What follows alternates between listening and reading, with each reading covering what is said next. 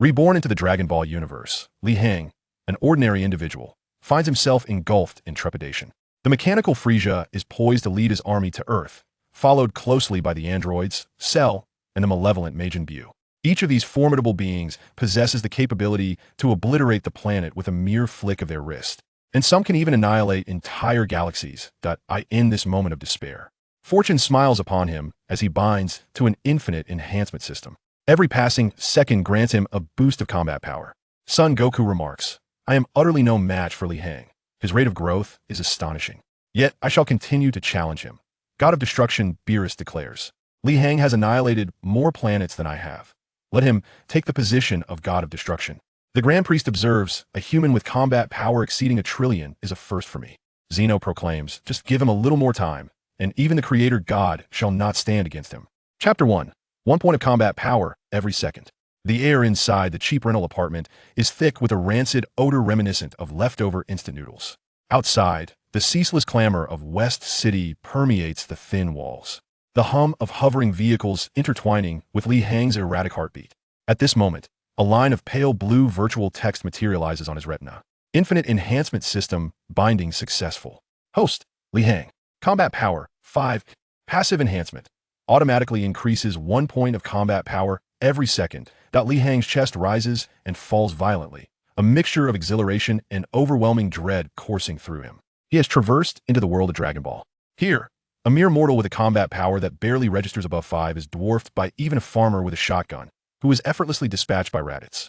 At this juncture, Son Goku has just triumphed over Frieza on Namek, but Li Hang is acutely aware that in a year's time, mechanical Frieza will descend upon Earth alongside his father, King Cold. Following that are the androids, far surpassing Frieza in strength, then the even more formidable Cell, and finally, the unfathomable Majin Buu. Time is of the essence. Li Hang presses his palm against the frigid floor, the coarse wooden texture pricking at his skin. Without hesitation, he opens his data panel. Combat power, 25. Combat power, 26. As he observes the continuous increment of combat power, 1 point per second, his anxiety begins to dissipate. 0.1 point of combat power every second. 60 points per minute. 3,600 points per hour. 86,400 points in a single day. This figure instills a glimmer of hope within Li Hang. In just one day, he can transform from a weakling with a combat power of 3 into a being surpassing all members of the Ginyu Force.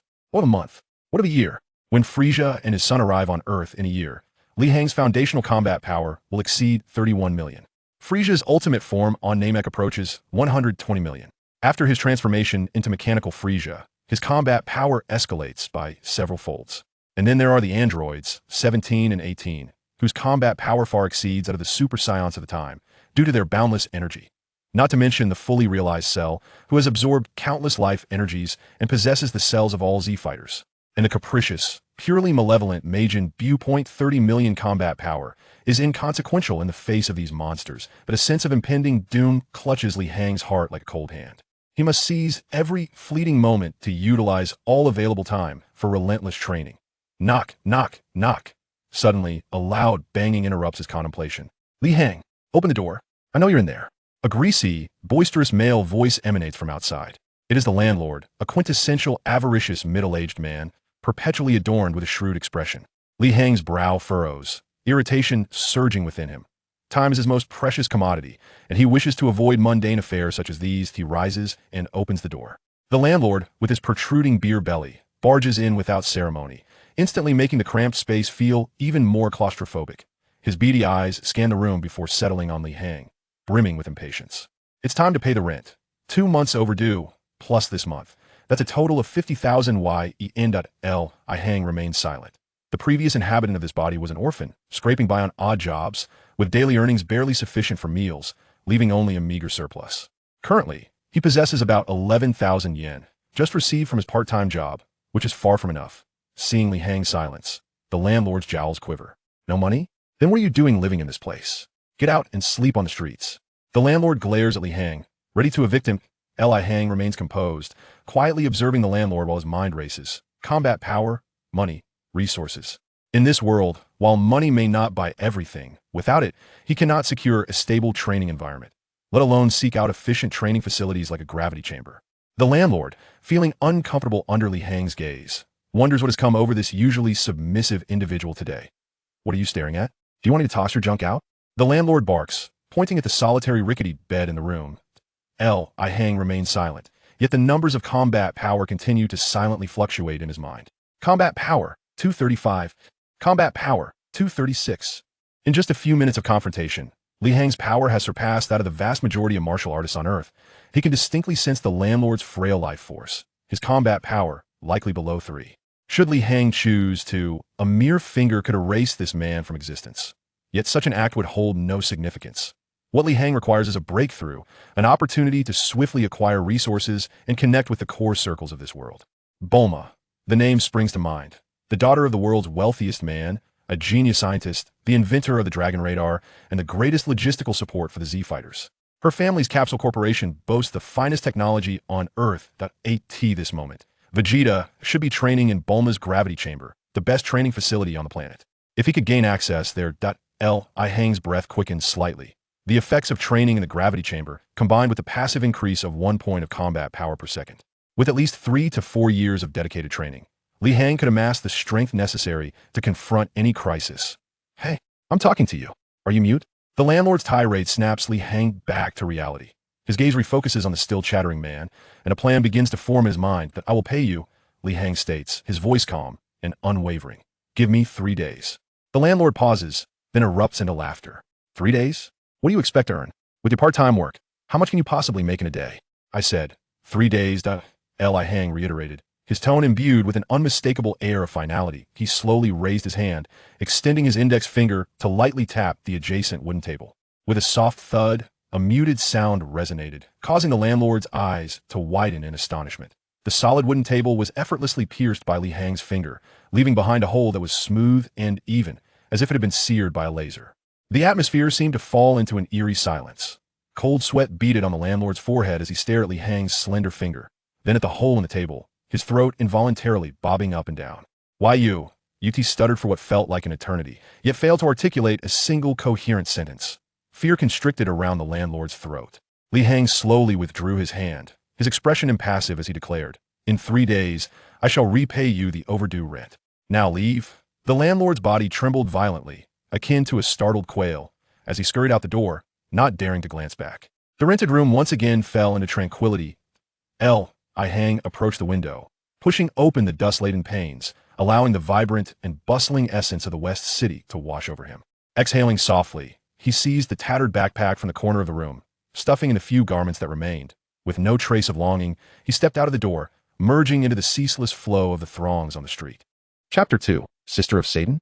Li Hang navigated through the bustling streets of the West City, surrounded by streams of hovering vehicles that resembled a river of steel, and the immense shadows cast by towering skyscrapers. Every breath he took was infused with the scent of technology and commerce, a stark contrast to the dilapidated rental he had just vacated. With the enhancement of his combat power, Li Hang's senses had sharpened significantly. He could clearly hear the electronic announcements from a floating car station hundreds of meters away and could detect the sizzling aroma of sauce being grilled at a nearby takoyaki shop. He could even vaguely sense the flickering life energy of passers-by around him, as faint as a candle flame. Combat power, 653. Combat power, 654. The numbers on the data panel pulsated silently, akin to a precise timer, measuring the distance between Li Hang and the pinnacle of combat prowess in this world, serving as his unwavering confidence. However, his foremost objective was to amass wealth. While deep in thought, a cacophony of harsh curses mingled with a woman's piercing scream erupted from a nearby, secluded alley. Li Hang paused momentarily, turning his head in that direction. He observed 3 unsavory youths cornering a girl clad in a school uniform against the wall, the leader, a bleached blonde individual, reaching out to snatch the girl's backpack. In the past, Li Hang might have opted to circumvent the scene or, at most, discreetly call the authorities. But now, he merely assessed the life forces of the ruffians, realizing they were hardly different from his former landlord. What captivated his attention was the gold chain adorning one of the thugs' necks, though not particularly thick. A rough estimation suggested it could be worth around 100,000 yen. An idea sparked within Li Hang. He needed a target to gauge his current strength, and these delinquents presented the perfect opportunity. Without a hint of hesitation, he stepped into the alley. Hey, stop. Li Hang's voice was not loud, yet it resonated distinctly in the narrow passage. The trio halted, turning in unison to regard him. The bleached blonde leader sized Li Hang up. his disdainful sneer growing as he noted the young man's cheap t-shirt and faded jeans. Where did this poor kid come from, thinking he can be a hero? Look at yourself, get lost, or you'll get a beating too. Another lanky thug cracked his knuckles menacingly, his joints popping ominously, a fierce expression etched across his face. The girl, trapped in their grasp, shrank back slightly, her eyes a blend of fear and a glimmer of hope as she looked at Li Hang. Ignoring their taunts, Li Hang smiled calmly at them and declared, "If you wish to avoid a beating, hand over the gold chain and cash, then leave." The air in the alley seemed to freeze momentarily. The three thugs appeared to have heard the most ludicrous joke, first pausing in disbelief before erupting into uproarious laughter. Huh? What did this kid just say? Is he trying to rob us? Has his brain malfunctioned? Do you even know who we are? The leader laughed until tears threatened to spill, pointing at Li Hang and instructing his companions, "Get him. Give him a good beating, so he knows that not everyone can play the hero." No sooner had he spoken than the lanky thug and another stocky companion charged at Li Hang with sinister grins. Li Hang remained motionless, not even altering his stance. As the girl gasped in alarm, the lanky thug's fist was already swinging towards Li Hang's face. Yet, the punch halted less than a centimeter from Li Hang's nose, unable to advance further. The thug's face flushed crimson as he realized his wrist was firmly grasped by Li Hang's hand, which appeared unassuming yet felt like a vice of iron, rendering him powerless. "You," he managed to utter before a sharp crack echoed through the alley. With a mere squeeze, Li Hang bent the thug's wrist at an unnatural angle. A harrowing scream shattered the alley's tranquility. The stocky thug froze in terror at the sight. But it was too late.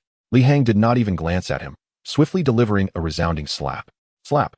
The stocky thug's body was sent hurtling as though struck by a speeding hovercar, crashing into the opposite wall and collapsing to the ground, unconscious. A vivid red handprint swelling on his face. Li Hang had restrained most of his strength. Otherwise, given his current combat power, that slap could have annihilated him instantly. In mere seconds, both thugs had been rendered incapacitated. The leader's grin faltered, replaced by an overwhelming dread as he watched Li Hang advance towards him. His legs trembled uncontrollably, a foul liquid trickling down his pant leg. "Please, don't come any closer. I was wrong. Big brother, I was wrong." The bleached blonde thug collapsed to his knees, tears streaming down his face as he begged for mercy. Li Hang approached him, expressionless, extending his hand. "Huh. Oh, here, take it. It's all yours." The thug, as if spared from execution, hurriedly removed the gold chain and fumbled through his pockets to retrieve his wallet, trembling as he rifled through his companion's belongings. He then reverently presented them to Li Hang with both hands. Li Hang accepted the wallets, inspecting their contents. The combined cash amounted to just over 20,000 yen, not substantial. The gold chain remained the most valuable item. Satisfied, he tucked the chain and cash into his pocket, tossing the empty wallets back onto the thug's face. Glancing at the already dumbfounded girl, he initially intended to disregard her, but for reasons unknown, her face stirred a faint sense of familiarity within him. Wait. At that moment, the girl finally reacted, rushing towards him. She appeared to be around 16 or 17. With a neat short haircut, her face still bearing traces of baby fat, and her large eyes glistening with tears from the recent fright. "Thank you, truly. My name is Sally. You saved me, and I must repay you." "No need," he replied curtly, though puzzled, as he prepared to leave. "Not a chance." Sally insisted stubbornly, blocking his path with outstretched arms. "My brother taught me that one must always repay kindness. My brother is a formidable martial artist. He will surely express his gratitude." "A martial artist?" Li Hang paused slightly. In this world, those who claim to be martial artists usually possessed some degree of skill. However, aside from the Z warriors, he regarded others as being relatively comparable. "Who is your brother?" he inquired casually. "My brother is Satan. Surely you've heard of him? He is the strongest fighting champion around here." Sally's tone brimmed with pride. Satan? Li Hang's mind buzzed. The name was all too familiar to him. He recalled the individual who had made a spectacle of himself during the Cell Games, later becoming an unexpected ally of Majin Buu, and ultimately playing a crucial role in gathering the spirit bomb. In the original narrative, there was no background description of this character. His first appearance was during the Cell Games. Who would have thought that Satan had a sister? Moreover, there remains nearly 3 years until the emergence of artificial beings. And yet I have encountered the sister of Satan? Li Hang scrutinized the girl before him, named Sally. Judging by her appearance, could they truly be siblings? He shook his head, deep in thought. Thus, at this juncture, Satan must still be a pure martial artist, a formidable figure among ordinary people, with a reputation and wealth that could be deemed respectable in their eyes. An unexpected twist has led to the introduction of such a pivotal character's sister. Although Satan himself possesses little combat prowess, the social resources he accumulated after the demise of Shalu are substantial. However, at this point, Satan is merely a fighting champion within a single city, far removed from the adoration he will eventually garner from countless individuals worldwide. Ultimately, Li Hang left his contact information with Sally before departing. Subsequently, he exchanged his gold necklace for money, settled his overdue rent with the landlord, and checked into a moderately priced hotel for a hearty meal. Chapter 3. Setting off. Combat Power, 122,158. In the hotel room, Li Hang gazed at the steadily increasing combat power displayed on the data panel, his eyes glinting. In just over a day, his combat prowess had already surpassed that of Raditz upon his arrival on Earth, even exceeding that of Nappa. Yet, there was no sense of pride within Li Hang. Instead, a weighty burden settled upon him. Approaching the floor-to-ceiling window, he overlooked the dazzling cityscape below, striving to harness the power within him. A warm current surged through his limbs and bones. He could feel that this power was immense, overwhelming. However, despite possessing the potential to obliterate the Earth, he was at a loss as to how to wield it effectively, lacking any martial arts or combat techniques. If he were to engage in a brawl with an opponent of similar strength, he would be utterly outmatched. Although he had practiced his hands against those ruffians during their last encounter, it proved fruitless, as their strength was far inferior, akin to that of children in his presence. This was especially true now, with his combat power having skyrocketed to over 100,000. I must learn some martial arts and combat techniques, Li Hang murmured to himself. But where could he acquire such knowledge? Sun Wukong was likely still mastering instant transmission, not to return for another year. Vegeta? Given the nature of this Saiyan prince, encountering him would probably result in a severe beating for Li Hang, possibly even a fatal energy blast. Piccolo was currently at the temple, but that aloof Namekian would be in no mood to entertain visitors, especially after the destruction of his home planet. As he pondered, an image of a man with 3 eyes emerged from the recesses of Li Hang's memory. Tien Shinhan, a pure martial artist. Although Tien's combat power gradually fell behind the first-tier fighters in the latter stages of Dragon Ball, becoming a mere background character, he was undeniably a master in the study and innovation of martial arts. With techniques such as the four-way fist, solar flare, volleyball fist, and even the self-taught Mafuba, along with the seemingly overpowered Kamehameha, which expended his life force to unleash energy far beyond his own limits. This man embodied a living martial arts manual. More importantly, Tien's pursuit of martial arts is almost religious, marking him as a true warrior. Of course, Li Hang had no intention of becoming a disciple. His objective was straightforward, to challenge, and through practical combat, to absorb Tien's honed techniques in the most direct and primal manner, imbuing them into his own body. With his goal established, the next step was locating Tien Shinhan. During this time period, he and Kaiatsu were likely secluded in some remote mountain range, the exact location unknown. Searching for 2 individuals on this vast planet would be akin to finding a needle in a haystack. Li Hang closed his eyes, attempting to extend his perception outward. With his combat power on the rise, his senses had long transcended those of an ordinary human. He now endeavored to sense the life forces and sounds surrounding him, not the hum of hovercars or the clamor of crowds, but the very essence of life itself. Initially, his mind was a cacophony of noise. Countless faint pinpricks of light flickered like fireflies, representing the life forces of the many ordinary people in West Capital, vast and chaotic, nearly overwhelming his perception. Furrowing his brow, Li Hang forced himself to calm down, akin to discerning the sound of a needle dropping within a colossal factory of noise. He began filtering out those weak life forces, continuously extending the range of his perception. 1 kilometer, 10 kilometers, 100 kilometers. Beads of sweat began to form on Li Hang's forehead, this exercise proving more exhausting than a competitive eating contest. His perception acted like an invisible radar, sweeping across plains, traversing mountains, and skimming over oceans. Suddenly, in an extremely distant eastern direction, he detected several distinct points of light. One of them radiated with a heat akin to a small sun, suspended high above the clouds. That was none other than Piccolo and the Supreme Kai in the temple. Yet, on that vast expanse of land, there were also several life forces that, while not as radiant as those in the temple, still surpassed those of ordinary individuals. Among them, one energy was steady and restrained, yet imbued with an indomitable spirit, akin to a stubborn stone weathered by 1,000 years of flowing water. Close to this energy was another, comparatively weaker, yet equally pure presence. Found it. Li Hang's eyes sprang open, a glint of determination flashing within. He had no doubt that those were Tien Shinhan and Kaiatsu. Without further delay, he set off immediately. Li Hang chose not to utilize any form of transportation, opting instead for the most primal method, running. He dashed out of the hotel, deliberately navigating through secluded alleys and rooftops. Initially, he struggled to control his newfound power, launching himself into the air only to glide helplessly for miles before landing awkwardly. Had it not been for the enhanced strength of his body accompanying his increased combat power, he might have been severely injured from that fall alone. However, as Li Hang became more adept at managing the power within him, his speed increased exponentially. The wind howled past his ears, and the scenery blurred into streaks of color. The distance from West Capital to the desolate plains where Tien Shinhan resided exceeded 10,000 kilometers, while an ordinary person would require several days aboard a hover train. For Li Hang, it was merely a warm-up exercise. His body heated up as he moved at high speeds, every cell rejoicing, greedily absorbing the combat power bestowed upon him each second, transforming it into swifter speed and greater endurance. Alas, Li Hang still lacked the knowledge to harness ki, let alone master the technique of flight. There was nothing to be done but run. With his current combat power, as he became increasingly familiar with his strength and body, his speed approached the realm of instantaneous movement, covering several kilometers in the blink of an eye. At such velocity, within less than an hour, he traversed over 10,000 kilometers. Before him lay an endless expanse of wilderness and rolling mountains.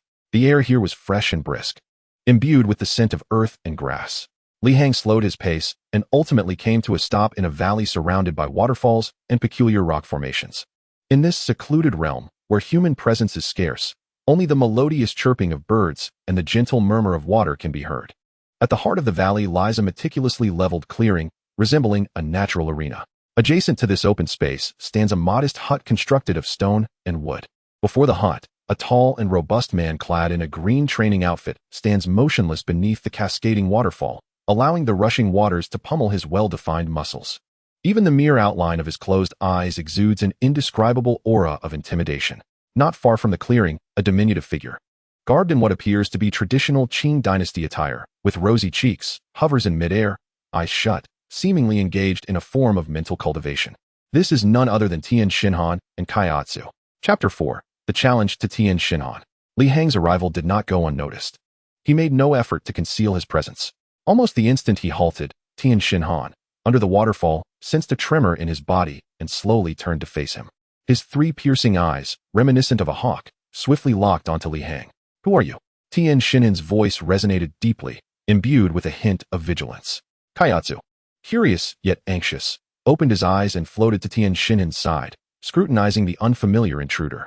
Li Hang did not respond immediately. Instead, he surveyed Tien Shinhan. Through the aura he exuded, Li Hang could roughly estimate Tien Shinhan's combat power to be around 120,000. This figure was astonishing, considering that in the original anime, Captain Jinyu possessed a combat power of merely 120,000. It was evident that during the interval between Vegeta's initial defeat by Goku on Earth and Frieza's defeat on Namek, Tien Shinhan had relentlessly pursued his training. Combat power, 128,910. During Li Hang's journey, his own power had surged by nearly 10,000 points.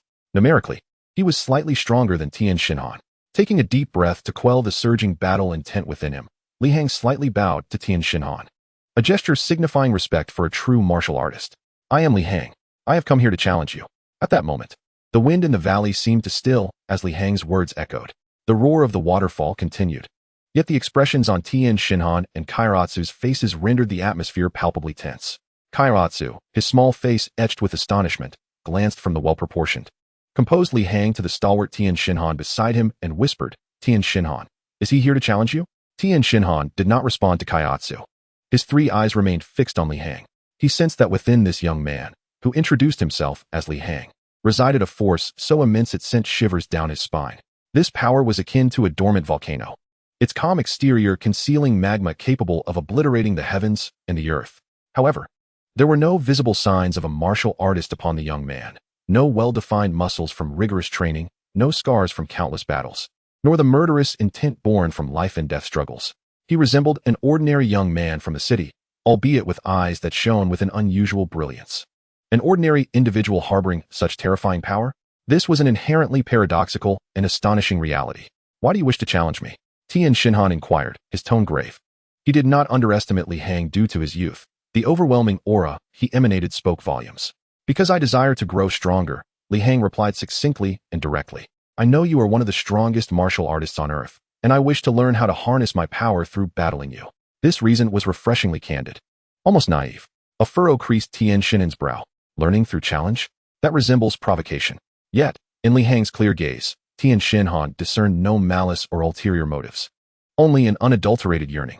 You are not a martial artist, Tian Xinhan asserted, his judgment unwavering. Not yet, but soon I shall be. Tian Xinhan fell silent, sensing the resolve within Li Hang. As one who had devoted his life to martial arts, he could not turn down a challenge from someone with such potential. More importantly, a long-buried fighting spirit within Tian Xinhan ignited upon sensing Li Hang's unfathomable power. Since Goku and the others ventured to Namek, the landscape of strength on Earth had undergone a profound transformation. The existence of the Saiyans had made Tian Xinhan acutely aware of the vast disparities among races. Yet, he had never ceased his pursuit to catch up. This enigmatic young man before him might just be the opportunity Tian Xinhan needed to break through his limitations. Very well. I accept your challenge. Tian Xinhan's voice was resolute. However, in the realm of combat, if you sustain injuries, I shall not bear the responsibility. That is precisely what I seek. A smile finally graced Li Hang's lips. The two faced each other, a distance of 10 meters separating them. Kaiatsu instinctively floated away, his small face brimming with concern. Tian Xinhan, be careful. That person's aura is strange, so powerful. Tian Xinhan did not glance back, but merely nodded slightly, then assumed a standard stance of the Crane School. In that instant, his demeanor transformed entirely. The previously steady aura became razor-sharp, an overwhelming force erupting from within, stirring the dust and debris on the ground, creating a visible vortex of energy around him. Combat power, 129, 569. On Li Hang's data panel, the numbers continued to fluctuate steadily. He did not adopt any formal stance. Instead, he stood casually, legs slightly apart, body leaning forward, resembling a leopard poised to pounce. This was the most comfortable posture he instinctively assumed. Yet, to Tian Xinhan, it appeared rife with openings. I'm coming, Tian Xinhan shouted, and in an instant, his figure vanished from sight. The next moment, he appeared at Li Hang's left side, executing a swift kick with such velocity that it tore through the air, striking towards Li Hang's ribs. The speed of the kick surpassed the sound barrier, rendering it invisible to the naked eye of an ordinary person. However, in Li Hang's perception, although Tian Xinhan's movements were rapid, every detail was vividly clear: the contraction of muscles, the rotation of joints, the path of force transmission, all unfolded like a slow-motion film. This was the absolute sensory suppression brought about by the disparity in combat power. Li Hang did not evade. Instead, he made the simplest and most brutal counteraction. He raised his left arm horizontally in front of him. Boom! A resounding thud echoed through the valley, akin to a drumbeat. Tian Xinhan's kick, powerful enough to shatter a mountain, struck solidly against Li Hang's arm. Yet, the anticipated scene of shattered bones and the opponent being sent flying did not materialize. Tian Xinhan felt as though his foot had collided with an indestructible metal surface, a tremendous recoil coursing through him, leaving his entire right leg tingling. Meanwhile, Li Hang merely swayed slightly, not retreating a single step. What? Tian Xinhan's pupils constricted sharply, disbelief etched across his face for the first time. He exerted nearly 50% of his strength in that leg, and it was not an exaggeration to say that even a towering mountain could be shattered to pieces by his kick. Yet, astonishingly, his opponent managed to withstand it with a single arm, appearing entirely unscathed. Li Hang shook his somewhat numb arm, equally astounded. Is this the attack of a martial artist? Despite possessing a combat power nearly 10,000 lower than his own, the force of that kick had been concentrated to an extraordinary degree, exhibiting formidable penetration. Had it not been for the astonishing enhancement of his body due to the system's influence, he would have certainly suffered a significant setback. Before Tianjin Fan could recover from his shock, Li Hang sprang into action. Chapter 5, for Body Fist. There were no techniques or moves, only pure speed and power. With a forceful stomp of his right foot against the ground, the hard rocky surface instantly cracked, propelling him forward like a cannonball aimed directly at Tianjin Fan. A warning bell rang in Tianjin Fan's mind as he sensed an overwhelming oppressive force emanating from Li Hang's charge. As if he were not facing a person, but rather a meteor hurtling toward Earth. He dared not confront it head-on and swiftly executed a high-speed maneuver, leaving behind an afterimage in an attempt to circle around to Li Hang's rear. However, Li Hang's speed surpassed his own. In the fleeting moment of Tianjin Fan's movement, Li Hang had already predicted his landing point, twisting his body mid-air to deliver a simple, yet direct punch aimed at the precise spot where Tianjin Fan would materialize.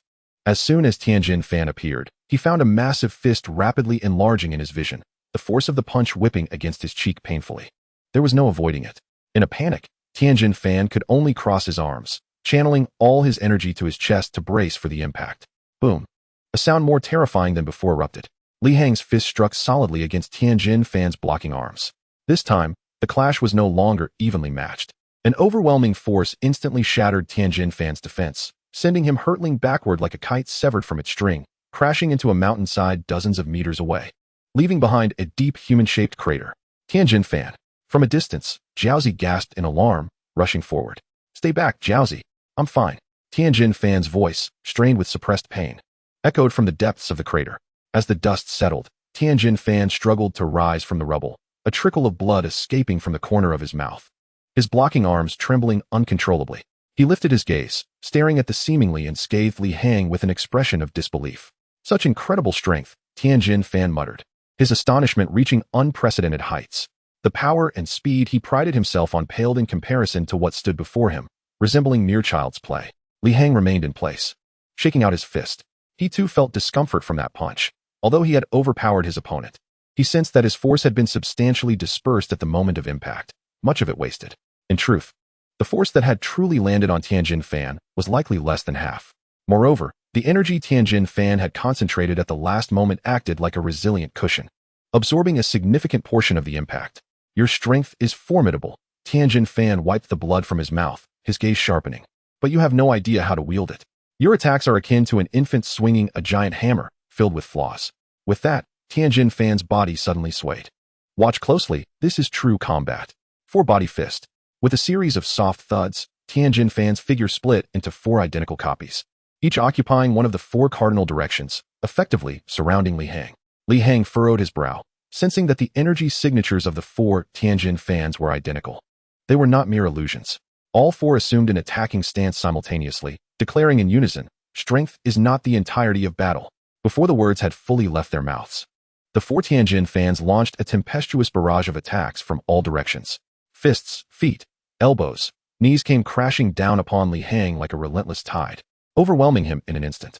The cacophony of impacts resembled a torrential rain upon banana leaves, unending and relentless. Li Hang found himself ensnared in an unprecedented predicament. He could perceive each of Tianjin Fan's assaults, and his body could withstand them. However, he was unable to simultaneously counter the barrage coming from 4 directions. As he punched toward the Tianjin Fan in front of him, a kick would land solidly on his back. Turning to defend against the attack from behind, he would be met with 2 heavy punches from the side. Within mere seconds, Li Hang had endured countless strikes. While these attacks inflicted no substantial harm, the frustration of being unable to unleash his power and feeling constrained was maddening. "Damn it!" Li Hang roared, unleashing his internal strength without reservation. Boom! A violent shockwave emanated from him, sweeping outward in all directions. The 4 Tianjin Fans were caught off guard, sent reeling backward and regrouping a short distance away. Tianjin Fan landed on the ground, retreating 7 or 8 steps before stabilizing his stance, his complexion somewhat pale. Although the 4-body fist was intricate, its power had also been divided into 4 parts, resulting in significant energy expenditure from the previous onslaught. Observing the figure standing in place, slightly disheveled, yet exuding an even more potent aura, Tianjin Fan felt a tumult of emotions. The opponent's strength seemed boundless, akin to an inexhaustible ocean. Meanwhile, Li Hang had regained his composure, breathing heavily, yet his mind was fervently replaying the earlier battle. Each of Tianjin Fan's attacks, every maneuver, was etched into his memory with textbook clarity. So this is what combat entails. It is not merely a clash of fists and feet, but a nuanced interplay of distance, timing, angles, and psychological warfare. A smile once again graced Tianjin Fan's lips, this time radiating genuine excitement. "Come again." Li Hang's call sent a palpable tension rippling through the valley once more. Tianjin Fan gazed at Li Hang, his expression complex. He could discern no trace of defeat or fatigue on the other's face, only a fervent eagerness akin to a ravenous appetite for learning. This guy is relishing the attacks, reveling in the process of learning. A sense of absurdity surged within Tianjin Fan. He had encountered countless martial enthusiasts yearning for strength, yet he had never seen anyone learn to fight in such a manner. This transcended mere imitation. It was as if he was using his body as an anvil, treating his opponent's strikes as hammers, forging his combat instincts in the most primal and direct manner possible. What on earth is his body made of? Tianjin Fan thought to himself in astonishment. The countless attacks he had just endured, each one potent enough to obliterate an ordinary martial artist, left Li Hang seemingly unscathed. Combat power, 132,120. Li Hang's data panel continued to pulse tirelessly, and he felt a subtle refinement in his control over the power within him after that round of practical combat. The chaotic energy that had once roamed like wild horses now began to show signs of taming. If this is all you can muster, then this challenge should come to an end. Li Hang looked at Tianjin Fan, slowly speaking. His tone was calm, yet imbued with an undeniable air of authority. He was not provoking. He was merely stating a fact. Tianjin Fan took a deep breath, suppressing the tumultuous energy surging within him. He recognized the veracity of Li Hang's words. Conventional methods of attack were utterly ineffective against this behemoth. Strength, speed, and defensive prowess, Tianjin Fan was comprehensively overpowered. The only advantage left to him was his decades of combat skills and martial arts experience. Yet this edge was swiftly being nullified by the opponent's overwhelming strength and terrifying capacity for learning. Tianjin Fan's gaze suddenly hardened with resolve. You are correct. Ordinary techniques are futile against you. His voice turned grimly serious. The technique I am about to use is my strongest. It will drain all of my energy and even diminish my vitality. Should you fail to endure it, you will perish. This was not a threat, but a warning. In the distance, Dumpling's complexion turned ashen at these words. Tianjin Fan, no. You mustn't use that technique. Li Hang felt a chill run down his spine. The strongest technique? A depletion of vitality? A name instantly sprang to mind. The Kikaho. Chapter 6. Mimicking Learning in Life and Death Combat. This was one of the most formidable attack skills in the early Dragon Ball series, capable of unleashing destructive power far surpassing the user's own combat strength. Even when Tianjin Fan wielded this technique against the second form of Cell, despite the overwhelming disparity in strength that seemed utterly hopeless and failing to inflict any substantial damage, it nonetheless managed to pin Cell in place for a considerable duration, until Tianjin Fan exhausted his energy and Cell finally escaped. Although Tianjin Fan's current strength posed no lethal threat to Li Hang, he dared not underestimate the situation. This was precisely what Li Hang desired. Only under extreme pressure could the deepest potential be awakened. Come on, Li Hang responded in a deep voice, spreading his feet apart, lowering his center of gravity, and crossing his arms before his chest, adopting a fundamental defensive stance. This time, Li Hang did not overestimate himself. He summoned all his strength. A tremendous aura rising from him, lifting the debris from the ground into the air. Seeing Li Hang ready for confrontation, Tianjin Fan hesitated no longer. Raising his hands above his head, palms open, forming a diamond shape. Dumpling, retreat. Tianjin Fan bellowed. His third eye opened abruptly, and an unprecedented surge of energy converged into his palms. The air in the valley began to stir violently, emitting a groan under the weight of pressure, as a destructive aura emanated from Tianjin Fan's palms. No, Kikaho. His muscles bulged, veins snaking like dragons across his arms and forehead, his complexion paling visibly, yet his eyes shone with an unsettling brightness. A dazzling orb of light formed in his palms, expanding rapidly, the energy contained within causing Dumpling in the distance to feel a sense of foreboding. The waterfall's flow seemed to react, subtly distorting towards the direction of the glowing sphere. Li Hang's pupils contracted to the size of pinheads. He could distinctly sense that the energy within the orb in Tianjin Fan's palm far exceeded his own combat power of 120,000, even nearing 200,000. This was the burning of life force, the ultimate embodiment of martial will. Fire.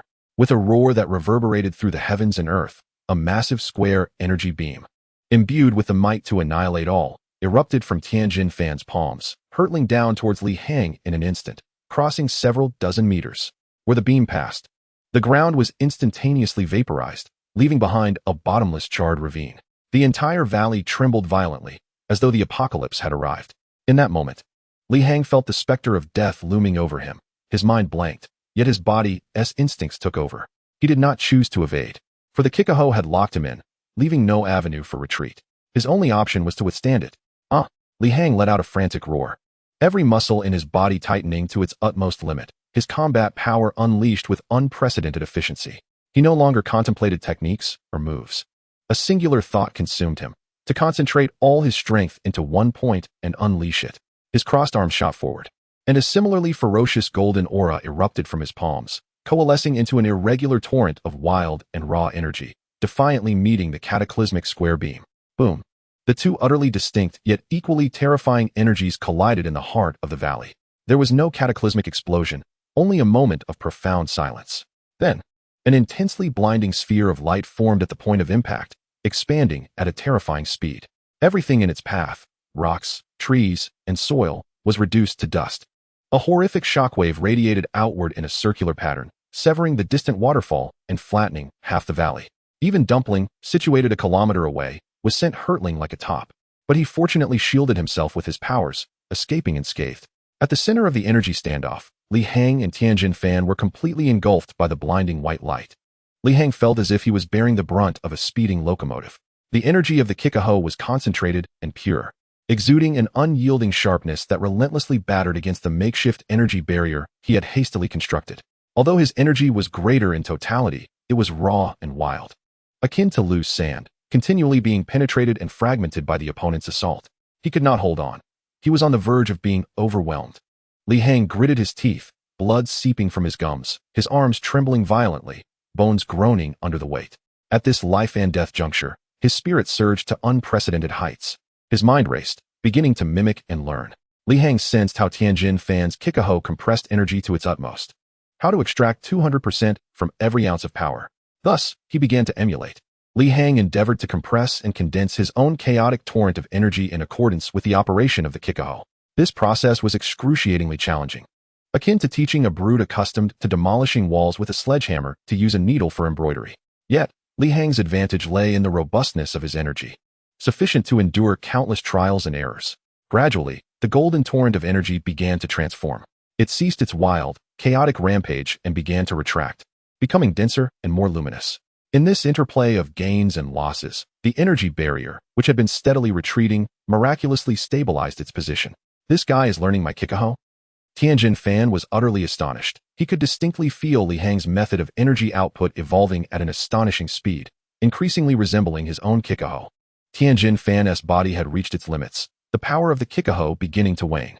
Yet at this moment, Li Hang had completely grasped the essence of the technique. Break! Li Hang let out an enraged roar, causing a torrent of golden energy to surge forth, transitioning from passive defense to active assault, overwhelming his opponent with an unstoppable force. Boom! Tianjin Fan's Kamehameha was instantly shattered, and the violent energy backlash struck him squarely. Uffed! Tianjin Fan spat out a mouthful of fresh blood, his body collapsing backward like a bird with broken wings. At that moment, a figure appeared in a flash behind him, steadying him with a firm grip. It was Li Hang. He dissipated the fiery aura enveloping him and gently lowered the already exhausted and unconscious Tianjin Fan onto the battered ground. Tianjin Fan, Dumpling exclaimed anxiously as he rushed over. He.S. fine. He just fainted from exhaustion, Li Hang reassured as he examined Tianjin Fan's condition, sighing in relief. Observing the devastation he had wrought and glancing at his trembling hands, which were nonetheless filled with explosive power, Li Hang felt a surge of emotions. This battle had yielded far more than he had anticipated. He had not only begun to grasp the process of condensing and utilizing energy, but had also discovered the most efficient method for enhancing his strength, pushing himself to the brink of life and death, and learning with reckless abandon. Chapter 7. The Savage Path of Growth. The valley lay in ruins, resembling a landscape ravaged by a meteor shower. The severed waterfall hung limply from the cliff, reduced to a mere trickle. The ground was etched with spiderweb-like cracks and bottomless ravines, while the air was thick with the charred scent of scorched rock and dense humidity. Dumpling hurriedly rummaged through a rudimentary stone hut for a first-aid kit, carefully tending to Tianjin Fan's wounds. His small face was etched with fear and concern, frequently glancing up at Li Hang with a gaze that conveyed a complex mix of emotions. Li Hang stood silently amidst the debris, his once inexpensive t-shirt now reduced to rags, revealing muscles that were not overly exaggerated but possessed a smooth and balanced definition. With his eyes closed, he savored the tumultuous changes within his body. Combat power, 134,315. Combat power, 134,316. The numbers of his combat power continued to rise steadily. Yet Li Hang's focus was not on this metric at that moment. He could distinctly sense that the once rampant energy within him, akin to a wild stallion, had seemingly been restrained by an invisible tether through the crucible of the Kamehameha's life and death ordeal. Although still untamed, it was no longer in a state of complete chaos. Li Hang's consciousness delved deep within, as if he could observe the golden energy coursing through his meridians. He attempted to replicate the sensation Tianjin Fan had exhibited when unleashing the Kamehameha, guiding a small portion of energy to his palm. Initially, this energy was obstinate, darting about like a school of frightened fish. Li Hang remained patient, repeatedly attempting to compress and condense it. His mind intensely focused as beads of sweat trickled down his forehead. This was far more taxing than their previous direct confrontation. At last, a faint golden glow ignited in his palm, forming an unstable little orb of light that pulsated erratically, as if it might extinguish at any moment. A smile blossomed on Li Hang's face, one that radiated more joy than having won a battle itself. This was his first successful manipulation of power through sheer will, rather than mere instinct. Although it was but a trivial step, It represented a monumental leap from merely possessing power to wielding it effectively. You monster. A weak voice emerged. Tianjin Fan had awakened at some point, propped up by Dumpling as he managed to sit upright. His complexion remained pale, yet his three eyes were fixed intently on the unstable orb of light in Li Hang's palm, the shock in his gaze surpassing even the moment he had been struck by the Kamehameha backlash. To be able to begin mimicking the energy flow of the Kamehameha after witnessing it just once, even in a life-and-death scenario. What terrifying learning ability and talent. Tianjin Fan, having practiced martial arts for decades, believed he had encountered countless prodigies, from Sun Wukong to Piccolo, and even that proud Saiyan prince, Vegeta. None were devoid of martial prowess. Yet the young man before him, Li Hang, seemed to possess an understanding that eclipsed them all. Your Kamehameha is formidable. I've merely scratched the surface, Li Hang said, dispersing the light in his palm with a calm demeanor. Upon hearing this, Tianjin Fan's lips curled into a bittersweet smile. Scratch the surface? The essence of that technique lies in the extreme compression and explosive release of energy. You have already touched upon its core. Given sufficient time, it would merely be a matter of time before he could perfectly replicate or even surpass the Kamehameha. Stay here, Tianjin Fan declared, taking a deep breath as he made a decision. Li Hang was taken aback. Stay here to train. Tianjin Fan's gaze turned exceedingly serious. Your power is immense. But like an infant wielding a divine weapon, you possess the capability to destroy worlds, yet lack the knowledge of how to wield it. I can teach you combat techniques, guide you in controlling your strength. Dumpling, anxious, tugged at Tianjin Fan's clothing. Tianjin Fan, but he. Tianjin Fan waved his hand, signaling Dumpling to remain silent, and looked at Li Hang, speaking deliberately. I do not wish to take you as my disciple. I simply do not want to see such an extraordinary gem tarnished by ignorance of how to hone it. Moreover, his eyes rekindled with fervent martial spirit. Having a rival who grows stronger each day will greatly benefit my own training. Li Hang gazed into Tianjin Fan's sincere and pure eyes, a warm current surging within him. He had originally come here to stealthily learn, prepared to leave once the task was accomplished. To his surprise, this pure-hearted martial artist, upon witnessing his terrifying potential and savage learning methods, had not responded with jealousy or rejection, but had instead offered to guide him. This exemplified the true spirit of a martial artist. All right, Li Hang nodded solemnly. Then I shall humbly seek your guidance. In the subsequent days, Li Hang challenged Tianjin Fan nearly every day. Of course, these were no longer life-and-death confrontations like their first encounter. Their battles resembled the most intense form of instruction. At dawn, when the first rays of sunlight illuminated the valley, Li Hang and Tianjin Fan could already be seen fiercely engaged in combat in the clearing. Your punches are too scattered. The power must be concentrated at a single point. Imagine channeling all your strength through your fist. Tianjin Fan shouted, blocking Li Hang's powerful strikes.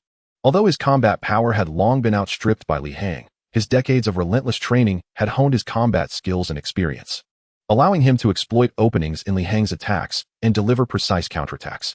Bang!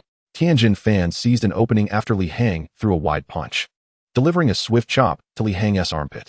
Li Hang felt a jolt of numbness in one side of his body, the force behind his punch dissipating significantly.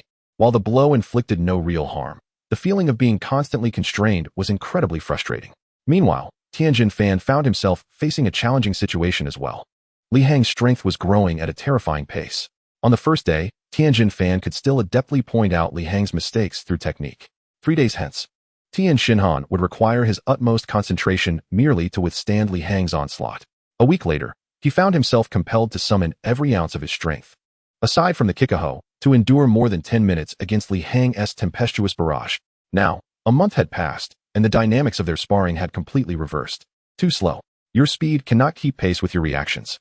Li Hang's voice echoed in Tian Xinhan's ears, and in the next moment, a fist halted mere inches from Tian Xinhan's nose.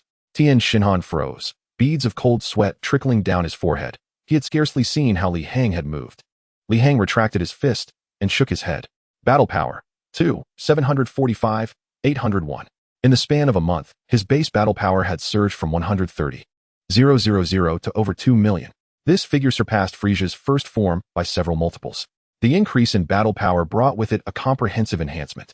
Li Hang's reflexes, speed, and strength had reached a level that left Tian Xinhan in awe. Their current sparring consisted largely of Li Hang actively delivering strikes, allowing Tian Xinhan to adapt to a more intense combat environment, while simultaneously honing his own precise control over his power. Beyond their combat exchanges, Tian Xinhan imparted the various martial arts principles of the Crane School. Among these, Li Hang was particularly captivated by the technique of the flight technique. It is a dream many who have watched the original anime have harbored, to defy gravity and soar freely through the skies. Countless individuals must have imitated Gohan teaching Biddy Li the flight technique in their homes, and Li Hang was certainly no exception. However, the learning process proved to be dramatically eventful. The essence of the flight technique lay in the meticulous manipulation of ki, releasing it from the soles of one's feet. And then, Tien Shinhan stood upon a rock, patiently elucidating the technique. Li Hang followed suit, closing his eyes to sense the ki within him, cautiously guiding it downward. Boom! With a resounding crash, Li Hang shot upwards like a rocket, soaring to an altitude of 1,000 meters, instantly becoming a mere speck against the sky. Tien Shinhan and Chaozu exchanged bewildered glances, momentarily at a loss for words. After a lengthy pause, Li Hang's panicked voice rang out from above. How do I stop? Almost immediately, that tiny dot began plummeting at a speed akin to free fall. Tien Shinhan. Chaozu's face turned pale with fear. Tien Shinhan's eyelids twitched as he leapt into the air, prepared to catch Li Hang. Yet, just as Li Hang was on the verge of crashing to the ground, his descent suddenly halted. In an exceedingly awkward position, he hovered about 3 meters above the ground, swaying unsteadily like a drunken moth. Tien Shinhan halted midair, unable to suppress a twitch at the corner of his mouth. Others struggled with insufficient ki to sustain themselves in the air. Li Hang's dilemma was that he possessed too much ki, so much that the moment he released it, it was akin to opening a fire hydrant, rendering it uncontrollable, resulting in a series of comical scenes in the valley over the past few days.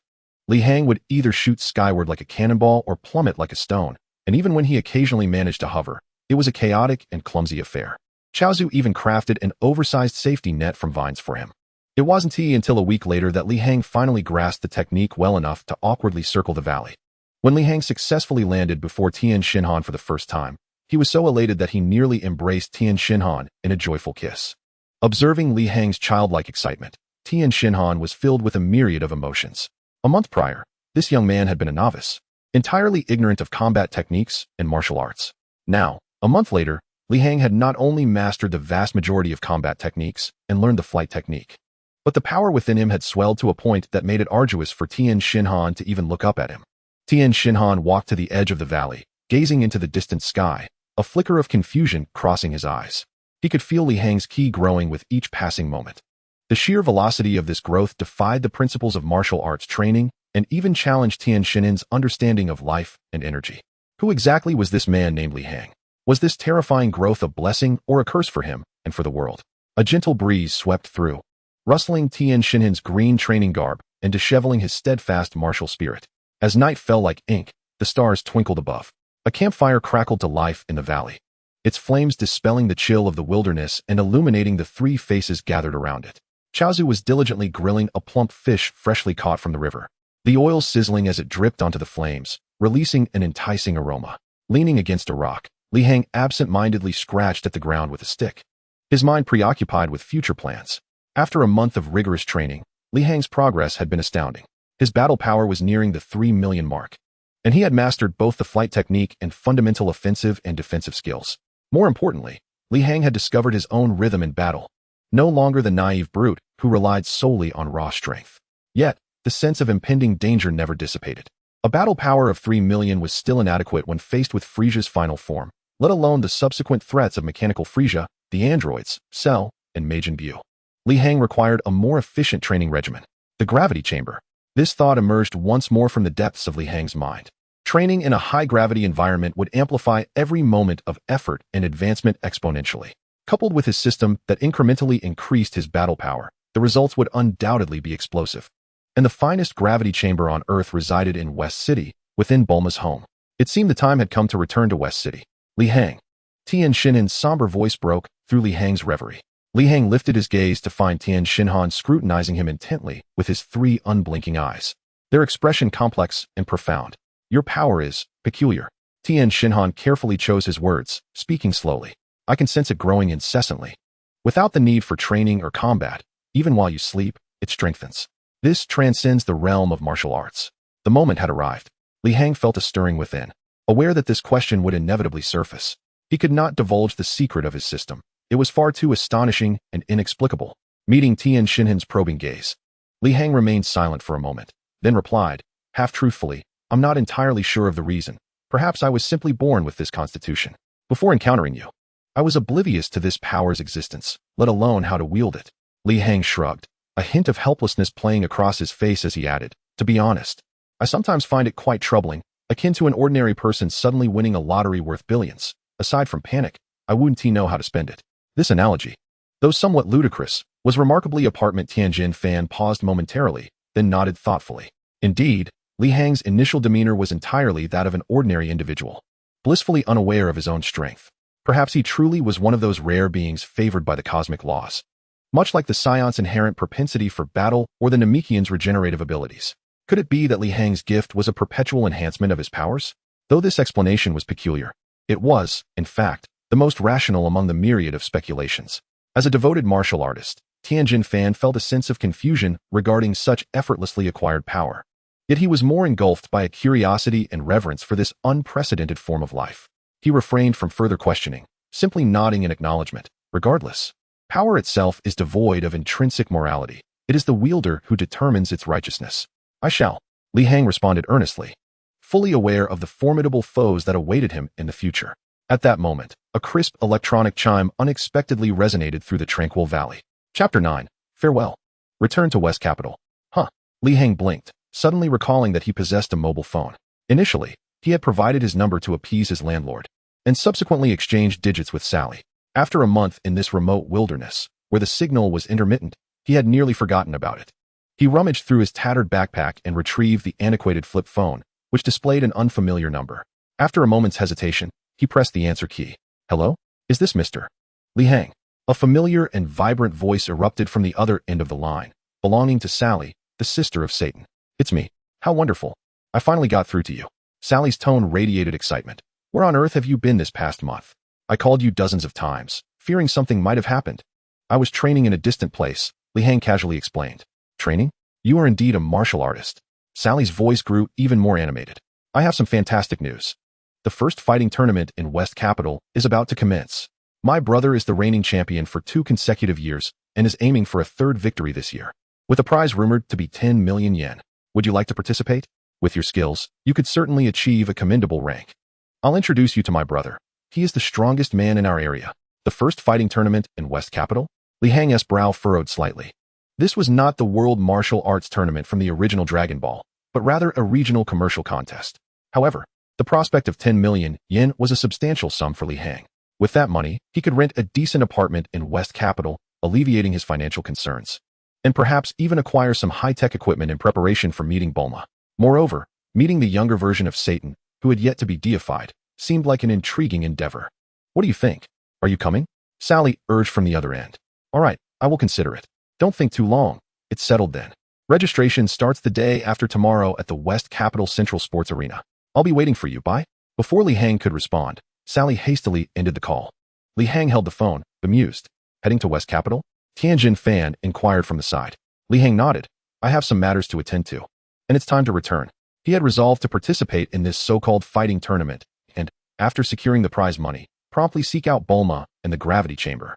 The last embers of the campfire extinguished in the morning breeze, leaving a wisp of smoke to meld with the cool mist of the valley. Li Hang said little more. He approached the humble stone hut, retrieving his worn backpack. I'm leaving. Tianjin Fan nodded, stepping before Li Hang, his gaze regaining its former sharpness and calm. The outside world is unlike this place. The human heart is more intricate than the fiercest beast. Your strength is formidable, but do not trust anyone too easily. I understand. In the future, I shall return to challenge you again. A spark of fighting spirit rekindled in Tianjin Fan's eyes, a flame that regarded Li Hang as a lifelong goal. I welcome it at any time. Li Hang smiled. Be cautious on your journey. Here, take this. Jiaozi approached, holding a parcel wrapped in oiled paper, containing several freshly grilled fish. Li Hang accepted the dried fish, ruffling Jiaozi's smooth head, warmth swelling within him. Without further ado, Li Hang solemnly bowed to the two, then lightly tapped the ground with his feet, channeling his energy as he gradually ascended into the air. Farewell. With a final farewell, Li Hang's figure transformed into a streak of light, soaring into the heavens, vanishing in an instant from sight.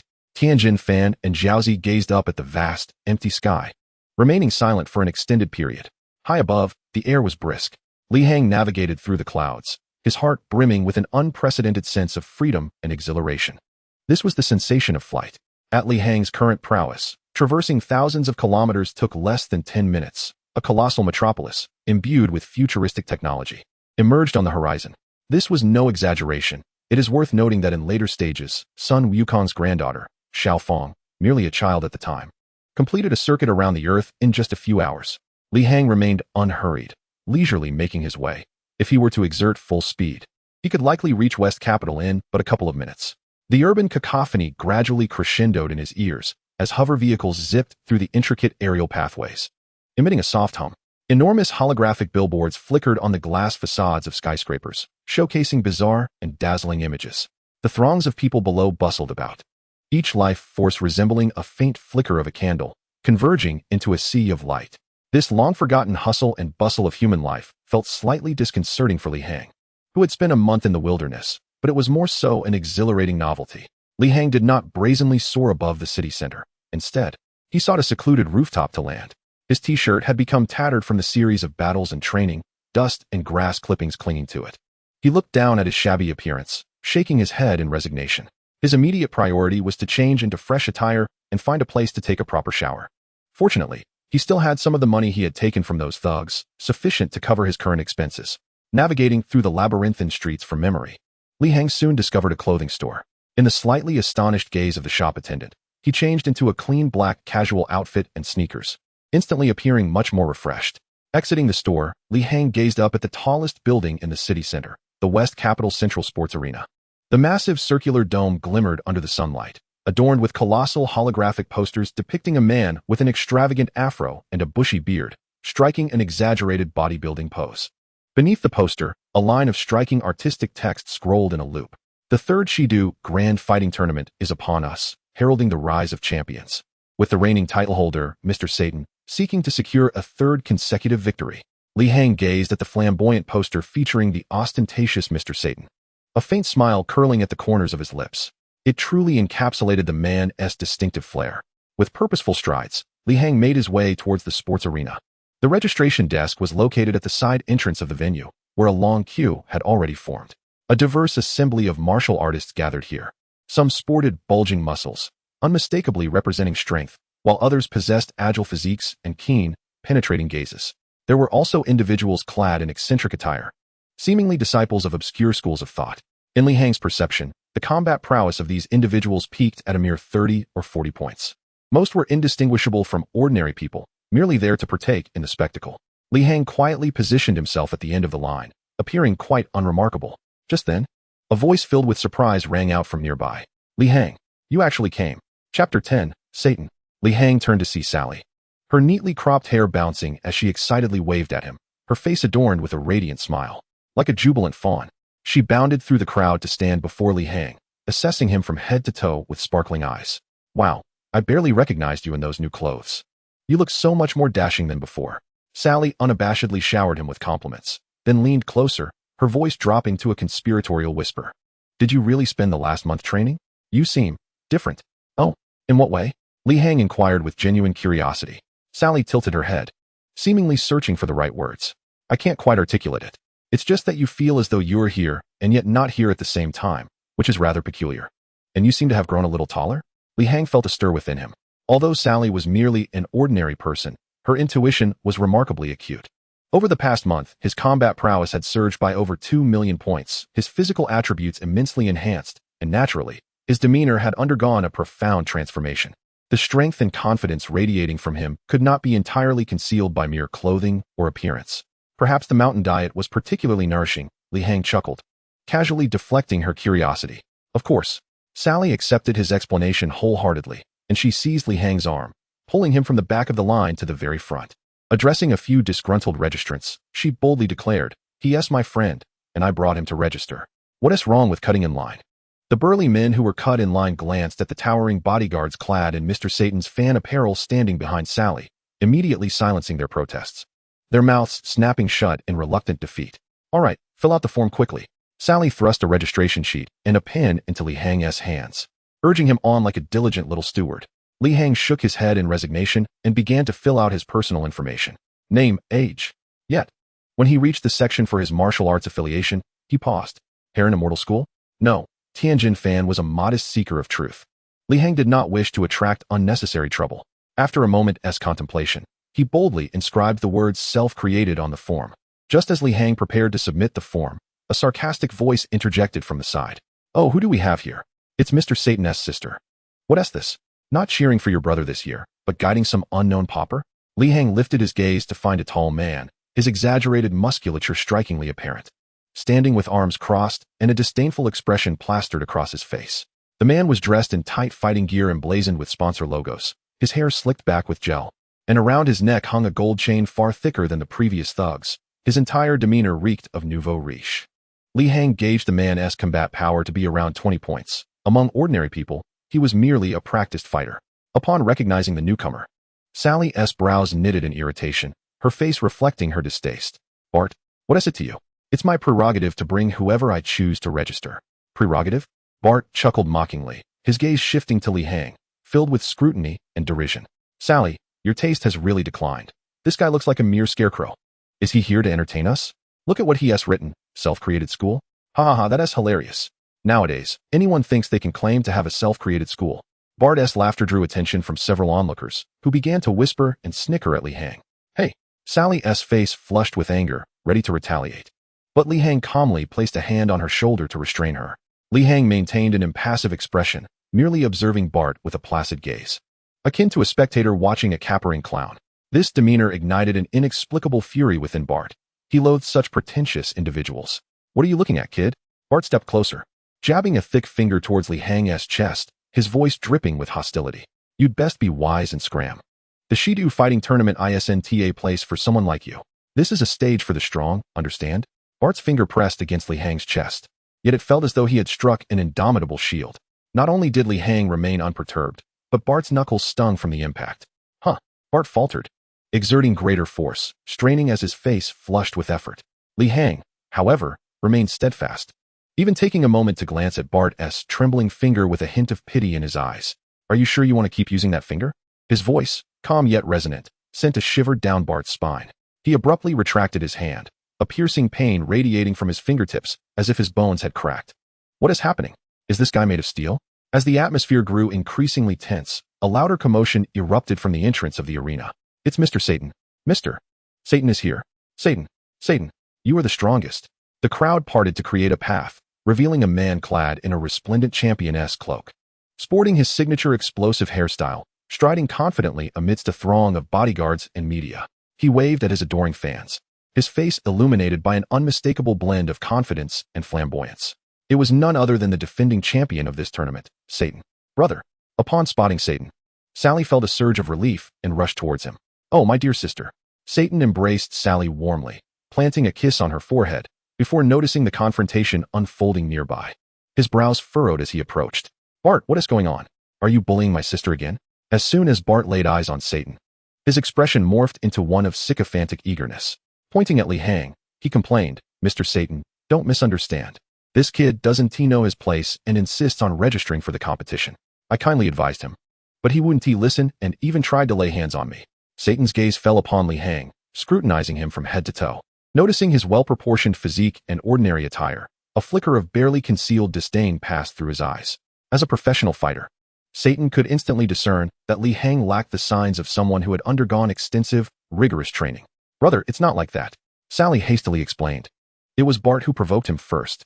Li Hang is my friend, and he is quite formidable." "Formidable?" Satan raised an eyebrow, patting Bart's sturdy shoulder as he turned to educate Sally. "You are still young and lack discernment. Fighting is a serious sport, not something everyone can partake in. Look at Bart. He was the runner-up last year, his muscles forged through sweat, while your friend—" His words trailed off, but the implication was unmistakable. Nevertheless, given that Li Hang had previously saved his sister, Satan adopted a solemn tone and said to Li Hang, "Thank you for rescuing my sister. In gratitude, I shall reward you handsomely after this tournament." "No need," Li Hang replied, shaking his head, showing no concern for any recompense. However, before he could say more, the surrounding reporters quickly turned their cameras toward him, flashes illuminating the scene. "Mr. Satan, is this young man your sister's new friend? Do you foresee a promising future for him in this competition?" "Bart, as last year's runner-up, what are your thoughts on this newcomer?" Bart immediately puffed out his chest and declared loudly to the cameras, "Thoughts? I have none. I simply hope the organizers will tighten their registration process to prevent unqualified individuals from tarnishing the prestige of our city's premier fighting tournament. His words were undoubtedly incendiary. Sally was left speechless with anger, her eyes pleading for help from Li Hang. He maintained his silence, glancing at the self-righteous Satan, surrounded by admirers, as if defending the honor of the fighting world, and found it somewhat amusing. Is this the future savior? Indeed. Before becoming the man mistakenly believed to bear the weight of saving the world, he was just an ordinary champion, somewhat skilled yet even more concerned with fame and face. Li Hang, disinterested in further banter, turned to the registration table, picking up the application form and pen, calmly addressing the staff. May I register now? The staff, caught off guard by the oppressive atmosphere, nodded instinctively. Li Hang handed over the completed form. Observing this, Bart sneered, resolved to teach this oblivious youth an unforgettable lesson. He reached out, grabbing Li Hang's wrist as he handed over the form, intending to publicly assert his dominance. However, Bart's hand halted midway in the air, not due to hesitation, but because he found himself unable to move. An invisible, yet weighty aura emanated from Li Hang, fleeting yet palpable. It wasn't he directed at anyone specifically, merely a subtle release of energy. Yet this slight emanation caused every heart in the vicinity to constrict, as if gripped by an unseen hand. Their breaths momentarily halted. Bart, closest to the source, felt as if he were facing an ancient behemoth rather than a mere human. A primal fear surged from the depths of existence, rendering his muscles rigid and causing cold sweat to break forth. Satan's smile froze as well. His battle-hardened instincts sensed danger, and every hair on his body stood on end. What was this? A mere illusion? The aura arrived swiftly and departed just as quickly. When the crowd regained their composure, Li Hang had already submitted the form to the staff and picked up a spare metallic ballpoint pen from the table. Grasping the pen in his palm, he applied gentle pressure. Under the astonished gazes of the onlookers, the high-strength alloy pen was silently crushed into a twisted mass of scrap metal. Li Hang released it, the clump clattering onto the table with a crisp sound. After completing this act, he seemed to have merely crumbled a biscuit, not bothering to glance at Bart or Satan again, merely smiling at Sally. Registration is complete. Let us depart. The registration area fell into a deathly silence. All eyes were fixated on the twisted metal, then shifted fearfully back to Li Hang, as if gazing upon a monster. Bart's face turned pale as parchment, his legs trembling uncontrollably. Satan swallowed hard, his throat constricting as he watched Li Hang's retreating figure, his gaze now tinged with suspicion and gravity for the first time. Who exactly was this man? Inside the central sports arena of the West City, the atmosphere was electric, a cacophony of voices and heat waves. Dazzling lights crisscrossed above the vast circular venue, while exhilarating heavy metal music assaulted every spectator's eardrums. Holographic screens encircling the arena showcased highlights of the reigning champion, Mr. Satan. The entire venue buzzed with commercial fervor and frenzy, starkly contrasting the pure martial spirit of the world's premier martial arts competition. The preliminary rounds of the fighting tournament commenced. To expedite the proceedings, the preliminaries adopted a chaotic free-for-all format. 128 contestants were randomly assigned to 4 massive rings, each accommodating 32 fighters, with the last 4 standing on each ring advancing to the quarterfinals. Li Hang found himself in Zone B, dressed in an ordinary black tracksuit. He stood in the corner of the ring, appearing out of place among the flamboyantly dressed, muscular contestants, akin to a sheep lost among wolves. Attention contestants of Zone B. The preliminary rounds are about to begin. The rules are simple. Be knocked out of the ring or rendered incapable of fighting, and you will be eliminated. Now, let the match begin. With the host's command, chaos erupted on the stage. Ada, behold my whirlwind kick. Black Tiger pounces. Various techniques, impressive in name but glaringly flawed in execution, filled the air. Contestants paired off in combat, and screams echoed as individuals were sent flying out of the ring with punches or kicks. Yet, amidst the turmoil, a peculiar vacuum formed around Li Hang's corner. No one dared to attack him. It was not that Li Hang appeared particularly strong.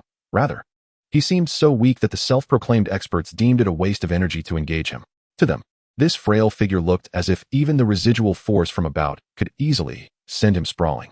Li Hang relished the tranquility, even stifling a yawn, his gaze wandering to the VIP section of the arena. There, Satan lounged casually, observing the matches, while Sally sat beside him, anxiously scanning the crowd for Li Hang. Brother, look, Li Hang is over there, Sally exclaimed excitedly, finally spotting him in the corner of Zone B. Satan followed her Drashang, and upon seeing Li Hang standing like a post while the battles raged around him, his brow furrowed in concern. What was this guy doing? How fortunate he was to remain untouched. Satan pondered, the terrifying aura from the registration desk and the crushed pin igniting a heightened wariness within him. He had expected Li Hang to be a fierce tiger, rampaging through the preliminaries, but instead, it appeared he was merely slacking off. Humph, how enigmatic, Satan scoffed. Internally branding Li Hang as a charlatan, he surmised that Li Hang merely possessed an innate strength and had learned a few intimidating tricks. Surely, he would crumble under real combat. The battles in the arena intensified, and the number of contenders dwindled rapidly. Soon, fewer than 10 individuals remained on the B District stage. At this juncture, those still standing were undeniably skilled. Finally, someone noticed the unscathed Li Hang in the corner. Chapter 12. A Breath That Blows Away. A burly bald man towering over 2 meters and weighing at least 300 pounds approached Li Hang with a menacing grin. With each step, the very arena seemed to tremble beneath him. "Kid, you've been lucky to last this long," he taunted, clenching a fist thicker than Li Hang's thigh, the joints cracking like firecrackers. "But your luck ends here. Get off my stage."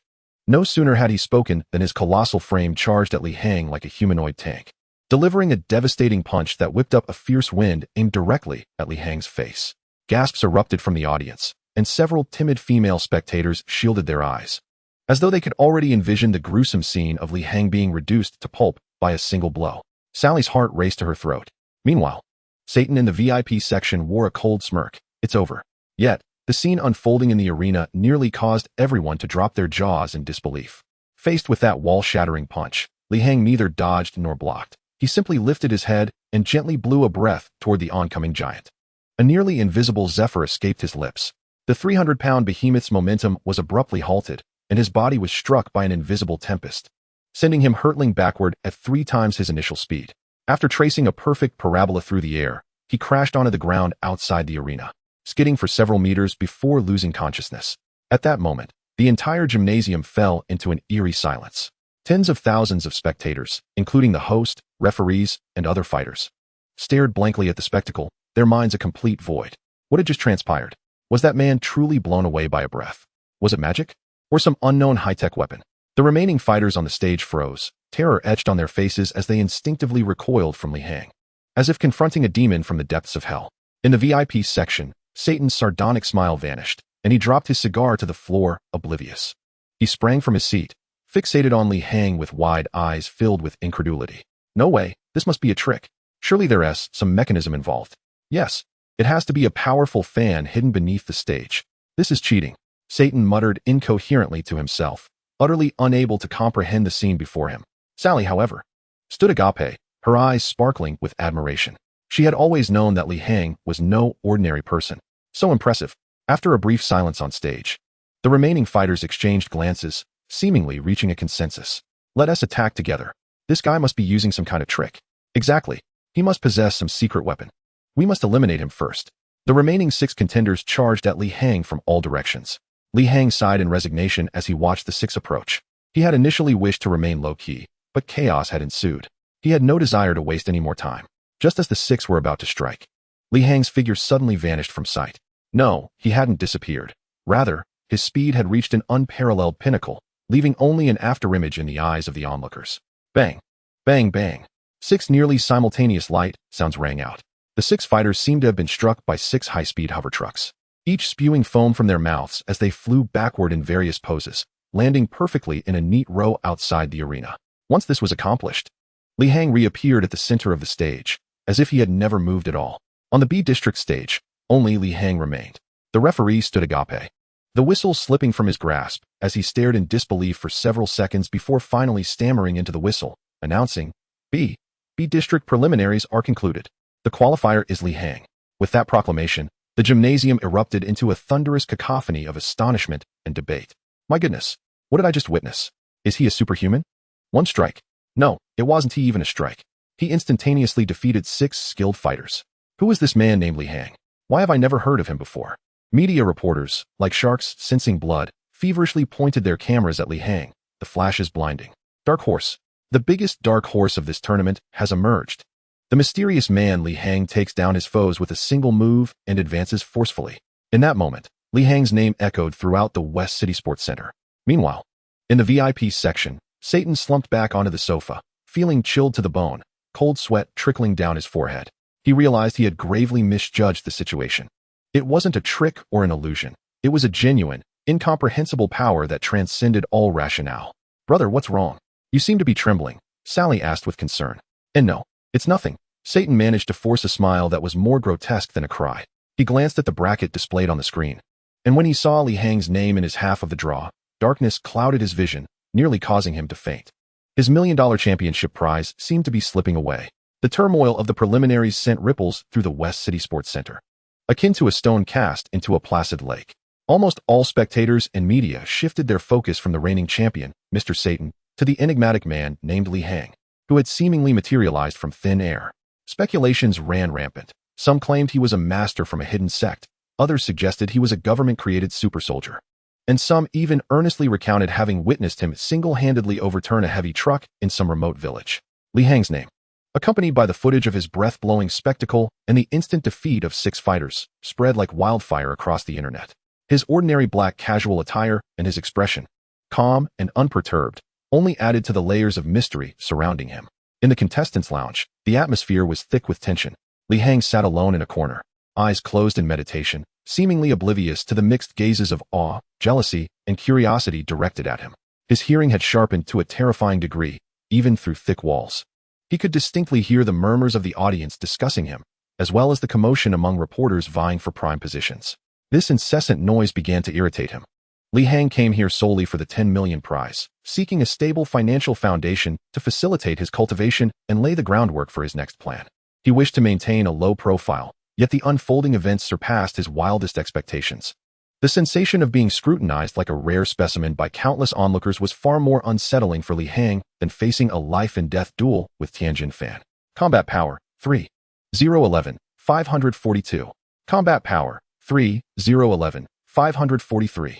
In a mere matter of hours, from Tianjin Fan's residence to the West capital and now here, his combat power had silently surged by nearly 300,000. This growth in strength brought him no sense of security. Rather, it deepened his awareness of the impending crisis. He had no time to squander on such trivial commercial spectacles. Chapter 13, A Finger Flick. In the next round of the A-Zone's top 8, the formidable Iron Fist Joseon, last year's bronze medalist, would face the tournament's greatest dark horse, the enigmatic Li Hang. The announcer's voice resonated throughout the lounge, instantly igniting the fervor of everyone present.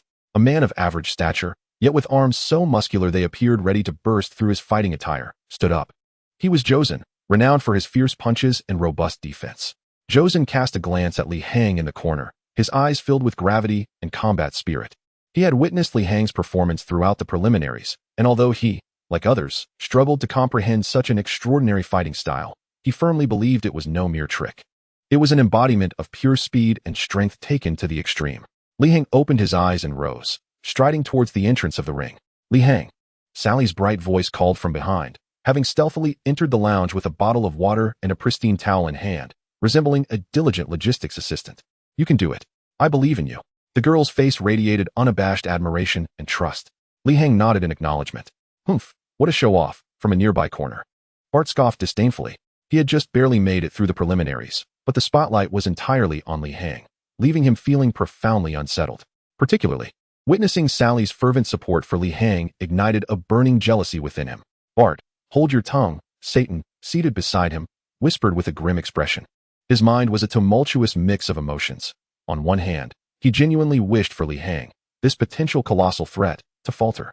On the other hand, the bizarre power Li Hang exhibited sent shivers of trepidation through him. What Satan yearned for most was for Joseon to draw out Li Hang's true capabilities, revealing the nature of this formidable opponent. Li Hang paid no heed to the surrounding chatter and continued into the passageway. When Satan next stepped onto the stage, he was met with a thunderous eruption of cheers and shouts. "Li Hang! Li Hang! Li Hang!" Countless spectators fervently chanted his name, while the holographic screen incessantly showcased his stoic face. This frenzied atmosphere only deepened the furrow in Li Hang's brow. Facing him, Joseon had already adopted his stance, arms crossed over his chest like two impenetrable iron gates, exuding an aura of unwavering steadiness. "I admit, you are exceptionally strong, almost absurdly so," Joseon's voice boomed steadily. "But I, Joseon, am no soft fruit to be easily squished. I shall use my iron fists to test your mettle." The match commenced, with the referee's command. Joseon did not charge recklessly like others, but maintained a defensive posture, advancing towards Li Hang step by step. He moved slowly, each step resonating heavily upon the ring. seemingly building momentum while probing Li Hang's reactions. However, Li Hang stood still, not even altering his posture, as if oblivious to the steel behemoth approaching him. In the VIP section, Satan's gaze remained fixated on the screen, his palms slick with sweat. Yes, that's right, Josen, don't act impulsively. Test him first. See what tricks he has. On the stage, Josen had closed the distance to less than 3 meters from Li Hang. He inhaled deeply, his arm muscles bulging, emitting a sound akin to steel grating against steel. Huh. With a fierce shout, Josen sprang into action, eschewing punches for a more direct and unexpected tactic. He lunged forward, arms outstretched like iron pincers, attempting to ensnare Li Hang in a bear hug. This strategy was conceived after Josen analyzed Li Hang's prelim footage. If your speed is too swift to perceive, then I shall restrain your movements with absolute strength and grappling, once ensnared by my iron arms forged over 2 decades. No divine being could hope to escape. As those arms capable of crushing steel were about to close around Li Hang's slender frame, the audience held their breath. And Sally clenched her small fists in anxiety. Just then, Li Hang finally moved. He neither retreated nor defended but executed an unfathomable motion just as Josen's iron arms were about to make contact. Li Hang raised his right hand, extending his index finger, and gently flicked Josen's broad forehead. The action was so delicate it resembled brushing off a speck of dust from a friend's shoulder. Time seemed to slow as everyone witnessed the moment Li Hang's fingertip made contact with Josen's forehead. Thud, a sound disproportionately deep and resonant, like an ancient bell tolling, echoed through the microphone, reverberating throughout the venue. Josen's advance abruptly halted. His face, etched with ferocity and determination, became frozen in disbelief. His eyes widened, bloodshot and filled with terror, as the combat spirit within him was instantly replaced by profound confusion and dread. In the next instant, Josen's body felt as though it had been struck by an invisible sledgehammer. His massive frame defied the laws of physics as his feet left the ground, shooting backward in a straight line. In midair, Josen's body did not tumble, but flew silently, landing dozens of meters away, crashing to the ground like a wooden stake. Stirring up a cloud of dust, the man had lost consciousness. A distinct red mark rapidly swelled upon his forehead. Li Hang slowly retracted his finger, gently blowing on it as if it had collected some dust. The world fell into silence. In the vast arena, a pin drop could be heard. Everyone seemed frozen in place, mouths agape and expressions vacant as they stared at the composed young man in black atop the stage. Then glanced at the unconscious iron fist Josen below. A flick to the forehead. With just a finger, he knocked out last year's bronze medalist, known for his formidable defense. This was no longer mere magic. It was a miracle. In the VIP section, Satan's recently lit exquisite cigar fell from his grasp, landing with a thud on the carpet. He sat frozen on the sofa, resembling a statue encased in ice, with only his trembling pupils betraying the tempest raging within him. No, no, no, this is impossible. The throat of Satan emitted an incomprehensible roar, his complexion as pale as parchment. This time, there were no excuses left to be found. No mechanisms, no props, no elements of trickery whatsoever. Right before the eyes of the multitude, under the scrutiny of countless high-definition cameras, Li Hang effortlessly defeated a long-established martial arts expert with a mere finger, in a manner that was almost humiliating. It was a pure, unfathomable display of crushing power. Chapter 14, The Deceived Bart. After a brief silence, the arena erupted into a frenzy of ecstatic, almost hysterical cheers, surpassing any previous outburst. Divine. He is divine. A monster. This is undoubtedly a monster. What have I just witnessed? Am I dreaming? The journalists in the media section were in a frenzy, frantically clicking their shutters and shouting into their transmitters, desperate not to miss this historic moment that would shock the entire fighting world. The semifinals were set, pitting our previous runner-up, the Beast Bart, against the host, glancing nervously at his card, inhaled deeply, summoning all his strength to exclaim, against the god of finger-killing. Li Hang. The moniker, freshly coined by an exuberant journalist, was embraced by the audience with unanimous approval. Meanwhile, in the locker room, Bart, who had just been boasting, now slumped in his chair, ashen-faced and trembling like a leaf, gazing at Li Hang's tranquil visage on the screen. A chill coursed through him from the soles of his feet to the crown of his head. His next opponent was this monster who could seemingly determine life and death with a mere snap of his fingers. Bart felt as if darkness had enveloped him, sensing that both his fighting career and life were drawing to a close. The atmosphere in the stadium had transformed from a mere fighting match into a pilgrimage to the divine. Every appearance of Li Hang incited the most fervent screams. The audience had ceased to care about the outcome of the match. They merely yearned to witness the astonishing feats of the man dubbed the god of finger-killing. The intermission for the semifinals was intentionally prolonged, as the organizers sought to escalate the hype surrounding this confrontation. On the holographic screen, one side displayed Bart's collection of powerful and skillful KOs, while the other showcased Li Hang's two clean, yet disturbingly bizarre performances. The stark contrast sent the audience's anticipation soaring to unprecedented heights. However, as one of the most awaited focal points, Bart was engulfed in an abyss of despair. He sat in the corner of the locker room, cradling his head in his hands, his body uncontrollably trembling. The image of Jorson being knocked unconscious by a mere flick of a finger played in his mind like an inescapable nightmare. His once proud muscles and years of grueling training appeared laughably futile in the face of such incomprehensible power. "Bart, pull yourself together," Satan approached, slapping him on the shoulder. Though his voice betrayed a hint of weakness, tinged with an almost imperceptible tremor, Bart looked up, his gaze pleading as he addressed Satan. "Mr. Satan, I cannot face him. I do not wish to step into the arena. He is a monster. I could die." "Nonsense," Satan barked, more as a means to bolster his own courage. "There are no monsters in this world. He must be employing some form of deception unknown to us." "Yes. Sleight of hand. Look at that frail physique of his. How could he possess the strength to send Jorson flying with a mere flick? It must be an illusion created through some angle and light, combined with Jorson's momentum." The more Satan spoke, the more convinced he became of his analysis. A flicker of hope igniting in his eyes. He grasped Bart's shoulders, shaking him vigorously like a mentor imparting wisdom. "Bart, listen, this is your opportunity. As well as mine. You must step into the ring and use every means at your disposal to expose his tricks. Do not adhere to any fighting rules. Rush in and grapple with him, employing the most intimate tactics to deny him space for deception. If you can corner him and force him to reveal his true self, you will be the hero who unmasks the fraud, and the entire West City will cheer for you." Satan's words were less encouragement and more a form of hypnosis. He desperately needed someone to act as cannon fodder to validate his theory. If Li Hang truly was a fraud, Satan could defeat him as the champion of truth, preserving his title and the $1 million prize. If Li Hang was not a fraud, then Bart would simply perish. Bart was swayed by Satan's words. He gazed into Satan's trusting eyes, recalling the humiliation he had suffered at the registration desk and the current frenzy surrounding Li Hang. A tumult of fear and envy igniting within him. Yes, he must be cheating. How could I, Bart, the runner-up of last year's West City fighting tournament, be intimidated by a mere pauper? "I understand now, Mr. Satan." Bart suddenly sprang to his feet, a manic glint sparking in his eyes. "I will not allow him another opportunity to employ his tricks. I will show him that all schemes are futile in the face of absolute strength." As he spoke, Bart stealthily retrieved an item from the hidden compartment of his sports bag, a gleaming metal knuckle duster, faintly crackling with electricity.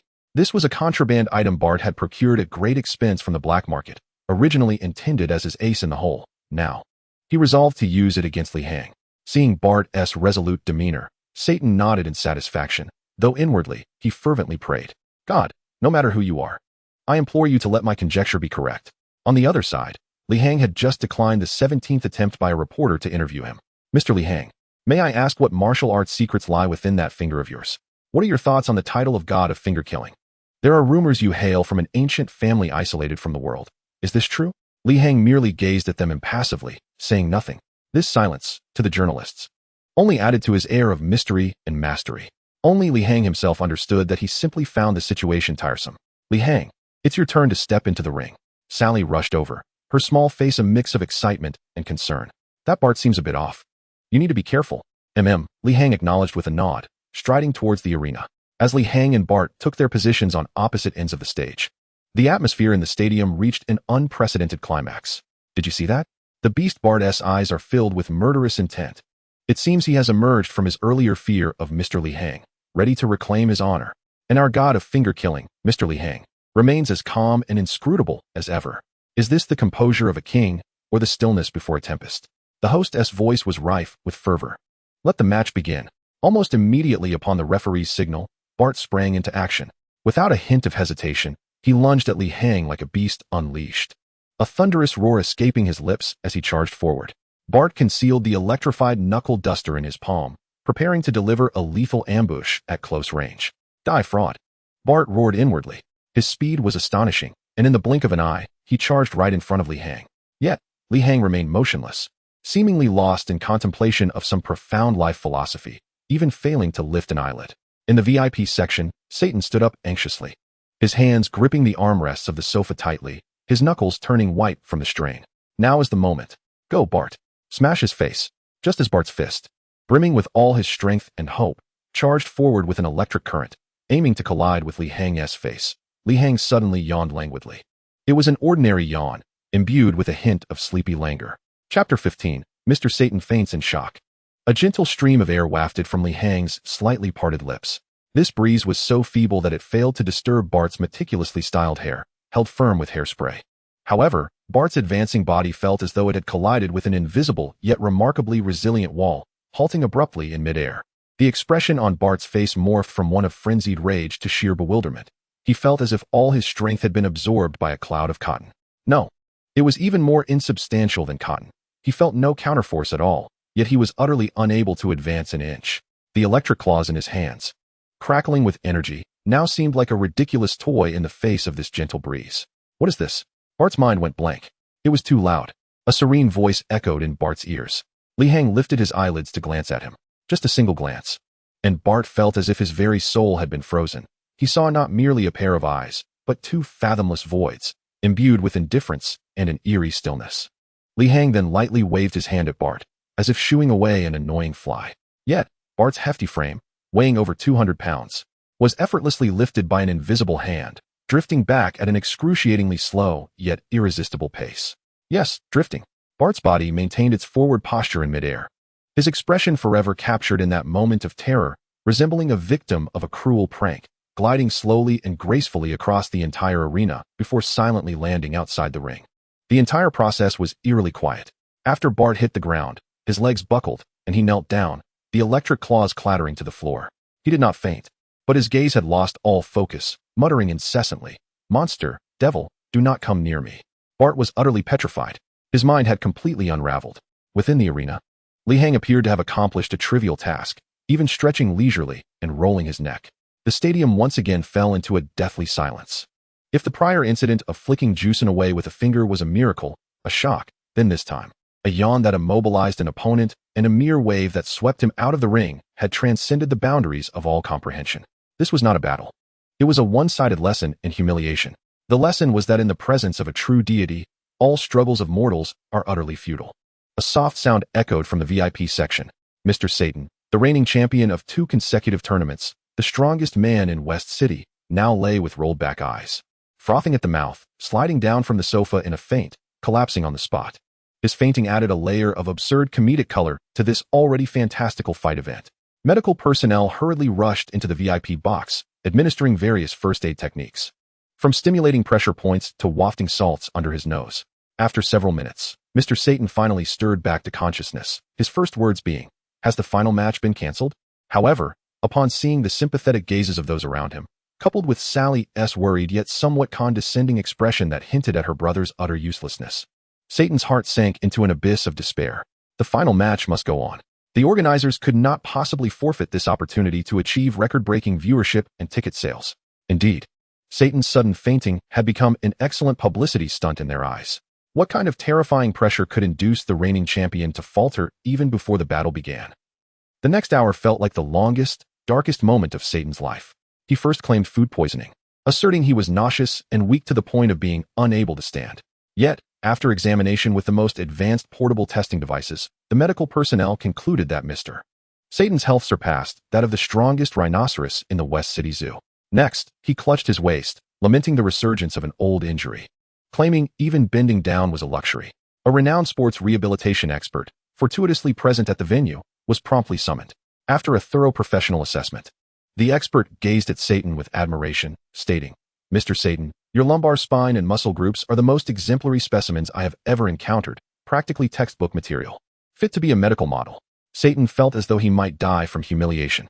He hid in the restroom of the lounge, ignoring the persistent knocks from Sally and his manager. He even began to contemplate whether jumping from the third-floor window would result in a broken leg or a fatal fall. Li Hang remained blissfully unaware of these events and showed no interest. He was seated in the lounge, studying the prize distribution process for the tournament. 10 million yen was a substantial sum for Li Hang.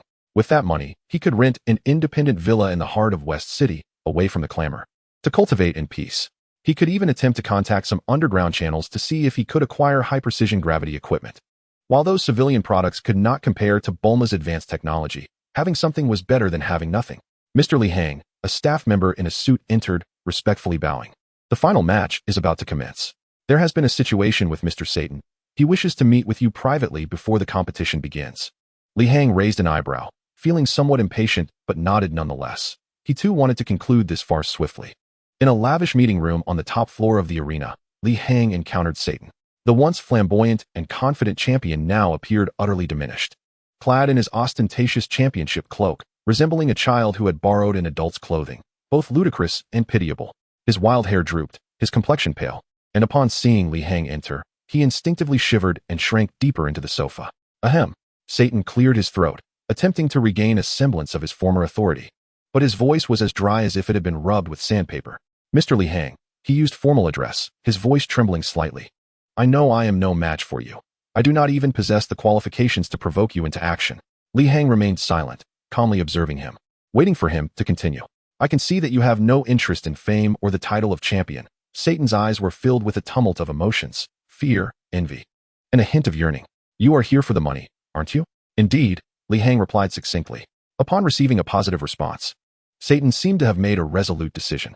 He rose from the sofa, pulled out a golden bank card from his pocket, and with both hands, presented it to Li Hang, not daring to raise his gaze to meet Li Hang's eyes.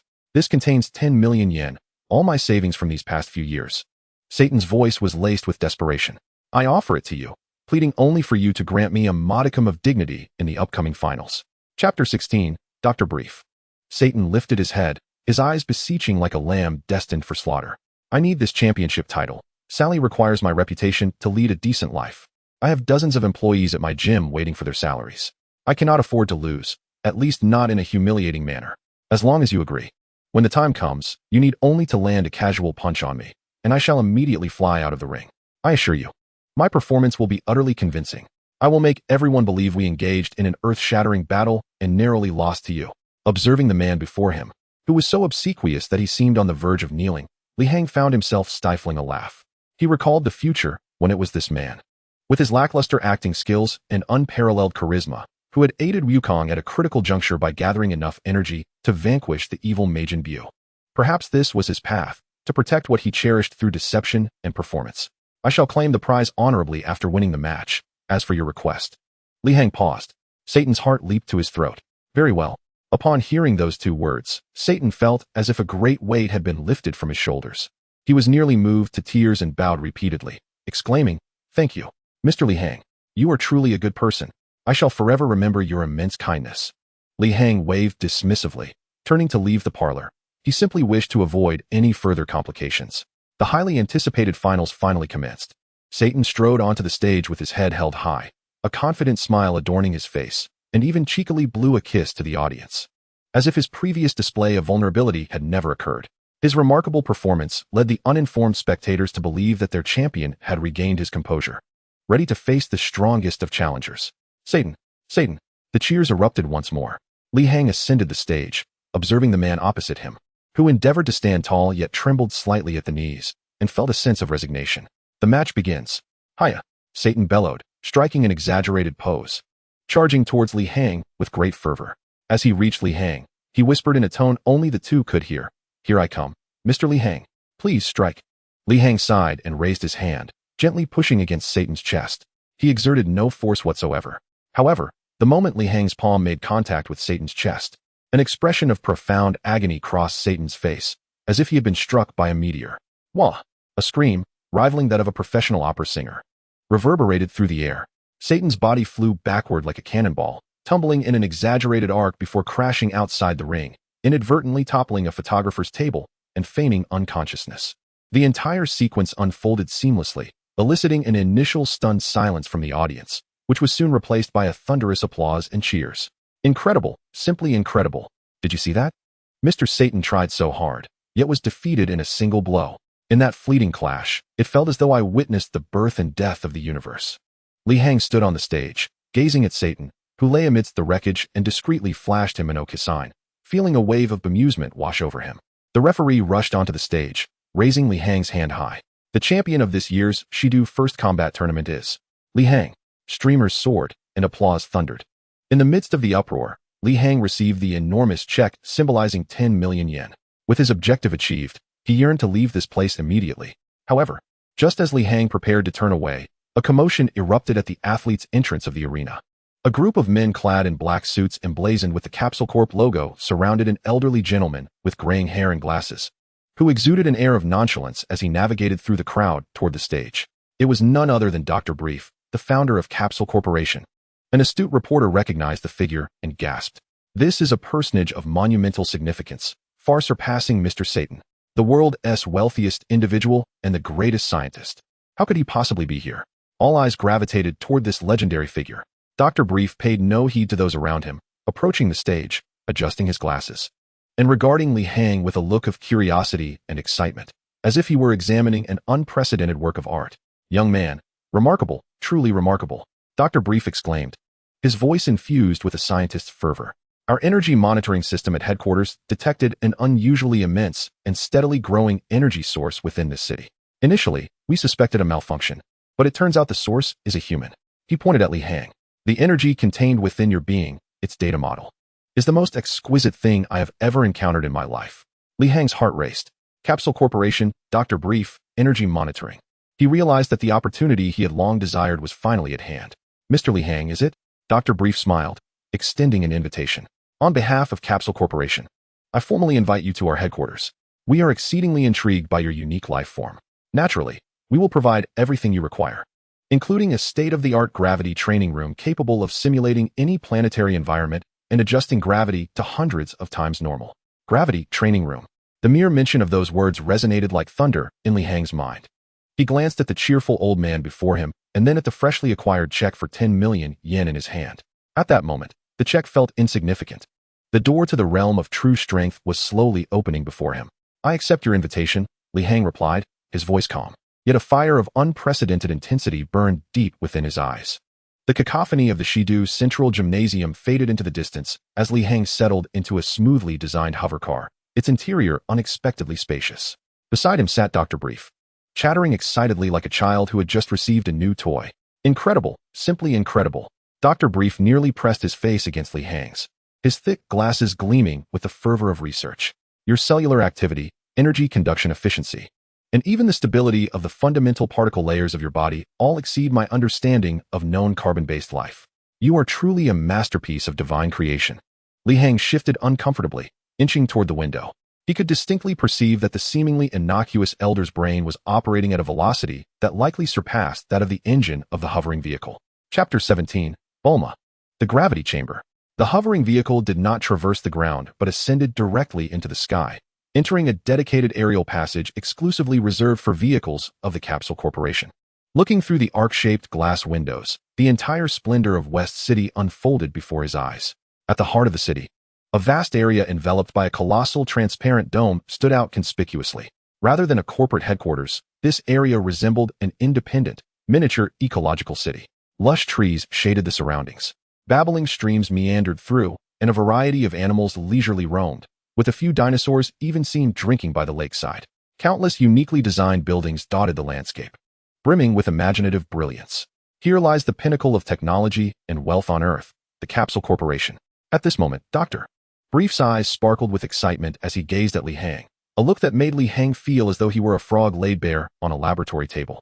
"My dear child, would you mind if I took a vial of your blood? Just one. I assure you it won't hurt. I can utilize our latest development, the painless nanoprobe." Li Hang's lips twitched slightly as he resolutely shook his head.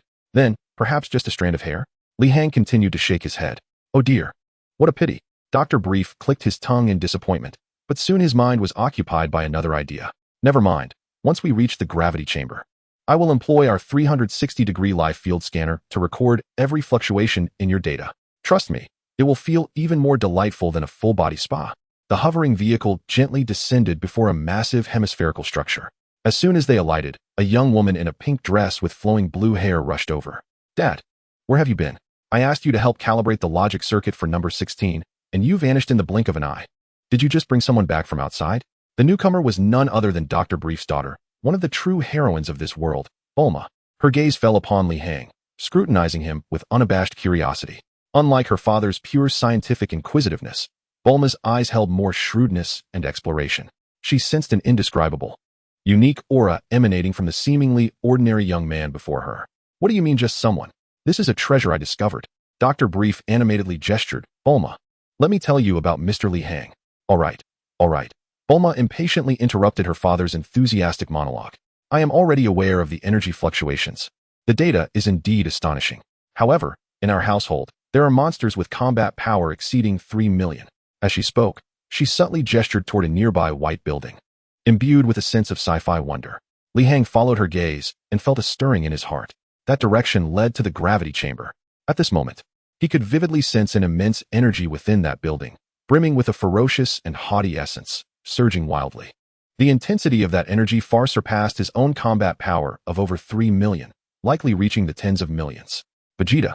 Li Hang had always been aware of Vegeta's presence, especially under the current intense training. Vegeta's combat power was likewise soaring. Presently, Vegeta's strength evidently exceeded Li Hang's by a considerable margin, while he was still far from comparing to Frieza's final form, or Goku. The rate of his increase was indeed deserving of the title of Prince of the Saiyans. Moreover, Saiyans were a peculiar and formidable race. Once they learned to transform into Super Saiyans, their combat power could escalate exponentially. For instance, a Vegeta with a combat power of 1 million could reach at least 100 million upon transforming into a Super Saiyan. As Li Hang sensed the energy, that aura within the gravity chamber abruptly stagnated, only to erupt with an even more intense wave, a perception filled with vigilance and hostility locking onto Li Hang. An invisible pressure descended upon him from a great distance. Instinctively, Li Hang's body tensed, and the power within him activated, forming an intangible barrier that dissipated the pressure into nothingness. Oh, Bulma raised an eyebrow in surprise. Though she could not perceive the clash of energy as clearly as Li Hang and Vegeta, she sensed that, for a brief moment, the air around them had grown heavy. Yet, Li Hang remained unfazed under the oppressive aura radiating from Vegeta. Even Piccolo and Tien, upon their first encounter with Vegeta's full power, would feel immense pressure. This man named Li Hang was extraordinary. An intriguing fellow, Bulma mused with a sly smile, stepping closer to Li Hang and extending her hand. Hello, I am Bulma, the future heiress of this company. Since my father invited you, feel free to stay here. If you need anything, you can directly inform the robotic butler. Thank you. Li Hang replied, shaking her hand, which felt soft and delicate. All right, Dad, since you've brought him back, hurry and take him to the gravity chamber. I am eagerly awaiting your data report, Bulma urged. Then, as if recalling something, added, by the way, Vegeta seems to be in a rather foul mood today. You best avoid provoking him. With that, Bulma turned and walked away, leaving behind a graceful silhouette.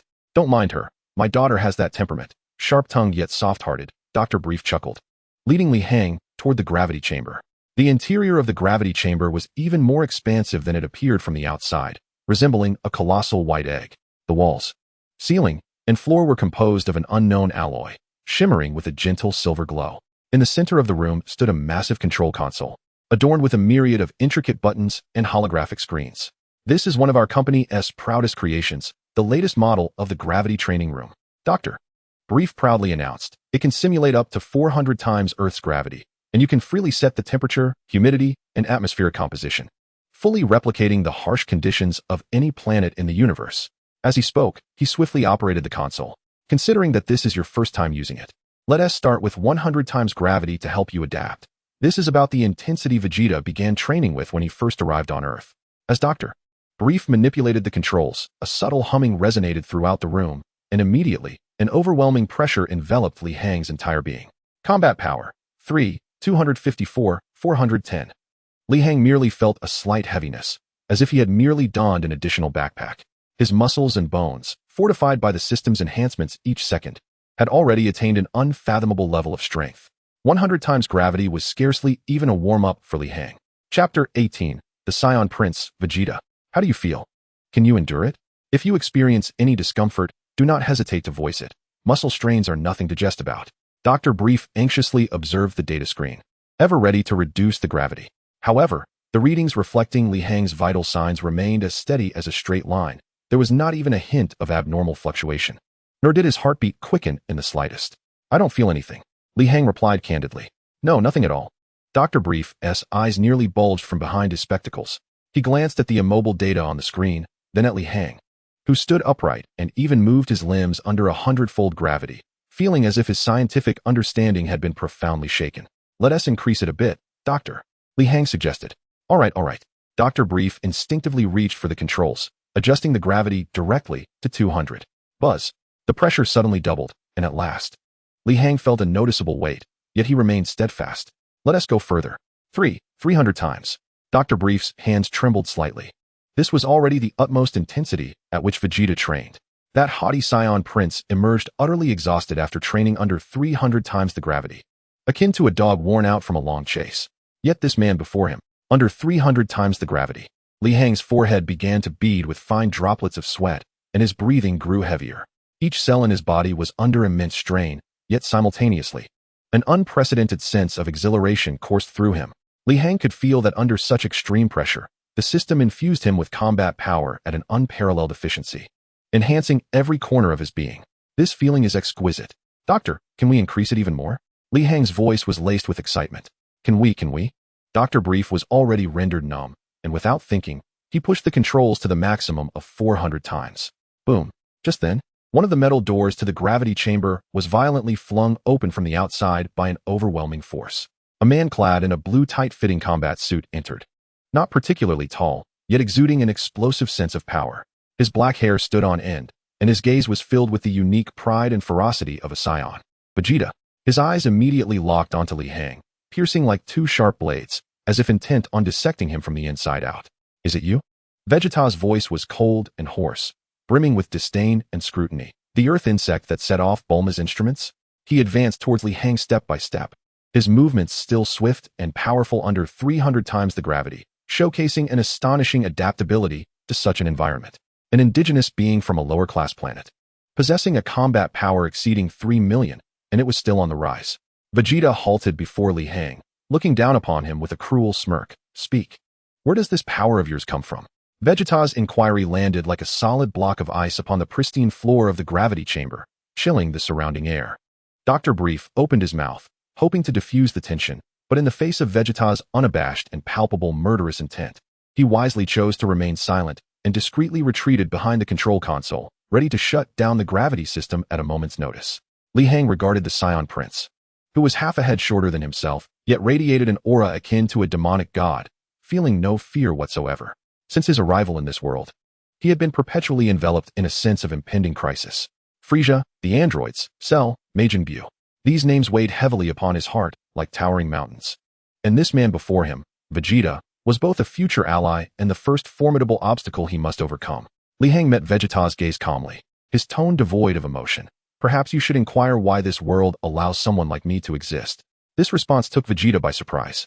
He had anticipated that this earthling would stammer under his pressure or retort in a cowardly manner. Yet he did not expect the opponent to counter with a question that bordered on philosophical reflection. It was a silent provocation, a confidence born from an equal level of power. Humph, silver-tongued insect. Vegeta's eyes grew colder, his aura beginning to surge, clashing against the surrounding gravity field, producing a series of muffled explosive sounds. It seems that without a lesson, you will not speak the truth. No sooner had he spoken than Vegeta's figure vanished from sight. In the next instant, he appeared behind Li Hang, delivering a devastating elbow strike imbued with terrifying force. Slicing through the air with a piercing shriek, aimed squarely at Li Hang's back. The speed and power of this attack far exceeded that of Tien's previous assault. Yet, Li Hang's reaction was swifter. The moment Vegeta vanished, his body had already responded.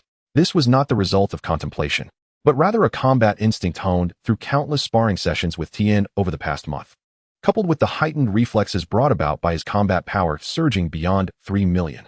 Li Hang did not even turn around. His body twisted to the left with a fluidity that seemed boneless, narrowly evading the lethal blow by mere inches. The howling wind stung his cheeks. What? Vegeta's pupils constricted sharply. He had not anticipated that this seemingly inexperienced earthling would evade his ambush under 300 times the gravity. With one strike missed, Vegeta's assault showed no signs of abating. He forced his body to pivot mid-air, unleashing a torrential barrage of attacks in rapid succession.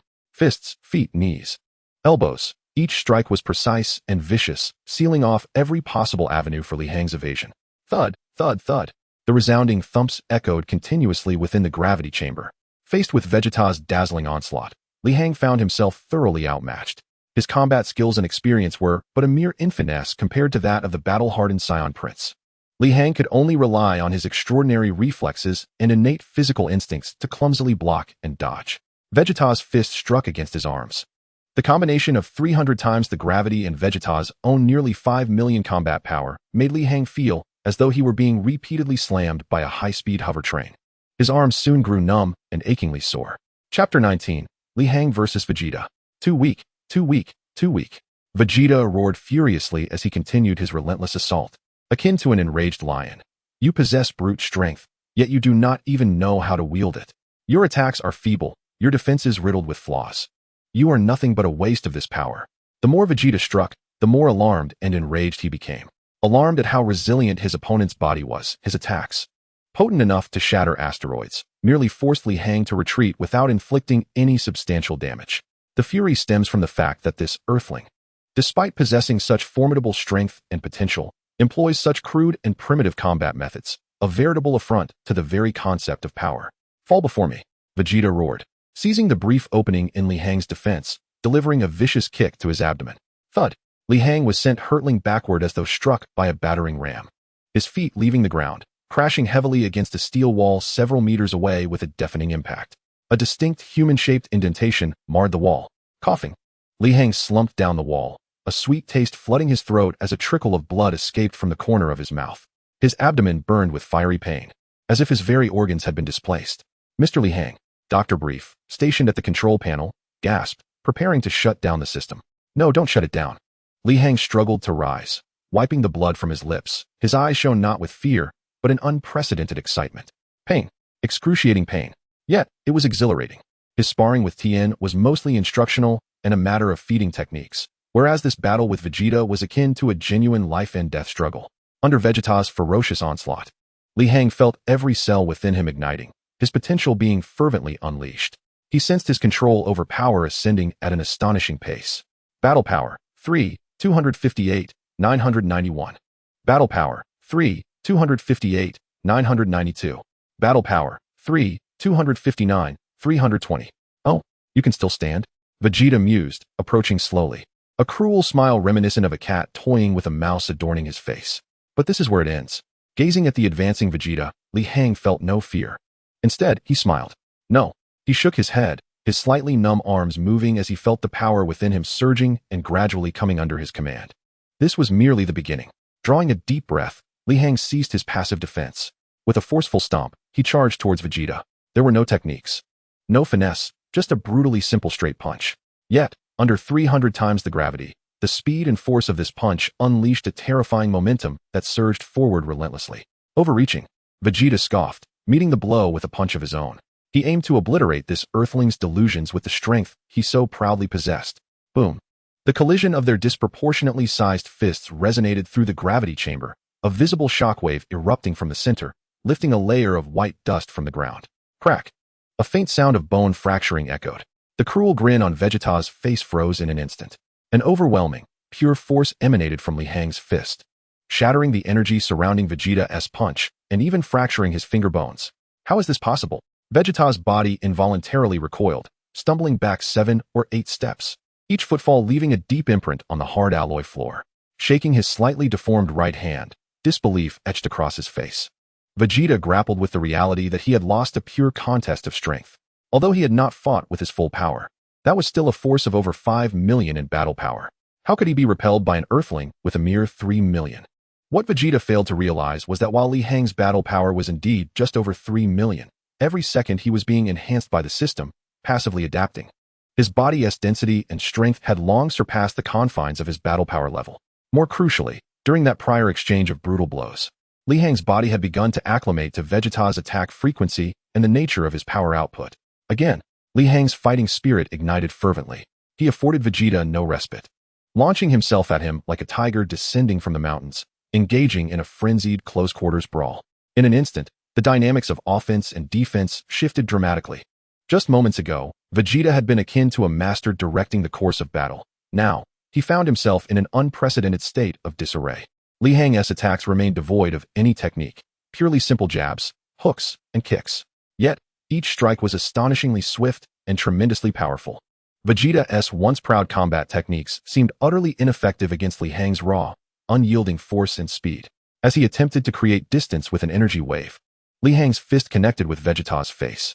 Planning to maneuver behind him with rapid movement, Li Hang's legs had already sealed off all of Vegeta's escape routes. This was the most barbaric, most unreasonable style of fighting. Damn it! Damn it! Damn it! Vegeta was thoroughly incensed. A Saiyan prince reduced to being battered by an earthling employing such a street-fighting approach. This was an utter humiliation. Why is your strength so formidable? Vegeta bellowed, struggling to block while voicing his most perplexing question. Because Li Hang delivered another punch that sent Vegeta staggering back half a step. Grinning widely to reveal his white teeth. I improve every day. No, every second. Boom. Another punch landed solidly on Vegeta's crossed arms. This time, Vegeta could no longer maintain his footing, being hurled backward, farther and more awkwardly than Li Hang had been.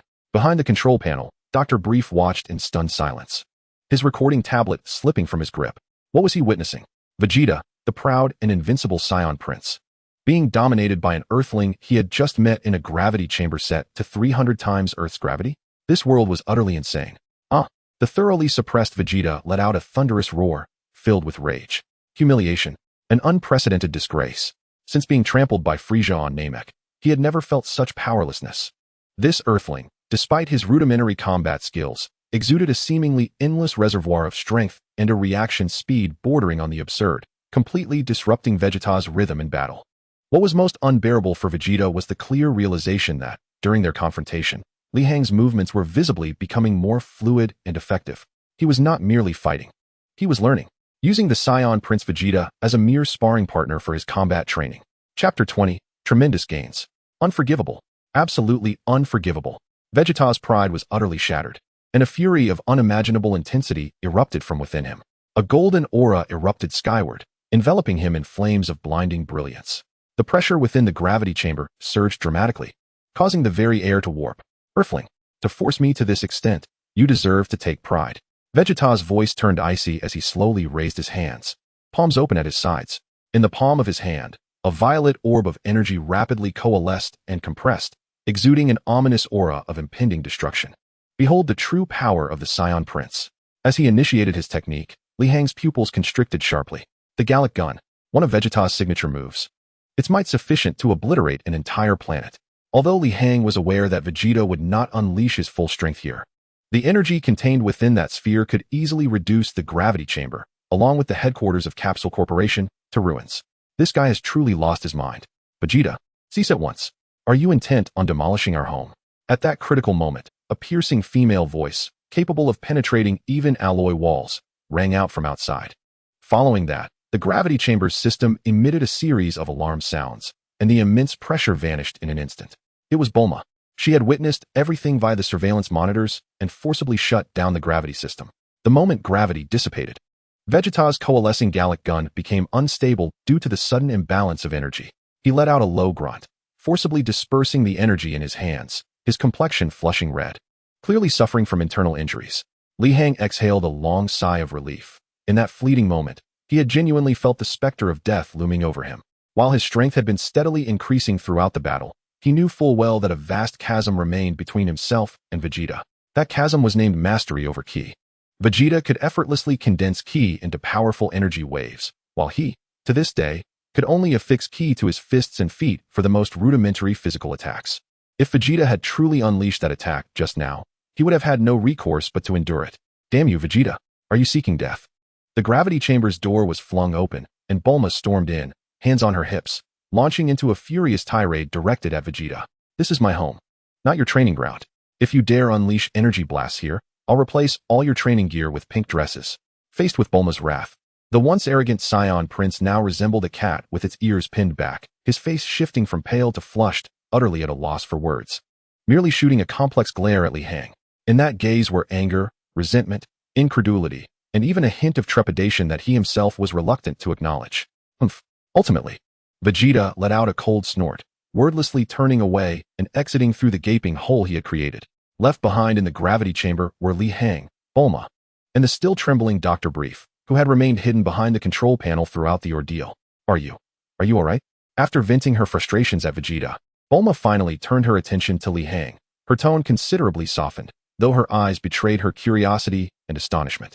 She had observed the entire battle from start to finish in the monitoring room. A mere earthling, recently retrieved by her father, had managed to hold his own against the haughty Vegeta, even gaining a slight upper hand in their raw power contest. This was more astonishing than discovering a new habitable planet. I'm fine. Li Hang shook his head, stretching his somewhat sore body. Although the battle had been chaotic, it had yielded tremendous insights. He had not only begun to grasp the disparity between himself and top-tier warriors, but, more importantly, through his confrontation with Vegeta, he had gleaned an abundance of knowledge. Every movement, every exertion, every flow of ki from Vegeta was etched into his mind like a textbook. This surpassed the enhancements he had received from Tien Shinhan's month-long guidance. Because this was knowledge acquired under the pressure of life and death. You two are monsters. Bulma murmured softly before regaining her shrewd composure. All right, today's testing concludes here. I've recorded all your physical data. I'll have the robots prepare a room for you. You should go and rest.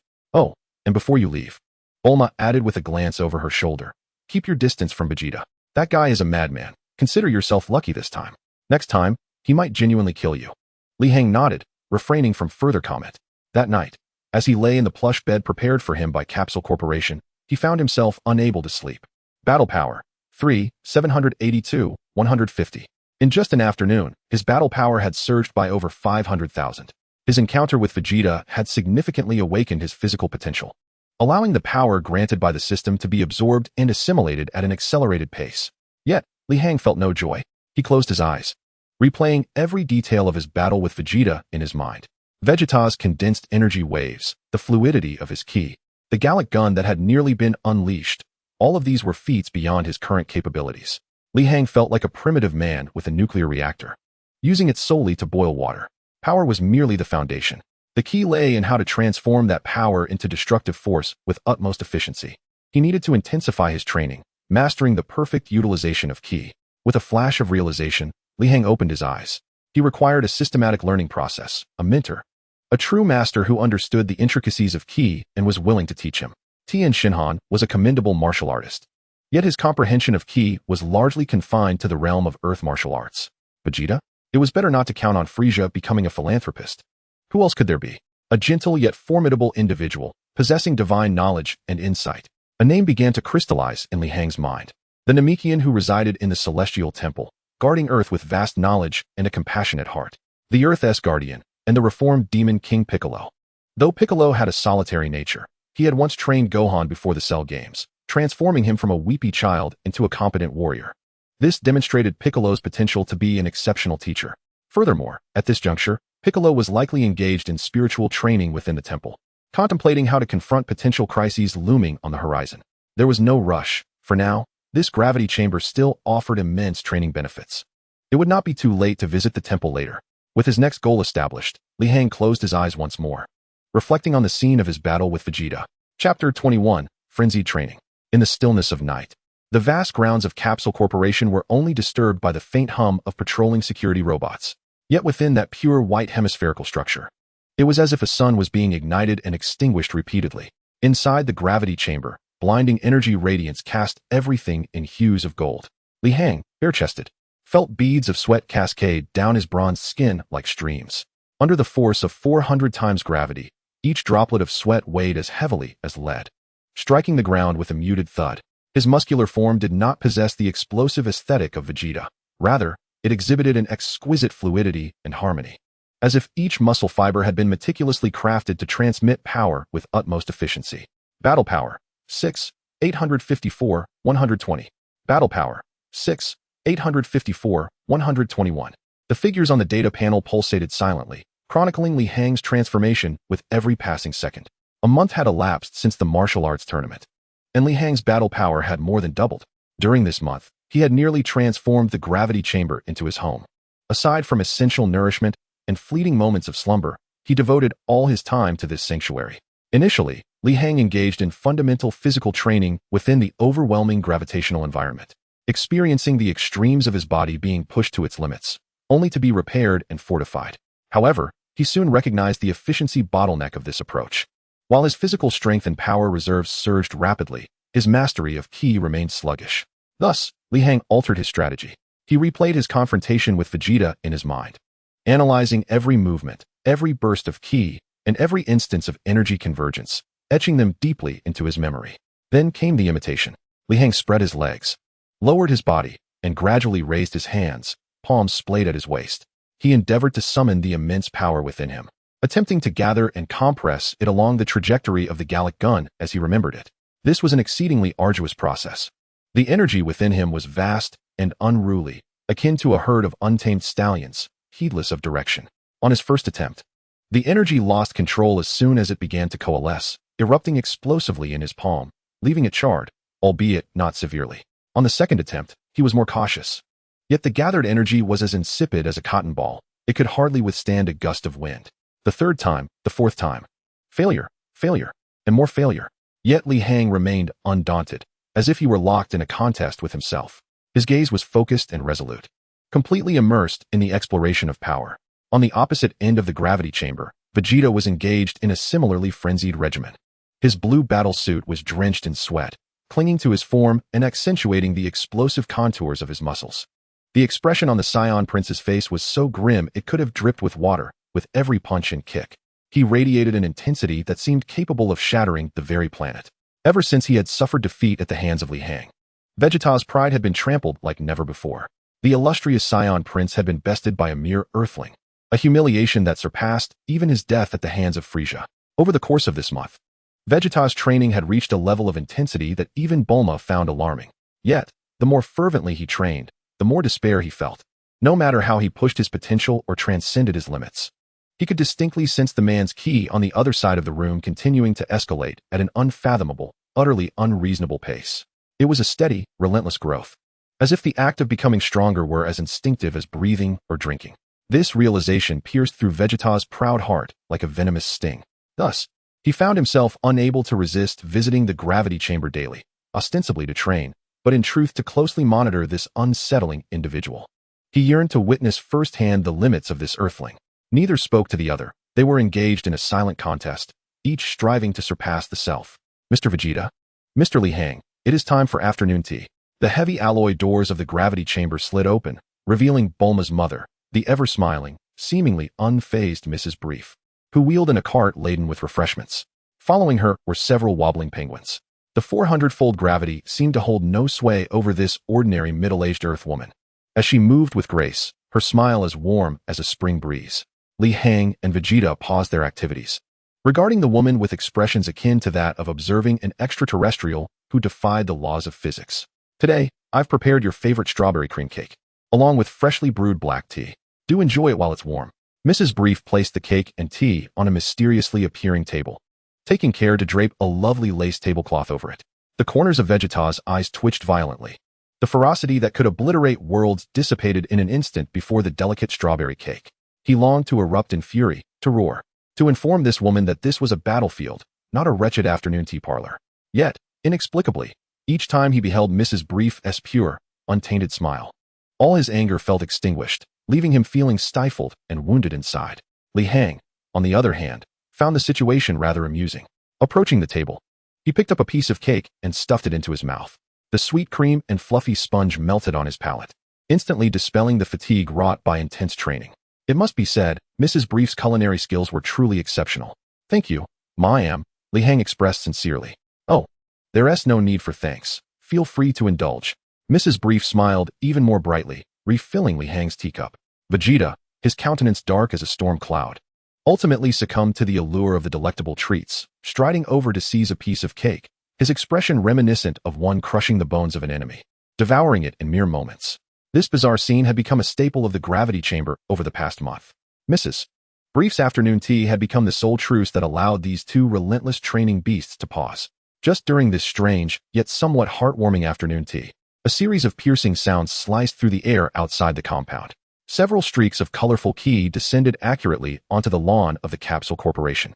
Leading the way was a man clad in an orange martial arts GI, short in stature, with 6 scarred points adorning his bald head, none other than Krillin. Following closely were the tall Yamcha, bearing cross-shaped scars on his face, and the solemn Tenshinhan in green training attire, accompanied by the ever-present Deja. Among them, a small boy clad in a purple martial arts uniform akin to Piccolo's, with black hair, nervously clutched Krillin's sleeve. This boy was none other than Goku's son, Gohan. They had come in search of Bulma. Chapter 22. Joining. Bulma, we've arrived. Is the dragon radar ready? Krillin's voice reached before he even set foot inside. What are you making a fuss about? It's been ready for ages. Bulma's voice called from the second-floor window of a laboratory building. her head poking out as she shouted down, "The items are in the living room. Help yourselves. I'm busy over here." Wonderful. Joy illuminated Krillin and Yamcha's faces. Since the explosion of Namek, they had entrusted Bulma with creating a new dragon radar, hoping to gather the Dragon Balls and resurrect Goku. As the group stepped into the grand villa, imbued with the vibrant essence of life, they were immediately captivated by the array of snacks and beverages adorning the living room. "Wow, the latest energy jelly," Yamcha exclaimed, unceremoniously snatching a box and tearing it open. Meanwhile, Tianjin Han was far more intrigued by the sophisticated home appliances surrounding him, particularly a robot capable of mixing drinks, which he examined with keen curiosity. Yet, it was Son Gohan whose perceptive instincts, far beyond the ordinary, detected an unsettling presence. He lifted his gaze, directing it towards the distant, pristine white hemispherical structure. "Krillin," he said, a hint of unease crossing his youthful face, "over there. Two formidable energies are approaching." Instantly, Krillin and Tianjin Han's expressions shifted to one of severity. They quickly suppressed their jovial demeanor, heightening their senses to the utmost. In the next moment, their faces paled. One of those energies belonged to Vegeta. Krillin's voice trembled with recognition. He was all too familiar with Vegeta's aura. Brimming with pride and savagery, he would recognize it even in ashes. The other presence, however, was perplexingly powerful. Tianjin Han furrowed his brow, the third eye on his forehead slightly opening. This energy was immense, rivaling that of Vegeta, and it was growing? How could this be? Could it be that Frieza's accomplices had tracked them to Earth? Yamcha, frightened, dropped the jelly he was holding. This speculation cast a pall over the hearts of everyone present, as they had experienced Frieza's terror and understood the horrifying nature of such a cosmic tyrant. At that moment, the gravity room's door swung open, and Li Hang stepped out, followed closely by Vegeta. Having just completed an intense training session, both radiated an astonishing heat and a palpable sense of pressure. Their gazes locked in the air, creating an almost tangible tension. "Vegeta." Krillin instinctively assumed a combat stance, his body taut with readiness. "And you, who are you?" Yamcha demanded, pointing at Li Hang with an air of intimidation. Tianjin Han, however, was fixated on Li Hang, his expression a mixture of shock and confusion. He could sense that Li Hang's energy had surged to more than tenfold since their encounter in the valley a month prior. This rate of growth had completely surpassed Tianjin Han's comprehension. No wonder he couldn't discern Li Hang's energy earlier. The escalation was so drastic that it defied all expectation. How long had it been since they last parted? Son Gohan peeked out from behind Krillin, his small head emerging as he regarded the unfamiliar, yet seemingly benign powerful man with a blend of curiosity and trepidation. "Humph, is this a gathering of lowly warriors?" Vegeta crossed his arms, a scornful smirk gracing his lips, entirely dismissing Krillin and the others. "Li Hang, they are." At that moment, Bulma rushed down the stairs, and upon witnessing the charged atmosphere, her expression turned grave. "Everyone, please don't panic," she exclaimed, spreading her arms wide to intervene. "This is Li Hang, a guest invited by my father, and also, he is Vegeta's training partner." "Training partner?" Krillin and Tianjin Han exchanged incredulous glances, disbelief etched upon their faces. Could someone as proud as Vegeta truly accept a mere earthling as a training companion? "Bulma, don't jest," Krillin replied cautiously, eyeing Li Hang with suspicion. "This guy's energy is extraordinary. What exactly is he? What can I be?" Li Hang finally spoke, raising his hands in a gesture of innocence, a wry smile gracing his face. "I'm just an ordinary earthling who happened to pass by and was picked up by Dr. Brief." "Ordinary earthling?" This response elicited involuntary twitches at the corners of everyone's mouths. An individual whose energy was on par with Vegeta's and still increasing could be deemed ordinary? What did that make them, who had toiled for decades in training, disabled individuals? All right, no more standing around." Bulma clapped her hands vigorously, attempting to lighten the mood. "I've placed the Dragon Ball radar on the table. Aren't you eager to resurrect Goku? Shouldn't you hurry?" Mention of Goku indeed shifted everyone's focus. Krillin picked up the familiar round radar, observing the blinking lights with newfound determination. "Absolutely, reviving Goku is our top priority. Let us split up for efficiency," Tianjin Han suggested. "I'll team with Yamcha and Kairatsu to head to the desert. Then I, Gohan, and Li Hang will go to Pauza Mountain, as it's the closest." Before Krillin could finish his thought, Li Hang stepped forward. "If you don't mind, I'd like to accompany you," he said to Krillin and Son Gohan with a warm smile. "I'm quite curious about the Dragon Balls that can grant any wish." This proposition infused the atmosphere with a subtle tension once more. Krillin tightened his grip on the radar, lifting his gaze to scrutinize Li Hang. Despite Bulma's assurances, the intentions and loyalties of a stranger wielding such formidable power remained elusive. Entrusting the search for the Dragon Balls, which held the key to Goku's resurrection, To him filled Krylin with hesitation. Yamcha, whispering to Tianjin Han, voiced his concern. What if he intends to seize the Dragon Balls and make some nefarious wish? Tianjin Han remained silent, his gaze fixed on Li Hang. Unlike Krylin's wariness or Yamcha's skepticism, Tianjin Han's expression bore a more martial curiosity. He sensed that Li Hang's curiosity about the Dragon Balls was genuine, devoid of any greed or malevolence, reminiscent of a child's wonder at a captivating new toy. I trust him, Tianjin Han suddenly declared, his voice soft yet commanding enough to silence the group. He turned to Krylin, speaking earnestly. A month ago, I sparred with Li Hang. His strength is undeniable, yet his heart is pure. He is simply a seeker of strength, much like us. With Tianjin Han's endorsement, Krylin's doubts dissipated significantly. He recalled Li Hang's calm demeanor and gentle tone, sensing no hostility. All right, he nodded in agreement. But you must not act recklessly. Rest assured. I'm merely a guide and protector, Li Hang chuckled, playfully thumping his chest. This small jest diffused the tension that had permeated the air. Wonderful. Son Gohan beamed, his face lighting up with joy. For reasons he could not fully comprehend, he felt an instinctual fondness towards this seemingly formidable older brother figure. Chapter 23, the beginning of the Dragon Ball saga. Then it settled. Bulma clapped her hands, initiating the allocation of tasks. The radar indicated that the 3 nearest Dragon Balls were located at Pausa Mountain near East City, on an uninhabited island next to South City, and one in the vast western desert. Yamcha, Kaiatsu, and I will head to the desert. Tianjin Han promptly made arrangements. Then Gohan, Li Hang, and I will go to Pausa Mountain, as it is the closest. Krillin remarked, casting a glance at Gohan, and added, this is also where Goku grew up. Perhaps we might uncover some clues. Yay, we're going home. Gohan exclaimed joyfully, jumping up in excitement. With their assignments concluded, the two groups wasted no time and promptly prepared to set off. Hey, Earthling! Just as Li Hang was about to follow Krillin and the others, a chilling voice echoed from behind him. Turning around, he found Vegeta leaning against the doorframe, regarding him with his signature haughty gaze. Don't think for a moment that mingling with these weaklings will change anything. Once I complete my training, we shall settle our scores. I'm always ready. Li Hang shrugged indifferently. Vegeta snorted disdainfully and turned back towards the gravity chamber, leaving behind an aura of solitary pride. For him, resurrecting Kakarot was far less significant than surpassing himself.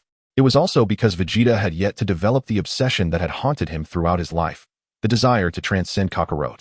3 figures soared into the sky, transforming into streaks of light as they sped eastward. High above, the clouds churned. Li Hang, where did you learn that flight technique of yours? It feels quite different from ours, Krillin inquired curiously as they flew. He sensed that while Li Hang's flying posture was fluid, his use of ki was rather crude, relying heavily on sheer volume rather than finesse. I learned it from Tien, though I haven't mastered it perfectly, Li Hang replied, half-truthfully. So it was Tien who taught you. That makes sense, Krillin said, a look of realization washing over him. He then expressed a hint of regret. Speaking of which, among us, no one can match Tien's dedication to martial arts. Unfortunately, this world is becoming increasingly irrational. Possessing skill without sufficient power is simply inadequate. Krillin's words resonated with Li Hang, who reflected on how the battles in the latter part of the Dragon Ball saga revolved predominantly around combat power values and transformation multipliers, rendering any intricate martial arts techniques utterly pale in comparison to absolute strength. Throughout their journey, Krillin, like a chatty box that had been opened, continuously recounted stories from their past, stories from the World Martial Arts Tournament to their confrontations with the Red Ribbon Army, from battling King Piccolo to the Saiyan invasion, and their desperate fight against Frieza on Namek. These narratives, which Li Hang was already intimately familiar with from his previous life, took on a new flavor when recounted by those who had lived them. They were not just tales, they were vivid chapters filled with passion, friendship, sacrifice, and hope. Listening intently, Li Hang occasionally interjected with a question or two. Through his conversations with Krillin, he gained a deeper understanding of the Z-fighters in this world. They were not omnipotent deities, but rather a group of flesh and blood individuals who could feel fear and hesitation, yet always managed to summon boundless courage at critical moments. And now, he had become one of them. It was a peculiar sensation. As they conversed, a sprawling primal mountain range appeared on the horizon. Here we are, Pausa Mountain. The area was dense with forests, towering ancient trees, and exuded an aura of raw wilderness. Mist swirled through the valleys, accompanied by the occasional melodious chirping of birds and distant roars of beasts. This is it. The radar indicates that the Dragon Ball is near that highest peak. Krillin pointed towards a picturesque mountain surrounded by waterfalls. The 3 hastened their pace and soon found themselves hovering above the peak. The radar's light flickered incessantly, indicating that the Dragon Ball lay hidden within a thick grove below.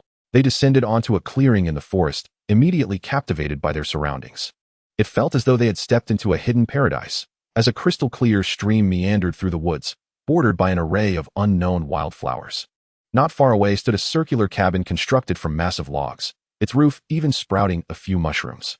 "This is Grandpa's house," Gohan exclaimed, his eyes brimming with tears as he dashed towards the familiar dwelling. Krillin watched Gohan's retreating figure with a nostalgic expression. "This is where Goku was found by Grandpa Gohan and raised. We used to come here to train as kids. I can't believe after all these years. It still looks the same." Li Hang surveyed the area, feeling a surge of emotion. This was, indeed, the birthplace of the entire Dragon Ball saga. Just then, the radar emitted a more urgent beeping sound. "Found it." Krillin's eyes sparkled as he followed the radar's indications, rummaging through a pile of firewood beside the cabin. Soon, he unearthed a bright orange sphere, radiating a faint glow, embedded with 4 red stars. "The 4-star ball. It's Grandpa's legacy," Gohan exclaimed, tears streaming down his cheeks. This Dragon Ball was the only heirloom left by Gohan's grandfather for Goku, holding profound significance for both father and son. Krillin handed the Dragon Ball to Gohan, gently patting his head. "Don't cry, Gohan. When we resurrect your father, he'll be so proud to see how brave you've become." Gohan nodded vigorously, cradling the 4-star ball in his arms as if it were the most precious treasure in the world. Li Hang observed this scene but refrained from saying anything. In truth, Goku was not dead. He was likely on Yardrat, perhaps already beginning to learn instant transmission. His silence stemmed from a desire to avoid fabricating excuses for explanations. Ultimately, the truth would soon come to light. However, as he gazed at the 4-star Dragon Ball, Li Hang felt a stirring within him and tentatively reached out to touch the sphere. It was smooth to the touch, almost alive. A peculiar energy, one that could not be measured by combat power, flowed gently within. "So this is the vessel of Shinran's power? Truly enchanting. All right, we've got the first one. Let us hurry to the next location," Krillin said, stowing away the radar and urging them onward. Yet, just as they were about to leave, the sound of spinning propellers echoed from nearby. A peculiar flying vehicle, resembling a small flying saucer, wobbled into view. On board stood a diminutive figure with blue skin, wearing a pointed hat, flanked by a fox ninja in a kimono and a dogman in wind goggles. It was none other than the eternally troublesome trio, Pilaf, Mai, and Shu. Chapter 24, The Gathering of Dragon Balls. "Oh ho ho ho, the Dragon Balls are mine," Pilaf cackled, eyeing the 4-star ball in Gohan's arms with ambition. However, when he caught sight of Krillin's familiar face, his laughter abruptly ceased. What? How is it you lot again?" Pilaf's face turned a deep shade of purple. Although he did not recognize one of them, he was well acquainted with Krillin, who had thwarted his plans for world domination on numerous occasions. Even turned to ash. Pilaf would recognize him. Krillin merely smirked wryly, a hint of exasperation crossing his features. What a day to run into these characters. The arrival of Pilaf infused a vibrant comedic flair into what should have been a tense and exhilarating quest for the Dragon Balls. "Pilaf, what on earth are you doing here?" Krillin exclaimed weakly, feeling an inexplicable bond with these whimsical characters. "Why shouldn't I be here?"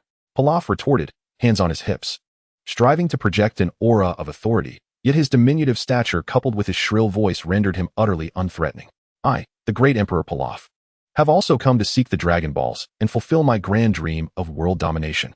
His companions, Mai and Shu, struck a battle pose, echoing in unison indeed. Long live Emperor Pilaf. Li Hang watched the trio of classic comedic villains with keen interest. In the original anime, although these 3 were perpetually defeated, their unwavering spirit and relentless inventions could be regarded, in a sense, as admirable traits in adversaries. "The Dragon Balls are here. Come and claim them if you dare," Li Hang teased, shaking the 4-star ball nestled in Gohan's arms. "You think I'm afraid?" Pilaf seethed with indignation at Li Hang's nonchalant demeanor, clenching his teeth as he commanded Mai and Shu, "Attack. Retrieve the Dragon Balls." Mai and Shu exchanged glances, their faces betraying their trepidation. Anyone who can stand alongside Krillin is no ordinary foe, they thought, though they outwardly supported Pilaf. Their encounters with Krillin had instilled an awareness of the formidable strength possessed by his allies. Bantering was one thing, but facing them in combat would be courting disaster. Emperor Pilaf, Mai leaned closer and whispered, "The opponents seem rather formidable. Should we perhaps reconsider our strategy?" "Nonsense." Pilaf puffed out his chest and produced a remote control from his pocket, pressing the red button. "I anticipated encountering strong adversaries. Hence I have prepared our ultimate weapon." As the words left his mouth, the bottom of their small spacecraft suddenly opened, and a massive mechanical arm shot forth, its end adorned with a crackling electric claw, lunging towards Gohan with alarming speed. "Watch out," Krillin shouted, ready to intervene. Yet, Li Hang moved even faster. Faced with the oncoming claw, he merely stretched out his index finger and gently flicked the joint of the mechanical appendage. Ding! The sound resonated like a chime. The superalloy arm, seemingly indestructible, began to collapse under the pressure of Li Hang's fingertip, producing a series of sharp cracks, disintegrating into a cascade of components like a shattered toy. The expressions of Pilaf and his companions froze in disbelief, as if they had collectively succumbed to a petrifying spell. My ultimate weapon. Pilaf let out a heart-wrenching wail, tears streaming down his face. That creation had been a labor of love, funded by all his savings. All right, the farce is over, Li Hang sighed, losing interest in toying with the trio. With a gentle wave of his hand towards Pilaf's vessel, a soft yet irresistible gust of wind swept through, sending the craft spiraling away like a leaf caught in a breeze, quickly vanishing beyond the horizon, leaving only the echoes of Pilaf's defiant cries in the valley. I will return. Finally, tranquility was restored.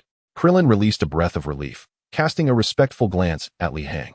Your control over power continues to impress, Li Hang.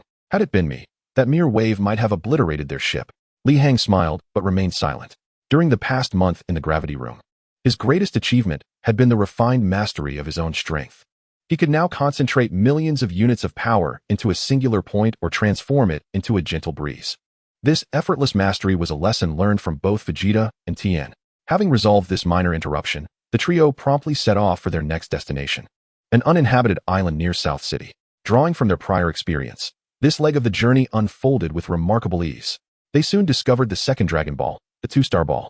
Nestled within a colossal shell, guarded by several vividly colored crabs that posed no real threat to Krillin and his companions. This is going too smoothly. We've already secured two, Krillin exclaimed, placing the two Dragon Balls side by side, marveling at their enchanting glow. Next, only the one-star ball, entrusted to Tien and his team, remained. Li Hang nodded, a smile gracing his lips. They were close to gathering them all. Soon, he would finally lay eyes upon the long-awaited dragon. Tien, Kairatsu, and Yamcha returned, the latter cradling the final Dragon Ball, which housed a solitary red star within its depths. Its glow was not blinding, yet it seemed to resonate with an ancient rhythm, harmonizing with the other two Dragon Balls. Thus, after years of separation, the 7 Dragon Balls reunited on Earth. Everyone's back. Bulma, now clad in a pristine white lab coat, leaned against the entrance of the villa, her hands tucked into her pockets. Her expression was inscrutable, yet her deep blue eyes sparkled with an unmistakable blend of anticipation and anxiety. On the lawn, the atmosphere grew solemn. The Z fighters instinctively formed a half-circle, carefully placing the 7 Dragon Balls on the ground at the center. Sunlight filtered through the leaves, casting a dreamlike halo upon the orange-yellow orbs. Each Dragon Ball seemed imbued with life, the red stars within pulsating like beating hearts, emanating a soft, warm glow. Chapter 25, The Dragon. Krillin inhaled deeply, pressing his palms together, acutely aware of the emotional shifts surrounding him. Gohan clutched the hem of his mother Chi-Chi's dress tightly, both their faces etched with longing for Goku, their husband and father. Yamcha nervously rubbed his hands together, his gaze darting between the Dragon Balls and the sky. Tien maintained his usual calm demeanor, though the slight narrowing of his 3 eyes betrayed his inner unrest. Even the typically carefree Bulma leaned out from the second-floor window, cradling a few pets, her curiosity piqued. Only Li Hang stood slightly apart from the crowd, an observer to this momentous occasion. He was well aware of what was to transpire next, yet being present for this historical moment, witnessing the legendary scene unfold before his very eyes, stirred an indescribable sensation within him. This was no longer a cold image on a screen. It was a miracle occurring right before him, one that could alter the course of the world. Enough waiting, who will do it? Bulma broke the silence, clearing her throat as her gaze swept over the gathered group. Ultimately, it was Krillin who stepped forward. As Goku's closest friend and one of the initiators of this quest for the Dragon Balls, he was the most fitting choice to summon the dragon. Krillin approached the Dragon Balls, closing his eyes as the vibrant visage of his dear friend materialized in his mind, alongside the imposing figure of the Super Saiyan, who had transformed to protect everyone on Namek. A surge of courage welled up from the depths of his heart. With eyes wide open, he summoned all his strength and bellowed towards the heavens the ancient incantation that had been passed down through legends. Come forth, Shenron. Grant my wish. In that very moment, the scenery around transformed dramatically. The once clear sky turned pitch black in an instant, as if the entire world had been drawn into a dimension devoid of light. A tempest arose without warning, sweeping in from all directions, causing the trees on the lawn to sway violently, emitting groans of unbearable strain. An invisible, oppressive force descended from above, heavy as a mountain, causing everyone present to feel an unsettling palpitation, making it difficult to breathe. On the ground, the 7 Dragon Balls erupted with an unprecedented brilliance. The orange-yellow radiance pierced through the darkness, casting a golden hue on every face. Subsequently, a colossal golden beam shot up from the heart of the Dragon Balls, tearing through the inky sky and reaching into the depths of the clouds. A thunderous roar echoed through the cosmos, the sound imbued with an authority and power that sent shivers through all of creation. Amidst the astonished gazes of the crowd, a dragon of unfathomable size emerged from the golden beam. Its serpentine body coiled and twisted, seemingly endless, each scale gleaming with an emerald sheen, while its long whiskers danced in the wind. Its blood-red eyes, as large as lanterns, looked down upon the minuscule mortals below, filled with a divine indifference and majesty. Shenron, the very essence of the Dragon Ball universe. As a devoted fan of this anime, Li Hang had watched it countless times, often fantasizing about what wish he would make if he were ever to stand before the dragon. Yet now, as Shenron truly manifested before him, all that remained in Li Hang's heart was shock and exhilaration. Speak your wish. Any wish can be fulfilled, but only one, Shenron proclaimed, its voice resonating like thunder in everyone's minds, imbued with an undeniable authority. Even though this was not his first encounter with Shenron, Klin felt his knees weaken under the weight of the dragon's majesty. He forced himself to regain composure, raising his head and declaring with a trembling yet resolute voice, Shenron, please, bring our comrade Goku back to life. This was the collective yearning of them all, the singular purpose for which they had painstakingly gathered the Dragon Balls. However, a flicker of human-like confusion crossed Shenron's enormous red eyes. This wish cannot be granted. The cold and authoritative voice echoed once more, drenching the hearts of all in icy despair. What? The color drained from Klin's face in an instant, disbelief washing over him. Why? Why can it not be fulfilled? The individual known as Goku is not dead. His life force, though faint, still exists somewhere in this universe. I cannot resurrect one who is still alive. Shenron's answer left everyone in a state of mental paralysis. No, not dead. Goku is not dead. This revelation detonated like a thunderclap in their hearts. Following a brief silence, an overwhelming wave of elation engulfed them all. Wonderful. Dad is not dead. Gohan was the first to cry out, tears of joy streaming down his face. Chi-Chi too was overwhelmed with emotion, embracing her son and weeping tears of happiness. Haha, I knew it. That guy Goku is tough as nails. How could he possibly die so easily? Yamcha exclaimed, excitedly punching a nearby tree, causing leaves to rain down. Bulma covered her mouth, her eyes glistening with tears. The weight on her heart had finally lifted. Even Tien Shinhan, whose expression rarely changed, displayed an unusual smile of relief. Only Klin, after the initial joy, was struck by a new concern and quickly shouted at the dragon, Shenron, since Goku is alive, please teleport him back to Earth immediately. If they could see Goku right away, that would indeed be the best outcome. Shenron's massive head tilted slightly, and a flicker of resignation appeared in its crimson eyes. This wish cannot be granted either. The individual known as Goku has declined the request to return to Earth. He is currently engaged in a special training on a distant planet and has indicated he will return by himself in approximately 1 year. Another unexpected answer. Refused to come back? In a year? That fool. Chi-Chi's face was filled with concern. Had he not considered that a wife and son awaited him at home? Beside her, Bulma, both exasperated and amused, chimed in. At a time like this, he is still thinking about training. Doesn't he realize how worried we all are? Though they grumbled, everyone understood that this was Goku, a pure-hearted martial artist who valued training and martial arts above his very life. Since he had made this decision, there must be a reason behind it. Then, what is your wish? Shenron seemed to grow impatient, urging them. The group exchanged glances, their singular wish rendered void, leaving them at a loss for what to wish for next. How about we wish for a fortune? Yamcha suggested instinctively, only to retract his head upon receiving a disdainful glare from Bulma. Perhaps we could ask Shenron to reveal the future crises that may arise? Tien offered a more constructive idea. That is not possible. Shenron directly dismissed the proposal. Peering into the future beyond the permissible limits would disrupt the order of time and space, exceeding my capabilities. Just as despair began to settle in, Li Hang, who had remained silent, finally spoke up. Perhaps we could wish to resurrect those Namekians who were slain by Frieza and his minions on Namek? This suggestion caught everyone off guard. They had been so focused on reviving their own companions that they had instinctively overlooked the innocent indigenous people who had perished on Namek. A look of guilt washed over Klin's face as he recalled the Grand Elder, Dand, and those Namekians who had bravely resisted to protect the Dragon Balls, only to meet a tragic end. Yes, that is the wish. Klin raised his head, determination shining in his eyes. Shenron, please resurrect all those who were killed by Frieza and his forces on Namek. This wish can be granted. A glimmer of approval seemed to flicker in Shinran's eyes. Its colossal form began to radiate a dazzling light, its crimson eyes glowing brightly. Your wish has been fulfilled. Farewell. As the words fell, Shinran's immense body transformed into a golden light, diving back into the 7 Dragon Balls. The darkness that enveloped the sky receded like a tide, and sunlight once again bathed the earth. The 7 Dragon Balls lost their luster, becoming 7 unremarkable gray stones, which then transformed into 7 streaks of light, soaring off in all directions across the globe. All was restored to tranquility, as if the cataclysmic events that had just transpired were merely a fleeting illusion. On the lawn, although the crowd could not immediately behold Sun Wukong, the countenances of each individual radiated genuine joy and ease. The news that Sun Wukong was alive and striving to become even stronger was unparalleled in its positivity. A year had passed. Krillin gazed skyward, murmuring, "I wonder how much stronger that fellow will be upon his return after a year. We cannot afford to lag behind him." A fierce determination rekindled in Tien's eyes. Indeed, in preparation for the next potential crisis, we must enhance our strength. Yamcha clenched his fists in agreement, observing this group of spirited comrades. Li Hang felt a smile curve upon his lips. A year, this time frame perfectly aligned with his memories.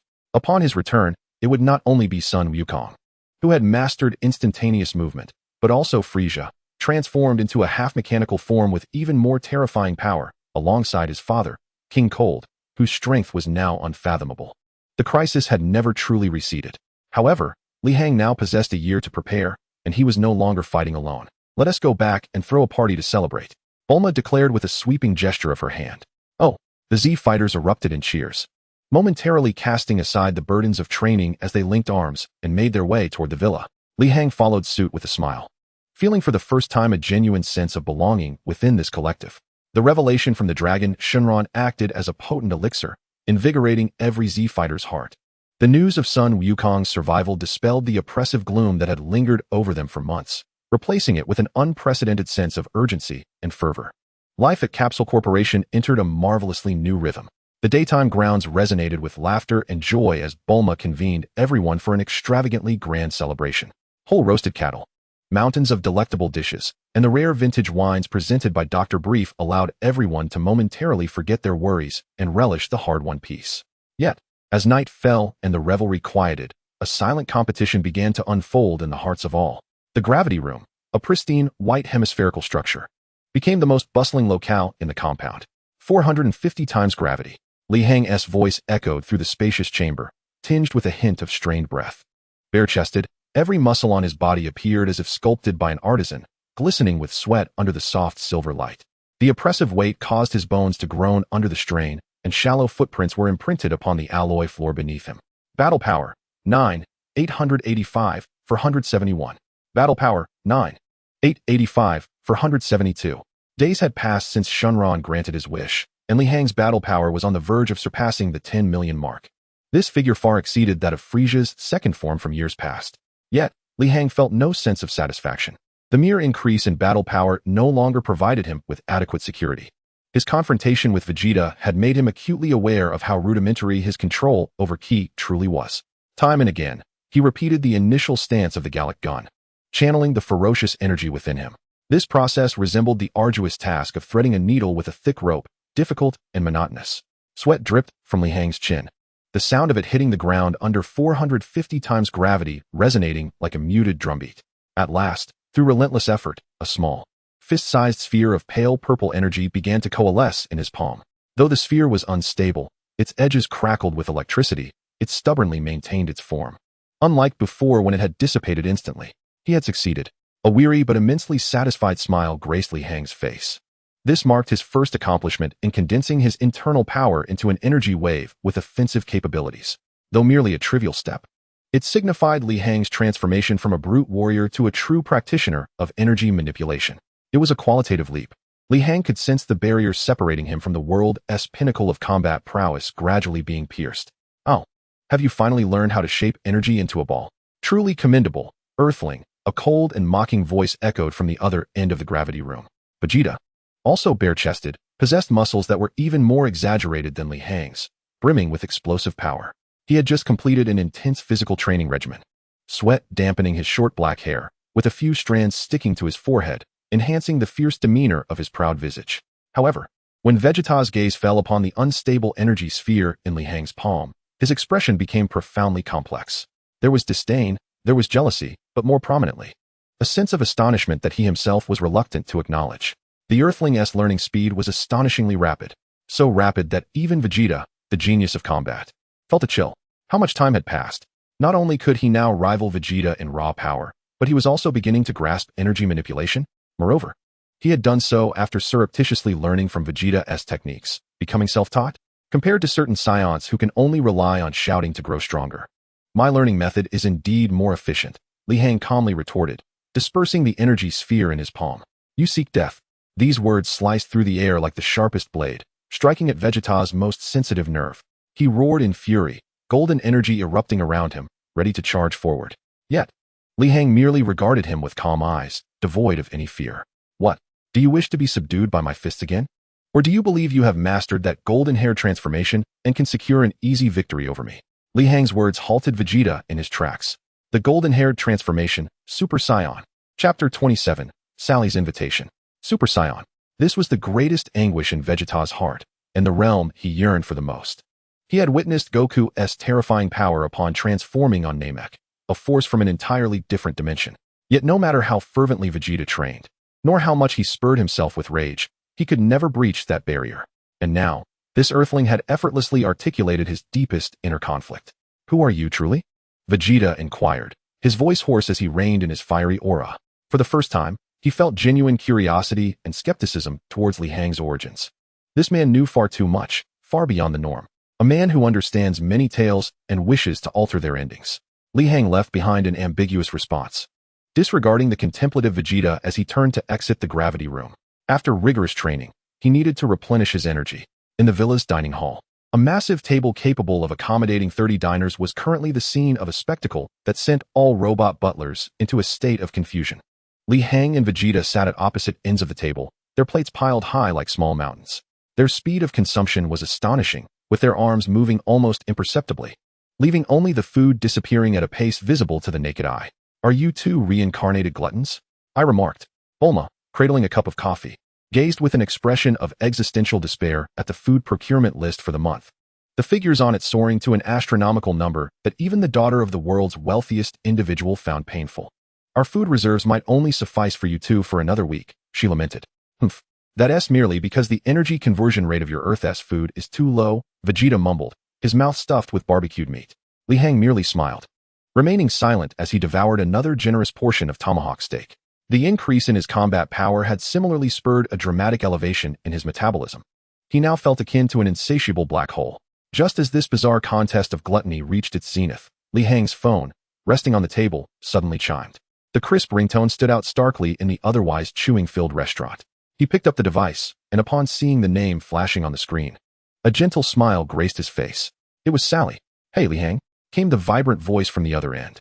It's me. Where have you been these days? I heard you made quite the news, seemingly conjuring a dragon. Sally's tone brimmed with curiosity.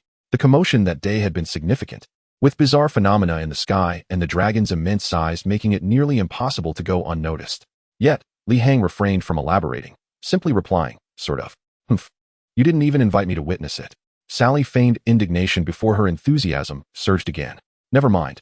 To celebrate your success and to formally thank you for your help at the fighting tournament, I have decided. Decided what? Tomorrow, we are going to the newly opened Galaxy Adventure theme park. No refusals. This is an order.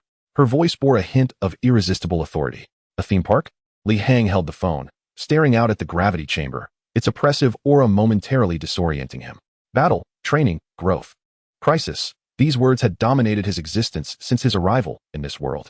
A place like a theme park, filled with peace and laughter, felt as if it belonged to another realm entirely. Instinctively, he wanted to decline.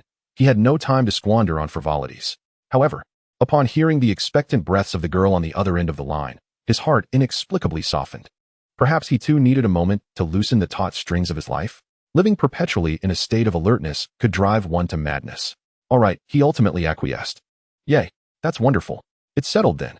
See you at the park entrance at 10 tomorrow morning. Don't be late. Bye. Sally cheered before hanging up with a flurry.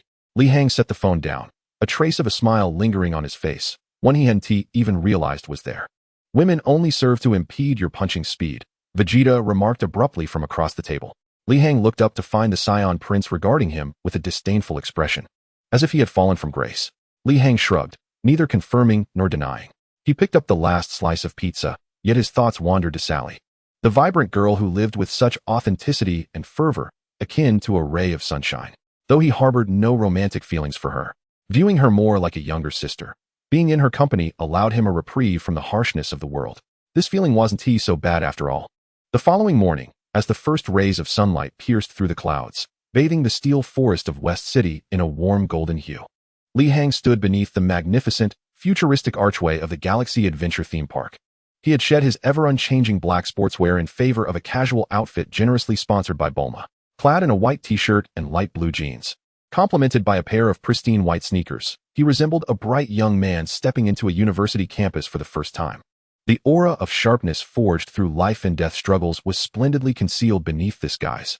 Observing the surrounding crowd, parents with children, lovers entwined, faces radiating joy, Li Hang felt a pang of discomfort, a sensation he hadn't encountered in quite some time. The air here was devoid of the scent of gunpowder and sweat, replaced by the sweet aroma of popcorn and the laughter of children. Everything exuded order and tranquility, a stark contrast to the turmoil he had experienced over the past months. Li Hang, over here. A melodious voice jolted him from his reverie. Sally was waving excitedly at him from a short distance away. Today, she had evidently put considerable effort into her appearance. Adorned in a pastel yellow dress, her already fair skin appeared even more luminous. A charming star-shaped hairpin decorated her neat short hair, and her large eyes sparkled under the sunlight, resembling two conversing black gemstones. "Wow, you look so handsome today," Sally exclaimed as she rushed to his side, showering him with compliments. She tilted her head, circling him like an inquisitive little kitten. "Indeed, attire does make a difference. You look much more spirited compared to that drab outfit you usually wear." "You look beautiful today as well," Li Hang sincerely replied. Sally's cheeks flushed slightly, and she boldly took hold of his wrist, bounding into the park like a jubilant deer. "Let us go. I spent all night planning. We must try every exciting attraction today." Chapter 28, 500 times gravity. The first attraction at the park was the so-called fastest and tallest roller coaster in the world, Meteor Drop. As the roller coaster plummeted from a height of 100 meters at nearly the speed of sound, the entire carriage erupted with deafening screams. Sally tightly shut her eyes, her face paling with fear, yet she screamed the loudest with a thrill of exhilaration. Meanwhile, Li Hang, seated beside her, maintained an impassive expression throughout the ride. It was not that he was pretending to be calm. Rather, the roller coaster's speed seemed barely faster than that of a snail in his eyes. That sensation of weightlessness was merely a gentle drizzle compared to the free fall he had experienced while mastering the art of flight from a height of 1,000 meters. How was it? Thrilling? After the ride came to a halt, Sally's hair was tousled, her face still a shade pale, but her eyes sparkled with excitement. It was all right, Li Hang offered a fair assessment. "Humph, so boring," Sally pouted, but soon her attention was caught by another attraction nearby. It was a classic strength-testing punching machine. A muscular man had just delivered a punch, and the screen above the machine immediately flashed an astonishing score of 888, eliciting cheers from the onlookers. "Wow, that's amazing." Sally's eyes lit up as she nudged Li Hang from behind. "You should try it. You're bound to be much stronger than him." Li Hang hesitated, eyeing the machine that looked less than sturdy. Go on, Sally insisted, pushing him forward with determination. With no other choice, Li Hang reluctantly stepped up to the machine, gazing at the crimson punching bag. Li Hang contemplated briefly before extending his right hand to gently nudge it. The motion was so delicate, akin to parting a slightly ajar door. Yet, in the next instant, boom. A thunderous explosion erupted as the punching machine, crafted from high-strength alloy, shattered before the astonished eyes of onlookers, scattering countless parts and wires in all directions. While the screen erupted into a shower of static, a profound silence enveloped the scene, all eyes fixating on Li Hang, who remained in a forward-pushing stance, an expression of innocence adorning his face. Boss, how much is this?" "I'll compensate," he stammered, glancing at the amusement park manager who had rushed over, his face a portrait of despair. Feeling somewhat awkward, Li Hang scratched his head. Ultimately, after settling a hefty repair fee, he was politely ushered out of the area. Sally, nearby, laughed uncontrollably, tears almost spilling from her eyes. "Ha ha ha, Li Hang, you are truly a gem. This is the first time I've seen someone blow up a punching machine." Li Hang sighed in resignation, feeling as though he was somewhat out of sync with this peaceful world. From that point on, he learned to observe rather than engage in the subsequent activities. Watching Sally, like a joyful sprite, laugh heartily on the carousel and the pirate ship, Li Hang inexplicably felt a sense of relaxation. This pure joy, devoid of any ulterior motives or calculations, was an experience he had never encountered since his arrival in this realm. The clamor of the amusement park felt like a fleeting dream. However, when Li Hang stepped back into that stark white space, the colorful bubbles of the dream burst instantaneously, leaving only the cold and harsh reality. The air was thick with the distinct scent of sweat, metal, and ozone, a domain that belonged to warriors. Did you enjoy yourself, Earthling? Vegeta's voice echoed from the far end of the gravity chamber. Dressed in his blue battle attire, he was warming up, each movement exuding explosive power. His gaze swept over Li Hang's pristine leisurewear, a smirk of undisguised mockery forming at the corners of his mouth. Wasting a precious day at an amusement park? It seems you are content with your meager progress. Li Hang chose to ignore the derision, merely shedding his outer garment and donning his training attire. Calmly approaching the control panel. Doctor, if you please. Oh, certainly. Dr. Briefs emerged from behind a pile of components, deftly operating the console. What intensity do you plan to start with today? How about 450 times? Your body has fully adapted to the previous intensity. It's time to increase the load. 500 times, Li Hang replied succinctly. Dr. Briefs paused momentarily, adjusting his glasses as he scrutinized Li Hang's remarkably stable vital signs on the screen before ultimately pressing the button. A resonating hum filled the air as an overwhelming pressure, several times heavier than before, descended upon Li Hang. His body sank abruptly, knees bending slightly as the alloy floor beneath him groaned under the weight. This time, he genuinely felt the strain, as if an invisible mountain pressed down upon him. Every cell screaming in protest. Humph, overestimating yourself, Vegeta scoffed, yet his gaze remained fixated on Li Hang, missing not a single detail. Li Hang remained silent, gritting his teeth, directing all his focus inward. He could distinctly feel his muscles, bones, and even organs being violently compressed and torn under the terrifying pressure. Simultaneously, the system bestowed a fraction of battle power each second, mending and enhancing the injured tissues with unprecedented efficiency. It was a process of destruction followed by rebirth, painful, yet remarkably effective. Gradually, Li Hang straightened his posture, his bones cracking like popping beans. He began to attempt movement. Each step was exceptionally arduous, as if trudging through a quagmire. Battle power, 998, 451. Battle power, 998, 452. Battle power, 10,000,000. As the digits on the data panel surpassed the iconic 10 million mark, Li Hang's body jolted. A distinctly different sensation surged through his limbs. No longer merely an increase in strength, but a transcendence of life itself. Li Hang felt his senses sharpen, even able to hear the sound of Bulma's mother trimming flowers in the garden outside the gravity chamber. Oh, Vegeta paused mid-motion, genuine seriousness dawning in his sharp eyes for the first time. In that fleeting moment, Li Hang's aura underwent a qualitative shift. His power became denser and more unfathomable. A battle power of 10 million. This was on par with Vegeta's level when he battled Frieza's second form on Namek, an Earthling. Achieving such heights in merely a few months? Absurd. This was undoubtedly the greatest joke in the universe. It appears you, Earthling, have finally climbed to a level that warrants my serious attention. Vegeta's voice grew low, his aura began to swell. The golden light appearing somewhat distorted under the 500 times gravity, yet more ferocious. Li Hang exhaled a breath of turbid air, a white stream shooting forth like an arrow, leaving a faint frost on the alloy floor. He met Vegeta's gaze, his eyes igniting with the fervor of battle. Then let us continue our previous game, Your Highness. No sooner had he spoken than both vanished from their positions simultaneously. Chapter 29, 3 months of frenzied training. Boom. A deafening crash erupted from the center of the gravity chamber as two fists collided violently in midair. A terrifying shockwave radiated outward in a circular motion, forcing Dr. Briefs to activate the protective shield of the console to avoid being blown away. Li Hang's attacks remained wild and unrestrained, brimming with primal ferocity. Yet within that ferocity lay a newfound precision and ruthlessness gleaned from Vegeta himself. Vegeta's hand sliced toward Li Hang's neck. Li Hang did not flinch or evade, merely angling his body at a minuscule degree to narrowly avoid a fatal strike, while simultaneously delivering an elbow strike imbued with a millionfold force directly to Vegeta's ribs. Vegeta's pupils constricted sharply. He had not anticipated Li Hang's combat style would become so fearlessly aggressive. The Saiyan's instincts compelled him to abandon his offensive, forcibly twisting his body mid-air to cross his arms in defense. Bang! Vegeta was sent flying by the impact of the elbow. Yet Li Hang bore a shallow cut on his neck from Vegeta's hand strike. Ha ha ha, interesting. Now this feels like it.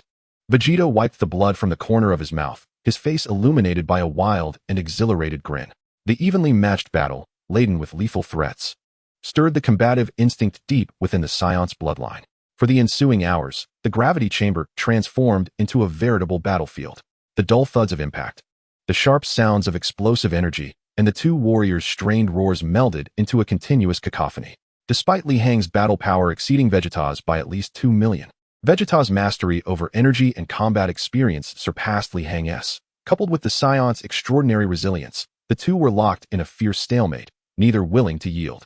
The two combatants ascended from the ground into the sky, only to be forcefully slammed back down.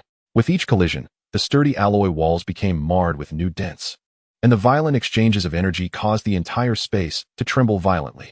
Dr. Brief stood agape, his data recorder displaying a graph of the fighter's energy output that skyrocketed erratically, often surpassing the instrument's upper limits, accompanied by piercing alarms.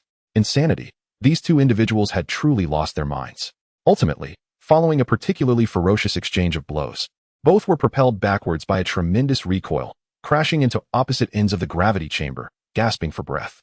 Li Hang felt an all-encompassing ache throughout his body, bruises marring his skin, yet he sensed that his combat prowess was surging at an unprecedented and terrifying pace. Engaging in full-throttle combat with a warrior of Vegeta's caliber had brought his abilities to their zenith. Meanwhile, Vegeta was not faring much better. Blood trickled from the corner of his mouth, and his right arm was twisted at an unnatural angle, clearly fractured from their earlier confrontation. Yet his eyes shone with an unsettling brilliance, a thrill born from the brink of death, unique to the Saiyan race. Vegeta sensed a faint hint of breakthrough within himself due to this battle. That will be all for today, Li Hang managed to stand, aware that continuing could lead to one of them perishing. Vegeta offered no rebuttal, propping himself up with his left hand as he slowly rose, regarding Li Hang with an expression of complex emotions. Earthling, state your name. Li Hang. Li Hang, Vegeta repeated, savoring the name before scoffing. I shall remember you. Next time, I will utterly crush you. With that, Vegeta limped out of the gravity chamber, nursing his injuries. Watching Vegeta's retreating figure, a bitter smile crept onto Li Hang's face. A sparring partner? This was no mere practice. He had unwittingly acquired the most elite, yet perilous personal trainer. Mr. Li Hang, Doctor. Brief cautiously emerged from behind the protective barrier, pushing a food cart. In light of your recent consumption levels, the company board convened an emergency meeting and decided to have your food rations starting today. Li Hang gazed at the noticeably diminished portions of roasted meat and snacks on the cart, then at his own empty stomach, his expression growing graver than when facing Vegeta's Gallic gun. Perhaps this was the most formidable crisis he would soon confront. The food shortage was ultimately alleviated through emergency airlifts of top-tier ingredients from around the globe, thanks to Miss Bulma's complaints about the company potentially going bankrupt due to their excessive appetites. The restaurant of the Capsule Corporation became a spectacle akin to a grand eating competition daily. Meanwhile, the rivalry in the gravity chamber intensified. Time passed, and 3 months flew by. Less than half a year remained until Frieza and his father arrived on Earth. Battle power, 38, 974, 510. Li Hang scrutinized the numbers on his data panel, a sense of urgency swelling within him. Nearly 40 million in battle power. A figure that eclipsed Frieza's third form in the original narrative, even capable of contending with the final form at 50 strength. Yet, Li Hang knew this was far from sufficient. Mechanical Frieza's strength was undoubtedly far superior to what it was during the Namek saga, let alone the unfathomable power of King Cold. And then there were androids 17 and 18, along with the fully formed Cell. 40 million battle power was still inadequate in the face of those genuine monsters. In these months, Li Hang and Vegeta engaged in high-intensity combat nearly every day. Their fighting style transitioned from pure brawling to a comprehensive clash of energy and technique. Under the relentless pressure of Vegeta's training, Li Hang's mastery over Ki had evolved dramatically. He not only had perfected the Gallic gun, but was also able to replicate other techniques from Vegeta, such as the rapid energy blasts and the immensely powerful final flash. Of course, his imitations lacked the fluidity and finesse of Vegeta's execution. Conversely, Vegeta's progress was somewhat stunted. While Li Hang's mindset was not one of desperation, Vegeta fought with every ounce of his being. Numerous times, he was left on the brink of collapse, only to recover and seek out Li Hang for more combat. One must remember the Saiyan's unique physiology. Each time they faced death, their battle power surged dramatically upon recovery. Over these months, this had occurred at least 3 or 4 times. Presently, Vegeta's battle power had reached around 30 million. Yet, compared to Li Hang, he still lagged considerably. In Vegeta's mind, the visible rate of Li Hang's improvement instilled in him an unprecedented sense of pressure. His proud combat talent and royal Saiyan blood seemed a mere jest in the presence of this earthling. It was as if Li Hang were a parched sponge, ravenously absorbing every shred of knowledge from their battles, converting it into his own prowess at an astonishing rate. This feeling drove Vegeta to the brink of madness. On this day, the gravity in the chamber was set to an unprecedented 800 times. The air was as thick as mercury. Each breath felt as though it could shred his lungs. Li Hang and Vegeta stood opposite one another, their auras compressed to their utmost limits under the overwhelming pressure, forming a thin yet immensely dense membrane of light. Chapter 30, The Awakening of the Beast. Is this all you can manage? Li Hang's voice pierced through the viscous air, each word laden with the weight of 1,000 burdens. Your punches have slowed. Vegeta's chest heaved violently, sweat mingling with blood trickling from the wound on his brow, leaving a trail of disheveled marks upon his proud visage.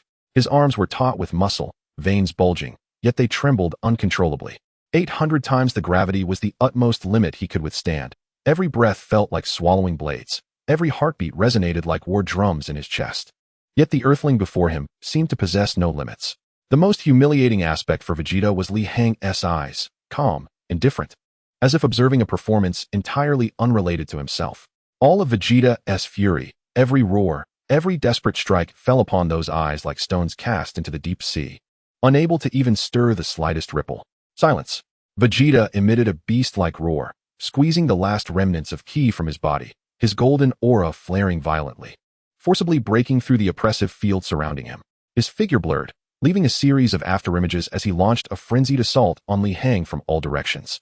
This was the pride of Vegeta, the Saiyan prince, honed through countless battles, despite being in dire straits. He would tear apart his enemy in the most magnificent and ferocious manner possible. However, in the face of an onslaught that would leave any opponent of equal standing in disarray, Li Hang remained quietly rooted in place, slowly closing his eyes. To Vegeta, this was the epitome of contempt. Yet, in Li Hang's realm, the entire space grew astonishingly clear. After his combat power surpassed 30 million, his perception experienced a qualitative leap. He no longer required his eyes to capture his opponent's movements. His spirit, his energy, had become one with the surrounding space. The flow of the wind, the trajectory of the dust, the subtle fluctuations of the gravitational field, and the violent energy coursing through Vegeta, all of it unfolded like an exquisitely detailed three-dimensional tapestry in Li Hang's mind. As Vegeta's fist surged from the left, slicing through the air with a piercing shriek, Li Hang's body glided to the right as if devoid of bones. The punch's gale merely grazing the tip of his nose, not even ruffling a single hair. Vegeta's whip-like kick swept in from behind, powerful enough to shatter mountains. Yet Li Hang's form floated like a willow seed, gently tapping his toes against Vegeta's ankle and using that momentum to drift away. Bang, bang, bang. All of Vegeta's attacks fell short, his tremendous force dissipating against an empty void, the suffocating frustration nearly driving him to madness. Why? Why could he evade? Vegeta halted his assault, fixating on the man before him, eyes closed yet seemingly omniscient, his voice hoarse with anger and confusion. Because your heart is in turmoil. At last, Li Hang opened his eyes, their calmness akin to still waters yet profound as the abyss. Your rage, your pride, your unwillingness to accept defeat, these might usually fuel your strength. But in true combat, they merely blind you with dust. Each of your strikes is laden with emotion, rife with flaws. You fight with your body, while I wield my mind. Li Hang extended a finger, lightly tapping his temple. This statement struck Vegeta's soul like an invisible hammer. The Saiyan prince stood frozen, his mind echoing with tumult. When had his battles become so frantic, so emotionally charged? Was it because Kakarot, that lowly warrior, had ascended to Super Saiyan before him? Or was it due to this enigmatic earthling, who was inexplicably surpassing him at an alarming rate? His pride, his royal dignity, was being repeatedly shattered by these harsh realities, transforming him from a pure warrior into a cornered beast that could only roar mindlessly. Combat is not meant to be this way, Vegeta murmured, the fury in his gaze gradually fading, replaced by a rare confusion. In that fleeting moment of vulnerability, Li Hang struck. Now it is my turn. Li Hang's figure vanished in an instant, only to reappear before Vegeta in the next heartbeat. With no extraneous movements, he delivered a punch, simple in its execution yet profoundly different from before. Li Hang infused nearly 40 million of his combat power and everything he had absorbed from Vegeta over the past months into this singular blow. It transcended mere force. It was the epitome of concentration and explosion. All power was compressed into the tip of his fist, not a whisper of energy escaping outward. Vegeta's pupils contracted to pinpricks, sensing an unprecedented terror that could annihilate him entirely. He wished to evade, but his body lagged due to his earlier lapse in focus. He sought to block, yet his arms had already reached their limit from the preceding skirmish. In a desperate moment, Vegeta could only gather the remnants of his energy before him, forming a delicate purple barrier. Boom! Li Hang's fist struck that barrier with unyielding force. There was no cataclysmic explosion, even the sound was dull. The purple shield disintegrated silently, as if punctured by a needle. Instantly, an overwhelming penetrative force coursed through Vegeta's body. Splutter! He expelled a mouthful of blood, mingled with fragments of internal organs. His form contorting like crumpled paper, feet leaving the ground as he was hurled backward. In that moment of flight, Vegeta's eyes held no anger, no resentment, only pure astonishment. So this is true power. He realized he had been squandering his talent in an erroneous manner. However, the anticipated impact with the wall that would render him unconscious did not come to pass. Just before Vegeta's body was about to collide with the barrier, a hand gently caught him from behind, dissipating the terrifying force of impact into nothingness. It was Li Hang. He retracted his fist, supporting the now semi-conscious Vegeta as they descended to the ground. Why? Why did you not kill me? Vegeta, summoning the last vestiges of his strength, asked with great difficulty. To him, this act of mercy felt like a far greater humiliation than death. Because you still have value. Li Hang's response was straightforward and unembellished. A good sparring partner is hard to come by, and I cannot face the forthcoming adversaries alone. With that, Li Hang turned his back on Vegeta and strode towards the control console. Chapter 31. Combat power surpassing 40 million. Doctor, please deactivate the gravity. And prepare a medical pod. Make it the highest grade. Only then did Dr. Brief awaken from his stupor, hastily shutting down the gravity system while pressing the emergency medical call button. He gazed at the man whose back was turned to him, battered yet exuding a steady, profound aura, and his eyes brimmed with reverence.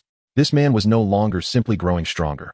He was evolving into a true martial arts master, standing tall at the pinnacle of the world at a terrifying pace.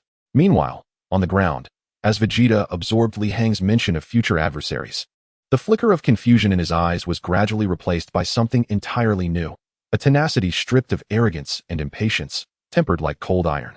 He, Prince Vegeta of the Saiyans, would never concede defeat. Next time, he would confront this man anew, with a completely transformed demeanor. Inside the medical pod, green restorative liquid bubbled and enveloped Vegeta's form entirely. Countless nanoscopic repair robots scurried within him, mending fractured bones and damaged organs. Vegeta kept his eyes tightly shut, his noble brow furrowed, and even in unconsciousness, his face bore a look of defiance and struggle. In another recovery room, Li Hang sat bare-chested, allowing an automated medical robot to tend to his superficial wounds. The cool spray on his bruised skin brought a wave of soothing relief. Li Hang's gaze pierced through the thick walls, landing on the medical pod next door. He had held back with that punch. At the moment before his fist connected with Vegeta, he had released 90% of his power. Otherwise, given Vegeta's current condition, he would undoubtedly be reduced to a mere mist of blood on the spot. Nevertheless, the residual force from that 1% of power was sufficient to send Vegeta to the brink of death. Yet, this was precisely what Li Hang desired. He needed Vegeta to survive, but more importantly, he required a Vegeta who had been thoroughly awakened. A beast blinded by pride and fury could never hope to touch the realm of the Super Saiyan. It was only when he shed all distractions and returned to the essence of a pure warrior that true transformation might dawn upon him. Only a Vegeta transformed into a Super Saiyan could become Li Hang's most steadfast shield and ally amidst the impending catastrophe that would engulf the Earth. Combat power, 40002-540. This battle with Vegeta had sparked another surge in Li Hang's combat power. More crucially, combat was not merely a contest of strength and skill, but a clash of will and mindset. Just as Li Hang was immersed in the analysis of the battle, a piercing alarm echoed throughout the Universal Capsule Corporation's premises without warning. Alert! Alert! An unknown energy leak has occurred in Underground Level 3, Laboratory A7. Highest security protocol activated. Repeat. An unknown energy leak has occurred in Underground Level 3, Laboratory A7. Highest security protocol activated. The chilling synthetic voice reverberated within the facility, as the alloy gates of all passages thundered shut simultaneously. Red warning lights blinked frantically, casting an ominous crimson hue over the entire complex. What is happening? Li Hang furrowed his brow, instantly rising to his feet, his senses cascading downwards like a tidal wave, quickly locking onto the so-called Laboratory A7. There, he perceived a peculiar energy, rife with coldness and chaos, rapidly expanding. The intensity of this energy was not particularly high, approximately around 1 million combat power. yet it exuded an extreme sense of instability, akin to a powder keg on the verge of detonation. "Li Hang, can you hear me?" The anxious voice of Bulma crackled through the intercom in the lounge. "I can hear you. There's been an incident.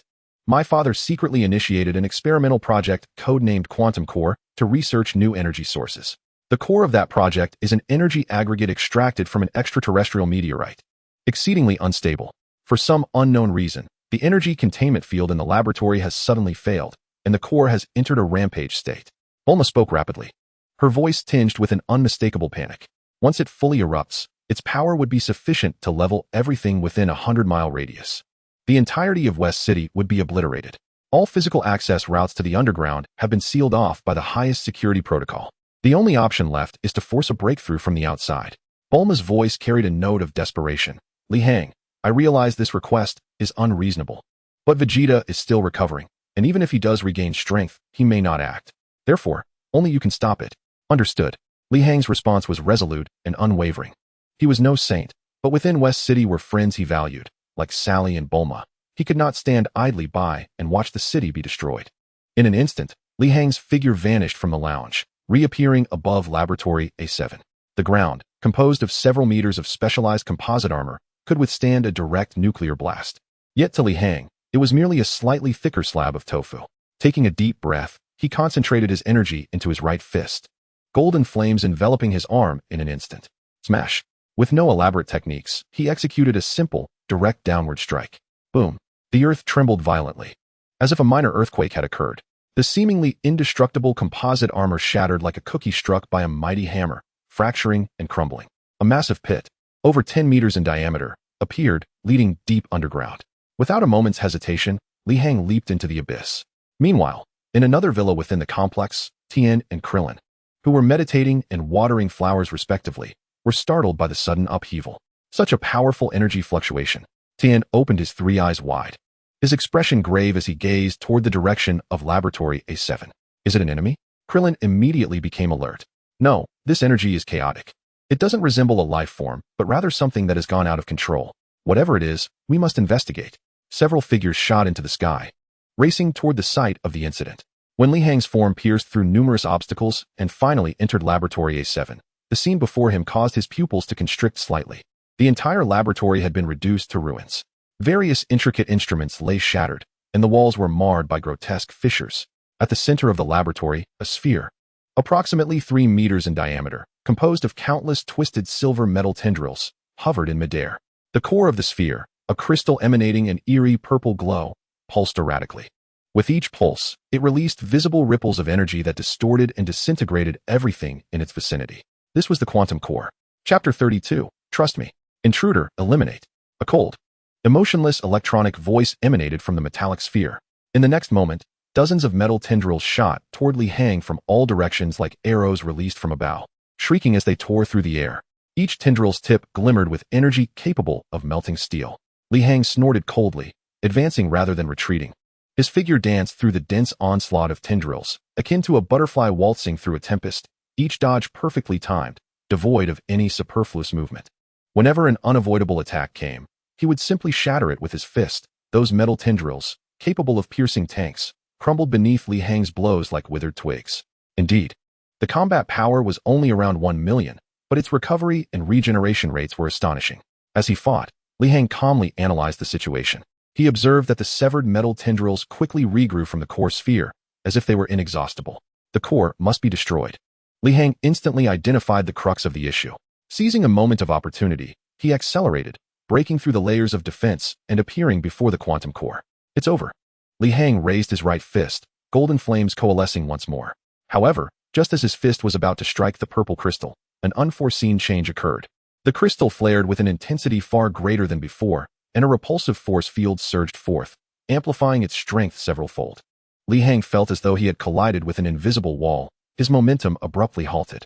Simultaneously, all the metal tendrils on the core sphere fused together, transforming into a gigantic mechanical claw, crackling with electricity, and lunged fiercely at the now nearby Li Hang. This sudden turn of events caught Li Hang off guard. It seemed this entity was capable of laying traps. As the colossal claw threatened to crush Li Hang into oblivion, A formidable wave of pure white energy descended from the heavens, striking precisely at the wrist joint of the monstrous appendage. Boom. Solar fist. Almost immediately, a thunderous voice echoed. And Krillin emerged at the cave's entrance, his hands forming a diamond shape before him, unleashing a brilliance so intense that even the sun would pale in comparison.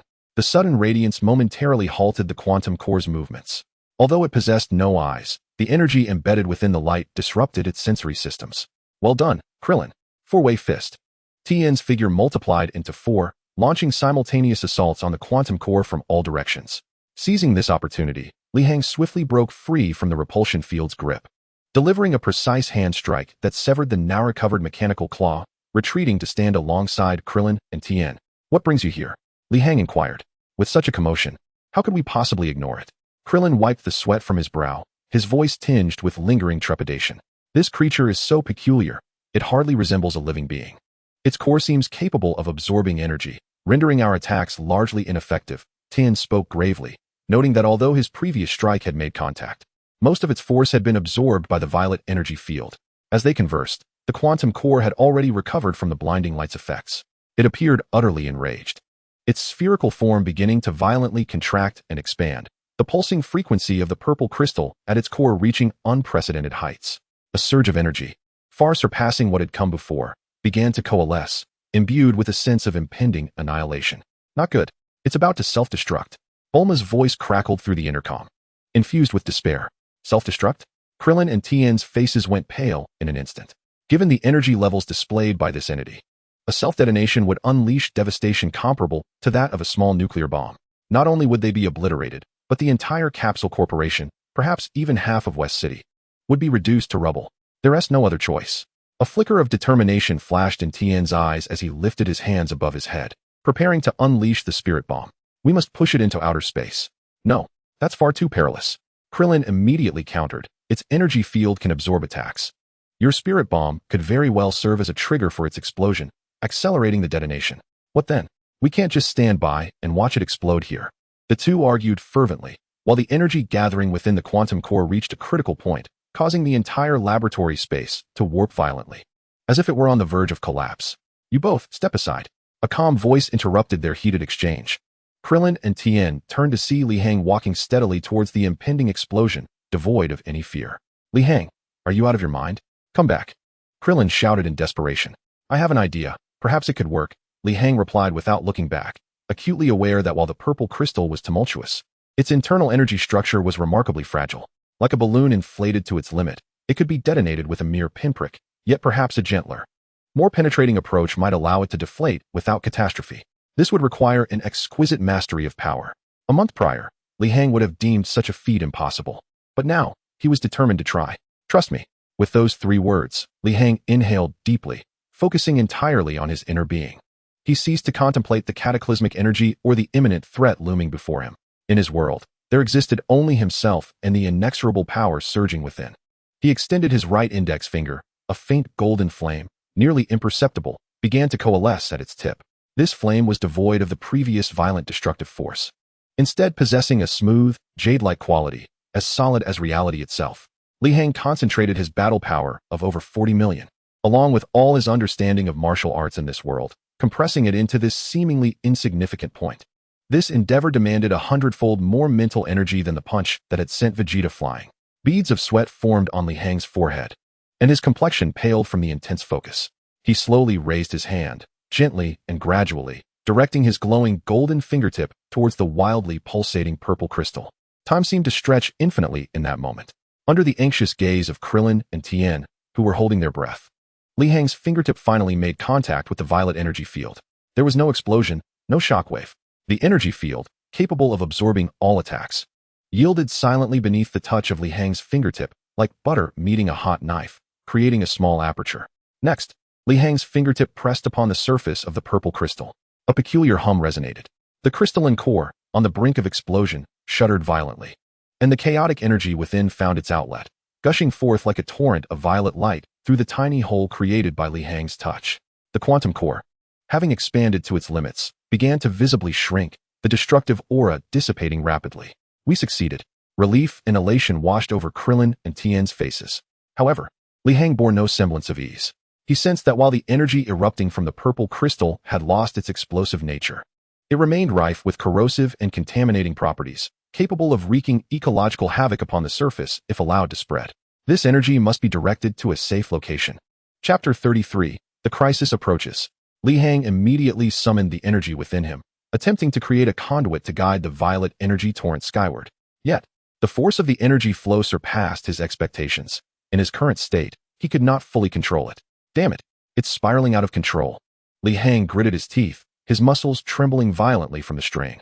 Just as the situation reached a critical juncture, a golden figure descended from above, landing behind him. It was Vegeta, freshly recovered from the medical chamber. Observing the bizarre scene before him, and glancing at Li Hang, whose exhausted form appeared somewhat disheveled. A complex mix of disdain, jealousy, and a hint of admiration, one he was reluctant to acknowledge, flashed in his eyes. This man consistently conjured miracles in ways he could not comprehend. Humph, useless fool, can't even handle such a trivial matter. Vegeta scoffed, spreading his arms wide at his sides. This time, he did not gather the Gallic gun. Instead, he unleashed his energy without reservation, manifesting a pure, golden shockwave imbued with royal majesty that slammed down upon the out-of-control violet energy torrent. Vegeta did not attempt to control it. Rather, he employed the most brute force possible, forcibly altering its trajectory with his superior strength. Boom. Two streams of energy converged in the air, the violet torrent of energy being forcefully deflected by Vegeta's domineering golden shockwave, altering its trajectory as it soared skyward, rending layers of armor before ultimately shooting into the vast expanse of the cosmos. After this display, Vegeta, exhausted, knelt on one knee, gasping heavily. The crisis had finally been averted. The laboratory lay in disarray, with only the metallic sphere, now devoid of all energy, rendered a mere hunk of scrap, lonely on the ground. Li Hang turned to gaze at the proud Saiyan prince, still kneeling, his face etched with arrogance, but softened by a genuine smile. Thank you. Humph. Don't get the wrong idea. I merely wish to prevent my training ground from being destroyed by such trash, Vegeta retorted, turning his head away, though the slight upward curve of his lips betrayed his true feelings. Regardless, it was resolved at last. Krillin and Tien Shinhan descended as well, their faces reflecting relief. This unexpected ordeal, though perilous, had allowed everyone to witness each other's growth. More importantly, a seed of trust quietly took root in the hearts of Li Hang and Vegeta, two men who had previously been at odds. 9 months had elapsed since the dragon's wish was granted. In the gravity chamber of the Capsule Corporation, the air felt as thick as molten iron. With a gravity of 1,000 times that of Earth, a terrifying force capable of instantly crushing ordinary spaceships, this space had transformed into a training ground for two extraordinary beings. Battle power, 80056-335. Li Hang stared at the glaring number on the data panel, his heart betraying no sign of upheaval, his countenance devoid of any relaxation. It was still insufficient. Frieza's final form, unleashing all its might, boasted a battle power of a staggering 120 million. Though ultimately defeated by the Super Saiyan Son Goku, he remained an insurmountable foe for Li Hang. And with the year-long agreement nearing its end, the enhanced mechanical Frieza, along with the even more enigmatic King Cold, Frieza's father, were approaching. Li Hang drew a deep breath. The oppressive weight bore down on his lungs, inflicting a tearing pain. Yet every cell within him rejoiced under this extreme pressure. Slowly raising his hands, a highly condensed golden energy sphere formed in his palms, swirling and radiating a heart-stopping aura of destruction. This represented Li Hang's greatest achievement over the past few months, not merely imitating Vegeta's techniques, but weaving his own understanding of ki into a unique energy attack. With a low growl, the golden sphere was released, not with a thunderous roar but silently embedding a bottomless, mirror-smooth hole into the alloy wall. The ultimate penetration power. This was the combat style Li Hang sought, concentrating strength into a singular point. Humph, finally showing some promise, Vegeta remarked from across the gravity chamber, wiping the sweat from his brow, his voice hoarse. His own battle power had skyrocketed during these past 9 months of intense training and life-and-death confrontations with Li Hang, surpassing an astonishing 50 million. Yet, his gaze upon Li Hang remained layered with complexity. This earthling was akin to a bottomless black hole, no matter how much he strove to catch up. The opponent's progress always outpaced his own, growing increasingly absurd. Li Hang had originally believed that such a tense, yet fulfilling training regimen would persist for at least another month, until Son Goku's return and the fateful confrontation unfolded on Earth. However, on this very day, as Li Hang sat in meditation under the thousand-fold gravity, honing his mental fortitude and perception of ki, his heart jolted violently. An alarming, fearsome aura emanated unexpectedly from the depths of the universe. Li Hang's eyes snapped open. His perception, now potent enough to encompass nearly half the solar system, extended like an invisible radar toward the source of that aura. In the distant void of space, he sensed two colossal energy sources, steeped in malevolence and coldness. They resembled two Death Stars, propelled by pure malice, racing directly toward Earth with an unmistakable intent. At this speed, they would likely arrive within 2 hours. Almost simultaneously, Vegeta also detected that unforgettable, nightmarish presence. Frieza. The blood drained from Vegeta's face, replaced by a pallor mingled with fear and rage. How could this be? Was he not supposed to have been vanquished by Kakarot on Namek? Vegeta's voice trembled with agitation, as memories of being toyed with by Frieza and ultimately slain without dignity surged back like a vile curse. The gravity chamber's alarm had yet to sound when both men transformed into streaks of light, rushing out. What is happening? In the Villa district, Krillin, training alongside Gohan, and Tien Shinhan, deep in meditation, sensed that suffocating, terrifying aura almost simultaneously. Their expressions shifted dramatically as they burst from their rooms, gazing skyward. This feeling, there could be no mistake. It was Frieza.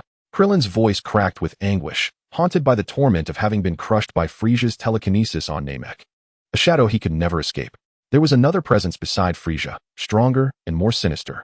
Tien Shinhan's third eye bulged with tension. His usually calm martial heart, now roiling with turmoil. Although he had not participated in the battle on Namek, he had gleaned enough from Piccolo, Krillin, and others to understand Frieza's overwhelming power and terror. Li Hang hovered in midair, his expression as cold as ice. Frieza, King Cold, how could they have arrived on Earth a full month ahead of schedule? Why? Was it his presence that had diverged the course of history, creating a so-called butterfly effect? Or was there some unknown reason behind their arrival? Chapter 34, Frieza, King Cold. Li Hang's mind raced. Yet these questions paled in significance in the face of the imminent crisis, as Son Goku remained en route. On Earth, no one could withstand this duo of cosmic monarchs. No, there was one more. Li Hang's gaze instinctively swept across the Earth, his perception acting as the most precise instrument, searching for the savior who was supposed to appear at this moment. Yet, there was none. The entirety of Earth, aside from their group of Z fighters and the faint, dust-like energy of ordinary people, harbored no powerful, unfamiliar presence. The trunks from the future had yet to arrive. The final safeguard was gone. This time, Earth had no further retreat, relying solely on themselves. Li Hang. Vegeta's figure materialized beside him, an expression of gravity etched upon his once haughty face. He fixed an intense gaze on Li Hang, articulating each word. That bastard. Why is he still alive? I do not know. Li Hang shook his head, observing the uncontainable fear in Vegeta's eyes, and calmly stated, Yet, dwelling on this is now futile. They have arrived, and we have no choice but to fight. Vegeta's body trembled violently for a moment, but soon, the fear in his eyes was gradually replaced by a reckless determination. Indeed, there was no point in fleeing. He, Prince Vegeta of the Saiyans, was no longer the defeated wretch who once begged for mercy. Bulma. Vegeta bellowed into the communicator on his wrist. Bring out the latest combat suits, the highest specifications, and prepare all the Senzu beans immediately. What happened? Vegeta, your voice sounds terrifying. Bulma's panicked voice came through the communicator. No time for idle chatter, hurry. The entire Capsule Corporation was plunged into chaos. Yet, under Bulma's forced calm, it operated with remarkable efficiency. The Z fighters gathered on the lawn of the company headquarters, each face etched with unprecedented gravity. What should we do? Goku, he hasn't returned yet. Yamcha's voice trembled with despair. We are no match for Frieza. Krillin cradled his head, his body quivering with fear. Even if we die? We must die charging forward. Tien's voice, though soft, was resolute. He was prepared to expend every ounce of his life force to unleash the most powerful Kikaho. Seeing his comrades nearly devoid of fighting spirit, Li Hang took a deep breath and stepped before them. Everyone, pull yourselves together. All eyes turned towards Li Hang. Frieza is indeed formidable, but we are not the same as we were 9 months ago. Li Hang's gaze swept over each individual, from Krillin to Tien, finally resting on Vegeta. This battle may claim lives, but it will not claim ours. His voice, calm yet imbued with undeniable strength, acted like a tonic, infusing hope into the hearts of those on the brink of despair. Yes, they still had Li Hang. In less than a year, he had transformed from an ordinary individual into a being capable of standing toe-to-toe with Vegeta, even surpassing him. He might truly create miracles.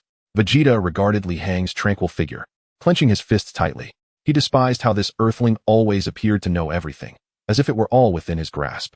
Yet, for some inexplicable reason, at that moment, This demeanor miraculously quelled Vegeta's restless heart, which had been stirred by fear. Humph, easy for you to say. Vegeta scoffed, stepping forward to stand beside Li Hang, gazing into the vast cosmos with a burning flame of battle intent in his eyes. Frieza's life is mine. The sky had ominously darkened without notice. The clouds churned, and the air wailed in mourning. An overwhelming malevolent aura, potent enough to make the entire planet tremble, descended upon the earth at a visible speed. A colossal shadow loomed over a desolate wilderness. A menacing, metallic-hued saucer-shaped spaceship hung silently in the center of the barren expanse, akin to a demon returning from hell. It emitted no engine roar, yet the oppressive presence radiating from its massive body was sufficient to plunge countless beings into a profound silence. They're here. The Z-Fighters, who had arrived earlier, were increasingly tense, with Krillin's voice trembling. The usually composed Piccolo wore an expression of utmost seriousness, all eyes fixated on the ship, their hearts feeling as if gripped by an invisible hand, each beat laboriously arduous. The hatch of the spaceship slowly opened, blinding light pouring forth. Following this, two figures emerged, flanked by a squad of fully armed cosmic soldiers. One of them was all too familiar to the onlookers. Half of his body had been transformed into a glimmering metallic form, with a grotesque mechanical arm, a red-eyed electronic gaze, and a face still adorned with a cruel yet elegant smile. It was none other than Frieza. Feeling the terrifying aura emanating from Frieza, Li Hang's pupils constricted sharply. This battle power was at least 200 million. The modified Frieza was at least 30% stronger than he had been on Namek. Standing beside Frieza was another figure, radiating an even more despair-inducing presence. He towered over Frieza, clad in resplendent purple battle armor, with two menacing horns adorning his head. His visage bore a striking resemblance to Frieza, yet his regal aura was magnified several times over. He merely stood there, hands clasped behind him, surveying the planet below with an expression as if regarding mere dust, sending shivers down the spines of all present Z-Fighters. King Cold. Li Hang could distinctly sense the power concealed beneath the ornate armor, a depth far more formidable than Frieza's. Oh ho ho ho! Frieza let out his signature bone-chilling laughter, his gaze sweeping over the Z-Fighters below before settling on Vegeta. Ah, is that you, Vegeta? I never expected this lost dog to still be alive. It truly surprises me. Frieza's tone dripped with the mockery of a cat toying with a mouse. Frieza. Vegeta ground his teeth, his body trembling with humiliation and rage, the golden aura of his energy flaring uncontrollably. Calm down, Vegeta. Li Hang gently placed a hand on his shoulder. A wave of tranquil yet profound energy immediately suppressing Vegeta's ferocious aura. Frieza's gaze finally shifted from Vegeta to Li Hang, a flicker of surprise crossing his crimson electronic eyes. When did Earth produce such an intriguing individual? Frieza sensed the vast energy within the dark-haired youth before him, unexpectedly powerful, even surpassing that of the Saiyan prince beside him. Chapter 35, The Battle Erupts. King Cold regarded Li Hang with keen interest, a scornful smirk playing at the corners of his mouth. Just a slightly stronger insect, Frieza. Do not waste time on this lowly planet. Swiftly dispose of that Saiyan named Goku. We must proceed to the next star system. Father's right. Frieza inclined his head slightly, then waved his hand toward the soldiers behind him. Go, eliminate this bothersome trash. You have 5 minutes. I will give you no more. Yes, Lord Frieza. Dozens of elite soldiers from the Frieza force erupted in excited howls, descending like a swarm of locusts upon the Z-Fighters. Leave these scum to us, Krillin shouted, suppressing his fear as he charged forward first. Kienzan. A white energy disc surged forth, instantly severing the two soldiers at the forefront in half. Wolf Fong Fist. Yamcha swiftly followed suit, his fists moving with the swiftness of lightning, reducing an infiltrating soldier to a mere sieve. Tien, more direct in his approach, suddenly opened the third eye on his forehead, his hands clasped before his chest. New Ki Blast. A robust, square beam of energy surged skyward, obliterating a dozen soldiers and the ground beneath them, rendering them into nothingness. In the ranks of the Z-Fighters, Piccolo, second only to Vegeta in strength, unleashed his fury with ruthless decisiveness, swiftly dispatching numerous foes in mere moments. Within a span of less than a minute, Frieza's vanguard was utterly decimated by the Z-Fighters' relentless assault. Oh, Frieza's smile faded slightly as he observed the combat prowess displayed by the insignificant beings below, a hint of coldness flickering in his eyes. It seemed these creatures had made significant gains in strength since their encounter on Namek. Truly, a swarm of oblivious ants. Gradually, Frieza raised his mechanical arm, his index finger aimed at Tien. Since you are so eager for death, allow me to oblige. A slender beam of death shot forth from his fingertip, traversing thousands of meters in an instant. Tien's pupils dilated in fear. He sensed a terrifying power within that seemingly unremarkable beam, one capable of erasing him entirely. He wished to evade, yet an invisible force rendered his body immobile. Locked in place. At this critical juncture, a figure appeared before Tien like a flash of lightning. It was Li Hang, with a casual lift of his right hand. He pinched the lethal beam between two fingers with impeccable precision. The beam writhed and struggled, yet could not advance an inch, ultimately emitting a reluctant wail before dissipating into nothingness. This scene left both Frieza and his son in the sky, as well as the Z fighters below, utterly astonished. Their minds rendered blank. Pinching Frieza's death beam with two fingers? How could this be possible? You. Frieza's smile vanished entirely, replaced by an unprecedented shock and disbelief. Although he had not exerted his full power, the attack still possessed nearly 100 million in battle strength, sufficient to pierce even a common star, let alone Earth. Yet, this Earthling had caught it with such nonchalance. Bordering on humiliation? It appears your mechanical enhancements are not as impressive as you believed. Li Hang flicked his fingers as though brushing off some dirt. His tone as calm as if discussing the weather. This statement ignited Frieza's pride like a bucket of highly refined fuel, inciting a furious response. You insolent lower life form. I shall tear you to shreds. Frieza shrieked in a fit of rage, his aura erupting violently, warping the very sky around him. He could no longer concern himself with finding Goku. His sole desire was to brutally slaughter this Earthling who dared to insult him. Die. In an instant, Frieza vanished from the ship, reappearing before Li Hang, his grotesque mechanical arm poised to strike with enough force to tear through space itself. In the face of this frenzied assault, Li Hang remained as tranquil as a still lake. He did not evade but instead raised his fist to meet the attack head-on. Boom. When their fists collided, the resulting sound was not a dull thud but a terrifying explosion akin to a nuclear detonation. A visible white shockwave erupted from the point of contact, shattering rocks within a several-kilometer radius and scraping away layers of the ground beneath. Below, Krillin, Tien, and the others were buffeted by the pressure, struggling to maintain their footing. As the dust settled, Li Hang and Frieza re-emerged in midair. Li Hang maintained his punching stance, unwavering, while Frieza's mechanical arm, crafted from the hardest alloy in the universe, was twisted at an unnatural angle, spiderwebbed with cracks, evidently rendered useless from their exchange. No, this cannot be. Frieza stared at his ruined arm, then at the unscathed man before him, his astonishment transformed into pure terror. In a contest of raw power he had lost? What manner of monster was this Earthling? I told you, your modifications are not impressive. Li Hang slowly retracted his fist, shaking his head. Frieza was driven into a frenzy, his remaining hand targeting Li Hang, forming a colossal purple energy sphere imbued with his destructive essence. You shall vanish from this universe. However, just as Frieza prepared to unleash this world-destroying sphere, a golden figure appeared behind him like a specter. It was Vegeta. Frieza, do not forget that I am still here. His face bore an expression of resolute madness as he clapped his hands together, channeling all his energy into a single point. Final flash. A massive, golden beam of energy, radiating the authority of a king, struck Frieza's back at point-blank range, much to his horror. Boom. The golden beam engulfed Frieza's form, piercing the heavens and leaving a scar across the dark clouds that would not heal. A terrifying energy storm swept outward, ravaging the ruins of West City below once more. Did we succeed? On the ground, Krillin gazed at the blinding light in the sky, his voice trembling with uncertainty. The magnitude of Vegeta's attack had far surpassed their expectations. Yet, Li Hang's expression remained tense, his gaze fixed on the heart of the explosion. As the smoke gradually cleared, a battered figure re-emerged into view.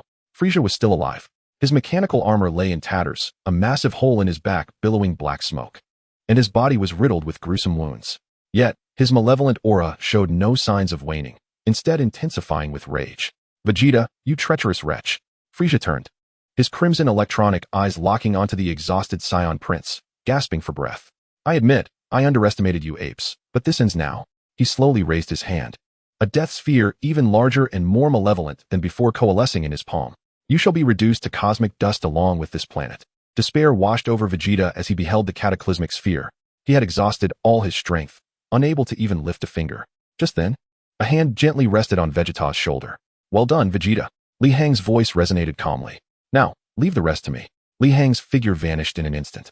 In the next moment, he stood before Frieza, executing a precise knife-hand strike to the tyrant's wrist just before the colossal death ball was unleashed.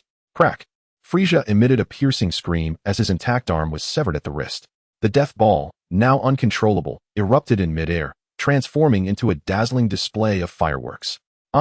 The harrowing wail pierced the heavens as Frieza gazed at his severed arm, which gushed forth purple blood. His handsome, yet sinister visage contorted in sheer agony and humiliation. His blood-red mechanical eyes fixed on Li Hang, devoid of any mockery or grace, replaced instead by primal, frenzied intent to kill and deep-seated resentment. The cosmic Emperor Frieza had been reduced to such a desperate state by a mere earthling, a creature he deemed inferior. With his arms rendered useless, and his once proud mechanical body now a tattered wreck, he felt more humiliated than when he had been defeated by that accursed Saiyan, Kakarot. Unforgivable, absolutely unforgivable.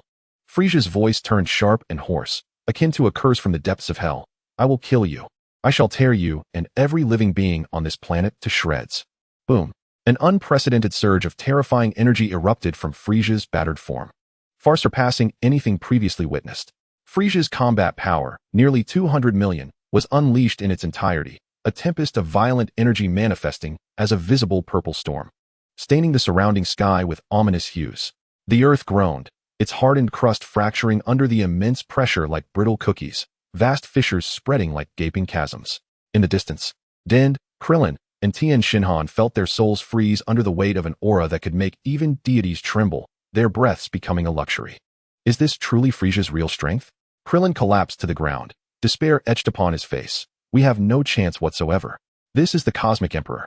Tien Shinhan clenched his teeth, every bone in his body groaning under the oppressive force, yet he stubbornly resisted the urge to kneel, his three eyes glimmering with the last vestiges of a warrior's defiance. Den's complexion paled to a sickly green. Among those present, besides Vegeta, he was one of the few who had battled the second form of Frieza.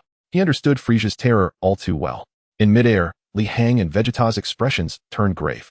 Damn it, that bastard. Vegeta clutched his chest, the last burst of energy nearly exhausting him, leaving him barely able to sustain flight.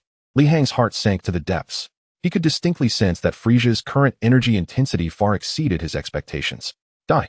Frieza's figure vanished in an instant. No, it was not a disappearance. His speed had reached a level that even Li Hang's dynamic vision struggled to fully comprehend. Watch out. Li Hang barely had time to yell a warning to Vegeta before a foot enveloped in purple energy brutally struck his abdomen. Thud. A sound like a thunderous drum reverberated. Li Hang felt as though his internal organs had been displaced by the blow, his body hurtling toward the ground like a meteor, moving at a speed nearly imperceptible to the naked eye. Boom. The earth was cratered, forming a pit over 100 meters in diameter. Dust and debris soaring into the sky, obscuring half of it. Li Hang, Krillin, and the others gasped in shock. You're next, Vegeta. Frieza's cold voice echoed in Vegeta's ears. Vegeta's pupils dilated in horror. Before he could react, Frieza's onslaught descended like a tempest. Each strike landed with precision and ferocity upon Vegeta. He exerted every last ounce of strength to block, but it was futile. His defenses crumbled like paper before Frieza's overwhelming power, the sound of shattering bones ringing incessantly. Ha, do you see, Vegeta? This is the insurmountable chasm that exists between us. You, self-righteous monkey, shall forever grovel beneath my feet. Frieza laughed maniacally as he continued his relentless assault. I am the Prince of Science, Vegeta. Vegeta's consciousness began to blur, yet he summoned the remnants of his strength to throw a punch at Frieza. However, the strike was feeble and easily caught by Frieza. Prince? What a laughable title. A glint of cruelty flickered in Frieza's eyes as he gripped Vegeta's arm and twisted it viciously. Crack. Vegeta let out a pained scream as his entire arm contorted at a grotesque angle. Take this humiliation with you to hell. Frieza delivered a devastating punch to Vegeta's chest. Vegeta's body fell like a kite with severed strings, crashing heavily at the edge of the crater Li Hang had created, completely losing consciousness. With Vegeta dispatched, Frieza slowly turned, his gaze locking onto the figure struggling to rise from the rubble. Oh, such tenacity, Earthling. Frieza observed Li Hang, tattered and bloodied, a cat-and-mouse smile returning to his face. However, the game must now come to an end. Li Hang gasped for breath, a fiery pain coursing through his chest. He knew at least 7 or 8 of his ribs were broken, and relying solely on his formidable physique and combat power of over 80 million. He still felt utterly insignificant in the face of Frieza's true strength. What to do? Flee?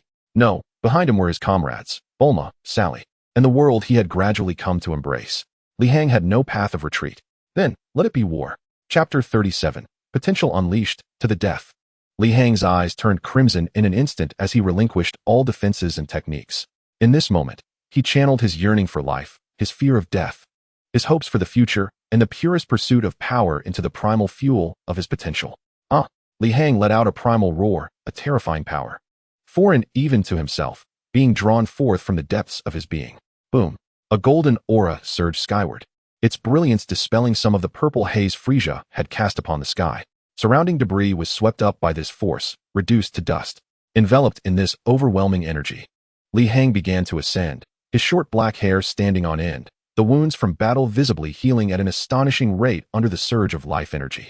Combat power, 90 million. Combat power, 95 million. Combat power, 100 million. Combat power, 105874120. The numbers on the data panel surged with unprecedented ferocity, ultimately breaking through the 9-digit threshold that symbolized an entirely new dimension, 100 million. Although Li Hang understood that this was merely a transient eruption fueled by his latent potential, and that once this surge subsided, he would find himself ensnared in an unprecedented weakness, he could not afford to dwell on such thoughts at this moment. Oh! Frieza's smile faltered slightly as he sensed the energy of this earthling before him doubling within mere seconds. While still inferior to his own, it had reached a level that could no longer be dismissed as that of an insignificant insect. Was this a final flicker of life before death? What an intriguing performance. Despite his words, a hint of gravity entered Frieza's gaze. Frieza! Li Hang's voice grew deep and hoarse as he looked at Frieza, flashing a grin that revealed his white teeth. Let us fight. No sooner had the words left his lips than Li Hang's figure vanished from sight.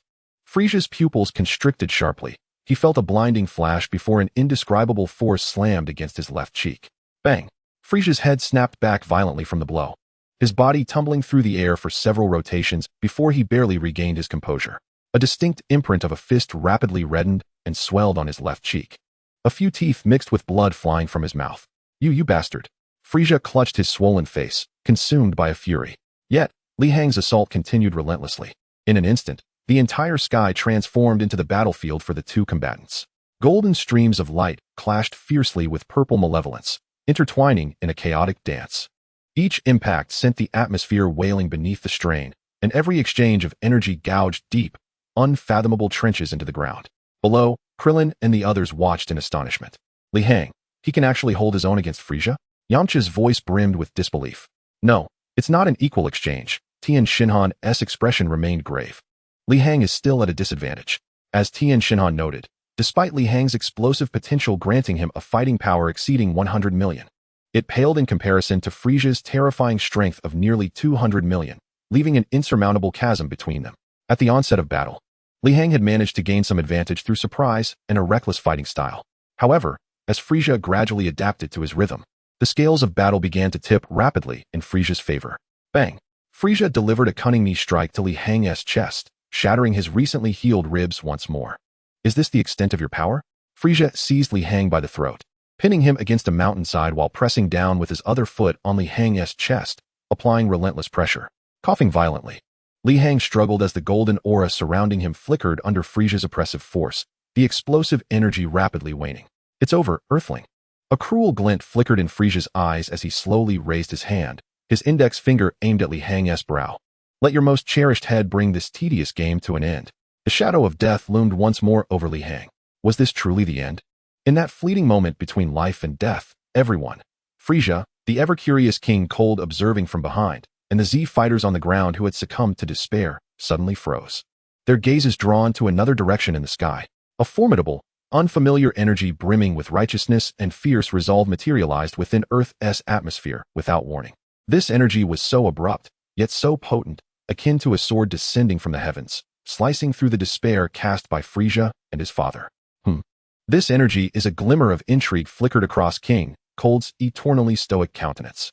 Frieza also halted his actions, gazing quizzically into the distance. A faint purple light streaked across the sky at an incredible speed, ultimately descending upon the peak of a nearby mountain. As the dust settled, a young figure emerged into view. He appeared to be no more than 17 or 18, with short, pale purple hair and a visage both youthful and resolute. Dressed in a dark jacket emblazoned with the capsule logo, he bore an ancient sword on his back. He merely stood there silently. Yet his piercing azure eyes radiated a cold fury capable of freezing all in its path. The savior has arrived. Li Hang beheld the familiar figure, and the taut string within his heart finally relaxed a fraction. Trunks from the future had finally come. Who are you? Frieza's voice shattered the eerie silence as he released Li Hang's throat, his curiosity piqued as he scrutinized the suddenly appeared purple-haired youth, a face he had never encountered, yet one exuding a battle power that surprised even him. This tiny earth was full of surprises today. King Cold, standing behind Frieza, narrowed his eyes, his abyss-like aura locking onto Trunks as if a serpent was sizing up its prey. Interesting, it seems the insects on this planet possess a quality beyond my expectations. Trunks offered no response. His gaze swept across the ravaged landscape, landing on the weakened Li Hang embedded in the mountainside, and on the distant, bloodied, unconscious Vegeta. Finally, his eyes settled on the faces of Piccolo, Krillin, Tin Shinhan, and the others, all etched with despair and defiance. Chapter 38. The Warrior from the Future, Trunks. These faces, Trunks had only seen in the old photographs treasured by his mother. Those legendary heroes who had fought valiantly to protect Earth were now cornered into such a tragic plight. According to the timeline, Frieza shouldn't have arrived on Earth at this juncture. Trunks had come early as a precaution, but he never anticipated witnessing this scene upon his arrival. No time for doubt or contemplation. An indescribable sorrow and fury surged within Trunks, his azure eyes instantly igniting with golden radiance. Frieza, you shall not go unpunished. With a roar that contained boundless rage, Trunks' body erupted in a surging golden aura. The pale purple strands of his hair stood defiantly on end, transforming into a resplendent gold, his eyebrows following suit. A power, amplified several-fold, imbued with a sacred and ferocious essence, enveloped the entire realm. Super Saiyan. What? Frieza's expression froze, his face reflecting disbelief as if witnessing the most unimaginable occurrence. Another Super Saiyan. This is impossible. Aren't the Saiyans supposed to be extinct save for that useless Vegeta? Even King Cold, whose face had perpetually worn a condescending smile, displayed genuine shock for the first time. On the ground, the expressions of Short Flute and Krillin were utterly dumbfounded, as if their jaws were about to drop. Golden hair. It was identical to Goku's from that fateful encounter on Namek. Could he also be a Super Saiyan? Good heavens, there exists a second Super Saiyan in this world. Only Vegeta, even in his unconscious state, seemed to sense that familiar yet envy-inducing aura, his fingers twitching slightly, his brow furrowed in intense concentration. Li Hang leaned against the mountain wall, gasping for breath, as he beheld Trunks transformed into a Super Saiyan, an absurd yet entirely logical feeling surging within him. What was destined to come had indeed arrived. Enough of this theatrics. Frieza, having recovered from his initial shock, was now engulfed in boundless rage. So what if you are also a Super Saiyan? I am the Emperor of the Universe, Frieza. One Super Saiyan has already perished at my hands. Frieza roared, raising one hand above his head as a massive, dark purple death ball, imbued with all his resentment and power, rapidly formed. You shall meet the same fate as that monkey named Son Goku, and be reduced to cosmic dust. The death ball, brimming with cataclysmic might, hurtled towards Trunks. However, in the face of this planet-destroying strike, Trunks exhibited not a shred of fear. He calmly extended his right hand, grasping the hilt of the ancient longsword at his back. With a resounding clang, akin to a dragon's roar, the sword was unsheathed, slicing through the air like a silver ribbon. Trunks' figure left behind an afterimage as, in the blink of an eye, he stood before the colossal death ball. With a swift motion, a brilliant flash of sword light cleaved through the air, as if time and space themselves were severed by that stroke. The terrifying energy of the death ball was, to everyone's astonishment, split cleanly in two by the seemingly delicate blade. The divided death ball lost its energy equilibrium, erupting into a tremendous explosion, transforming into two massive fireballs, while the violent shockwaves failed to even ruffle the hem of Trunks' attire. One strike, and the death ball was vanquished. This Frieza was rendered utterly speechless, his mind a blank canvas, terror wrapping around his heart like creeping vines. Trunks offered him no respite. His figure vanished once more, this time at a speed so swift that even Frieza could not react. When Frieza finally registered Trunks' presence again, he was mere inches away. Too slow. The chilling voice sounded like a decree from the Grim Reaper. With a flurry of movements, countless strands of silver sword light wove together in the air, enveloping Frieza in a net of death. Frieza's body froze abruptly. Lowering his gaze, he was horrified to see numerous precise cuts appearing on his once indestructible mechanical form. In the next moment, Frieza's body shattered into a multitude of pieces, as if meticulously carved, falling silently to the ground. Instant annihilation. From the moment Trunks drew his sword to the dismemberment of Frieza, the entire process transpired in less than 3 seconds. The tyrannical emperor of the universe, who had plunged the Z warriors into despair, was thus cleaved into fragments by an enigmatic youth with an almost artistic finesse. But it was not over yet. Trunks gazed at the writhing remnants with icy resolve.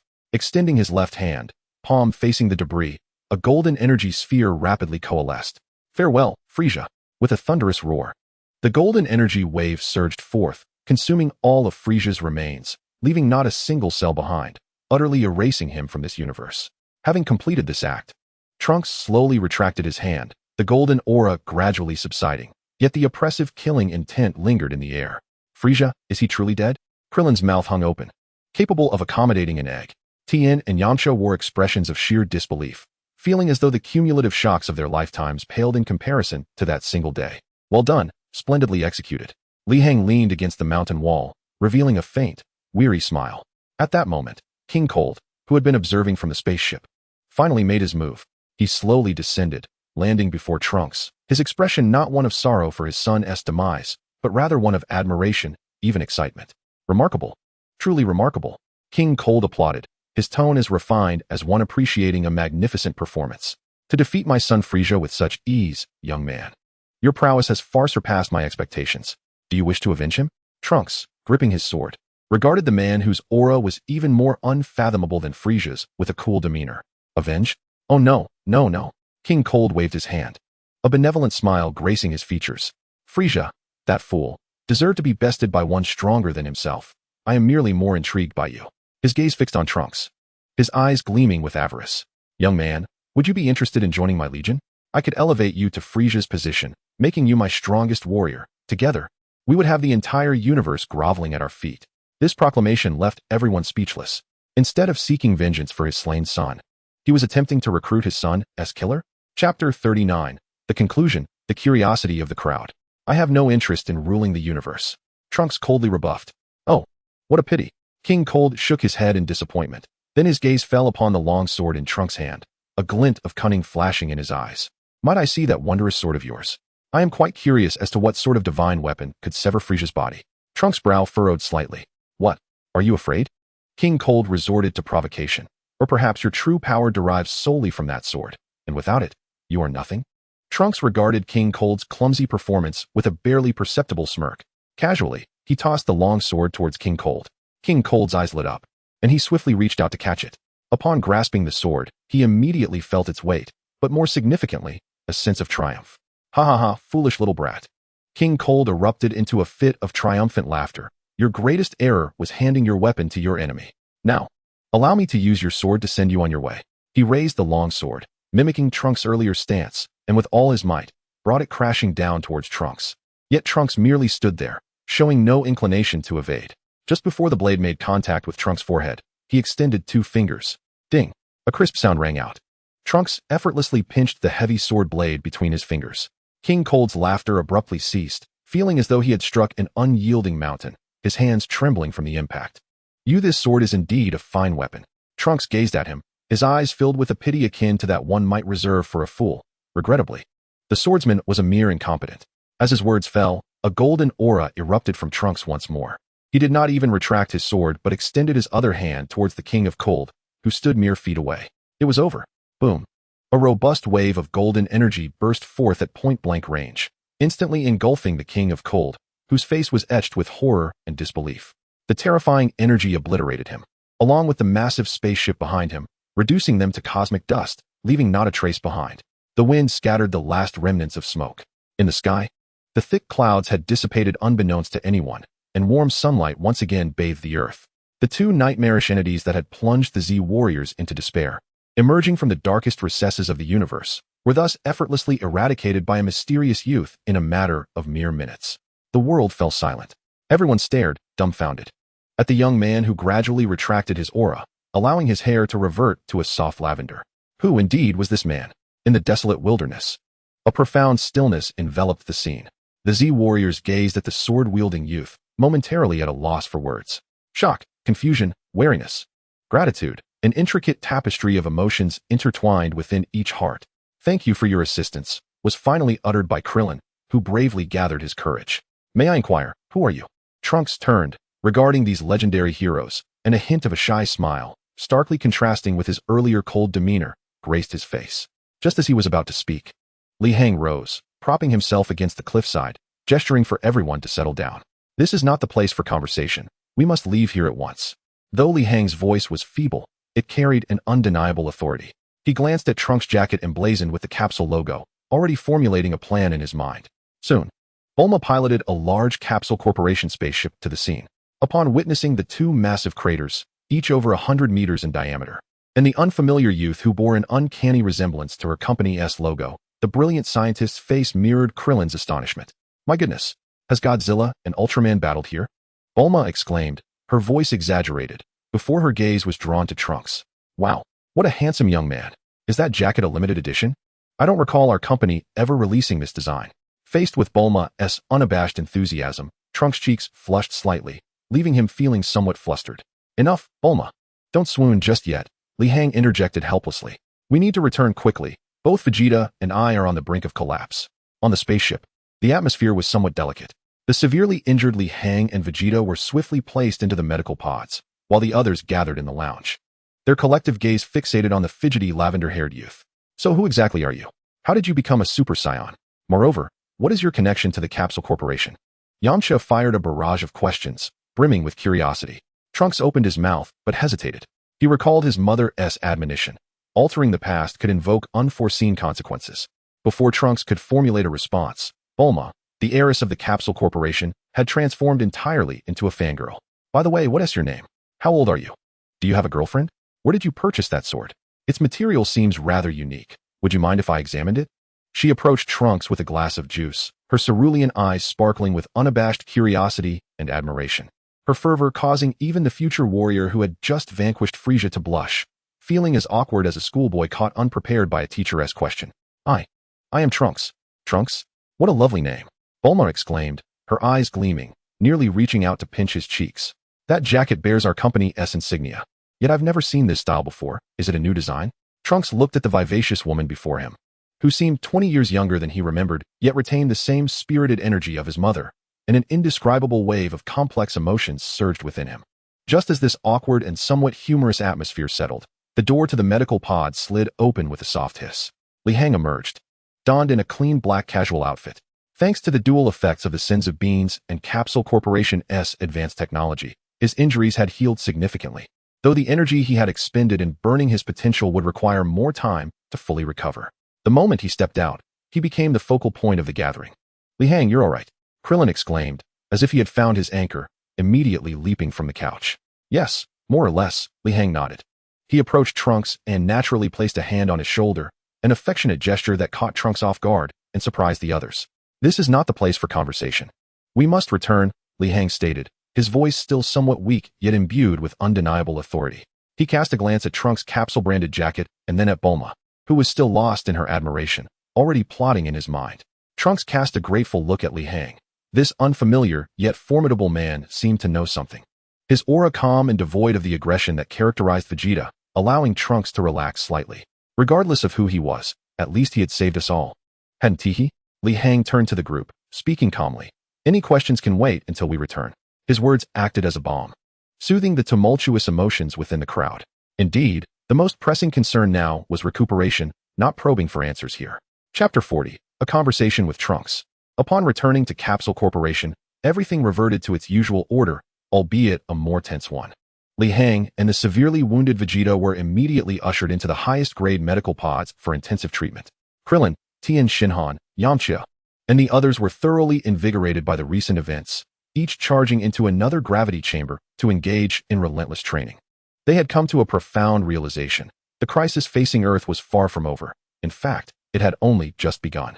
Meanwhile, Trunks was forcibly assigned by Bulma to the most luxurious guest room in the main villa under the pretext that a hero required the best resting environment, receiving meticulous care that left him feeling quite uncomfortable. In the stillness of the night, the moonlight poured like water. Li Hang emerged from the medical pod, feeling better than ever. The life-and-death battle with Frieza, while nearly costing him his life, had yielded immense rewards. Not only had his combat power surged dramatically after the near-death experience, but more importantly, his understanding of strength and insights in a battle had ascended to an entirely new level. Combat power, 100,047850. Combat power exceeding 100 million. Originally, it would have taken at least 2 years to attain such combat prowess. Yet through numerous life-or-death battles and an explosive awakening of potential, Li Hang's strength surged at an astonishing pace, ultimately reaching the monumental level of 100 million. As he felt the vast power within him, akin to an ocean's might, there was little joy in his heart. Instead, a weightier sense of foreboding loomed. The impending threat lay in the form of androids, particularly Cell. The formidable nature of these beings transcended mere numerical combat capabilities.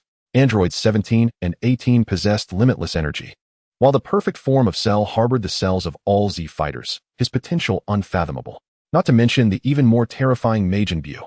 Li Hang approached the window, gazing out at the tranquil grounds, when suddenly, his brow furrowed slightly. A figure stood not far away on the lawn, the moonlight casting an elongated shadow. It was Trunks. He appeared to be waiting specifically for Li Hang. Without hesitation, Li Hang's form flickered and silently materialized behind Trunks. "What are you thinking?" Trunks was startled by the sudden voice, but upon turning to see Li Hang, he immediately relaxed, though the vigilance and confusion in his eyes remained unyielding. "I was contemplating how different this place is from what I know," Trunks replied, his voice low, his piercing blue eyes appearing particularly profound under the moonlight. Upon hearing this, Li Hang fell into a brief silence before responding. "Indeed, it is markedly different from the future you hail from." "You truly understand," Trunks replied, showing little surprise. He had suspected as much during their time aboard the ship. Although uncertain why this Li Hang was aware, Trunks felt no threat, rather a sense of calm. Looking up at the moonlight, Trunks spoke softly. "In my timeline, Mr. Son Goku returned to Earth only after defeating Frieza, who, along with his father, was vanquished by Mr. Goku himself." He paused, his gaze sharpening as it fell upon Li Hang. "Moreover, in my history, there is no record of your existence." Li Hang understood. This matter would have to be addressed sooner or later. He could not divulge to Trunks that he was a time traveler, nor could he reveal the future's narrative, for the ensuing butterfly effect was unpredictable. The worst-case scenario would involve the androids being activated prematurely, and with the current strength of the Z fighters, they would be utterly unequipped to confront such a threat. "History?" Li Hang smiled, feigning ignorance as he sat on a bench by the lawn, patting the space beside him. "Perhaps the history you are aware of is not the entirety of the truth?" Trunks furrowed his brow and sat beside Li Hang, maintaining a distance of one person between them. "What do you mean?" "It means that this world is far more intricate than you can imagine," Li Hang remarked, gazing up at the moon with a serene tone. Just as no one could have foreseen that the proud Saiyan prince would unite with an ordinary Earth woman and subsequently bear a kind, yet powerful child. Could they? Boom. This statement struck Trunks like a thunderclap, filling his mind with disbelief. His body stiffened, his azure eyes wide with shock and horror as he exclaimed, "You? How do you know this? This secret is known to no one else but me." "Who is he? What else does he know?" Observing Trunks' ghostly expression, Li Hang merely smiled, choosing silence. It was prudent to say just enough to avoid exposing himself. To speak too much would risk revealing too much. Too little would fail to establish trust. This approach allowed Trunks to ponder and speculate, which was the optimal choice. Li Hang aimed to convey that he was an unpredictable variable, one privy to many secrets yet beyond Trunks' control. Only in this manner could he maintain the upper hand in their future collaboration. Trunks stared intently at Li Hang, his mind swirling in confusion. The mystery surrounding this man had exceeded his comprehension. Was he friend or foe? What implications did his presence hold for the future? At that moment, a tremendous explosion resonated from the direction of the gravity chamber. Boom. A tempestuous wave of fury and defiance erupted into the night sky, transforming it into a blinding gold. "Damn it! Damn it! Damn it!" Vegeta's frenzied roar echoed, even from a distance. Li Hang and Trunks exchanged glances, each detecting a hint of resignation in the other's eyes. It appeared the Saiyan prince had emerged from the medical pod, and his power had experienced a significant resurgence. However, it remained uncertain whether he could bear the news that another individual capable of transforming into a Super Saiyan had appeared alongside Kakarot. Amidst the wreckage of the gravity chamber, Vegeta stood bare-chested, emanating an overwhelming heat. His golden aura blazed uncontrollably, scorching the nearby metallic walls to a deep crimson. Bloodshot eyes replaced his once proud expression with a visage of nearly mad rage. Why? Why? Vegeta slammed his fist into the ground, creating a deep crater in the unyielding surface. Humiliation. An unprecedented humiliation. To be trampled like a dog by that bastard Frieza. To be treated as a mere sparring partner by that enigmatic earthling Li Hang, and to eventually rely on an inexplicable purple-haired brat to save the day. What vexed Vegeta the most was that this child was also a Super Saiyan. Chapter 41. Vegeta's new goal, surpassing Li Hang. Why? Why can that lowly warrior Kakarot do it? Why can this unknown boy do it as well? Yet I, the most noble Saiyan prince, Vegeta, remain unable to reach that legendary realm. In that moment, Vegeta's pride and dignity were utterly shattered, reduced to the most bitter ashes. I am the strongest. I am the universe's mightiest warrior. Vegeta bellowed to the heavens, his voice imbued with boundless indignation and fury. Just then, two pairs of footsteps approached from outside the deformed door of the gravity chamber.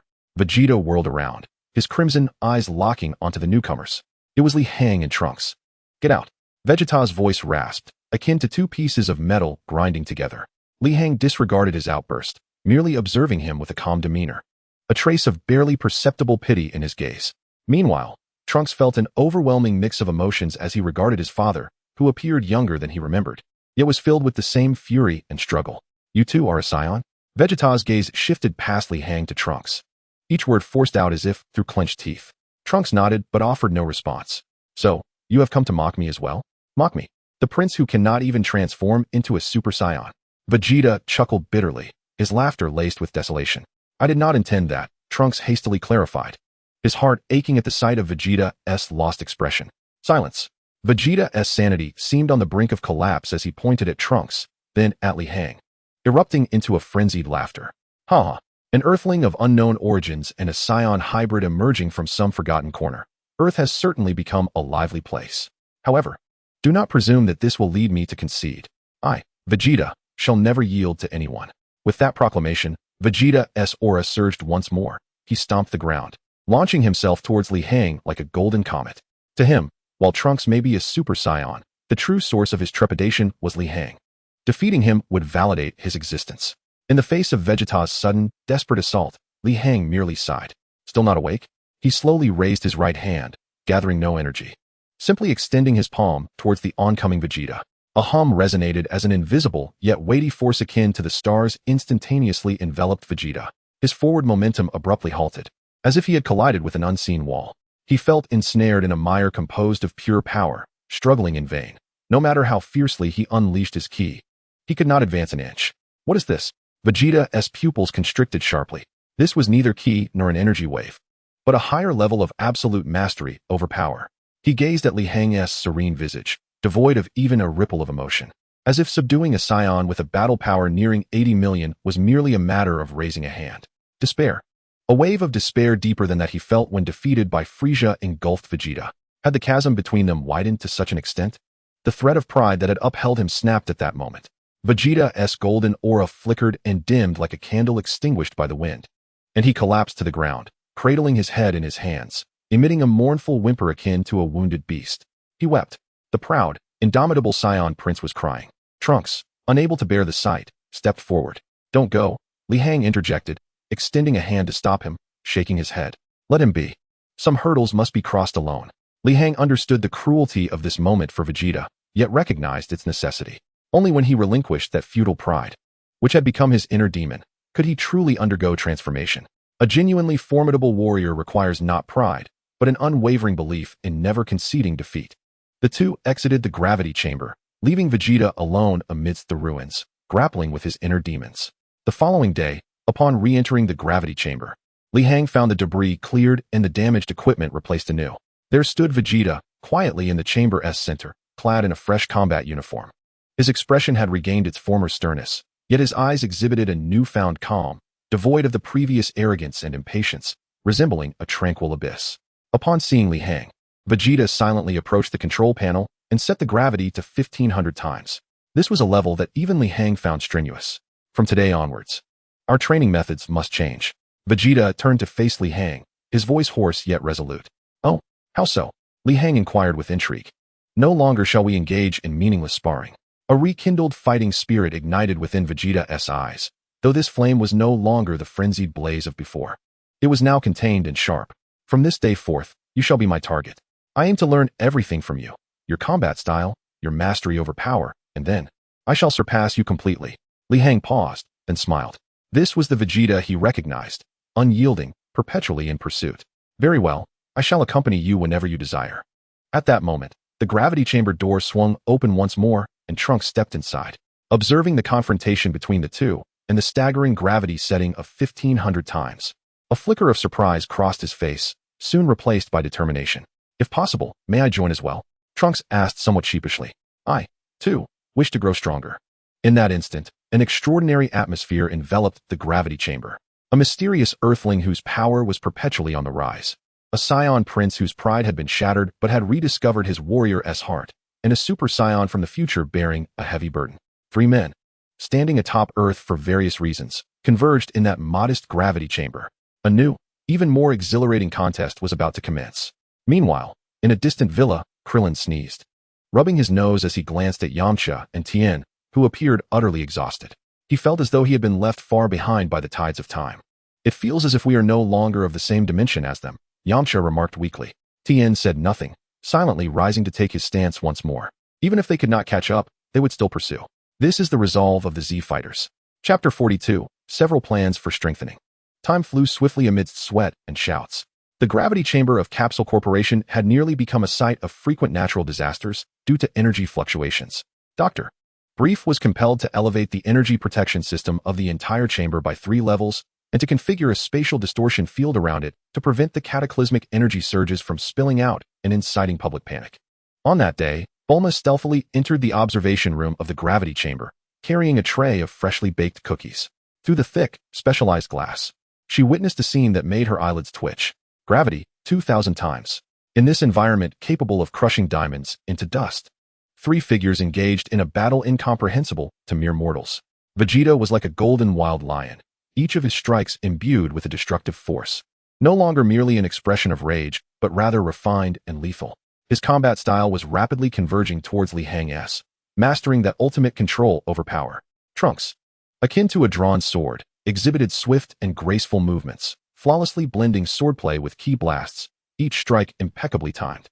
He would occasionally join forces with Vegeta to assault Li Hang, only to turn against Vegeta, plunging the scene into chaos. Li Hang resembled an unfathomable ocean, deftly maneuvering between the two Saiyans. At times, he employed Vegeta's techniques, and at others, he showcased Trunks' swordsmanship, even managing to amalgamate the strengths of both. His body appeared to be an insatiable black hole, voraciously absorbing the combat data from both fighters and presenting it in an even more refined manner. He stood like a master atop a pinnacle, simultaneously instructing 2 exceptionally gifted disciples in the midst of an intense real combat scenario. With a resounding strike, Li Hang delivered a knife-hand blow to Vegeta's neck, sending him staggering, while swiftly countering with a punch that shattered Trunks' energy sword. Too slow, your coordination is riddled with flaws. Li Hang's calm voice resonated. Vegeta, your attacks prioritize sheer power, neglecting the timing. Trunks, though your sword is swift, it exudes too much killing intent, making your intentions all too apparent. Enough of your prattle, Vegeta roared, charging forward once more. Bulma, observing this scene, dropped the cookie in her hand, oblivious to her surroundings. Throughout this month, she had watched in awe as these 3 men grew stronger at an astonishing rate that defied scientific rationale, particularly Li Hang. His strength had transcended mere numerical value. It was a manifestation of an unparalleled realm. Bulma felt an absurd notion arise within her. If Li Hang so desired, he could end this battle at any moment. He was merely relishing the experience. These monsters, Bulma muttered softly, yet a proud smile graced her lips. Regardless of the circumstances, these extraordinary beings were fighting to protect Earth. By the way, Dad, she activated her communicator. Is the latest batch of battle suits ready? The last set was utterly destroyed, and my fabric budget for this month has already exceeded its limit. Also, inform the logistics department to prepare 500 servings of barbecue for dinner tonight. A month had flown by in the blink of an eye. The date for Son Goku's return was imminent, either today or tomorrow. In the gravity room, Li Hang stood alone in the center, eyes closed in meditation. Battle power, 155,478,950. Over 150 million. This was Li Hang's battle power in its habitual state. If one were to factor in the potential he had unleashed while teetering on the brink of life and death over the past month, his maximum strength might well be nearing the threshold of 300 million. This figure had far surpassed that of Mecha Frieza and King Cold. Yet, Li Hang remained devoid of any sense of relaxation. He understood that the true threat did not lie with Frieza, but with the 2 androids and the deeply concealed cell. From the fragments of information Trunks had divulged, coupled with Li Hang's familiarity with the original anime, it was evident that the powers of androids 17 and 18 had reached a level that far exceeded that of anyone at the time, not to mention their seemingly inexhaustible energy supply. The current Z fighters, including the now adeptly transformed Super Saiyans, Vegeta and Trunks, were still woefully inadequate as opponents. Vegeta's battle power in its normal state hovered around 110 million, escalating to approximately 250 million upon transformation into a Super Saiyan. Trunks, on the other hand, was considerably stronger, with a normal state power of 170 million and around 340 million when transformed. While such strength sufficed against Frieza and his son, it was still insufficient against the androids. And one must not forget the ultimate monster, Cell, who had absorbed countless life energies and possessed the cells of all Z fighters. According to Li Hang's understanding of the timeline, androids 19 and 20 would awaken before androids 17 and 18.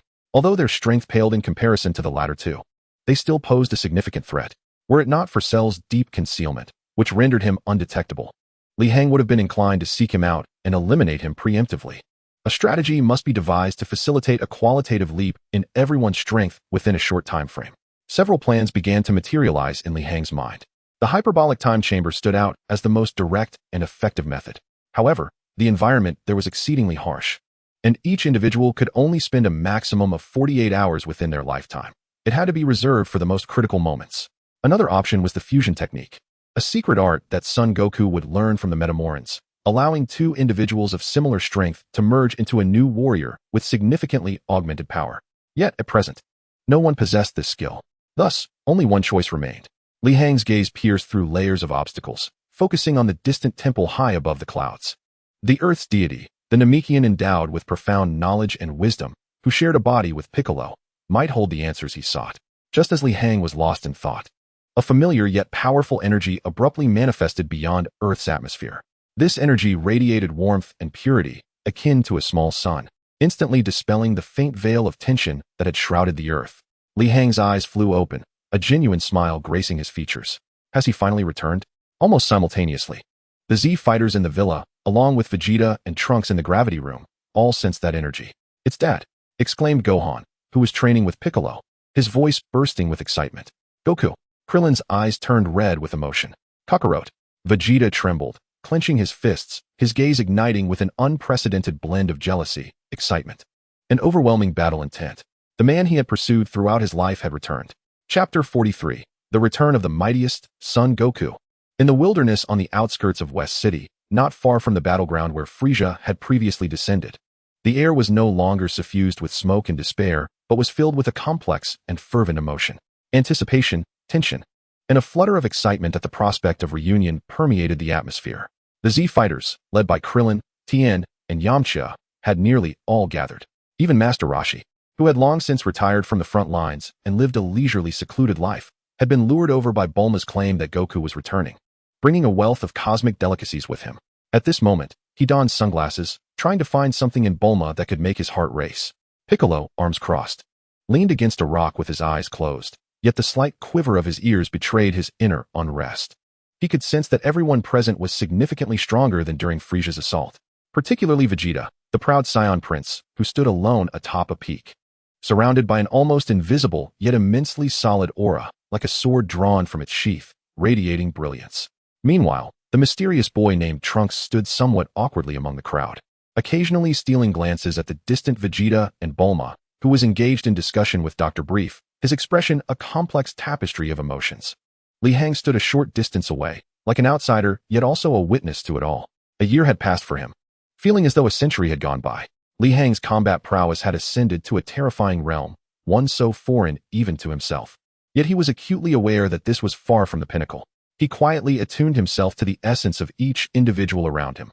Krillin's resilience, Tien's composure, Piccolo's aloofness, and Vegeta's fury, akin to a volcano compressed to its utmost limits. This world had altered slightly since Li Hang's arrival, diverging from the memories he held dear. However, the impending sense of crisis, a harbinger of fate, remained undiminished. Suddenly, Piccolo's eyes snapped open. Almost simultaneously, Vegeta, perched atop the peak, felt a jolt coursing through him, his sharp gaze locking onto a specific point in the sky. Instantly, everyone present sensed a familiar aura. It was so recognizable, so pure, suffused with a warmth and vitality akin to sunlight. It rose like a small sun from the depths of the universe, instantly dispelling the faint shadows of doubt in everyone's hearts. Yes, it was Goku. Krillin's voice trembled with excitement, his eyes moistening instantly. "Dad!" Gohan broke free from Chi-Chi's embrace, tilting his face upward, calling out to the sky with all his might. "Is he finally back?" "Kakarot!" Vegeta clenched his fists tightly, his knuckles whitening from the pressure. The Saiyan blood within him surged and roared. The man he had pursued his entire life, his greatest rival and the driving force behind his limits, had returned at last. Li Hang's gaze shifted skyward, where an unfamiliar yet immensely powerful source of energy approached Earth at an astonishing speed. As he felt the intensity of that aura, his pupils involuntarily constricted. This intensity was at least 200 million, and that was without transforming into a Super Saiyan. To think that a year ago, Goku's base power level on Namek was merely 3 million. What kind of training had he undergone in the year spent on Yardrat? Just as everyone awaited eagerly, that aura manifested before them in a manner that defied the laws of physics. There was no flash of light, no sonic boom. A man clad in an orange GI, with a distinctive mane of unruly black hair, appeared abruptly on the grass, wearing his signature, innocent smile. Hey everyone, I'm back. Time seemed to freeze in that moment. The next second, emotions erupted like a dam breaking. Dad! Gohan was the first to cry out, rushing into Goku's embrace. Goku!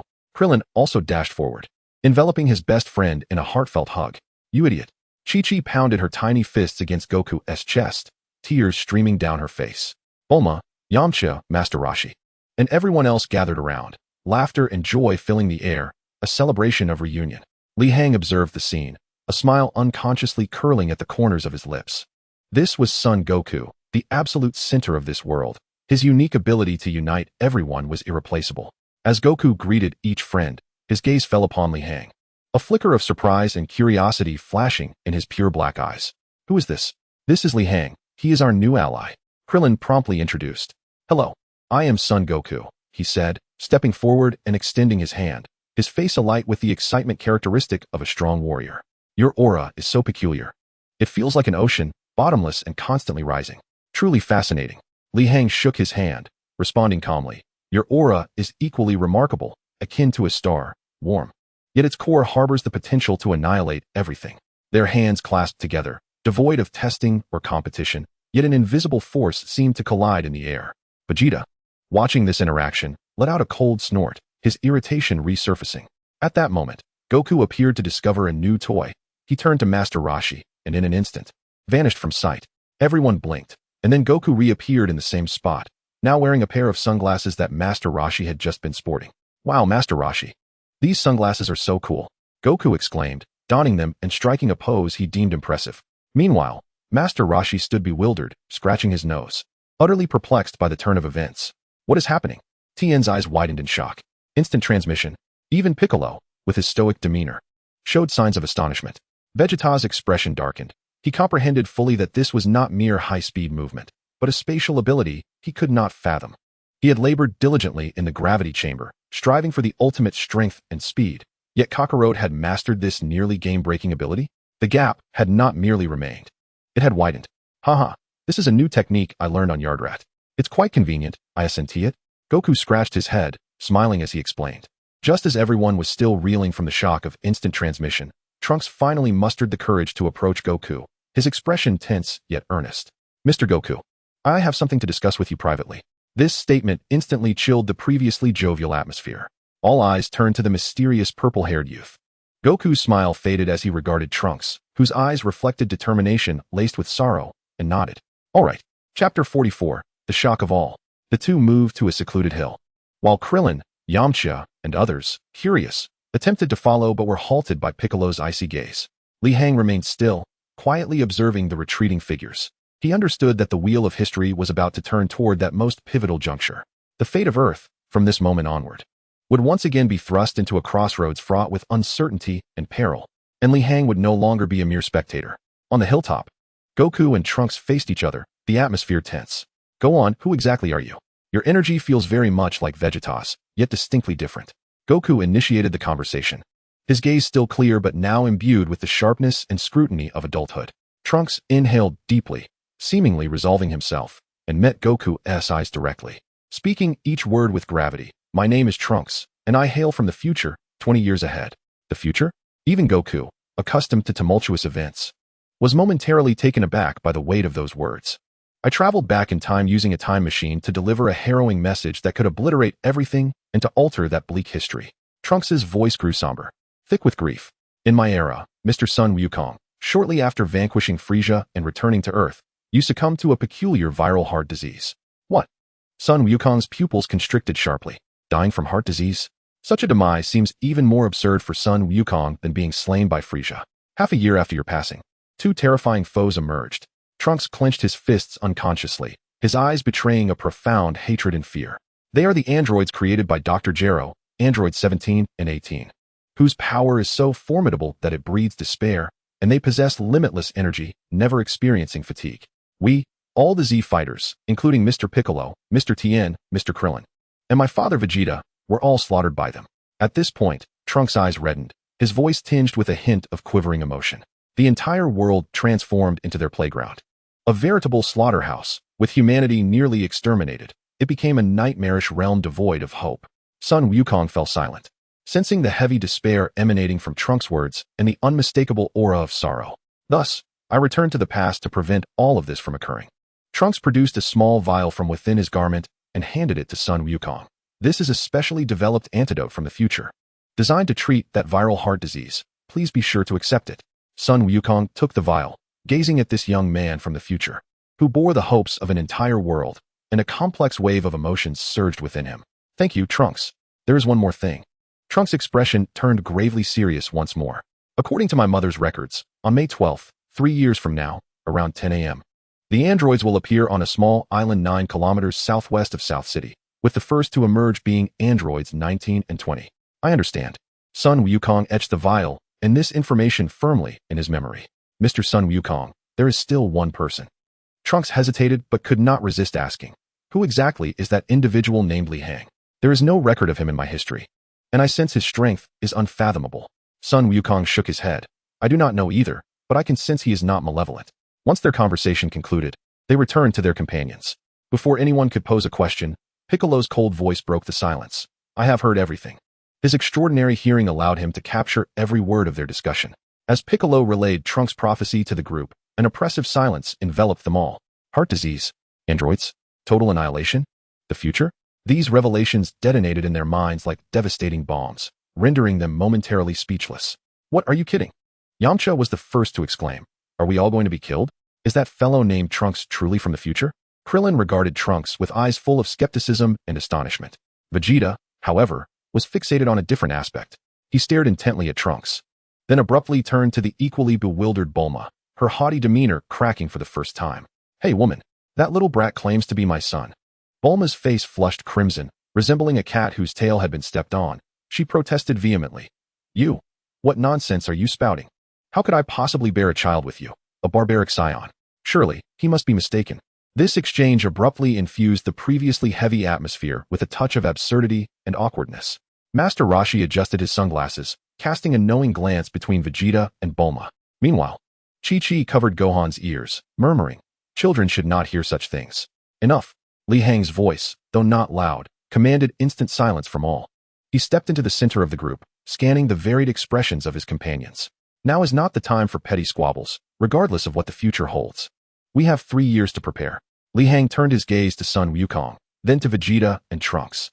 Our adversaries are androids endowed with infinite energy. Mere enhancement of combat prowess may prove insufficient. We must adopt the most efficient training methods. Li Hang's assertion resonated with clarity. Sun Wukong, shedding his customary nonchalance, adopted an expression of utmost seriousness. From this day forth, we must engage in rigorous, hellish training. I have no need to associate with you worthless lot. Vegeta scoffed before turning to leave. His mind was a tumult of confusion. He simply wanted to retreat to the gravity chamber and unleash his frustrations through relentless training. Wait a moment, Vegeta. Li Hang called out to him. Training alone is far too inefficient. What did you say? Vegeta whirled around, fury igniting in his eyes. I said, you require an opponent who can push you to your limits while also providing combat experience. Li Hang met his fiery gaze with calmness.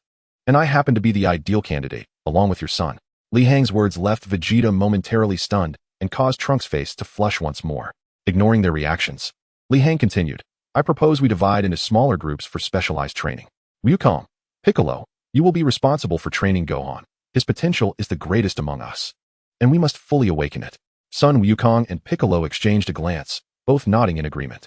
Tien, Krillin, Yamcha, you three will form a group. Your strengths lie in synergy and various specialized techniques, which must be maximized. The trio nodded solemnly. As for the three of us, Li Hang's gaze fell upon Vegeta and Trunks, a slight smile gracing his lips. We shall engage in a 3-year survival game within the gravity chamber. This division of tasks was clear, efficient, and highly targeted. Sun Wukong regarded Li Hang with admiration sparkling in his eyes. This man is not only immensely powerful, but also possesses remarkable clarity of thought. Very well, it is settled. The Z fighters reached a consensus. Vegeta cast a deep glance at Li Hang, refraining from further argument, merely snorting before transforming into a streak of light towards the Capsule Corporation. He would prove through action that he was indeed the strongest. Trunks hesitated, but then bowed slightly to the group before following suit. The countdown of 3 years had officially begun. Chapter 45, 3 years later. Time is the most impartial judge, as well as the most merciless crucible. The span of 3 years was compressed into countless moments of exhaustion and struggle within the gravity chamber of the Capsule Corporation, which had echoed with anguished cries. The first year was a pure ordeal of adaptation and hellish trials. The gravity chamber's settings were directly calibrated to 500 times Earth's gravity. In such an environment, each breath felt like a battle against the planet's gravitational pull, and every punch bore the weight capable of tearing the body apart. Li Hang, Vegeta, and Trunks, 3 men standing at the pinnacle of Earth's warriors, engaged in the most primal and savage of skirmishes. In the absence of rules and tactics, the sole objective is to vanquish the other 2. Initially, Vegeta assumes the role of the unequivocal aggressor, channeling all his jealousy towards Kakarot and his resentment towards the future into ferocious assaults, relentlessly unleashing his fury upon Li Hang and Trunks. He resembles a wild beast ensnared in a cage, venting his rage through the most brutal means. Trunks, on the other hand, embodies the precision of an assassin, striving to match the tempo of the 2, employing his razor-sharp swordsmanship to identify every potential flaw.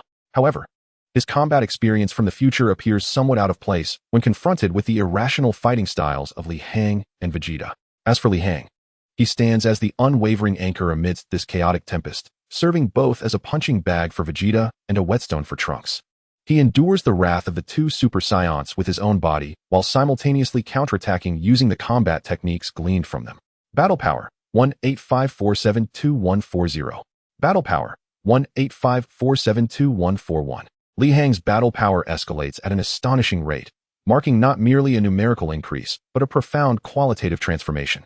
Gradually, he begins to comprehend that the system bestows upon him not just simple figures, but an almost boundless capacity for adaptation and evolutionary potential.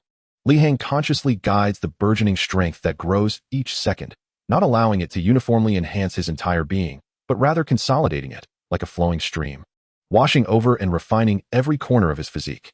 On one occasion, a powerful energy wave from Vegeta sends Li Hang crashing into the wall, fracturing his left arm on impact. Yet, within mere minutes, his arm rapidly heals under the deliberately channeled energy, emerging even more resilient than before. This almost monstrous ability for recovery and evolution leaves Vegeta and Trunks in awe. The second year heralds understanding and transcendence. The trio's skirmishes evolve beyond mere chaos, beginning to exhibit a semblance of coordination. During a simulated battle, Li Hang sets up a hypothetical adversary, an android with infinite energy. Vegeta, your strength is too scattered. Trunks, your attacks are overly hesitant. Li Hang effortlessly evades the duo's coordinated assault while calmly pointing out their shortcomings. Silence. Vegeta roars, unleashing a final burst of energy at Li Hang, only to have it effortlessly blocked by a single-handed energy shield. Anger will not resolve the issue. In an instant, Li Hang appears behind Vegeta, delivering a precise chop to the back of his neck, rendering him momentarily numb. Androids lack emotion and do not tire.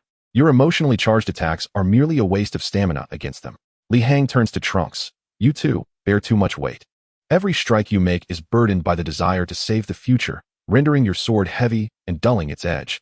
These words resonate like the sound of a bell at dawn, awakening the 2 Saiyans trapped in stagnation. Vegeta starts to tame his fury, transforming his wild power into something more restrained and precise. Trunks, in turn, begins to shed his burdens, seeking the ultimate fusion of sword and spirit. One late night, Sally calls Li Hang. On the other end of the line, the girl is fretting over a trivial exam at university, chattering incessantly about her woes.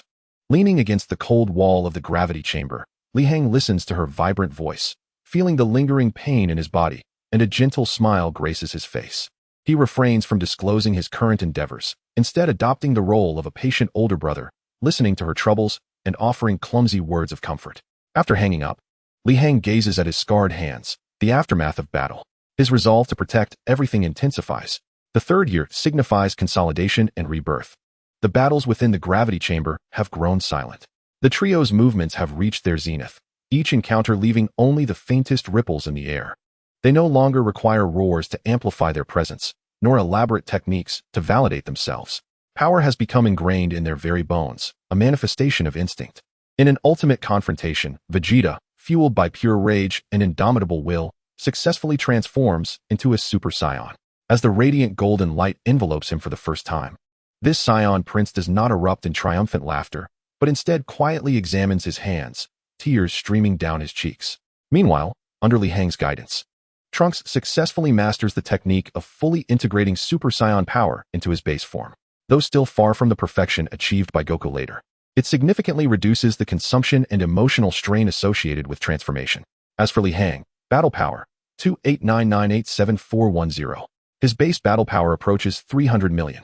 He even perceives that his body has brushed against an invisible barrier, and with the right opportunity, he could undergo a transformation so profound that even he cannot foresee it. On the eve of May 11th, as the storm approaches, the Z fighters gather once more on the lawn of the Capsule Corporation. 3 years have transformed each individual. Gohan has matured into a striking young man, his youthful innocence replaced by the resolve of a warrior.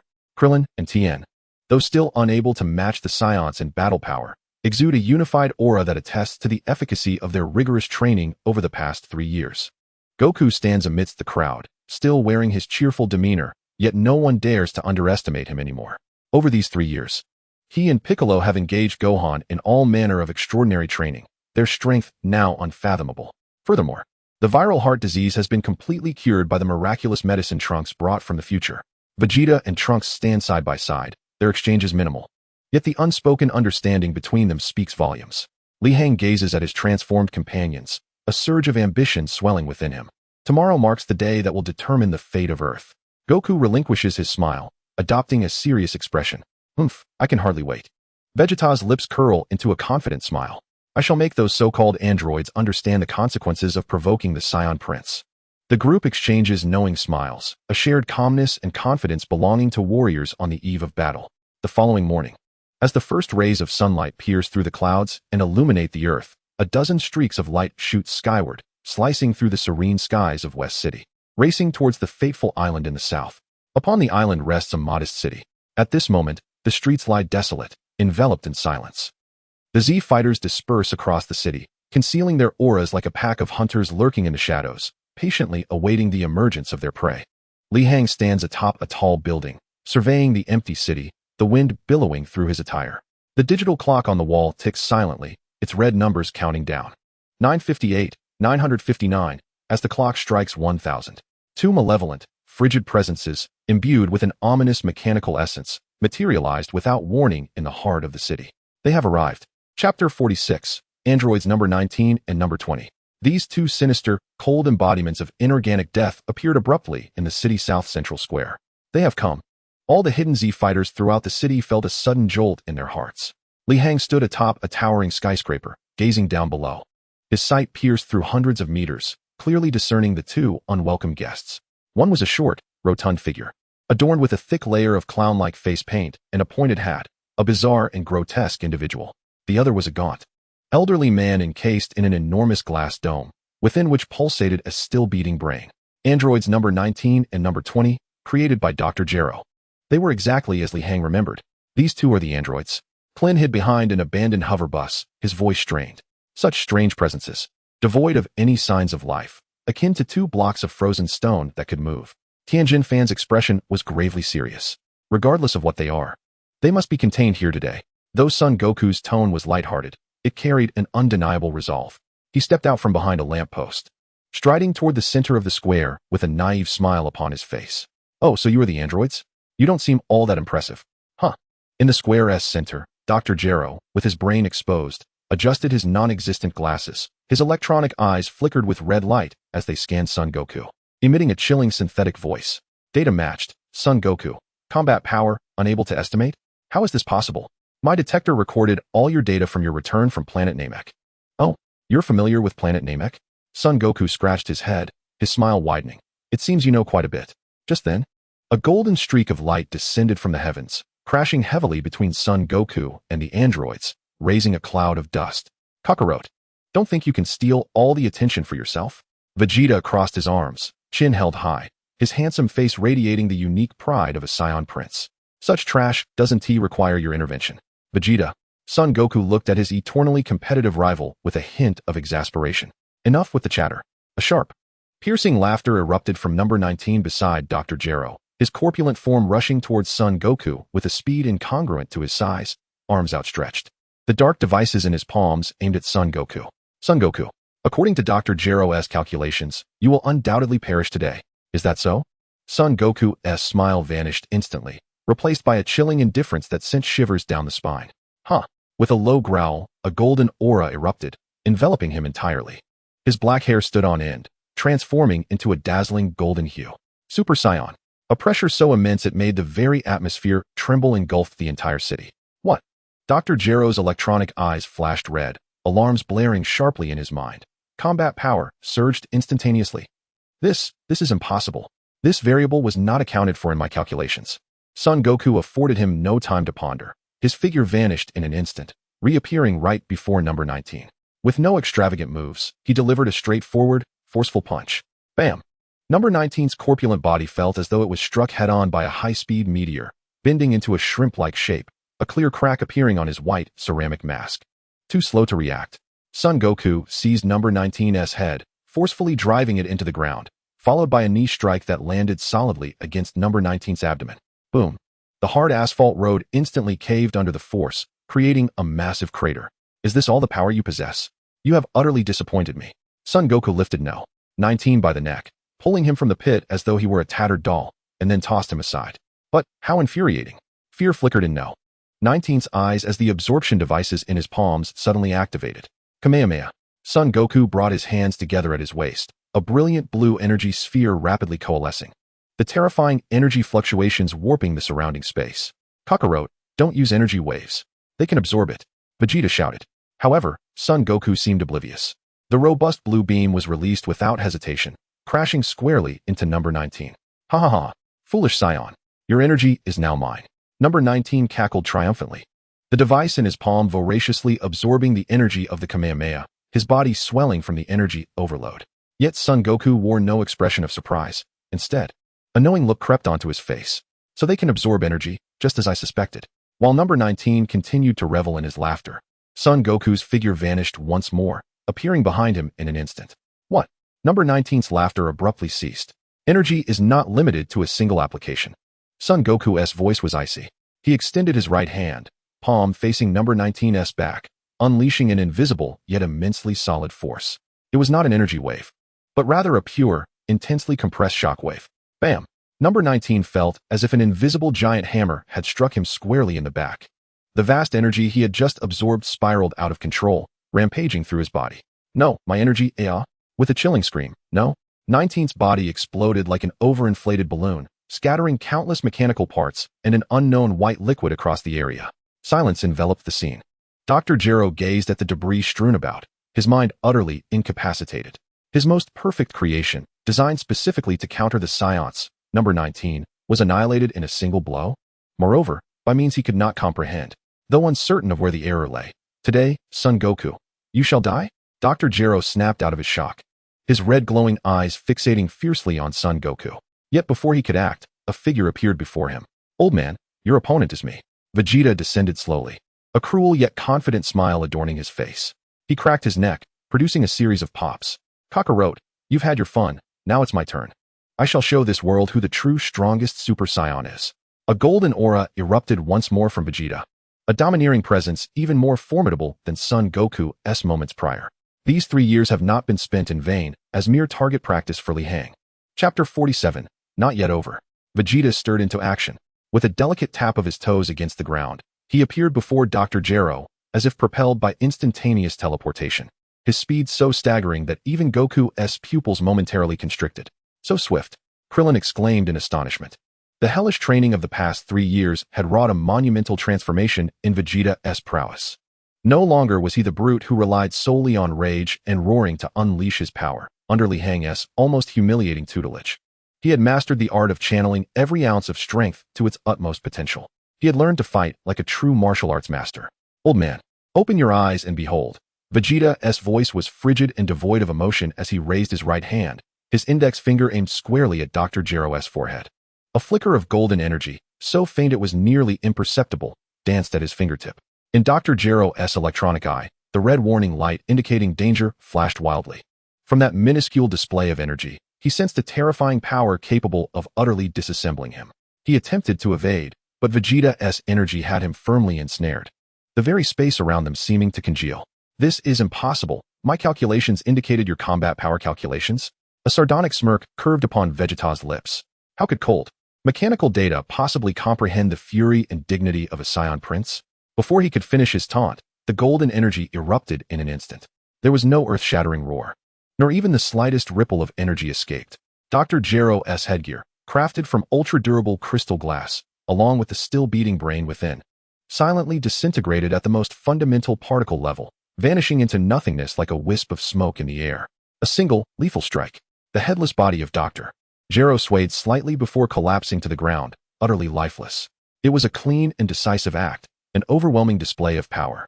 Vegeta slowly retracted his finger, not once casting a glance at the corpse, as though he had merely crushed an inconsequential insect.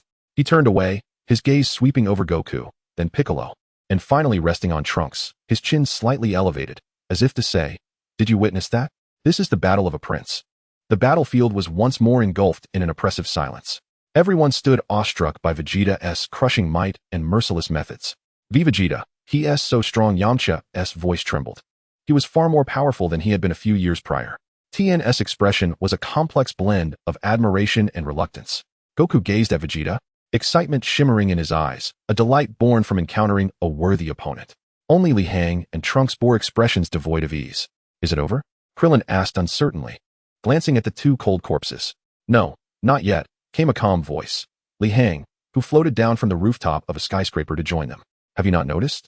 That old man was avoiding a direct confrontation with us the entire time, even sacrificing his own comrades to buy himself more time." Li Hang's gaze swept over Dr. Gero's remains, finally settling on a distant mountain range. If I am not mistaken, he had but one objective: to return to his laboratory and activate his true final trump card. The final trump card? Goku furrowed his brow. "You mean the androids 17 and 18? Piccolo turned to Trunks, whose complexion paled at once. He nodded, his voice quaking. "Yes, they are the true nightmares." "Where is the laboratory?" Goku inquired.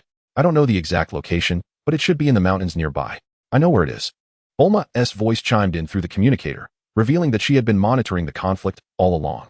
"According to our geological survey records, there is an abandoned secret research facility belonging to the Red Ribbon Army in that mountainous area. I have sent you the coordinates."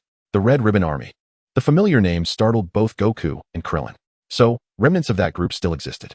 Goku's expression hardened. "Then what are we waiting for? Let us hurry and find them to eliminate the threat." Vegeta, brimming with confidence from his recent victory, impatiently interjected, "No, we cannot go." Trunks exclaimed, his face etched with fear. "We must find and destroy that research facility before they are activated. Otherwise, it will all be over." "What are you afraid of?" Vegeta looked down on him scornfully. "They are merely two androids. How could they possibly be stronger than Frieza? They are 100 times more terrifying than Frieza." Trunks retorted, his agitation palpable. "Enough," Li Hang interjected, cutting through their argument. He gazed at the distant mountains, his expression profound as the night. "Trunks, you are correct. We must prevent them. However, Vegeta is right too. We cannot fear battle." His gaze swept over each person present. "From now on, everyone will follow my command." His tone was calm, yet imbued with an undeniable authority, silencing even Goku and Vegeta. "Piccolo, your sensory abilities are the strongest. Please determine the exact location of the research facility as swiftly as possible." Piccolo nodded and closed his eyes. "Goku, Vegeta, Trunks, the four of us will take the lead. Once we locate it, we will unleash our strongest powers to obliterate it instantly. Krillin, Tien, Yamcha, you will be responsible for perimeter security and support. In case of any unforeseen circumstances." The clear directives and well-defined roles swiftly restored focus to the previously chaotic Z fighters. "I found it." Piccolo suddenly opened his eyes, pointing towards a northern peak. "Beneath that mountain lies a massive underground facility." "Good." A glint of cold determination flashed in Li Hang's eyes. "Let us move." A dozen streaks of light shot into the sky, like a flock of predatory hawks, racing towards the fateful mountain. Upon their arrival, they discovered a colossal metal gate camouflaged as rock. "Stand back." Vegeta surged ahead, unable to contain himself. Big bang attack. A torrent of golden energy erupted from his palm, obliterating the thick alloy gate along with half the mountain, revealing a deep, technologically advanced underground passage. They streamed in, the corridor illuminated by flashing red warning lights. The frigid air saturated with the mingled scents of disinfectant and machine oil. Soon, They arrived at a vast, hive-like core of the laboratory. Countless intricate instruments hummed with activity, emitting a low buzzing sound. At the center of the laboratory stood 3 colossal stasis chambers. 16, 17, 18. The cold numbers felt like the harbingers of death. Yet, what weighed heavily on their hearts was the realization that the stasis chambers of 17 and 18 were empty. Chapter 48. Androids 17 and 18. Not far from the dormant chamber stood a strikingly handsome boy clad in a sleek black bodysuit. His orange scarf contrasting sharply with his dark hair, exuding an air of alluring mischief. Beside him was a girl with golden hair cascading to her shoulders. Her features delicately doll-like, yet her gaze was as frigid as winter frost. The two leaned casually against a colossal cultivation tank, observing the intruders with keen interest. Beneath their feet lay another of Dr. Jero's spare bodies, lifeless in a pool of blood, a gaping hole punctured through its chest, indicating a recent demise. Oh, it seems our soiree has attracted quite an audience, the black-haired boy, Android 17, remarked with a charming smile, his melodic voice sending an unsettling chill through the souls of all present. You are, indeed, Androids 17 and 18? Son Goku's voice emerged hoarse, overwhelmed by an unprecedented pressure emanating from the seemingly innocuous duo. This was not merely an aura, it was a higher echelon of energy. So perfect it bordered on the non-living. They resembled 2 black holes draped in human guise, quietly standing yet capable of devouring all light and hope around them. Indeed, the golden-haired girl, Android 18, yawned languidly, a sweet yet icy smile gracing her lips. We have just awoken and found ourselves rather bored.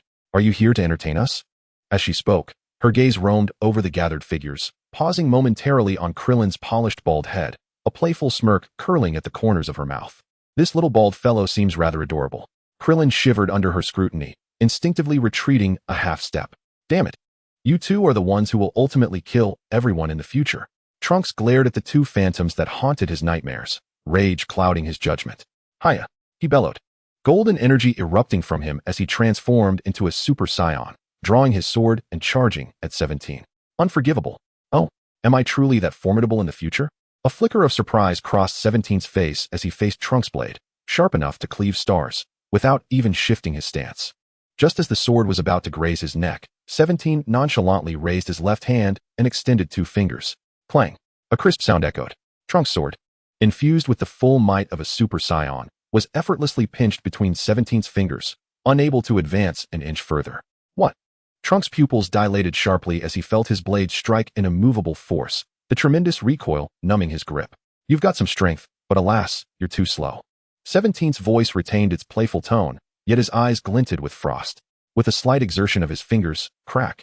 The alloy sword, crafted from the pinnacle of future technology, was brutally crushed into 2 pieces. My sword, Trunks exclaimed in disbelief. Before he could process the shock, 17 delivered a seemingly casual knee strike to his abdomen. Bang! Trunks' body bent like a shrimp, his golden aura dissipating instantly. He was sent flying as though struck by a speeding train, crashing against a distant wall before crumpling to the ground, unconscious. 1 strike. Merely 1 strike was sufficient to vanquish a Super Saiyan. This spectacle left all present gasping in horror. Trunks, how could he be so strong? You monsters, what are you?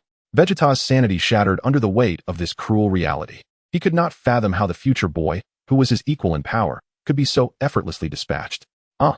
Vegeta roared, transforming into a Super Saiyan with a fury surpassing that of Trunks. He concentrated all his energy into a singular point, unleashing an energy wave potent enough to level cities towards 18. Boring fireworks. 18 yawned, and in the face of the devastating attack, she merely extended her pale hand and waved it gently forward. Whoosh! A breeze swept through, effortlessly dispersing Vegeta's formidable energy wave, leaving not a ripple in its wake. This is impossible. Vegeta's eyes nearly bulged from their sockets. Your taste in clothing is commendable, but soon it shall be reduced to tatters. In an instant, 18 vanished, reappearing before Vegeta with a speed so swift that even his dynamic vision struggled to keep pace. Vegeta felt an overwhelming force collide with his chest, his prideful Saiyan battle armor tearing apart as if it were mere paper. Then came a relentless barrage of attacks. Each of 18's strikes appeared effortless, yet contained the power to obliterate everything. Vegeta fought desperately to defend himself, but against 18, his defenses shattered like fragile glass, crumbling under the onslaught. The sounds of cracking bones filled the air. Why? Why is this happening? Vegeta's consciousness began to fade, feeling his pride, his dignity, and the grueling 3 years of hellish training transform into a grand farce. Because you are far too weak. 18's voice was cold as she delivered a crushing kick to Vegeta's midsection. Crack! Vegeta's spine emitted a sickening sound as he was sent sprawling like a lifeless heap, collapsing beside Trunks, equally unconscious. In less than a minute, 2 Super Saiyans had been utterly defeated. The laboratory descended into a chilling silence, heavy with the sound of labored breaths. Despair. A wave of despair, 100-fold more potent than that faced against Frieza, engulfed every heart present like frigid seawater. Goku. Krillin's voice trembled. Son Goku remained silent, his expression gravely serious, beads of sweat forming on his brow. He understood that even if he intervened, the outcome would remain unchanged. How dull, to have broken 2 so quickly. 17 stretched languidly, casting his gaze over the remaining Z fighters as if selecting his next toy. Shall we dispose of them as well? Then we could seek out something more entertaining, perhaps a joyride? Good idea. 18 nodded in agreement, her tone casual, as if deciding the fates of others was as trivial as choosing what to have for dinner. Just as they prepared to strike, a calm voice shattered the suffocating despair. Wait, it was Li Hang. Chapter 49, Awakening Android 16. Li Hang had remained stationary throughout, refraining from intervening, silently observing, watching Trunks being effortlessly defeated in a single strike. And witnessing Vegeta being ruthlessly crushed, Li Hang displayed no signs of anger or panic on his face, only a chilling calmness that bordered on the cold. He meticulously analyzed every movement and energy application of androids 17 and 18. At this moment, Li Hang comprehended the situation. Oh, the gazes of both 17 and 18 fell upon him simultaneously, revealing a flicker of intrigue in their eyes. This man was peculiar. He emitted no discernible energy fluctuations, appearing just like an ordinary earthling. Yet, his eyes were as profound as the cosmos, seemingly capable of perceiving all truths. Under the scrutiny of those eyes, for the first time, 17 and 18 felt a sensation of being seen through. Your 2 seemingly strongest companions have already fallen. What can you possibly do now? 17 inquired with keen interest. No, I am not alone, Li Hang replied slowly, lifting his head, a cryptic smile curving his lips. His gaze transcended 17 and 18, focusing on the massive, dormant pod labeled as 16 behind them. For our true trump card is just about to make its entrance. In that instant, Li Hang's figure vanished. His speed was so astonishing that 17 and 18 had yet to register what had occurred. The next moment, the long dormant pod numbered 16 emitted a soft beep. The hibernation protocol was disengaged. A faint electronic sound, almost overlooked by everyone, resonated in the silent laboratory. The heavy alloy door of the 16th pod, which had been marked by a red indicator light signifying hibernation, quietly extinguished, replaced by a glowing green light indicating activation. The smiles on 17 and 18's faces froze simultaneously.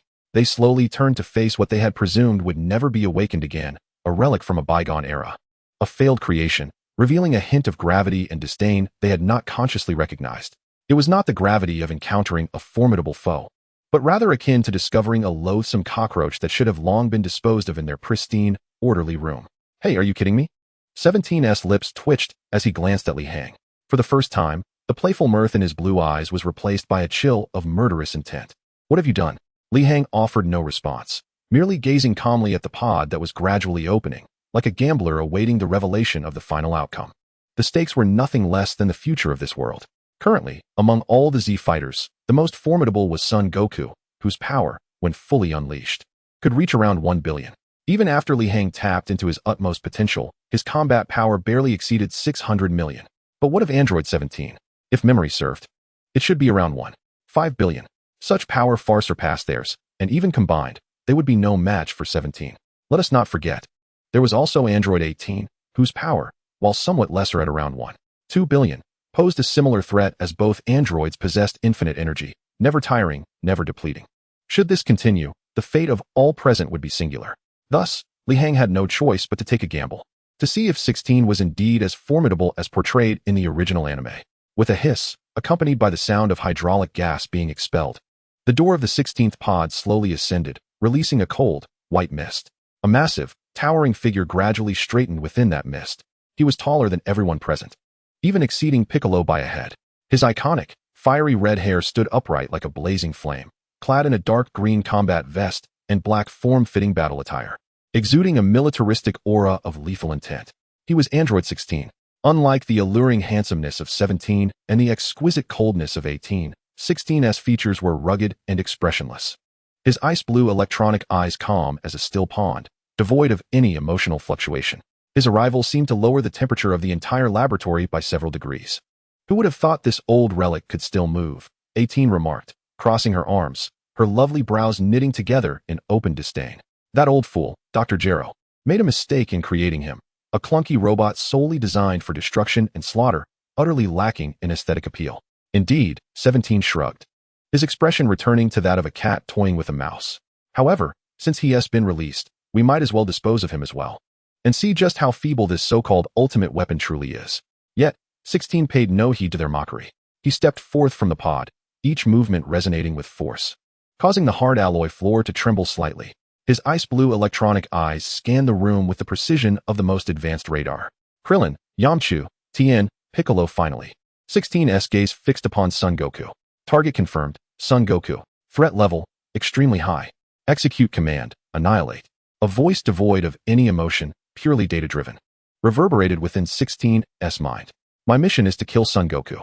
16 began to speak, his voice deep and gravelly, akin to two rusted metals scraping against each other.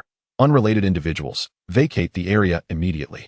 This statement left everyone in stunned silence, particularly Son Goku, who pointed to himself in bewilderment. You're here to kill me again. Am I really that popular lately? Hey, you big red-haired brute. You must be mistaken about something. 17 interjected, stepping forward to place himself between 16 and Son Goku, a hint of offended displeasure on his face. Son Goku is our prey. It's not for a failure like you to interfere. 16's electronic eyes flickered as he slowly turned to face 17, calmly stating, You will hinder my execution of the task. Me hinder you? 17 erupted in exaggerated laughter, as if he had heard the most absurd joke, pointing to himself. Do you even know who I am? I am Dr. Gero's most perfect creation. And you? Merely a piece of trash sealed away because your power was too uncontrollable. Repeat, you will hinder my execution of the task. 16's voice remained unperturbed, yet his arms began to rise, aimed directly at 17.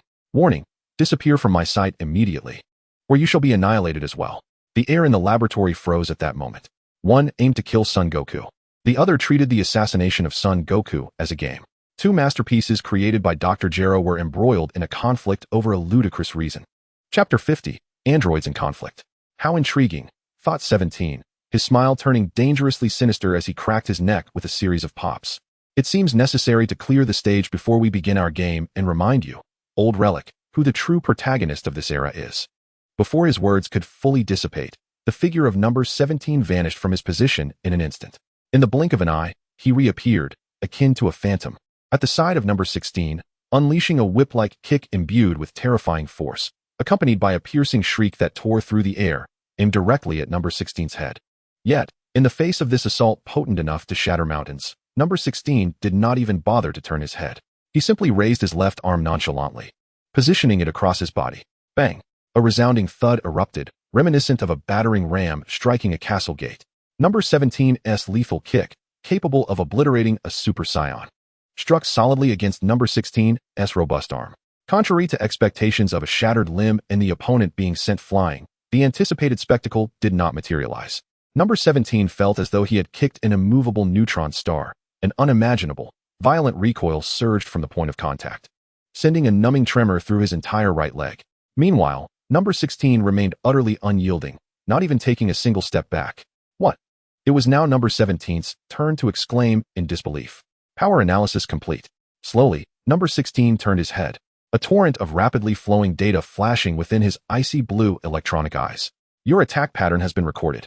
Suddenly, his left arm, struck by number 17's kick, snapped open like an iron clamp, seizing number 17's ankle and rendering him immobile. Let me go?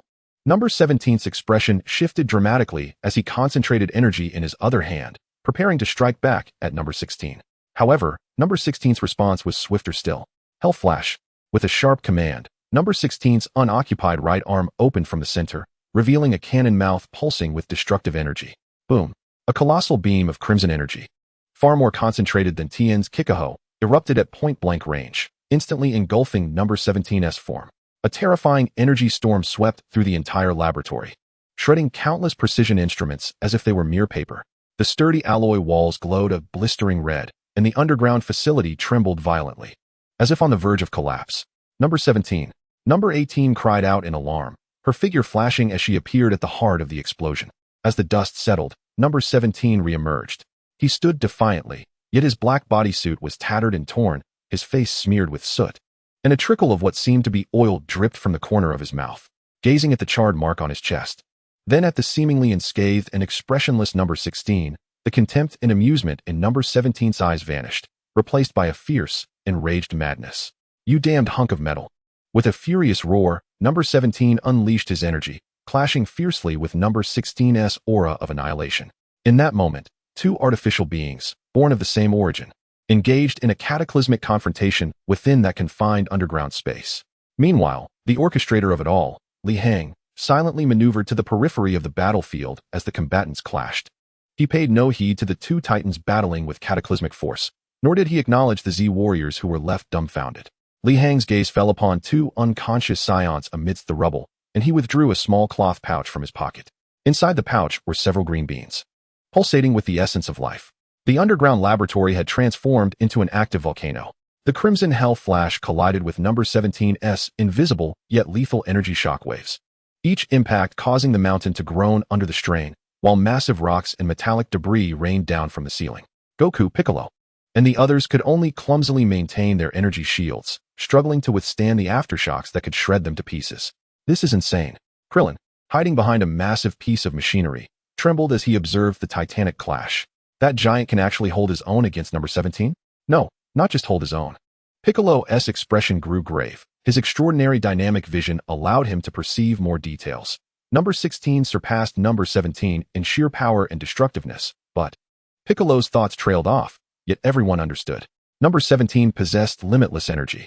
Each of number 16's attacks depleted his internal energy, while number 17 could squander his power without restraint. In this ebb and flow, defeat was merely a matter of time. "Damn it, we can't just stand by and watch," Yamcha exclaimed, sweat beading on his forehead. "We must find a way to assist that giant. How can we help? We can't even get close." Just as despair enveloped them, number 17 seized upon number 16's momentary vulnerability following a powerful barrage, his figure ghosting behind him to deliver a vicious knife-hand strike to number 16's neck. Bang!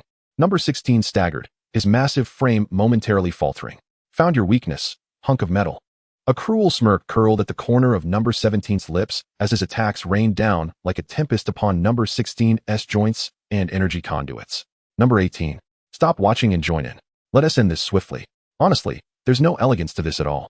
Though number 18 complained, her body responded honestly, flashing into the fray. Faced with two equally formidable and well-coordinated opponents, number 16 found himself at an overwhelming disadvantage. His devastating strikes were nimbly evaded, while the counterattacks landed with precision on his vulnerable spots. Boom. Number 18 landed a kick on number 16's knee joint, forcing him to kneel. Immediately after, number 17 unleashed a fearsome energy blast at point-blank range against number 16's chest. For the first time, a crack appeared in his seemingly indestructible chest plate. "It's over." Number 17 and number 18 raised their hands simultaneously, preparing to deliver the final blow to number 16. At that very moment, Li Hang, who had remained at the edge of the battlefield as if forgotten by all, sprang into action. "Goku." Li Hang's voice was not loud, yet it resonated clearly in Goku's ears. Instinctively, Goku turned, only to see Li Hang signaling him with a gesture that only they could comprehend. A maneuver practiced countless times in the gravity chamber. "Stall them." Goku instantly grasped the intent. "Hey!" Goku shouted, his golden aura surging once more. Instead of charging at number 17 and number 18, he summoned all his strength and unleashed a powerful Kamehameha wave at the weakest point of the laboratory's support structure. Boom. The entire underground laboratory's integrity shattered, and the mountain above lost its support, collapsing with tremendous force. Chapter 51. Li Hang's ultimate move. What? Number 17 and number 18 halted abruptly, instinctively glancing upward. New Kamehameha. Tianjin's grasp on this fleeting opportunity was resolute. He had long been gathering his strength in secret. The third eye on his forehead throbbed with intensity as he clasped his hands before his chest, channeling every ounce of his vitality into a most decisive assault. A robust, square pillar of energy surged upward, not aimed at any individual, but striking precisely against the collapsing mountainside, momentarily halting the torrent of colossal boulders weighing in the hundreds of thousands of tons. Spirit Bomb. Krillin, too, exerted himself, raising his hands aloft as two rapidly spinning white discs of energy hurtled forth, targeting not the androids but the very ground beneath their feet. With a resounding slice, the indomitable Spirit Bomb cleaved two profound fissures into the earth, triggering a violent secondary landslide.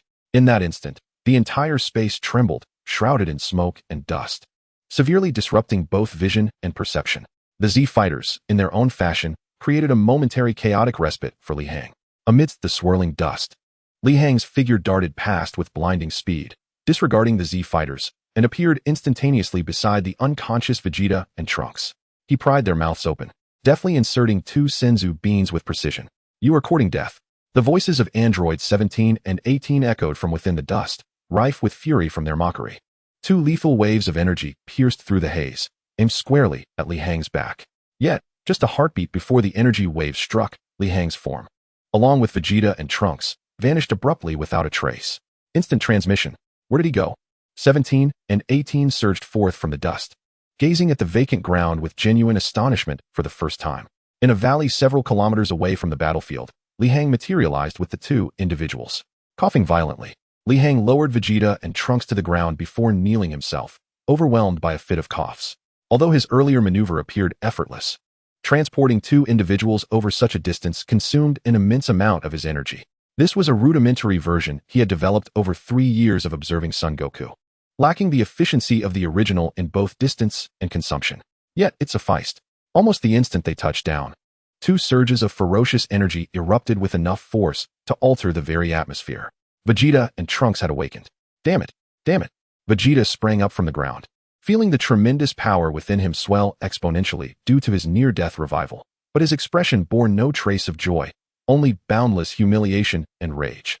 The Prince of Saiyans, Vegeta, had once again been knocked unconscious and required rescue from another. That woman, I shall personally slay her. Trunks rose as well, his gaze fixed on the broken sword in his hand, his eyes dimmed with despair. "I'm sorry, Mr. Li Hang, I have once again become a burden. Now is not the time for such thoughts." Li Hang gasped for breath, rising to his feet, his expression grave as he gazed at the towering pillars of energy and the incessant explosions in the distance. "Goku and the others cannot hold out much longer. Kakarot's fate is of no concern to me." Though Vegeta spoke defiantly, his body betrayed him, enveloped in a golden aura. "I must return. I shall let those two know the true terror of the Prince of Saiyans. You will be walking into your own demise alone." Li Hang intercepted him. "What did you say?" Vegeta glared furiously. "I said you are not their match yet." Li Hang maintained a calm demeanor. "They possess infinite energy. Your stamina cannot outlast theirs. Your only chance lies in wielding a power beyond their comprehension, obliterating them in the shortest time possible. And how do we achieve that?" "Quite simply." Li Hang's gaze swept over Vegeta, then Trunks, a mysterious smile gracing his lips. "Lend me your power." "What?" Both Vegeta and Trunks were momentarily taken aback. "No time for idle chatter. We have no time to waste." Without waiting for a response, Li Hang placed a hand on each of their shoulders. "Now, release your bodies and minds. Resist not, and transfer all your energy to me without reservation." His tone carried an undeniable authority. Exchanging glances, Vegeta and Trunks discerned a flicker of hesitation and struggle in each other's eyes.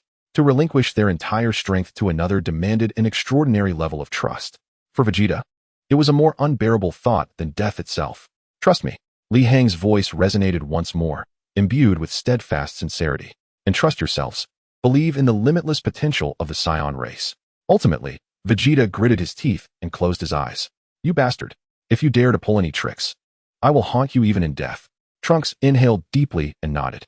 In the next moment, two pure and immense surges of golden energy flowed into Li Hang's body like two great dragons returning to the sea, surging wildly through his arms. Boom! An unprecedented, terrifying power that even surpassed Li Hang's own limits erupted within him. His body transformed into a voracious vortex, ravenously assimilating and merging the vast energies of the two Super Saiyans. Li Hang let out a pained roar, his muscles tensing as veins bulged like serpents across his form, his skin even oozing golden droplets of blood from the overwhelming strain of energy. This process proved far more agonizing and perilous than he had anticipated. Though both Vegeta and Trunks were Saiyans, their powers were fundamentally distinct.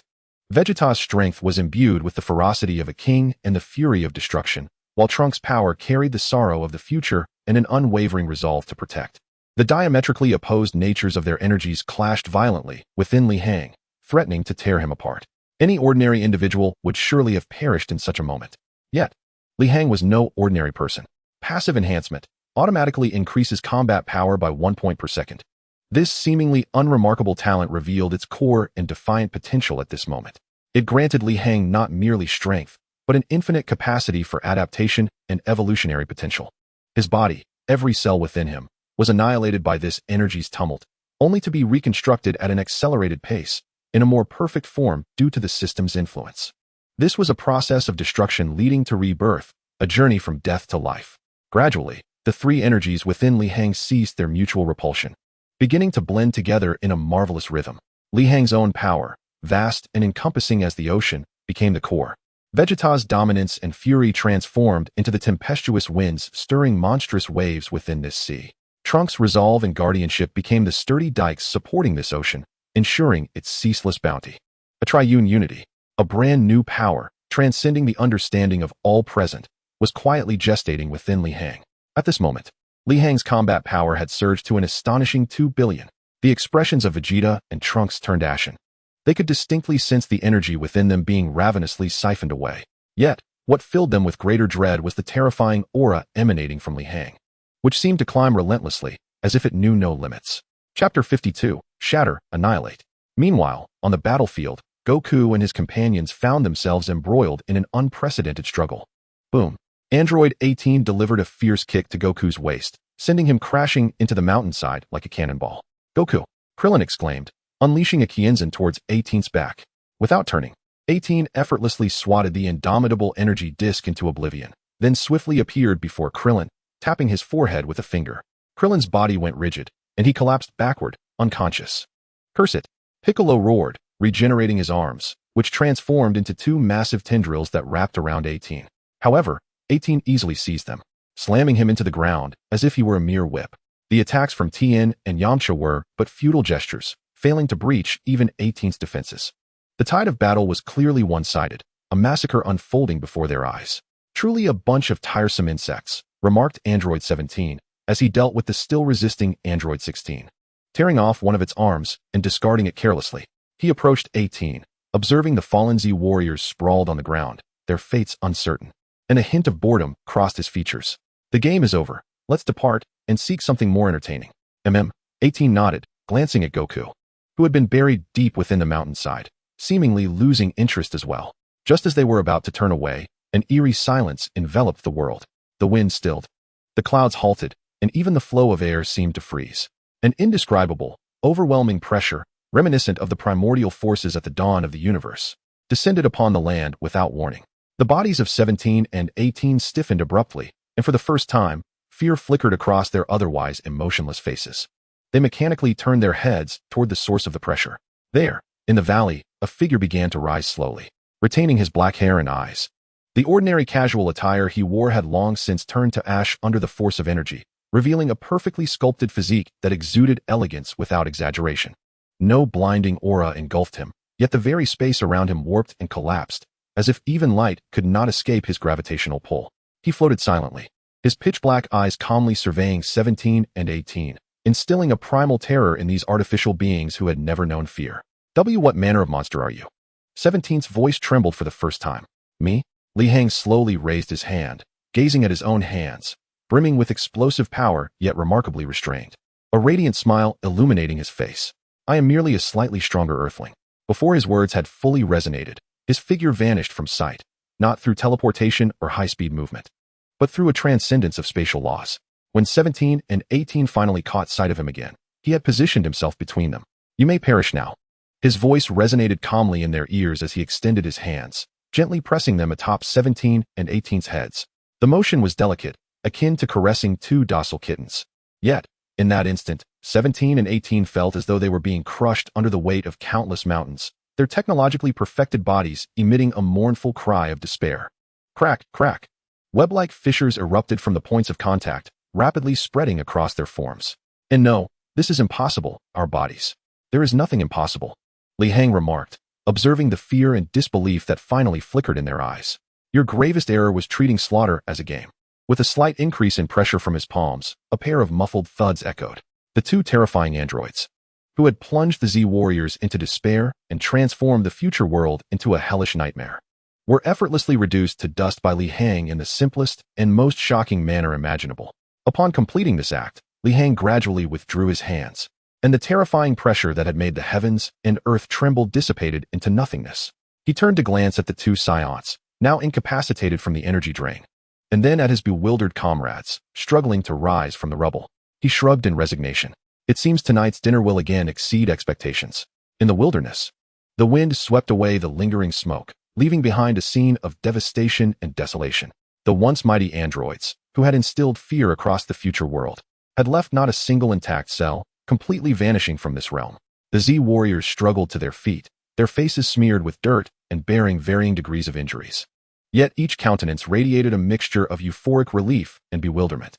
They stared in disbelief at the man hovering in midair, who had effortlessly quelled the threat. As if performing a trivial task, their minds collectively malfunctioned. What just happened? Krillin rubbed his eyes and pinched his thigh hard to ensure he wasn't dreaming. He pointed at Li Hang, his voice trembling. Did he just crush 17 and 18 like walnuts? It seems so, Yamcha replied, gulping hard as his Adam's apple bobbed. The sheer shock of the moment eclipsed all the bizarre occurrences he had ever witnessed in his life. Gulp. Standing aside, Piccolo's perpetually stoic face cracked slightly. He could distinctly sense that the power Li Hang had unleashed in that fleeting instant had transcended his understanding of strength. Meanwhile, Goku emerged from the collapsed mountainside, slightly disoriented, running a hand through his tousled golden hair, devoid of fear, only brimming with an almost frenzied excitement. Wow, Li Hang, you're incredible. Goku's eyes sparkled like twin suns as he instantly teleported to Li Hang's side, scrutinizing him from head to toe, as if he were inspecting a rare treasure. What was that move? I felt like I couldn't move at all. Teach me. Li Hang couldn't help but chuckle at Goku's pure enthusiasm. A testament to the spirit of a true warrior. The focus of a battle-hungry race was indeed refreshingly peculiar. After that recent maneuver, Li Hang's condition began to deteriorate rapidly. Such techniques are not to be employed casually. They necessitate an exceptionally robust physique, as well as a passive ability that augments combat power incrementally each second. Moreover, the execution of this technique does not imply that Li Hang retains that level of strength indefinitely. It merely represents a temporary enhancement. Subsequently, he would inevitably succumb to a period of weakness. However, there is an additional benefit to this technique. It significantly bolstered Li Hang's cellular strength and physical potential. Although it cannot yet rival the bloodline potential of the Saiyans, given time, it may surpass it. Just then, two muffled groans, stifled by pain, emanated from not far away. Vegeta and Trunks had also awakened. Chapter 53, The Hunt. The two of them lay sprawled on the ground, their faces as pale as paper, utterly devoid of strength. Their power had been completely drained by Li Hang, leaving them feeling more feeble than if they had trained under 5,000 times the normal gravity for 3 days and nights. Yet, what struck them more profoundly than their physical weakness was the psychological shock. Vegeta lifted his head, fixated intently on Li Hang, who was helplessly ensnared by Son Goku. His expression a complex tapestry of emotions. The proud prince of the Saiyans had been reduced to a mere battery for another? This realization trampled upon Vegeta's pride, igniting a humiliating fury within him. Yet, that anger was swiftly extinguished by a harsh reality. It was through this humiliating source of power that man effortlessly vanquished a terrifying foe that even two Super Saiyans could not contend with. And he had saved himself, albeit in a manner that was utterly unacceptable to Vegeta. Cursed, Vegeta struck the ground with his fist, yet failed to shatter even a small stone. The feeble impact only intensified his anger. Trunks, on the other hand, found himself in a drastically different state of mind. He gazed at Li Hang, his eyes filled with gratitude, reverence, and profound confusion. What on earth was happening in this era? Why had a figure like Li Hang emerged? One who surpassed the historical trajectory and was even more powerful than the legendary Super Saiyans? What implications did his presence hold for Trunks' seemingly hopeless future? Alright, enough of standing around here foolishly. Bulma's voice crackled through the communicator, tinged with a tone of relief. Get back here quickly. I see that Vegeta and Trunks are about to collapse. And Li Hang, I've decided to increase your meal allowance tenfold for this month. Upon hearing this, the initially heavy and peculiar atmosphere lightened considerably. Krillin and Yamcha exchanged glances, each perceiving a hint of envy in the other's eyes. A tenfold increase in meal allowance? What splendid treatment. The restaurant of the Capsule Corporation resembled a scene from a disaster film once again. At a long dining table, mountains of food vanished at a visibly rapid pace. Li Hang occupied one end of the table, feeling like a ravenous beast that had starved for generations. With every cell in his body clamoring for energy, the fusion of powers with Vegeta and Trunks had unleashed unprecedented strength within Li Hang. But the toll on his own body was equally monumental. Presently, the inexhaustible force bestowed upon him by the system was repairing and transforming his body with unparalleled efficiency, a process requiring a tremendous amount of energy to sustain. At the opposite end of the table sat Son Goku, Vegeta, and Trunks, all indulging in their meals with equal fervor. Vegeta channeled his rage into his appetite, wearing a scowl as he consumed his food with an expression that seemed to chew through his enemy's bones, ignoring everyone around him. Son Goku, on the other hand, was purely delighted, sharing amusing anecdotes from Planet Yardrat with Gohan and Krillin as he ate. Trunks, however, felt somewhat out of place. He occasionally stole glances at his father and then at Li Hang, who appeared to be an insatiable abyss. "I say, should our company consider venturing into the culinary industry?" Bulma remarked to her father, holding a cup of coffee and observing the extravagant scene with utmost seriousness. A buffet specifically for Saiyans and creatures like Li Hang could present a tremendous business opportunity. Dr. Brief adjusted his glasses and nodded in agreement. "Indeed, I see your point. I shall instruct the R&D department to design a universal capsule capable of automatically generating high-energy food." Amidst the peaceful atmosphere filled with the aroma of food and various sounds, a robotic butler entered, carrying a portable holographic projector. "Miss Bulma, this is an urgent news bulletin just interrupted by the television station." As the projector activated, a serious-looking female anchor appeared on screen. "This is the latest news. It has been reported that the town of Jinjul, located in the outskirts of the southern capital, suddenly lost all contact with the outside world this afternoon. Eyewitnesses claim that the town is enveloped in a peculiar thick fog, with all communication and power systems completely disrupted. The government has dispatched an investigation team, but no updates have been received thus far." The news footage showed aerial views of Jinjul, a picturesque European-style town now shrouded in eerie silence. The streets were deserted, with only scattered clothing and vehicles remaining, as if the entire populace had evaporated in an instant. "How strange. Could it be a collective time travel?" Son Goku mumbled, his mouth full of chicken leg. Krillin and Yamcha found it peculiar, but didn't dwell on it too much, as bizarre occurrences were commonplace on Earth. Yet 3 individuals, upon witnessing the news, turned pale. Piccolo's brow furrowed tightly. He sensed a faint yet profoundly sinister aura emanating from the images of the silent town. Trunks' knife and fork clattered to the plate, his face drained of color, his body trembling slightly with fear. The scene mirrored the moment the monster first appeared in his memories. Meanwhile, Li Hang slowly set down his utensils. His gaze sharpened suddenly, akin to 2 unsheathed swords, piercing through the screen that displayed the eerily tranquil town. Others may have been oblivious, but Li Hang was acutely aware. This was not a supernatural event, nor a case of mass time travel. This was predation, a silent hunt from the depths of hell. That dreadful nightmare had finally awakened from its slumber. "So, what's wrong, Li Hang? You don't look well." Son Goku finally sensed the shift in atmosphere. Li Hang did not respond. He merely stood up, glancing at the equally grave-faced Piccolo and the utterly speechless Trunks. "Our peaceful holiday may need to conclude ahead of schedule." As night enveloped the land, only a few street lamps in Jinjul town flickered defiantly, casting a dim and eerie glow. The air was thick with an ineffable stillness, and the wind swept through the deserted streets, rustling a few newspapers and producing a sound reminiscent of whispering souls. Several figures descended silently upon the central square of the town. It felt disturbingly uncanny. Klin crossed his arms, nervously surveying his surroundings. The entire town was eerily silent, devoid of any signs of life. Yet the scattered shopping bags on the ground, the hovering vehicles parked by the roadside, and even the steaming dishes in some restaurants testified that not long ago, this place was bustling with human activity. It was as if, in a single moment, an invisible hand had wiped everyone from existence, leaving only the remnants of their presence behind. Chapter 54, Cell. Clothes. Why only clothes? Yamcha crouched down, picking up a piece of children's clothing still warm to the touch, his voice trembling. The streets were littered with garments. From adult suits to children's dresses, a myriad of styles. Yet without exception, the owners of these clothes had vanished. "He is here." Trunks' voice was hoarse as he gazed upon the familiar scene. Memories buried deep within him, filled with despair and fear, surged to the surface once more. In Trunks' future, that monster devoured city after city, reducing vibrant human civilization to ghost towns, stripped bare save for clothing. Be cautious. The enemy likely possesses some form of invisibility and can perfectly mask their presence. Piccolo's expression was grave, his extraordinary hearing and perception reaching their zenith at that moment. Yet he still could not detect any anomalies. The sensation was akin to knowing a deadly serpent lurked nearby, yet being oblivious to its location and unaware of when it might strike. "Hey, Li Hang." Sun Wukong leaned closer to Li Hang and whispered, "Do you know what that guy is? Hurry and tell me. I'm getting a bit excited." Li Hang cast him a glance, somewhat exasperated. Only this battle maniac could feel exhilarated in such a terrifying atmosphere. "I can only tell you that it is an ultimate android created by Dr. Gero." possessing the cells of all of you. Li Hang's voice was not loud, yet it resonated clearly in everyone's ears.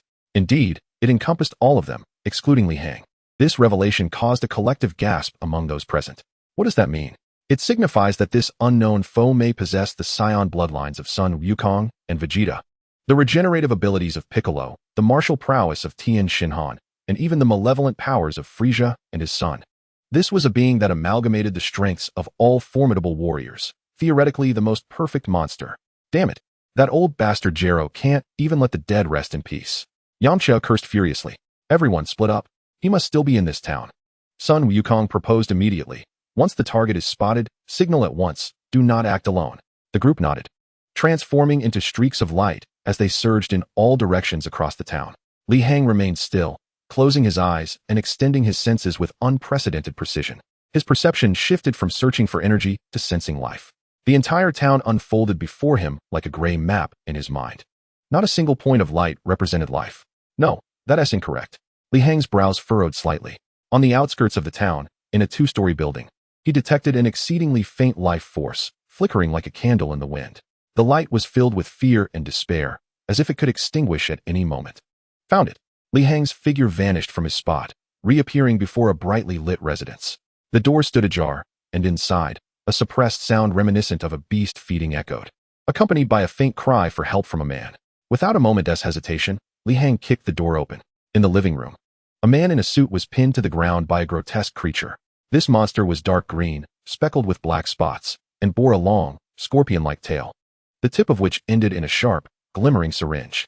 At that moment, the syringe was deeply embedded in the man's back, his flesh visibly withering at an alarming rate, while the creature's body swelled in a bizarre manner. In the corner of the room, a woman clutching a child had fainted in terror. She was the faint life force Li Hang had sensed earlier. So, although it was merely an incomplete form, Li Hang would recognize that aura of wickedness and greed anywhere. In close proximity, Li Hang sensed Cell's energy, his combat power at least reaching 1.7 billion. Oh, a survivor? Cell seemed disturbed from his meal, slowly lifting his head, his insect-like face revealing a cruel grin as his crimson eyes locked onto Li Hang. He released the now lifeless man, withdrawing his tail with a soft pop. Your energy smells delectable. Cell extended his long tongue, licking his lips with insatiable greed. His power, having absorbed the life energies of thousands from the entire town, had reached an astonishing level, even subtly surpassing that of Android 16. Is that so? Li Hang's gaze was frigid and devoid of warmth. Unfortunately, you won't have the opportunity to taste it. Before his words had fully escaped his lips, a golden figure shattered through the window, delivering a fierce kick aimed at Cell's head. It was Sun Wukong. You ugly freak, die? Yet Cell's reflexes surpassed all expectations. He merely tilted his head slightly, narrowly evading Sun Wukong's powerful strike. Sun Wukong, I possess your cells as well. Cell cackled maniacally, his body suddenly quaking. Solar flare. A blinding flash erupted instantaneously, leaving Sun Wukong and the others momentarily blinded as they rushed in. Not good. By the time their vision cleared, Cell had vanished, leaving behind the desiccated corpse and the nauseating aura of evil lingering in the air. He got away. Sun Wukong pounded his fist against the wall in frustration. That guy is so cunning. Piccolo's expression was grim, having not even perceived how Cell had escaped. He absorbed life energy and has grown stronger. Trunks' voice trembled. Li Hang's brow was equally furrowed.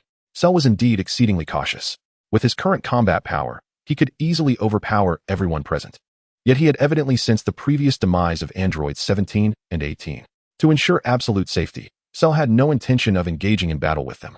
It appeared this creature intended to wait until his strength reached a level of confidence sufficient to eliminate them all in one fell swoop. The deathly silence of King's Hill Town hung heavily like a cold tombstone, weighing down on the hearts of every Z-fighter. Upon returning to the Capsule Corporation, the atmosphere that had once been buoyed by their victories over Frieza and his son, as well as androids 17 and 18, had dissipated, replaced by an even more suffocating sense of oppression. In the restaurant, even amidst a mountain of food, only the sounds of chewing and the subtle clinking of utensils broke the silence. No one spoke a word. Chapter 55, The Room of Spirit and Time. Cell. This name hung over everyone like an inescapable shadow, casting a pall of dread. An ultimate android, possessing the genetic material of them all. A monster capable of perfectly concealing its presence and silently devouring the very essence of a town. This unknown, elusive horror was far more chilling than Frieza's sheer destruction and conquest. We could not locate him at all. Krillin was the first to set down his cutlery, his face etched with frustration. He could conceal his energy flawlessly, with the earth so vast, by the time we found him. Who knew how many lives would have been lost? Moreover, he continued to grow stronger. Piccolo's voice was low and grave, his sharp antennae quivering slightly, as if still savoring that malevolent aura. With every life energy he absorbed, his power would increase. Given enough time, his strength would swell to an unimaginable magnitude. So what? Vegeta slammed his fist onto the table, causing the roasted meat on his plate to bounce. His face, which had just regained its color, was filled with indignation and fury, a golden blaze of energy flickering uncontrollably. He was merely a cowardly insect lurking in the shadows. Once I regain my strength and track him down, I will personally tear him to shreds. Yet, despite his words, those present could discern the hollow bravado within his tone.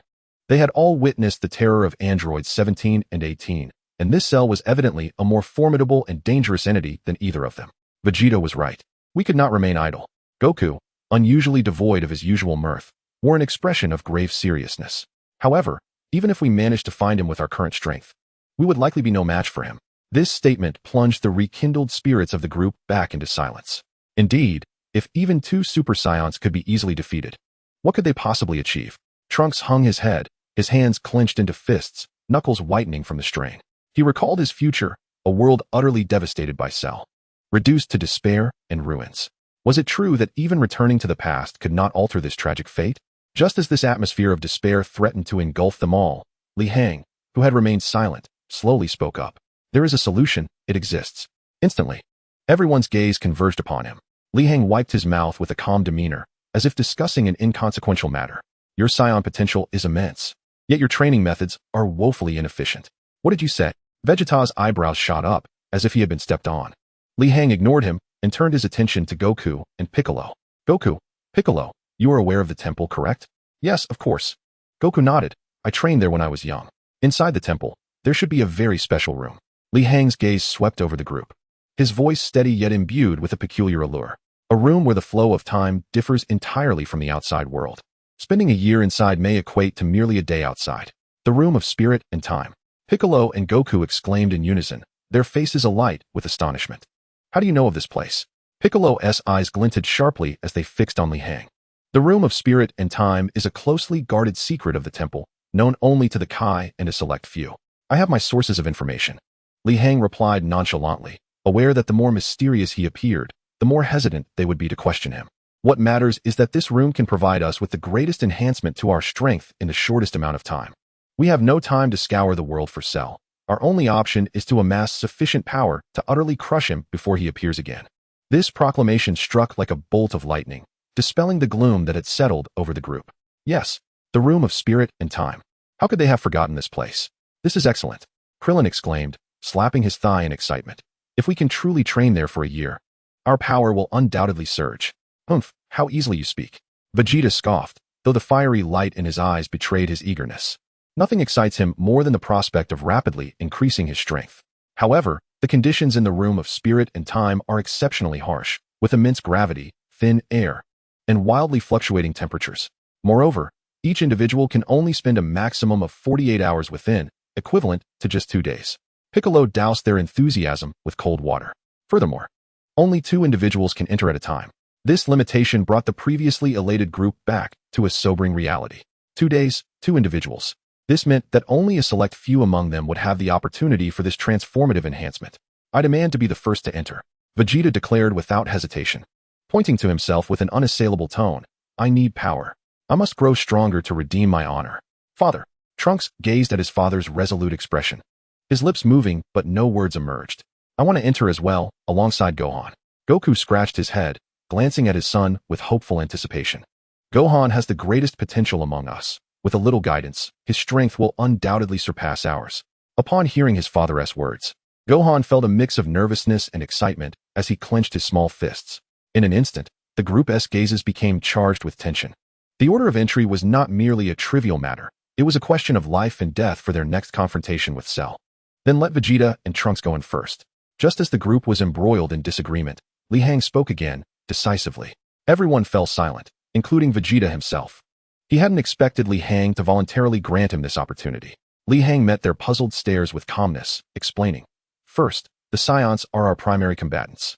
possessing the greatest potential. Each breakthrough they achieve yields a qualitative leap, making it optimal for them to enter first. Second, Li Hang's gaze turned to Vegeta, a playful smirk gracing his lips.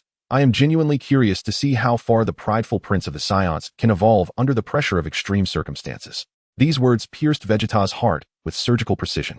He glared at Li Hang, his eyes filled with anger, defiance, and a complex mix of emotions stemming from being seen and understood.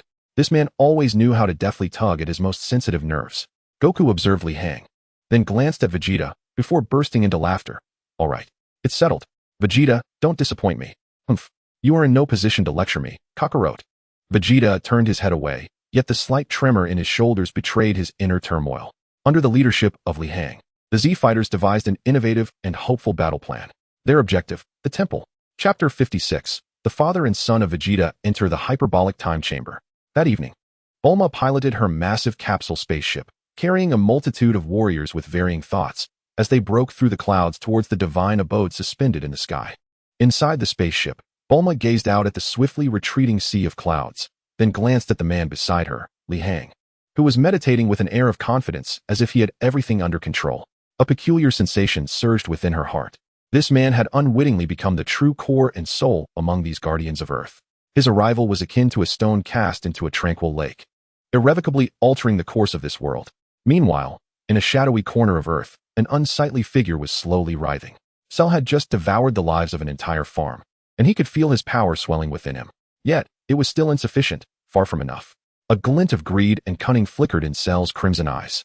Goku, Vegeta, and that man with black hair, how delectable their energies would be. However, patience was key. Cell licked his lips, emitting a hissing laugh. The game has only just begun. Once I grow stronger, strong enough to crush everything, I shall relish your despair.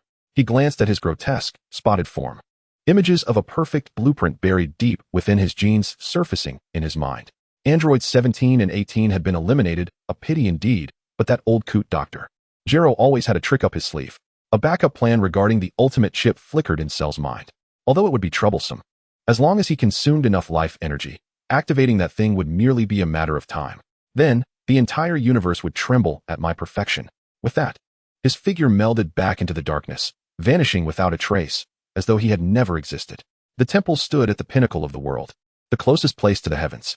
A vast circular platform was paved with pristine white jade, smooth as a mirror, reflecting the eternally azure sky above. Surrounding it, the sea of clouds churned, ethereal mist swirling around. In such an environment, one could wash away all the mundane clamor and worries. As Bulma's spaceship gently descended at the center of the platform, a servant awaited, a stout, dark-skinned man dressed in Arabian-style garb, a curved dagger at his waist. He was Mr. Popo, the attendant of the temple. Esteemed guests, the Lord of the Gods has been awaiting you for some time. Mr. Popo slightly bowed to the group, his voice calm, yet imbued with a wisdom that seemed to pierce through the hearts of men. As they disembarked from the spaceship, the solemn and majestic atmosphere of the temple enveloped them. Even Goku, typically carefree and jovial, suppressed his usual mirth, his face now marked by a sense of reverence. Under Mr. Popo's guidance, they traversed a long corridor, arriving before a magnificent palace. Upon the throne within the palace stood a tall, imposing figure, cloaked in white. His skin bore the unique green hue of the Namekians, and two long antennae upon his head swayed slightly.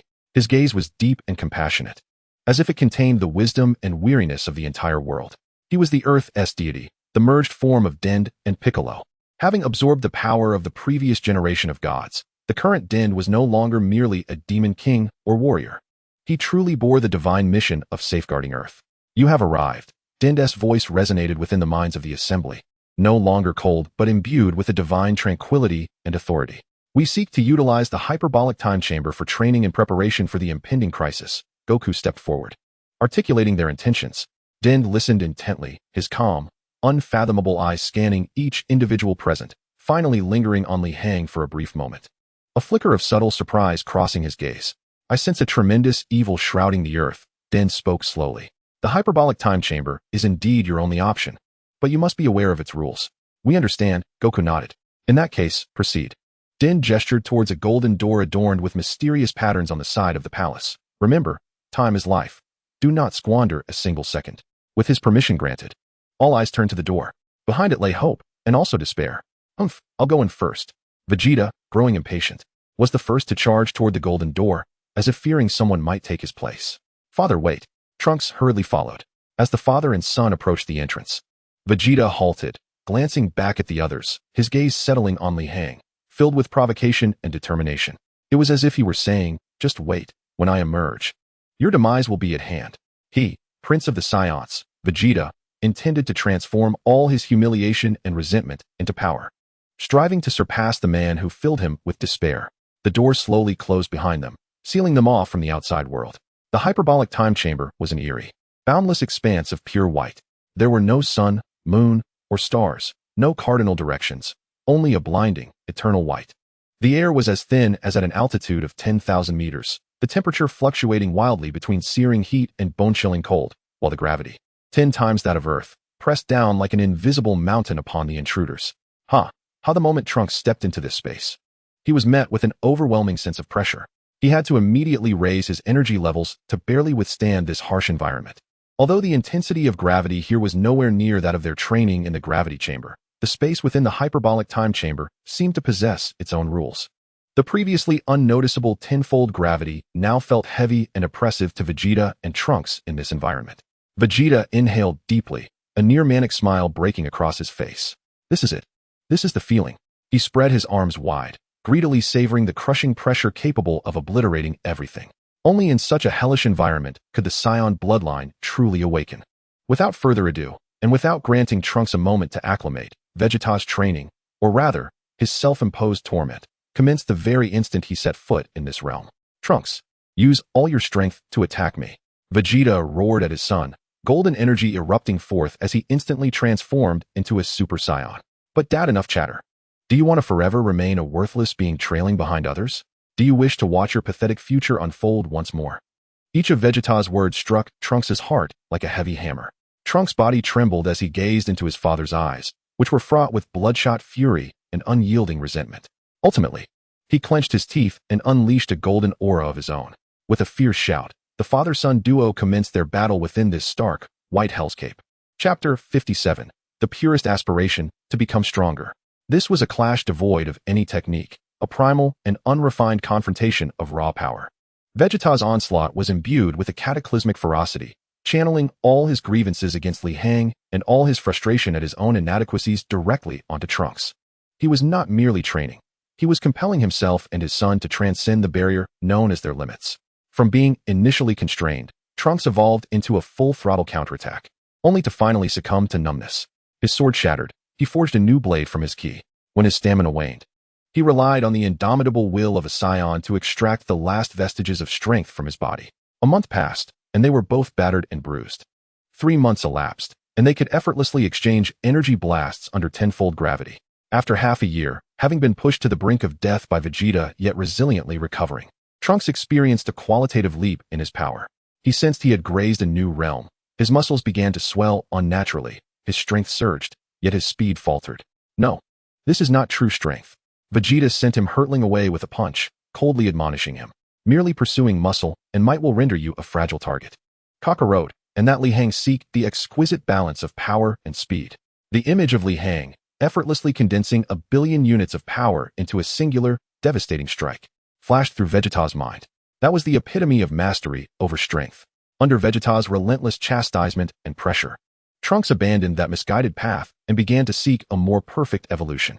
Meanwhile, Vegeta found himself ensnared in a deeper impasse. He felt his power escalating rapidly. Yet he could not surpass the shadow cast by Li Hang, a man who stood like an insurmountable mountain before him. Damn it! Why? After collapsing in exhaustion, Vegeta pounded the ground in frustration, creating a deep crater in the white surface. "I am the Prince of Saiyans. I am the strongest genius. Why can I not surpass him?" "Father." Trunks watched his father, nearly on the verge of collapse, and felt a pang of anguish. At that moment, Vegeta's mind was struck by the words Li Hang had spoken before entering the time chamber. "I am curious to see how far the shattered prince of all Saiyans can evolve under extreme pressure." Pride. Yes. Was not that which he had always taken pride in, the pride of a prince? But what has this pride brought him other than repeated failures and humiliation? Kakarot, that lowly warrior, possesses no pride, only a pure pursuit of martial arts and a determination to protect his comrades. And that earthling, Li Hang, possesses no pride either, only a calm intellect and absolute mastery over power. Perhaps I have been wrong all along. A moment of clarity struck Vegeta like a bolt of lightning, and he slowly rose to his feet, the aura around him gradually calming. He closed his eyes, ceasing to dwell on notions of royalty, genius, or transcendence. In his heart, there remained only one pure thought: to become stronger, to protect what he wished to safeguard, to no longer be rescued like a lost dog. With a mighty roar, an unprecedented golden aura, more pure and concentrated than ever before, erupted from Vegeta's being. It was no longer a tempest of rage and resentment, but a radiant brilliance. Akin to a star, restrained yet intensely potent. Vegeta's muscles swelled to a perfect limit, achieving an unprecedented equilibrium of strength and speed. An overwhelming, tyrannical presence flooded the entire time chamber. Trunks stared in awe at his transformed father, feeling the terrifying power that sent shivers down his spine. Vegeta slowly opened his eyes, sensing the unparalleled strength within him, and his face bore no joy, only a profound sense of relief. He turned to Trunks, his voice hoarse yet resolute. "Come, Trunks, let us begin anew." Outside, a mere day had passed atop the temple. Li Hang, Goku, and Gohan sat cross-legged, quietly meditating.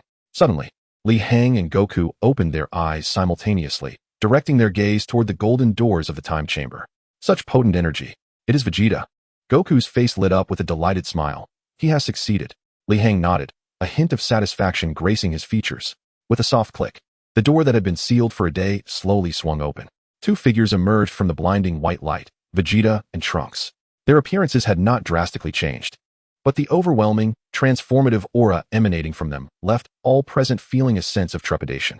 Especially Vegeta, who stood there quietly, as if he were the very center of the universe. His restrained, yet dominating presence even pressured Goku slightly. "It seems your training bore significant fruit, Vegeta," Goku remarked with a smile. Vegeta cast a glance at him, remaining silent as he directed his gaze straight at Li Hang, his eyes ablaze with an unprecedented, pure fighting spirit. Those eyes were locked onto Li Hang, every word emerging like it was squeezed from between clenched teeth. "Li Hang, let us battle. No unnecessary words. No probing." He issued the challenge directly. This was the Prince of Science reclaiming his pride, formally declaring war on the man who had once plunged him into despair. Vegeta sought to cleanse all past humiliations with a resounding victory, to prove that he was indeed the strongest. The atmosphere above the temple instantly became charged with tension. Trunks stood behind Vegeta, his expression complex. He felt joy for his father's newfound strength, but was also apprehensive about his aggressive demeanor. Trunks understood well that the Li Hang before them was equally an unfathomable force. Piccolo leaned against a pillar, arms crossed, his sharp eyes darting between Li Hang and Vegeta, quietly analyzing their fluctuations in power. "Oh, feeling spirited, are we?" Li Hang finally spoke, displaying no surprise but rather a hint of playful amusement, as he appraised Vegeta with a nod. "Indeed, you have grown significantly stronger, surpassing the ordinary limits of Super Saiyans. It seems this year of arduous training has not been in vain." Li Hang's tone was as flat as if assessing a student's homework, and this condescending demeanor furrowed Vegeta's brows, his golden aura flaring uncontrollably. "Enough with the chatter. Do you dare to face me in battle?" Vegeta stepped forward. The jade stone floor beneath him emitted a faint, mournful creak, splitting open with a delicate web of cracks. Chapter 58, The Reflective Vegeta. Hey, Vegeta. Don't be so hasty," Goku interjected, swiftly positioning himself between the two, scratching his head in an attempt to diffuse the tension. "You've only just emerged, and Li Hang hasn't even had a chance to train yet. Wouldn't that be unfair? How about we spar a bit first, so I can gauge your current strength? Get out of my way, Kakarot." Vegeta forcefully shoved Goku aside, his gaze fixated solely on Li Hang. "I have been waiting for this day. I will personally tear apart that facade of calm you wear." "Unfair?" Li Hang chuckled softly, shaking his head as he met Vegeta's oppressive glare with serene composure.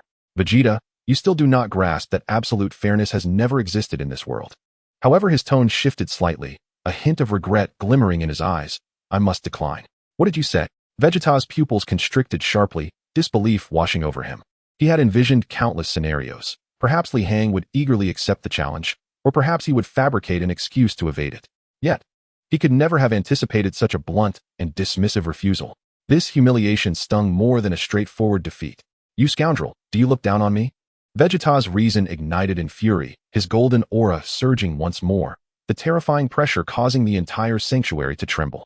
"No, I merely believe that the time is not right," Li Hang replied, his expression remaining unperturbed, regarding the furious Vegeta as one might a petulant child.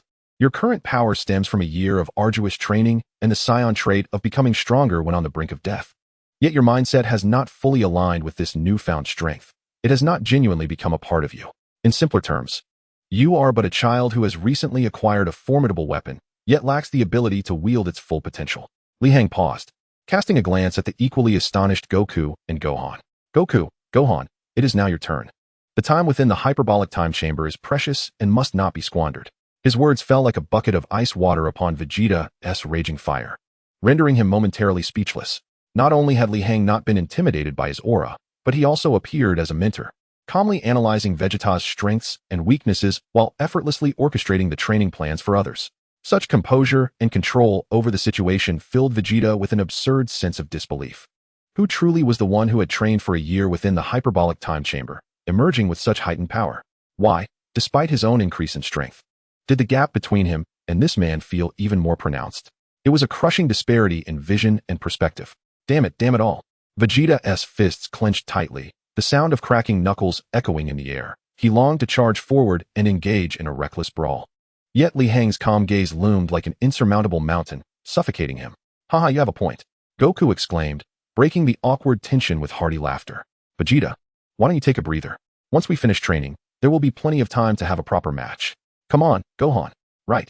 Gohan nodded vigorously, following his father toward the golden door. Before stepping through, Goku glanced back at Li Hang, his eyes shimmering with admiration and curiosity. This man was becoming increasingly intriguing. As the door gradually closed, tranquility returned to the sanctuary. The fiery aura surrounding Vegeta dissipated slowly as he fixed his gaze on Li Hang, ultimately forcing out a few words through clenched teeth. I await your emergence. When you step out, I will ensure you regret today's decision. With that, he took flight, leaving the sanctuary behind to find a place to process the immense impact of today's events. Trunks bowed apologetically to Li Hang and Dend before hastily following after him. Within the sanctuary, only Li Hang, Dend, and Mr. Popo remained, observing from a distance. You seem entirely unfazed, Dend remarked, his sharp eyes seemingly capable of piercing through the soul. Saiyans are inherently a warrior race. Such progress is hardly surprising, is it? Li Hang replied with a smile, his gaze fixed on the now closed door, eyes deep with contemplation. I am merely curious about the scene that will unfold when Goku and Gohan emerge. Dend fell silent, casting a deep glance at Li Hang. The Saiyans were like volatile volcanoes, each eruption capable of catastrophic destruction. Yet this man before him resembled a seemingly tranquil ocean, concealing the weight of the cosmos beneath its surface. He was inscrutable. Meanwhile, Trunks caught up with his father, the two hovering above a sea of clouds beneath the sanctuary. Exchanging no words, Dad Trunks finally broke the silence, observing the tense figure of Vegeta, his fists clenched and trembling with exertion, a pang of pain striking his heart. Please don't take it too personally, Mr. Li Hang's silence. Vegeta snapped back, turning sharply, his deep-set eyes ablaze with two fiery golden flames. But within that blaze was no longer pure anger. It was intermingled with a complex contemplation. I do not care about him. Vegeta's voice was hoarse yet surprisingly calm. I am pondering the nature of the gap between us. Trunks was taken aback by this admission. We Saiyans rely on our fury to transcend our limits. Each brush with death enhances our strength. Vegeta spoke slowly, as if addressing Trunks while simultaneously conversing with himself. This is our gift and our curse. It leads us to place blind faith in the leaps of strength while neglecting mastery over that power. Li Hang's serene gaze and his seemingly casual yet poignant assessment resurfaced in Vegeta's mind. Your mindset has not fully aligned with this power. You are merely a child who has recently acquired a formidable weapon. Vegeta chuckled bitterly. He was right. I thought I had set aside my pride and grasped a new realm, yet when he declined my challenge, my immediate reaction was still one of anger and humiliation. My heart is not as strong as I believed. Trunks stared at his father, overwhelmed. He had never witnessed such calmness and self-reflection in him. In his future, Vegeta remained the tragic hero bound by pride and resentment until the very end. Yet the father standing before him seemed to be embarking on an entirely different path. Let us go, Trunks. Vegeta turned, his gaze sweeping across the vast, desolate wilderness. Our training is far from over. That earthling is right. Until I possess a power I can control completely, any challenge is meaningless.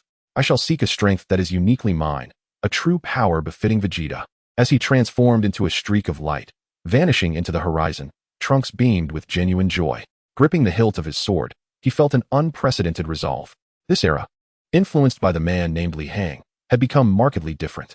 Perhaps this time, they could truly change the despairing future. Chapter 59, Full Power Super Saiyan State.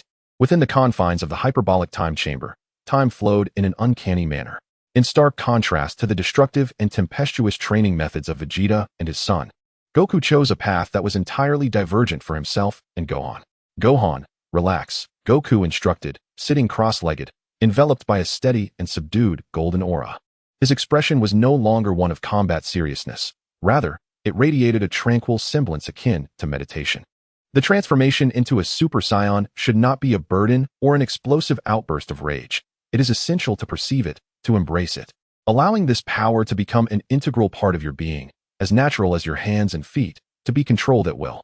Gohan emulated his father's demeanor, striving to suppress the feral impulses that surged within him due to the transformation.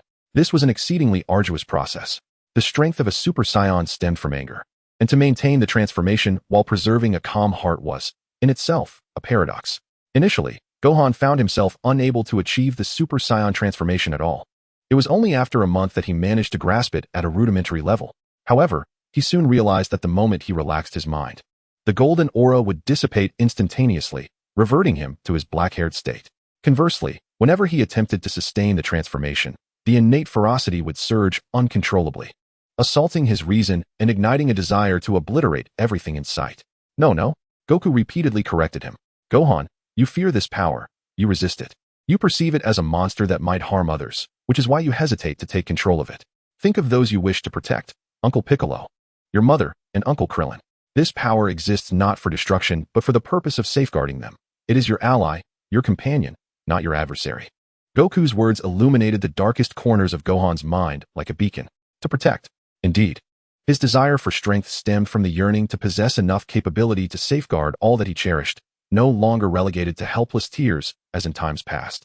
With this realization, Gohan's mindset transformed. He ceased to resist the power and instead endeavored to embrace it, to feel it, to guide it. Gradually, the violent golden aura surrounding Gohan began to soften and stabilize, and his facial expression transitioned from one of painful struggle to serene focus. 10 days, 20 days, a month. Gohan finally succeeded. He could maintain the Super Saiyan form as effortlessly as breathing, whether eating, sleeping, or performing the most rudimentary physical training. The resplendent golden hair and emerald eyes had become his norm. This represented Goku's most ingenious and efficient training method, full-power Super Saiyan. As his body fully acclimated to the Super Saiyan state, transforming that vast power into a daily reality not only maximized energy conservation, but also enabled him to unleash a strength far surpassing that of an ordinary Super Saiyan in battle. They no longer needed to waste energy on the transformation process itself. Instead, they could invest 100% of their focus into combat. Excellent, Gohan, you have achieved it. Goku remarked with satisfaction as he gazed at his son.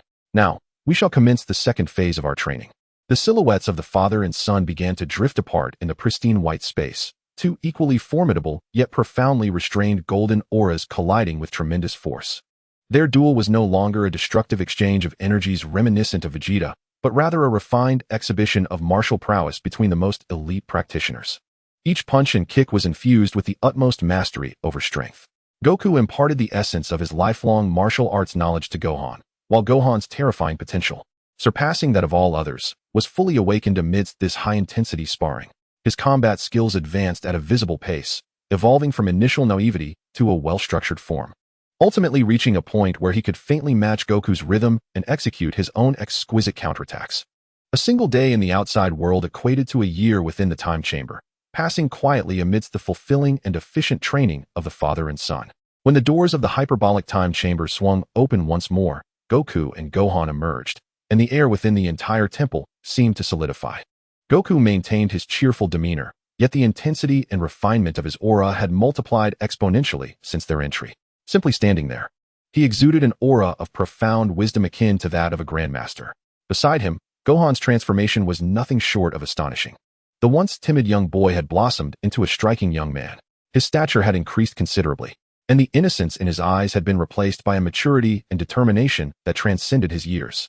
Most astonishingly, Gohan had perfectly retained the Super Saiyan form. The brilliant golden hair, emerald eyes, and the surrounding golden aura no longer exuded a sense of wildness and chaos. Instead, they flowed as naturally as breath, harmoniously integrated with his being. This was the most brilliant and effective training method conceived by Goku within the hyperbolic time chamber, full-power Super Saiyan.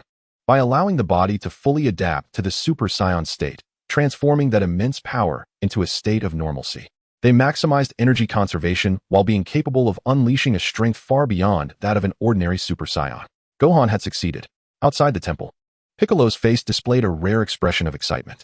He could distinctly sense the formidable power contained within Gohan, one that was terrifyingly potent, rivaling even Goku's. This is... In the distance, Vegeta and Trunks, who had just returned to the temple, bore witness to this scene, their faces etched with incredulity.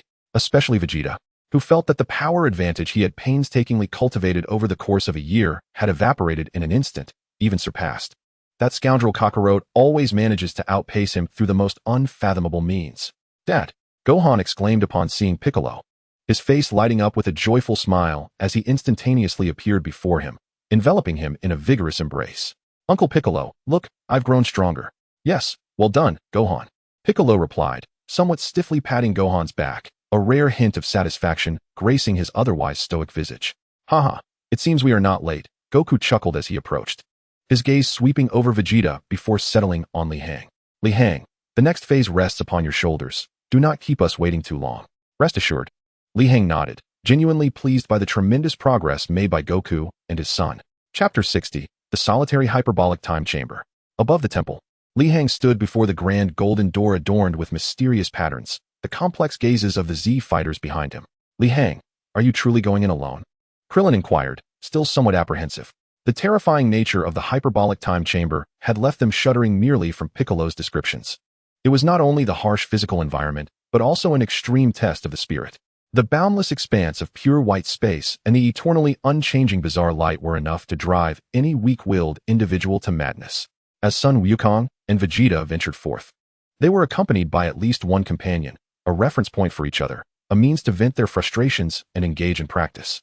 In stark contrast, Li Hang was destined to remain within for an entire year, equivalent to a day in the outside world.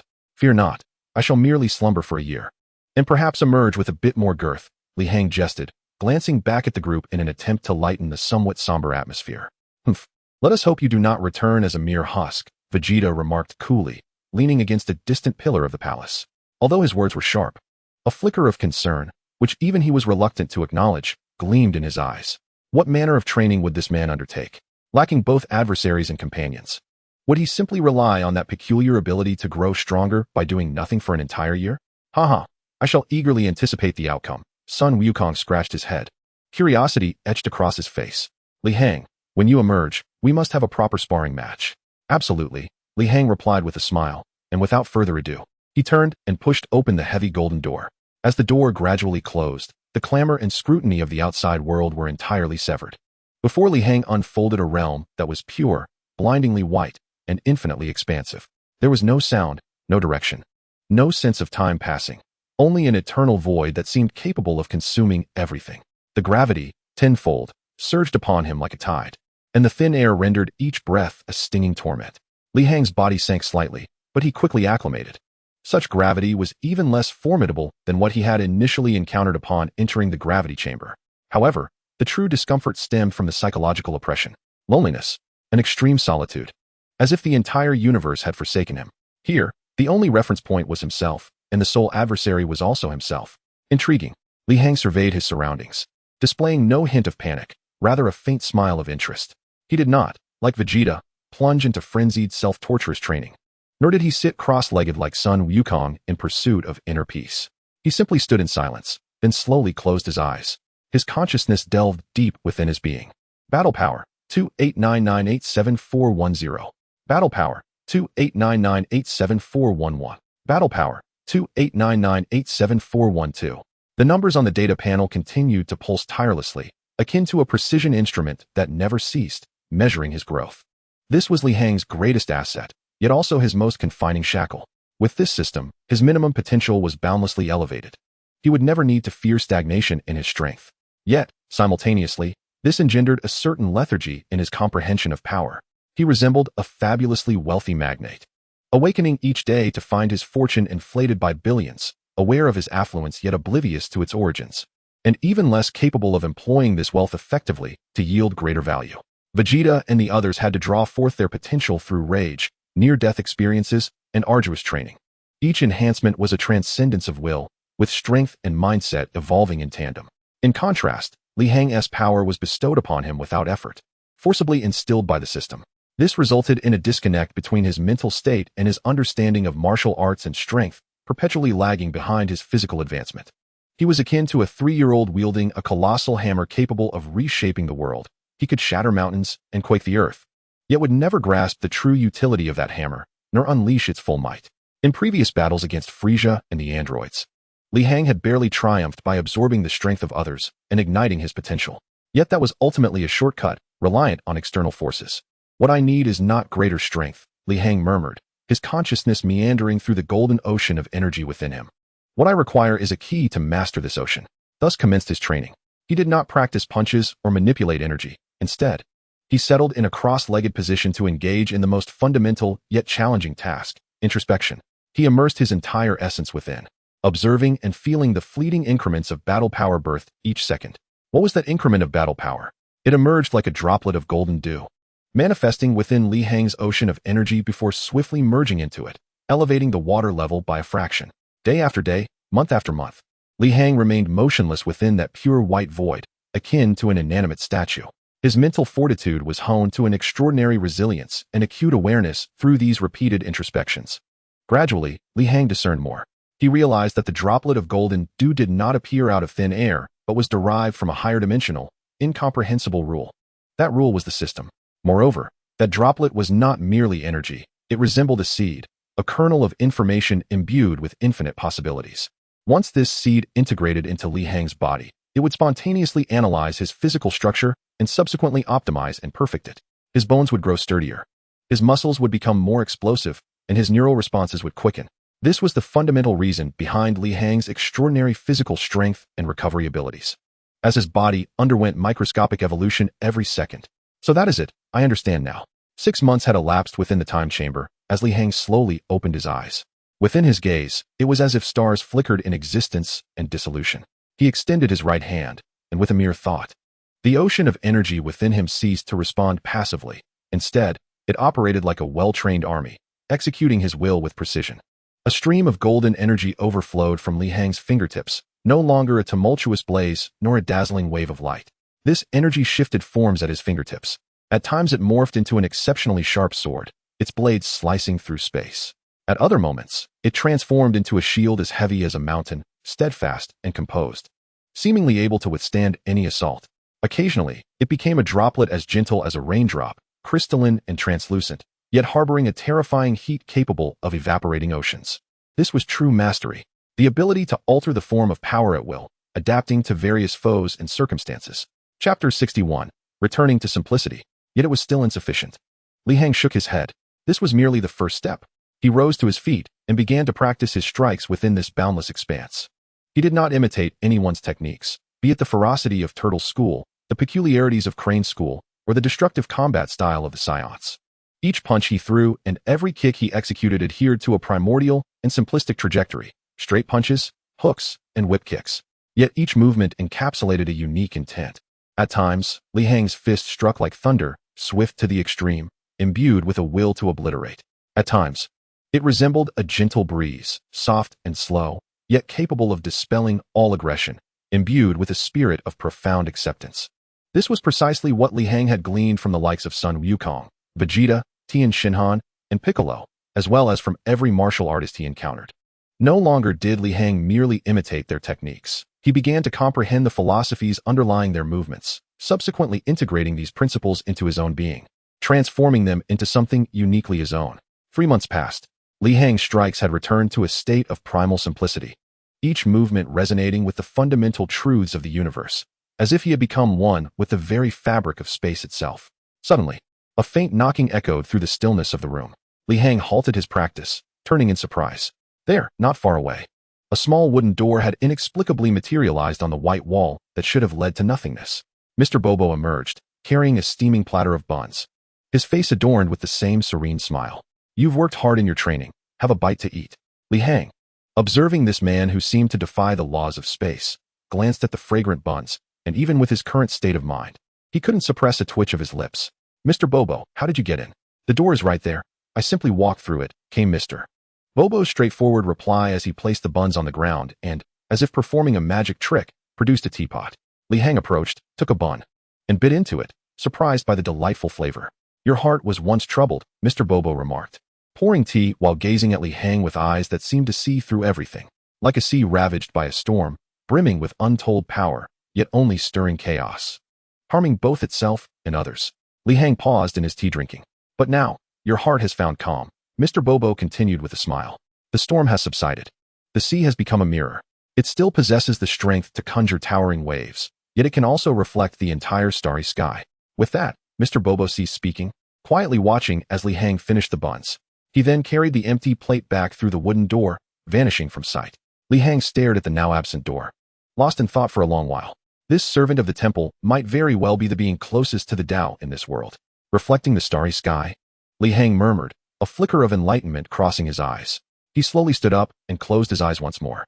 This time, instead of introspection, Li Hang expanded his awareness and heart outward, completely dissolving the boundaries of his perception. His awareness pierced through the barriers of the hyperbolic time chamber, transcended the temple's protective seals, and broke through the Earth's atmosphere, spreading into the vast, cold, and desolate depths of the cosmos. He saw Vegeta, fervently training on a barren planet, striving to surpass himself. He saw Goku, somewhere on Earth, maintaining full power alongside Gohan, relishing their time together as father and son. He saw, in the shadows of Earth, a malignant aura growing at a terrifying pace. Cell was engaged in his final hunt, and it wouldn't be long before he attained a perfect form capable of challenging everything. It is time, Li Hang declared, opening his eyes. He gazed up at the eternal pure white sky, a confident smile gracing his face. The game shall commence, and I will be the one to announce it. When the golden door of the hyperbolic time chamber slowly swung open once more, nearly a day had passed in the outside world. The Z-Fighters, who had been waiting anxiously, felt a sudden tightening in their hearts as all eyes converged on the blinding white light. They were all curious about the monumental changes that had transpired within the man who had spent an entire year alone inside.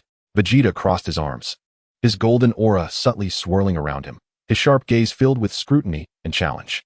He was eager to witness the progress of the man he considered his lifelong rival, especially in the absence of himself as the ultimate sparring partner.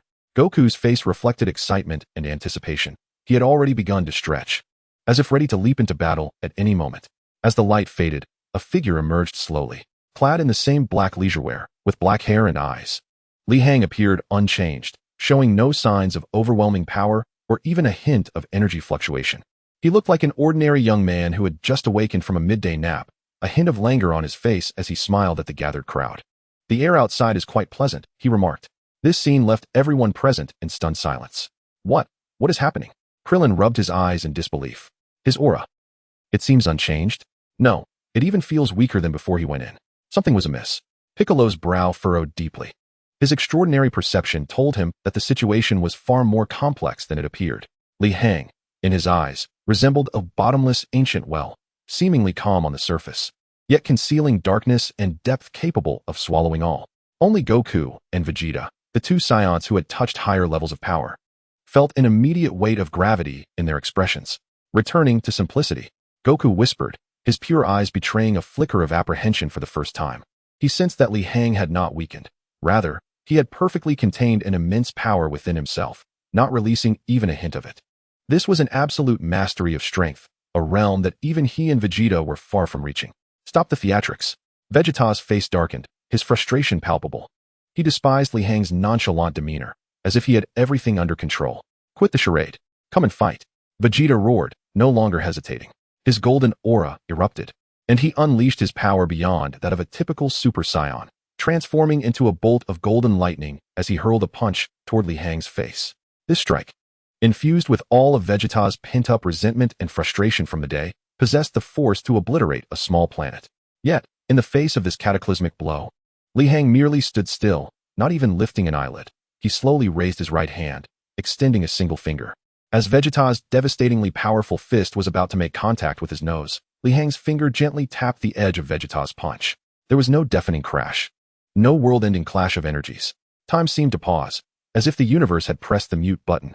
Vegeta felt his world-shattering strength dissipate upon contact with Li Hang's fingertip, vanishing without a trace. Immediately, a gentle yet utterly irresistible force emanated from Li Hang's fingertip, coursing through Vegeta's arm and spreading throughout his entire being. This power was not violent. Instead, it resembled an invisible net that swiftly calmed and subdued the tumultuous energy within Vegeta. Vegeta's golden aura extinguished abruptly, akin to a flame starved of fuel, as he was forcefully reverted from his Super Saiyan form to his original state. Stuck in the very posture of his strike, he remained frozen, unable to move. What? Vegeta's eyes nearly bulged from their sockets, his mind an empty void. What has transpired? Where's my power? My strength that surpasses that of a Super Saiyan? Why? Why has this happened? With but a mere fingertip, all his assaults were effortlessly neutralized, sending him crashing back to his untransformed state. This was not merely a disparity in strength. It was a crushing domination of dimensions, reminiscent of a primitive man who has just learned to wield fire, standing before a deity capable of harnessing nuclear fusion. Vegeta, your heart is still too impetuous. Li Hang withdrew his finger, patting Vegeta on the shoulder, akin to an elder admonishing an unruly younger relative. Power is not a tool for venting anger. Only when you attain a state of tranquility can you truly behold a broader world. With that, Li Hang paid no further heed to the petrified Vegeta and strode directly towards the edge of the temple, gazing down upon the multitude below. A profound silence enveloped the temple, so quiet that one could hear a pin drop. Everyone was utterly stunned by this unimaginable spectacle. If Li Hang had previously been a formidable warrior evoking fear, he now resembled a fathomless deity, surveying all living beings. In this eerie stillness, the communicator within the temple suddenly crackled to life, revealing Bulma's anxious voice. You all must see the television. West City's broadcasting station has been hijacked. The crowd froze momentarily, then rushed into the hall. Before them, the holographic screen displayed an eerie image, replacing the news program with a static-filled broadcast. After a few flickers, a figure appeared at the center of the screen, a man adorned in a vibrant green hue, speckled with black spots, his appearance striking yet exuding a sinister aura. He elegantly adjusted his collar and flashed a gentlemanly smile at the camera. It was none other than Cell, now evolved into his perfect form. Greetings, inhabitants of Earth. Cell's voice resonated across the globe, cultured yet imbued with an undeniable authority. I apologize for interrupting your daily lives. Allow me to introduce myself. I am Cell, the quintessential life form created from the greatest computer of Dr. Gero, embodying the cells of all fighters. Behind Cell, the West City military headquarters blazed fiercely. Piles of tank and aircraft wreckage loomed large, clearly indicating that Earth's military forces were utterly impotent against him. I understand that many of you harbor fear and anger towards me, but there is no need for alarm. Cell smiled, extending his arms. I am not merely a harbinger of destruction. Rather, I am an artist in pursuit of beauty and perfection. To inject some excitement into this mundane world and to test the strength of my flawless body, I have decided to host a game. I shall call it the Cell Games. As Cell's image vanished, it was replaced by a rapidly constructed colossal arena, strikingly similar to that of the World Martial Arts Tournament. 10 days hence, I shall await all the world's strongest challengers upon this stage.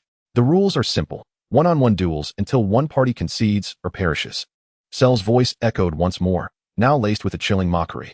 Of course, if no one is able to defeat me within 10 days, I shall utterly annihilate this diminutive planet along with all its inhabitants. Thus, let the games commence. I eagerly anticipate your performances, particularly you, Goku, and that intriguing man, Li Hang. With that, the screen plunged once more into darkness. The world descended into chaos and panic due to this brief broadcast. Within the temple, the Z fighters were enveloped in a profound silence. Cell has evolved into his perfect form. How many lives has he absorbed? Trunks' voice trembled, his face etched with despair. This Cell is even stronger and more terrifying than the one we faced in the future. How dare he underestimate us? Vegeta snapped back to reality, fury igniting within him once more. Huh, the Cell Games, you say? How amusing. Goku's face broke into an excited grin. Feeling the unfathomable power within the cell on screen, a worthy adversary that thrilled him. Li Hang, what is your perspective? Goku turned to Li Hang, who wore a stoic expression. Quietly observing the darkened screen, his thoughts obscured from all. After a lengthy pause, he finally spoke. Relay my words to Bulma. Instruct her to inform the world. We accept the Cell Games. Moreover, a mysterious smirk graced the corners of Li Hang's lips. The rules of the game shall be dictated by us. Li Hang's calm, yet imposing declaration shattered the previously tense atmosphere within the temple. What do you mean? Goku inquired curiously. Cell seeks a game. A one-on-one stage performance to satisfy his pathological desire for theatrics. Li Hang's gaze swept across the assembly, his eyes sharp enough to pierce through hearts. He believes he has orchestrated everything and views us as mere puppets upon his stage. But why should we adhere to his script? Li Hang approached the temple's edge, overlooking the vast expanse below. His voice, though soft, resonated clearly in every ear. If he demands one-on-one, we shall confront him as a united front. If he desires a martial arts tournament, we shall deliver him a war. If he craves a glorious duel, we shall offer him a ruthless ambush. Chapter 63. The day of reckoning has finally arrived. His words left everyone present momentarily stunned. But that doesn't align with the spirit of martial arts, does it? Krillin scratched his bald head, hesitantly voicing his concerns. Are we to discuss martial spirit with a madman who would turn an entire planet into fireworks? Li Hang shot him a look, countering. Krillin, do you consider your martial spirit more important than the lives of 7 billion people on Earth? Krillin was rendered speechless. Humph. I am in favor of this plan. Vegeta sneered, a cruel expression gracing his proud visage. I have long found that green-skinned insect irksome. Squashing him like the vermin he is would indeed be far more satisfying than merely defeating him in the arena. Haha, that does sound rather interesting. Goku clapped his hands in agreement. For him, as long as he could fight strong opponents, the method was inconsequential. Then, the next 9 days shall serve as our final preparation. Li Hang's demeanor shifted once again, growing serious. The might of Cell is unfathomable, even should we unite our strengths. Without sufficient power, we would merely be offering ourselves as sacrifices. Thus, it is imperative that we seize these 9 days to catalyze a monumental leap in everyone's capabilities. But how shall we achieve such a leap? The hyperbolic time chamber has lost its efficacy. Dend posed the most crucial inquiry. The chamber merely elevated the upper limits of power, yet you lack the requisite time to refine and master this newfound strength. Li Hang's gaze swept over Vegeta and Trunks. Vegeta, Trunks, your approach of solely pursuing power through sheer muscle augmentation may appear formidable, yet it is fraught with vulnerabilities. The decline in speed will render you mere targets against true masters. Vegeta's expression darkened, poised to retort, but recollections of being effortlessly reverted to his original form by Li Hang stifled his response. What you must pursue is not merely greater power, but rather a form that perfectly harmonizes strength and speed, reminiscent of Goku and Gohan's current states. Li Hang gestured toward the father-son duo. And Goku, Gohan, he continued. While you have attained full power, your combat capabilities possess vast potential for enhancement, particularly you, Gohan. Li Hang approached Gohan, crouching to meet his gaze with an unprecedented warmth. Gohan, I recognize your benevolent heart and aversion to conflict, yet you must remember that sometimes, anger can be a form of strength, a power of protection. Strive to harness it rather than fear it. This sentiment resonated with Gohan, prompting a thoughtful nod, while a look of appreciation emerged on Goku's face. Li Hang's understanding of Gohan seemed even more profound than that of his own father. As for Dend, Tien, Krillin, and Yamcha, Li Hang rose, directing his attention toward the remaining Z warriors. Your strengths are insufficient to contend with the Saiyans. Direct confrontation is not your forte. You must refine your unique techniques and practice coordination. At critical moments, a single spirit bomb or a ki blast could very well alter the course of battle. In just a few words, Li Hang had tailored a clear and effective training regimen for everyone. And what about you? What shall you do? Vegeta could no longer contain his curiosity. Me? Li Hang smiled. I shall attend to the most crucial matter. With that, his figure vanished from the temple in an instant. Instead of training in solitude, he arrived at the central library of West City. While others sweated for the sake of enhancing their combat prowess, Li Hang immersed himself in the vast sea of ancient texts, seeking knowledge about Earth, the gods, and the ancient legends of the Namekians, pondering how to most effectively wield his own strength. Defeating Cell might not pose a challenge for Li Hang at this moment. However, his ambitions extended far beyond Cell alone. He must confront the capricious, immortally terrifying Majin Buu, who possessed the ability to regenerate infinitely. Against such a creature, sheer strength would be rendered inconsequential. What Li Hang needed was a more fundamental power capable of eradicating the opponent from its very roots, a power whose key might be hidden within these long-forgotten ancient wisdoms. Time passed quietly.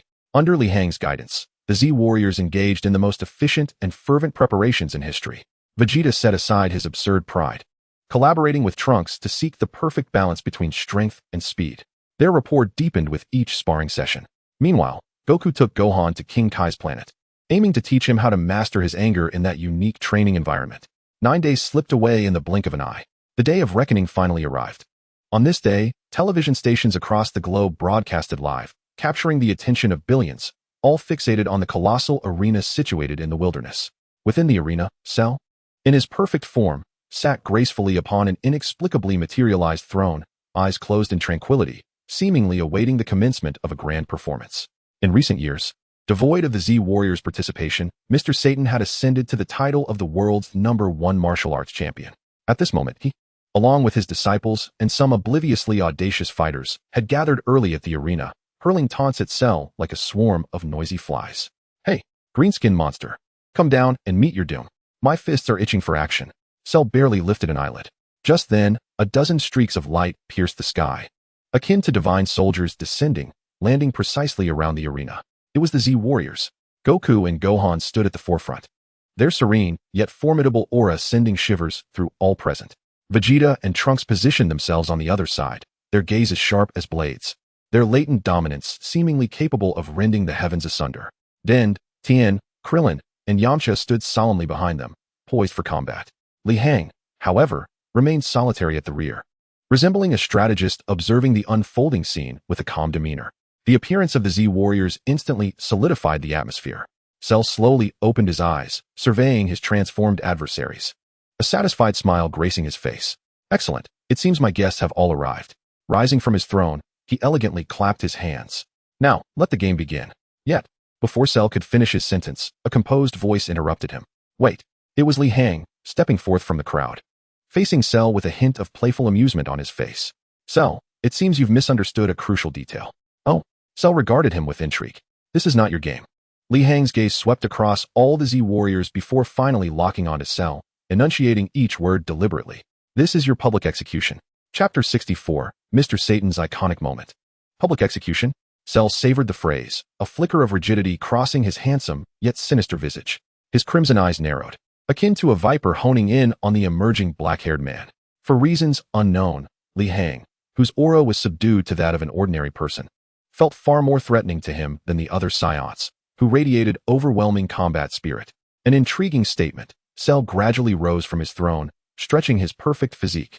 The sound of cracking bones resonating as an immense pressure, powerful enough to warp the very atmosphere, enveloped the arena. So, who among you wishes to be the first to step forward and initiate this grand game? His voice, rich and magnetic, echoed through the amplification system, captivating the entire wilderness. This declaration instantly ignited the fervor of the audacious fighters below the arena. Huh, did you hear that? The greenskin monster is backing down. He dares not directly challenge me. Mr. Satan. Mr. Satan stood with his hands on his hips, unleashing a thunderous, earth-shaking laugh, his signature explosive hairstyle dancing wildly in the wind, rendering him particularly ludicrous. Satan. Satan. Satan. The fanfare and journalists behind him erupted into a tumultuous cheer, flashes illuminating the scene, as if he were already a hero who had saved the world. Master, you are the world champion. Why must you deal with such trifles yourself? Allow me, your disciple, to clear the path for you. A tall, menacing disciple immediately stepped forward, a sycophantic expression adorning his face. Ah, you make a valid point. Mr. Satan nodded sagely, hands clasped behind his back, adopting an air of a grandmaster. Very well. Let us see what you're made of, but remember, do not take his life. Yes, master. The disciple bellowed, executing a graceful backflip onto the stage, beckoning to Cell with an overly confident fighting stance. Hey, Greenskin one, here comes your grandfather. Kneel and surrender, or one punch will send you to meet the king of hell. The Z fighters observed this spectacle, collectively falling into a peculiar silence. Are these people here to be comedic? Krillin's lips twitched, feeling his worldview severely shaken. Ignorance, whether a blessing or a curse, is often difficult to ascertain. Tianjin Han remarked succinctly as ever. Vegeta simply turned his head away, feeling that to gaze upon such fools was an affront to his eyes. On the stage, Cell regarded the boastful martial artist still leaping about, a playful smile gracing his features, imbued with curiosity, akin to a scientist observing a lab rat blissfully unaware of its impending dissection. Oh, then, please commence your performance. Here it comes. Whirlwind Hell. The disciple shouted an overly dramatic attack name, spinning like a top as he charged at Cell. Without even flinching, Cell casually extended a finger, lightly tapping the disciple's forehead just as he was about to reach him. A soft pop echoed, akin to a bubble bursting. The disciple's forward motion abruptly halted, his fierce expression frozen in place, yet the light in his eyes swiftly dimmed. Subsequently, his body collapsed as if all his bones had been extracted, limp and lifeless on the ground. The thunderous applause from the previous moment vanished in an instant, plunging the entire wilderness into a profound silence. All eyes fixated on the fallen disciple, whose body twitched slightly, then shifted to Cell, who was retracting his finger with an elegant smile still etched upon his face. Mr. Satan's smile froze, the championship belt slipping from his grasp and clattering to the ground. What's happening? Why is Kyrie asleep? How dare he be lazy during the match? Mr. Satan forced a grimace more grotesque than a cry, attempting to salvage the situation with his clumsy acting. Next, Cell's voice resonated calmly, yet it felt like a death knell, sending shivers down the spines of all fighters below, who instinctively retreated several steps, fearful of being called upon. Cell surveyed the surroundings, his gaze finally landing on Mr. Satan, the mockery in his eyes unabashed. So, it is your turn now, Mr. World Champion. Aye aye. Mr. Satan's legs began to tremble uncontrollably, a warm sensation surging down his pants, his heart racing as if it might leap from his throat. I have a stomach ache. Yes, I suddenly have acute gastroenteritis. I must go to the restroom. Mr. Satan clutched his abdomen, emitting an exaggerated wail, turning to flee. However, at that very moment, an invisible force seized his nape, lifting him into the air. Trying to escape, are we? The game has yet to commence, champion. Cell's voice dripped with a demonic whisper. Just as it appeared Mr.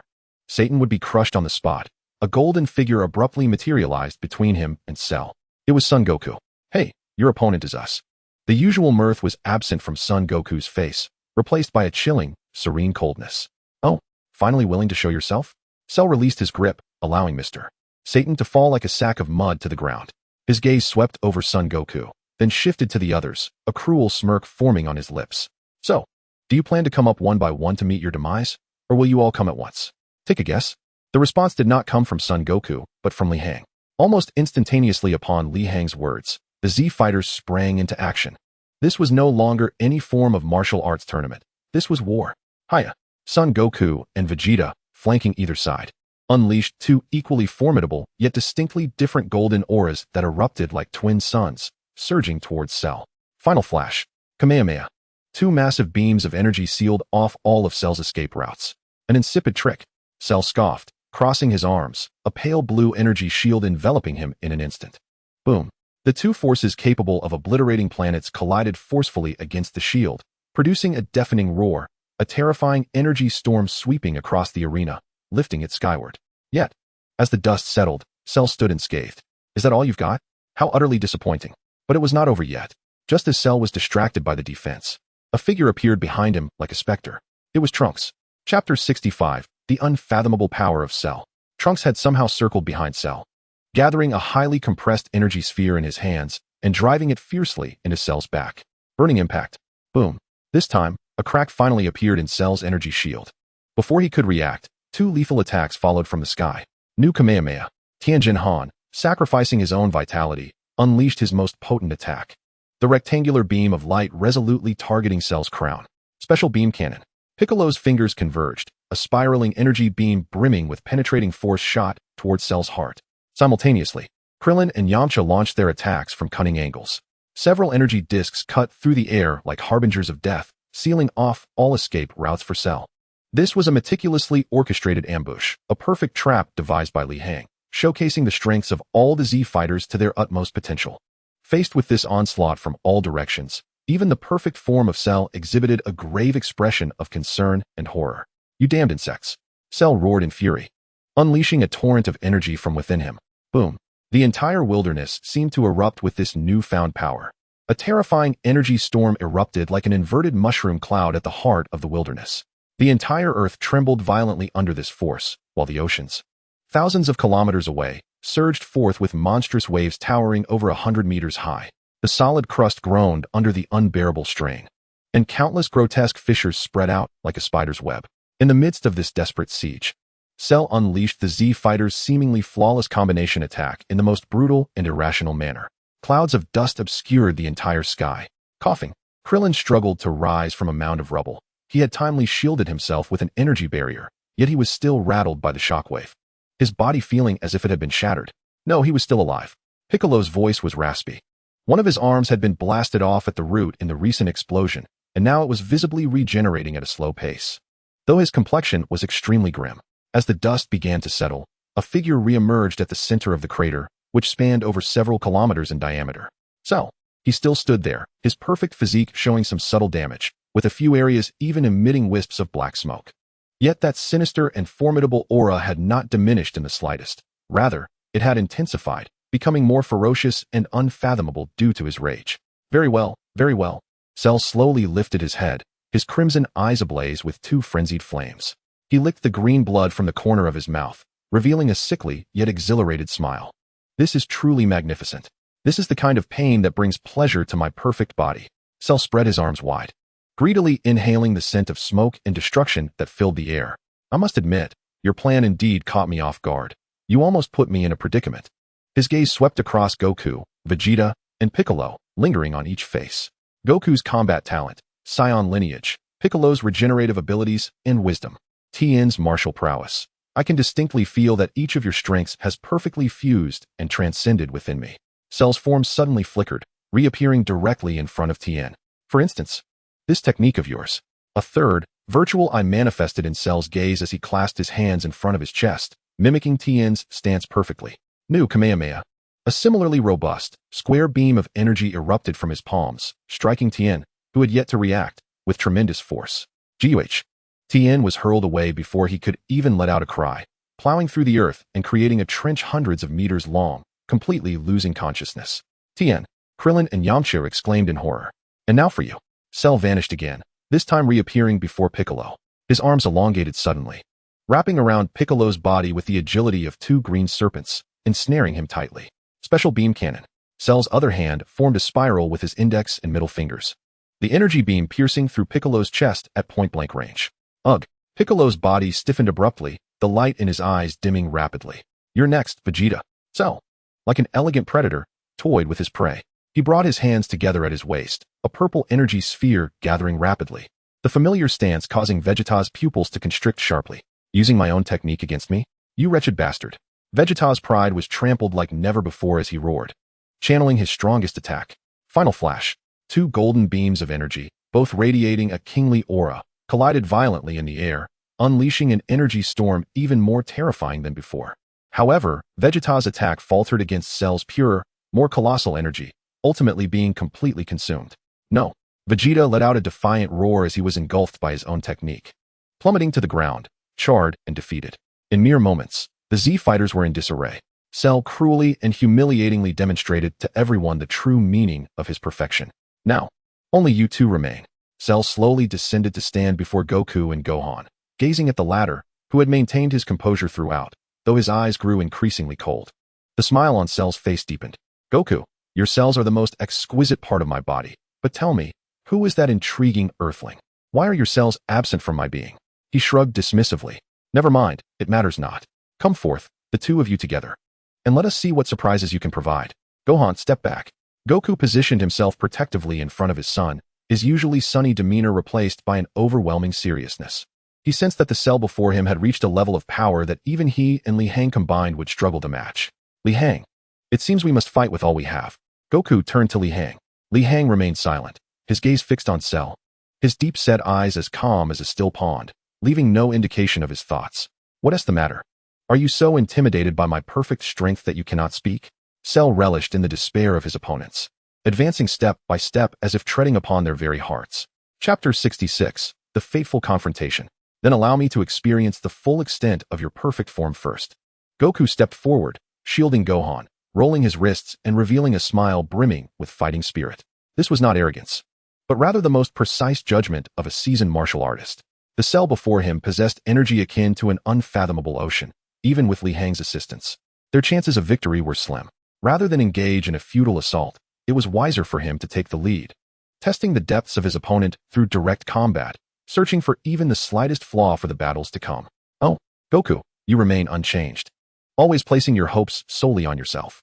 Cell regarded Goku with an elegant yet cruel smile, the combat cells belonging to Goku within him pulsating with excitement. Very well, let me see what the legendary Super Saiyan can truly bring to the table. The moment his words fell, the two figures vanished from sight. Boom. The next second, a deafening explosion resonated at the heart of the wilderness as two golden forms collided fiercely in midair. The terrifying shockwave rippled outward in a circular motion, once again ravaging the already scarred earth, the swirling dust blotting out the sun. This was a battle that transcended the limits of mortal imagination. Goku unleashed the full power of his Super Saiyan form, his every attack swift as lightning, every movement ghostly. Instantaneous teleportation has been mastered to an extraordinary degree by Sun Wukong, who at times launches feigned assaults directly against Cell, only to abruptly reappear behind him. delivering a powerful punch imbued with terrifying force aimed squarely at his vital points. Wukong's combat style has evolved from his previous grandiose displays into a more refined and efficient approach, with every ounce of his strength focused with surgical precision. However, Cell's might surpasses all expectations. In the face of Wukong's dazzling barrage of attacks, Cell appears to handle the onslaught with effortless ease. He, too, has mastered instantaneous teleportation, exhibiting a level of finesse that surpasses even that of Wukong. The moment Wukong's strike is unleashed, Cell's figure anticipates his movements, appearing at a different location to retaliate in a manner both cunning and ruthless. Kamehameha. Wukong clasps his hands at his waist, unleashing a robust blue energy beam that howls through the air. Heh, such a technique is futile against me. Cell sneers, mirroring Wukong's stance and releasing an even darker and more potent energy wave from his palm, effortlessly consuming and obliterating Wukong's attack. I possess your cells. What you can do, I can do better. In a ghostly manner, Cell closes in on Wukong, delivering a vicious knife hand strike to his shoulder. The sound of tearing fabric echoes as Wukong's battle attire is effortlessly shredded, leaving a grievous wound on his resilient muscles, blood instantly staining half of his body. Damn it! Wukong winces in pain, executing a backflip to create distance, yet Cell's relentless pursuit follows him like a shadow. With disdainful thoughts of Vegeta's arrogance and Tien's tenacity, a sickly smile creeps across Cell's face. Suddenly, his form shakes violently, splitting into four clones that simultaneously launch an assault from all directions against Wukong. Four-sided fist. Quite an impressive technique. The sound of strikes reverberates as Wukong finds himself embroiled in a desperate struggle, besieged by four entities of equal strength, forced to clumsily block and evade, with his wounds multiplying. Wukong. From a distance, Krillin and Gohan watch in anguish, helpless to intervene. The caliber of the battle is such that they lack even the qualification to approach. Dad. Gohan clenches his fists tightly, sensing his father's energy rapidly depleting. While that fiend Cell seems to possess an inexhaustible supply of strength, each attack laden with mockery and composure. Utterly futile. Li Hang's voice resonates calmly beside Gohan. Observing the cataclysmic battle, his deep-set eyes flicker with streams of data, analyzing the situation. Cell's body contains the cells of Frieza, granting him the formidable regenerative abilities of the Namekians. The damage inflicted by Wukong is but a trivial inconvenience to him. Moreover, the Saiyan cells within him only serve to enhance his power as he battles, using Wukong to hone his mastery over this perfect form. Li Hang's words fall upon the group like a bucket of ice water. Indeed, on the battlefield, Cell appears to lose interest in playing with Wukong, merging his four clones into one. Seizing upon a weakness, he delivers a crushing blow to Wukong's chest. Thud! Wukong spits out a mouthful of blood, his body resembling a kite severed from its string, helplessly plummeting to the ground, creating a massive crater upon impact. The golden aura slowly dissipates, reverting him to his black-haired form. He struggles momentarily, but is unable to rise again. Wukong! Kakarot! Gasps of shock echo around him. Cell descends gracefully from the sky, looking down upon the fallen Wukong, gasping for breath at the bottom of the pit, wearing a smile of a victor. What a disappointment, son Wukong. Is this truly your full power? It seems the legendary Super Saiyan is not so exceptional after all. He raises his foot, poised to crush Wukong's head and deliver the final blow. At that moment, a figure appears like lightning before Cell, blocking his path. It is Li Hang. The game has only just begun, Cell. His voice remains calm, yet within his obsidian eyes burns a cold flame. Oh, finally willing to show yourself? Interesting earthling. Cell regards him with intrigue, his crimson eyes glinting with avarice. Your energy seems far more delectable than that of those Saiyans. I am curious to see how my body will evolve after absorbing you. Feel free to try. As his words fade, Li Hang moves. He does not employ the flamboyant techniques of Wukong, nor does he unleash the cataclysmic energy of Vegeta. Li Hang's body sinks slightly, his right fist drawn back to his waist, his aura retracting to its utmost limit in an instant, as if he is transformed into an ordinary mortal. Yet this seemingly innocuous posture elicits the first signs of gravity on Cell's face, which is typically adorned with a confident smile. From Li Hang emanates an unprecedented aura, one that poses a formidable threat to Cell's flawless physique. It embodies a return to simplicity, an absolute mastery over power. Come, let me see what you are truly capable of. Cell growls, channeling his energy to its zenith, a massive pressure enveloping the battlefield. Meanwhile, Li Hang merely extends his long-prepared right fist forward, unremarkably. There is no sound, no visual effects. Yet at the moment his fist is thrust forth, the space constrained by Cell's overwhelming pressure is pierced as if by a heated iron, creating a silent yet profound black void the size of a fist. Cell's pupils constrict to the size of pinpricks, From that small void, he senses an annihilative power potent enough to erase him completely, to evaporate him from existence. What is this? Cell shrieks in horror, attempting to evade, only to find his body firmly anchored in place by an invisible force, rendering him immobile. He can only watch as that black void expands in his vision, growing larger and larger. It seems to connect to the end of the universe, emanating a terrifying gravitational pull capable of consuming all. For the first time, Cell, forged from the cells of countless powerful beings, feels the bitter taste of insignificance before this force. His proud regenerative abilities and godlike energy appear laughably futile at this moment. No, I am the perfect life form. I cannot be defeated by you, a mere inferior being. Cell's survival instinct surges to its peak, unleashing a primal roar that is not entirely human, expending every ounce of energy within him in a desperate attempt to break free from the invisible shackles. A malevolent purple aura erupts, forming a colossal energy storm that collides violently with the black void before Li Hang's fist. Boom. The entire earth trembles violently once more. The recent explosion was far more terrifying than any that had come before. The residual energy even broke through the atmosphere, stirring visible ripples in the pitch-black cosmos. At the epicenter of the blast, the dust lingered, refusing to disperse. All present held their breath, anxiously gazing into the chaotic aftermath. Suddenly, a disheveled figure staggered forth from the haze, none other than Cell. He had survived, yet his once flawless physique was now a shattered shell. His left arm had been severed at the shoulder, and a massive gaping wound marred his chest, green blood gushing forth like a spring. His aura had waned to a mere whisper of its former self, and his handsome visage was etched with the terror of survival and an uncontrollable fury. Opposite him, Li Hang stood still, his presence undisturbed, not even a ripple disturbing the hem of his garment. However, his outstretched right fist trembled slightly, and his complexion had grown pale. Clearly, the recent strike had not come without cost to him. You monster! Cell rasped, his voice hoarse with rage and fear. What technique did you just employ? I cannot say, Li Hang replied, slowly retracting his fist, his tone calm. I merely pondered what would transpire if all my strength were focused upon a single point. This statement nearly drove Cell to the brink of bloodshed. The attack, which he had barely withstood with all his might, was reduced in the opponent's words to nothing more than a whimsical experiment. Such profound humiliation consumed Cell's reason, and he screamed, I will kill you. I will certainly kill you. Cell's body began to expand in a grotesque manner, reminiscent of a balloon being incessantly inflated. In that moment, his weakened aura surged once more, ominously hinting at surpassing its previous peak. This is bad. He intends to self-destruct.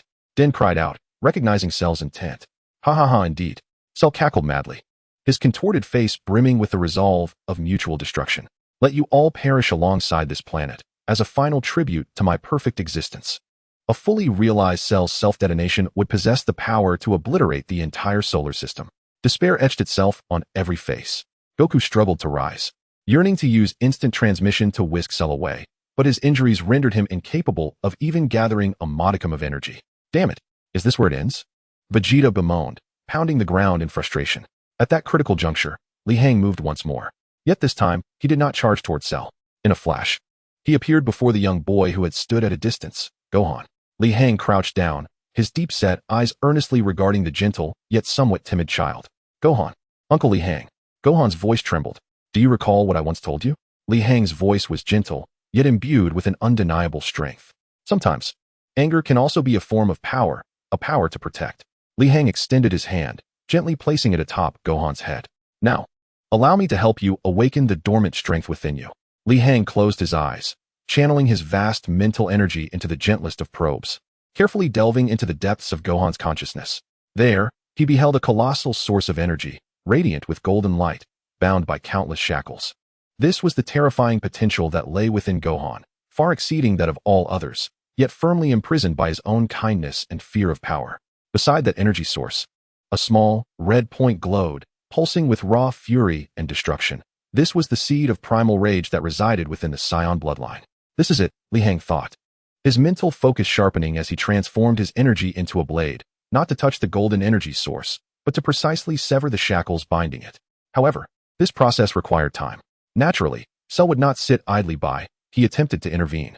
Yet, at that moment, a towering figure suddenly interposed itself before Cell, Android 16. He had somehow risen from the rubble, and though he possessed only one arm, his icy blue mechanical eyes glimmered with a light of guardianship.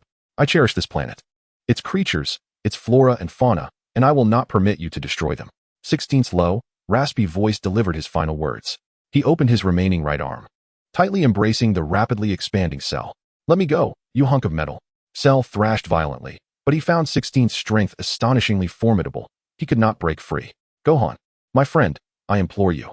16 reflected upon his brief yet warm moments with Gohan, whose kindness had even softened the heart of this cold, artificial being. In that instant, 16 summoned every last ounce of strength, casting a glance toward that direction before the self-destruct mechanism within him activated completely. Boom! A thunderous explosion erupted. In giving his life, 16 afforded the Z fighters a final glimmer of hope. Yet, Cell's core remained intact. Amid the shockwave of the explosion, a small fragment of flesh stubbornly persevered, regenerating at an astonishing rate. Chapter 68. Gohan, the power that transcends Super Saiyan. Ha ha ha, foolish robot. Did you think this would suffice to kill me? Thanks to you, I now comprehend that as long as my core endures, I can regenerate infinitely. Cell's form re-emerged, his power restored beyond its previous limits.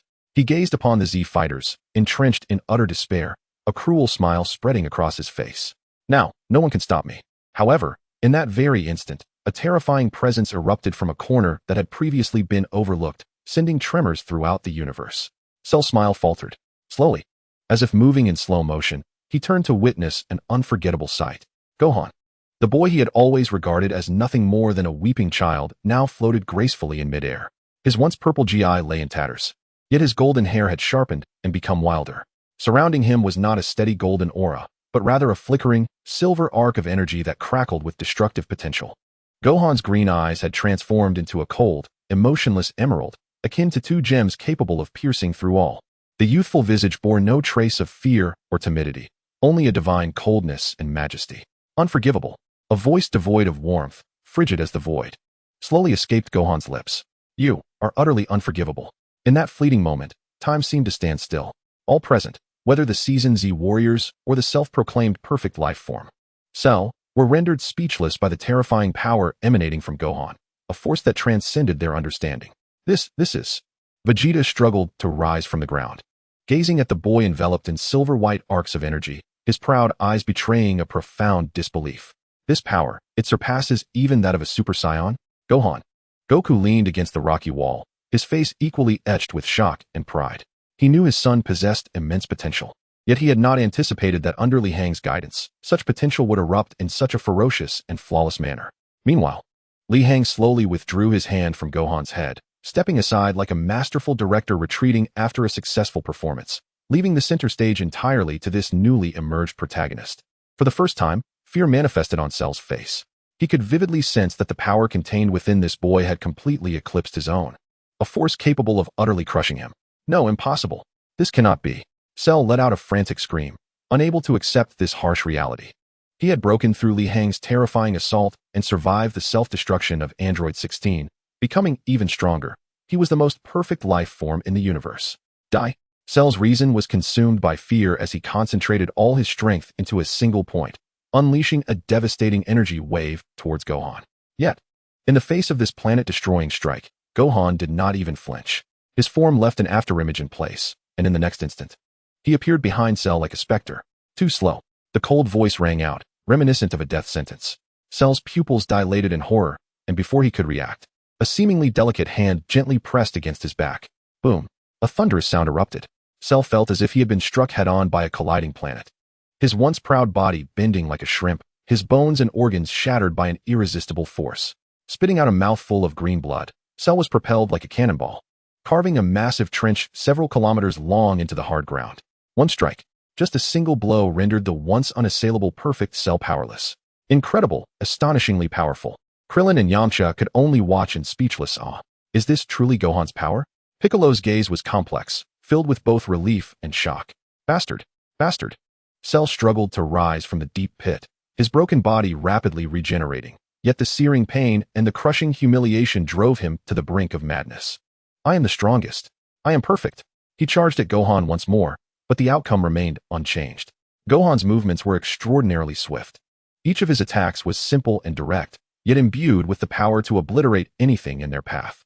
All of Cell's assaults, whether energy waves or fighting techniques, appeared laughable and feeble before Gohan. This was no longer a battle. It was a one-sided, inevitable crushing. Why? Why is this happening? Cell was sent flying by a kick from Gohan, crashing heavily into a mountain peak, which collapsed under the immense force. Lying amidst the ruins, confusion and disbelief filled his eyes. Because you have failed to comprehend the true source of the power within you. A calm voice echoed in his ear.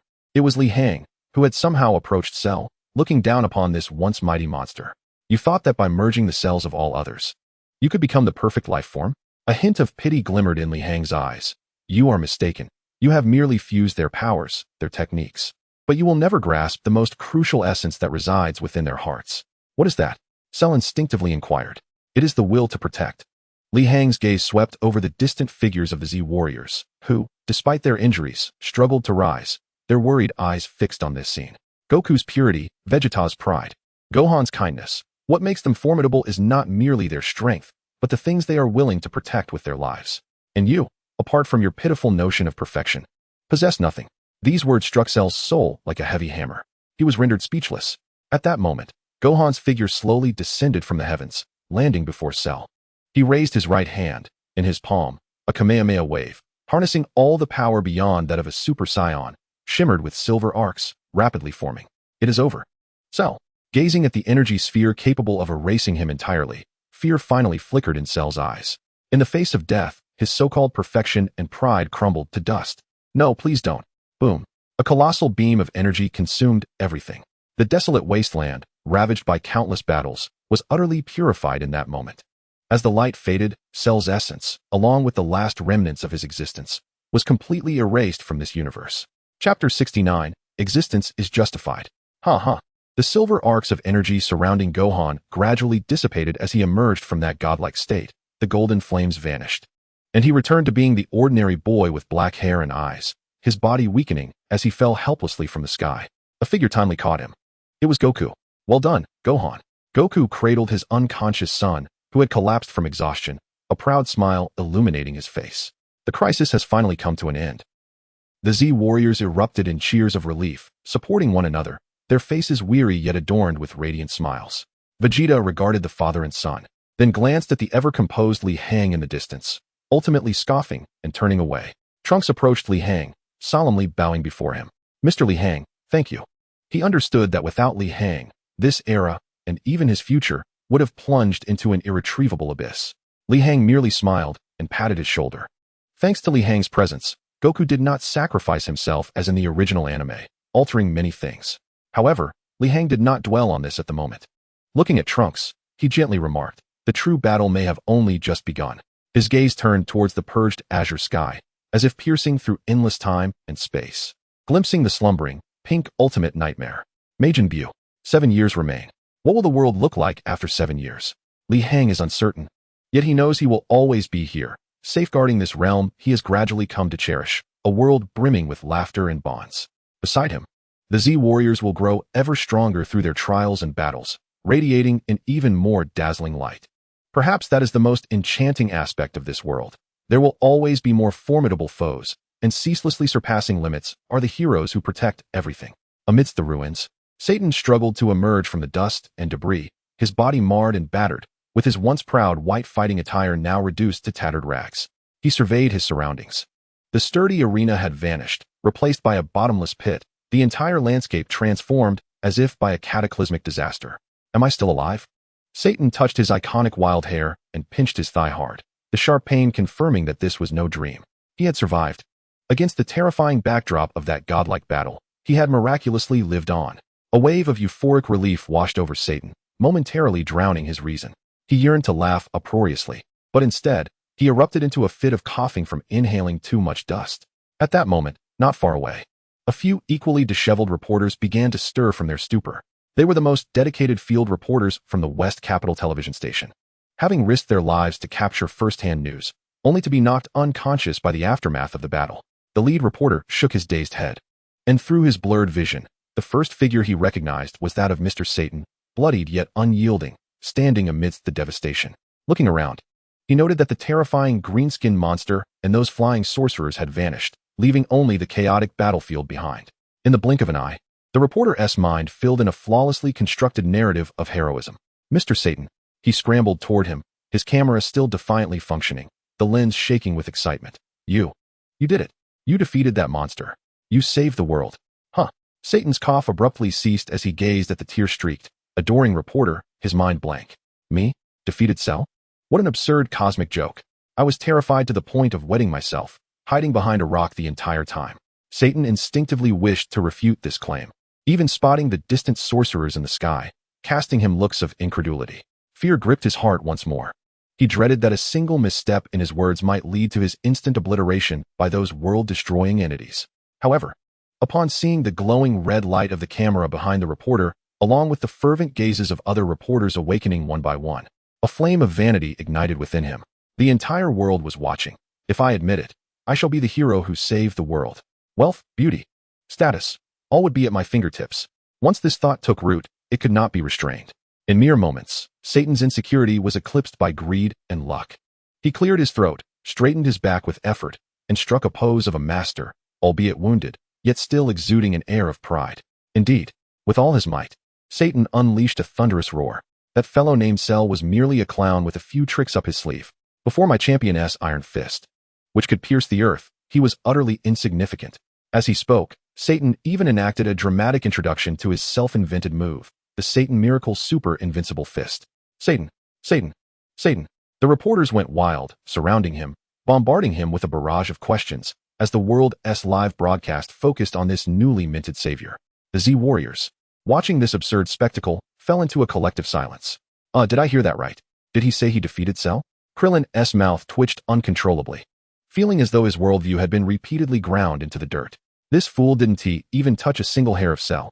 Vegeta turned away, his face etched with disdain and contempt, feeling that even a single glance at this buffoon was an affront to the prince of the Saiyans. How amusing. Goku, however, found the scene delightful, believing Satan to be far more entertaining than Cell. Just as Krillin could no longer restrain himself from flying over to expose this colossal lie, Li Hang reached out to stop him. Let him be. Why? This guy is claiming our credit. Sometimes, the world needs a hero, even if that hero is a fraud. Li Hang's gaze was profound as he observed the spitting, boasting Satan on camera, recounting how he battled Cell for 300 rounds. He recalled moments from the original anime, where this very man had, with his unparalleled charisma, helped Goku gather enough energy to save the universe. Existence itself is justification. Perhaps Satan's existence holds a deeper significance for this world. Ultimately, the Z Warriors chose not to dismantle this deception, silently retreating from the cacophony of the stage, leaving all glory and accolades to the man thrust upon the pedestal of time. Thus, the Cell incident drew to a close. Chapter 70. A grand plan with 3 targets struck at once. 3 months later, the Earth was recovering with unprecedented speed, regaining its former vitality and prosperity. Satan's name echoed worldwide. He became a household savior, his comical visage emblazoned on currency, and his biopic shattered global box office records. He even had a city named after him, Satan City. Meanwhile, the true heroes returned to their tranquil lives. Gohan, under Chi-Chi's strict supervision, returned to school, buried daily beneath towering stacks of textbooks and exams. Tien and Kairatsu returned to the mountains, continuing their ascetic martial arts training. As for Krillin, due to Li Hang's intervention, both androids 17 and 18 were eliminated, and thus, he had no encounters with 17. At this time, only a select few remained relentlessly vigilant. In the gravity chamber of Capsule Corporation, Vegeta, like an unyielding beast, relentlessly extracted every ounce of his potential. The humiliation from the Cell games burned deeply within him. Not only had he failed to defeat Cell, but even the final glory of saving the world had been snatched away by Li Hang and Goku's son. He swore to become stronger, strong enough to trample Li Hang, Kakarot, and that Gohan beneath his feet. Meanwhile, Li Hang had become the most enigmatic regular at Capsule Corporation. He no longer engaged in grueling training, but instead immersed himself in Bulma's laboratory, which resembled a technological museum. On this day, Li Hang was collaborating with Bulma to fine-tune a brand new spaceship, its design embodying sleek aerodynamic beauty. I say, what on earth have you been up to lately? As Bulma deftly manipulated the intricate control panel, her curiosity piqued. She inquired, instead of training, you seem more fascinated by my spaceship. Do you aspire to become a scientist? I simply believe that we cannot remain passive, waiting for crises to descend upon us, Li Hang replied, his gaze fixed on the colossal engine of the spacecraft. A glimmer of wisdom illuminating his eyes. Earth's resources and training methodologies have reached a bottleneck. To confront foes potentially more terrifying than Cell in the future, we must take the initiative. Take the initiative? To where? She questioned. To New Namek, Li Hang revealed, mentioning a name that took Bulma by surprise. What purpose could we have there? Isn't Din already merged with Kami? The Dragon Balls are no longer usable, are they? There are 3 objectives, Li Hang stated, raising 3 fingers. First, although Din has merged with Kami, Earth cannot exist without a god. We must travel to New Namek to find a new deity, restoring the functionality of Earth's Dragon Balls, which serves as our most crucial safeguard. Second, he continued, casting his gaze towards the gravity chamber. Vegeta and the others have hit a plateau. Earth's environment can no longer provide them with sufficient stimulus. They require a new battlefield, new pressures. As for the third, a mysterious smile graced Li Hang's lips. I need to make a wish with the Dragon Balls of Namek. What wish? Bulma's curiosity was thoroughly ignited. A wish that can guide us toward a higher echelon of power, he replied cryptically, refraining from revealing his intention to seek the Kaioshin and the legendary Z sword. His words set Bulma's brilliant mind into a whirlwind of contemplation. She grasped Li Hang's intent. This was an ambitious plan that accomplished 3 objectives with a single stroke. Excellent. I am enamored with this plan. Bulma clapped her hands, her eyes sparkling with excitement. Leave it to me. I promise to create the fastest, most comfortable spaceship ever, complete with a luxurious gaming room and an outdoor pool within 3 days. 3 days later, a brand new spacecraft landed gracefully on the lawn of Capsule Corporation. Li Hang, Goku, Gohan, Piccolo, Vegeta, and the reluctant chauffeur Krillin, the strongest warriors of Earth, gathered once more. Hey, Li Hang. Just before their departure, Vegeta could not restrain himself from confronting Li Hang, his proud visage etched with displeasure. What scheme are you concocting now? Don't think I'm unaware that all of this is for your own pursuit of strength. Isn't it splendid for us to grow stronger together? Li Hang smiled, countering. Vegeta huffed in response, turning away and boarding the spacecraft. As the vessel ascended into the heavens, transforming into a streak of light that vanished into the sky, Bulma and Trunks exchanged knowing smiles. Mom, Mr. Li Hang is truly an incredible person, Trunks remarked. Indeed, Bulma replied, gazing skyward, her eyes filled with hope and trust. He is like a prophet from the future, always guiding us toward the right path. Thus commenced a new cosmic journey, brimming with uncertainty and challenges. The spaceship, crafted with the latest technology from Capsule Corporation, boasted an interior far more expansive and opulent than its exterior suggested. Rather than merely a vessel, it resembled a mobile aerial villa. From a sunbathing room simulating a beach to a gaming room equipped with the latest motion-sensing games, and even an outdoor hot spring to be enjoyed in zero gravity, Bulma had virtually crammed every conceivable form of entertainment into the craft. However, for the passengers aboard, the allure of these amenities was evidently eclipsed by the specially reinforced gravity training room that occupied the majority of the ship's space. 5,000 times gravity. Vegeta, bare-chested, sweat cascading down his bronze skin like a stream, bore a look of near-manic intensity in his proud eyes. A golden aura enveloped him, creating a distorted force field that fiercely contended with the terrifying gravity capable of crushing neutron stars. Kakarot, you bastard. Are you just going to hide in the back like a turtle, stuffing your face? Vegeta bellowed as he executed extreme weighted squats, directing his ire at Goku, who was voraciously devouring food on the opposite side of the gravity chamber.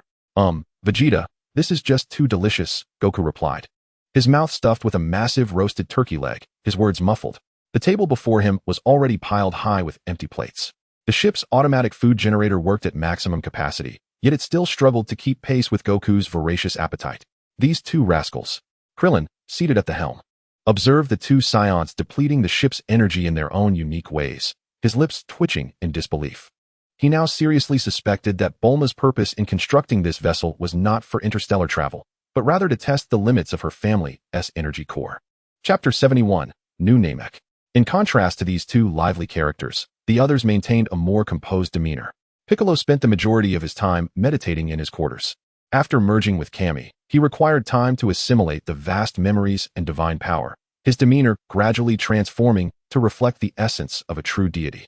Gohan, on the other hand, was burdened with a suitcase brimming with textbooks and exercise manuals, diligently grappling with complex functions and ancient historical texts. Yet whenever he had a moment to spare, he couldn't resist peering through the doorway of the gravity chamber, captivated by the awe-inspiring training of his father and Vegeta, his eyes alight with admiration. As for Li Hang, he became the most enigmatic figure aboard the ship. He neither engaged in self-imposed torment like Vegeta nor indulged in gluttony like Goku. Most of his time was spent in the observation deck, quietly gazing out at the vast and magnificent starry expanse, as if contemplating the ultimate mysteries of the universe. Power level 305487120. Power level 305487121. The numbers on the data panel continued to flicker tirelessly, yet Li Hang could clearly sense that while his battle power was steadily increasing, his overall strength had not experienced a significant enhancement. The incremental growth of battle power was nearly negligible for him at this stage, merely serving as a foundation for bolstering his intrinsic capabilities. He had evidently reached a plateau, with only 7 years remaining, relying on this paltry battle power that increased by a mere fraction every second to confront a being like Majin Buu, capable of obliterating an entire universe, was nothing short of a fantasy. This was yet another crucial reason for Li Hang's orchestration of the journey to New Namek. He required fresh stimuli and insights to shatter these shackles and glimpse a broader horizon. New Namek represented a direction. Although both Li Hang and Goku possessed the ability to instantaneously teleport, they could not transport so many individuals simultaneously. Furthermore, there was no urgency. Li Hang seized this opportunity to savor the experience of interstellar travel. After enduring a week-long voyage through the cosmos, a vibrant green planet, teeming with life, finally came into view outside the spacecraft's window. New Namek. It was far larger and more vibrant than the planet he remembered, the one devastated by Frieza. The dense forest resembled an emerald sea, while the crystal-clear rivers flowed like azure ribbons, adorning this beautiful planet. The spacecraft gently descended onto an expansive plain, at the heart of which stood uniquely shaped white circular edifices. Before the occupants could disembark, dozens of green figures had already emerged from those structures, led by a tall, dignified Namekian elder. "Welcome, esteemed guests from the distant Earth." The elder's voice resonated directly in the minds of the crowd through telepathy, calm and imbued with wisdom. He was none other than the newly appointed Grand Elder of Namek, Muley. "Muley, it has been too long." Den stepped forward and offered a slight bow. "Den, the energy emanating from you. Have you fused with the Eternal Dragon?" A glimmer of surprise and joy flickered in Muley's eyes. "It seems your visit is in pursuit of a new Earth deity." Indeed. Just as they exchanged pleasantries, a jarring alarm suddenly echoed across the skies of Namek. "Alert! Alert! High-energy combat group detected rapidly approaching. Non-native life forms." A wave of alarm washed over everyone as they craned their necks skyward. 3 streaks of light, akin to meteors, pierced the atmosphere, crashing violently onto another nearby plane and generating colossal mushroom clouds. As the dust settled, 3 figures, each with a distinct but equally menacing aura, came into view. Leading them was a man with long green hair, strikingly handsome, yet with an air of malevolence. Clad in a purple battle suit, he was none other than the strongest warrior under King Cold, the last survivor of the Jinyu Force, and the brother of Zarbon, Salza. Accompanying Salza was a towering, brawny figure with blue skin, resembling a massive bull, Dor. The third member was slender with an eerie purple complexion, reminiscent of a mantis, Nez. They were members of King Cold's son, the Kfila Mecha Squadron. Years ago, Kfila had been defeated while pursuing Goku, resulting in the disbandment of the Mecha Squadron. But these 3 core members had miraculously survived, wandering the cosmos in search of vengeance against the Saiyans. Recently, they had stumbled upon traces of the Namekians rebuilding their home, prompting their immediate arrival to seize the Dragon Balls of Namek to resurrect their master, Kfila.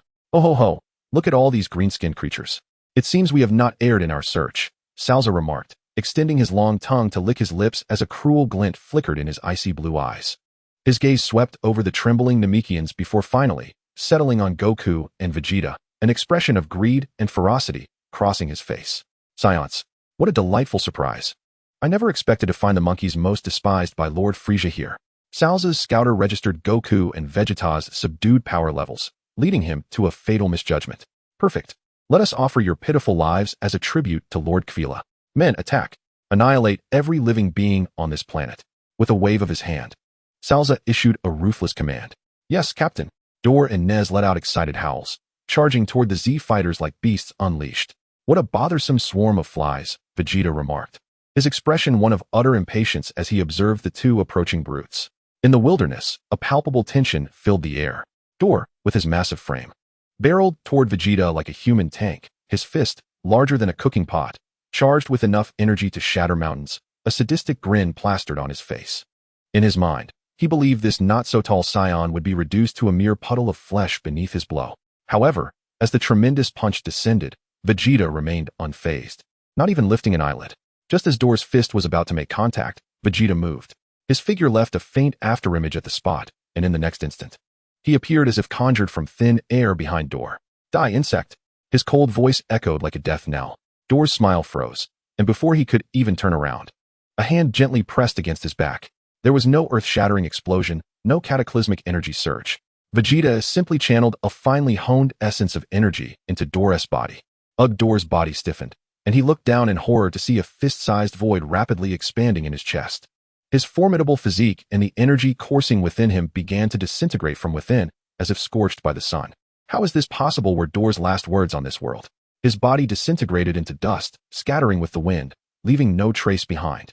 Chapter 72, 3 Wishes. Meanwhile, Nez's assault followed closely. His mantis-like form traced an odd arc in the air, with arms gleaming in purple energy, slicing toward Goku's neck from 2 vicious angles. Die. Saiyan. Hey, not bad with that speed, Goku replied, still wearing his innocent smile. Faced with the lethal strike, he merely swayed slightly, evading all of Nez's attacks with ease. Akin to a reflection in water. What? Nez gasped in disbelief as his strikes met empty air. Now it's my turn, Goku declared as he suddenly appeared above Nez, extending a finger to lightly tap the top of Nez's head. Boom. Nez's head exploded like a burst watermelon, splattering red and white across the ground.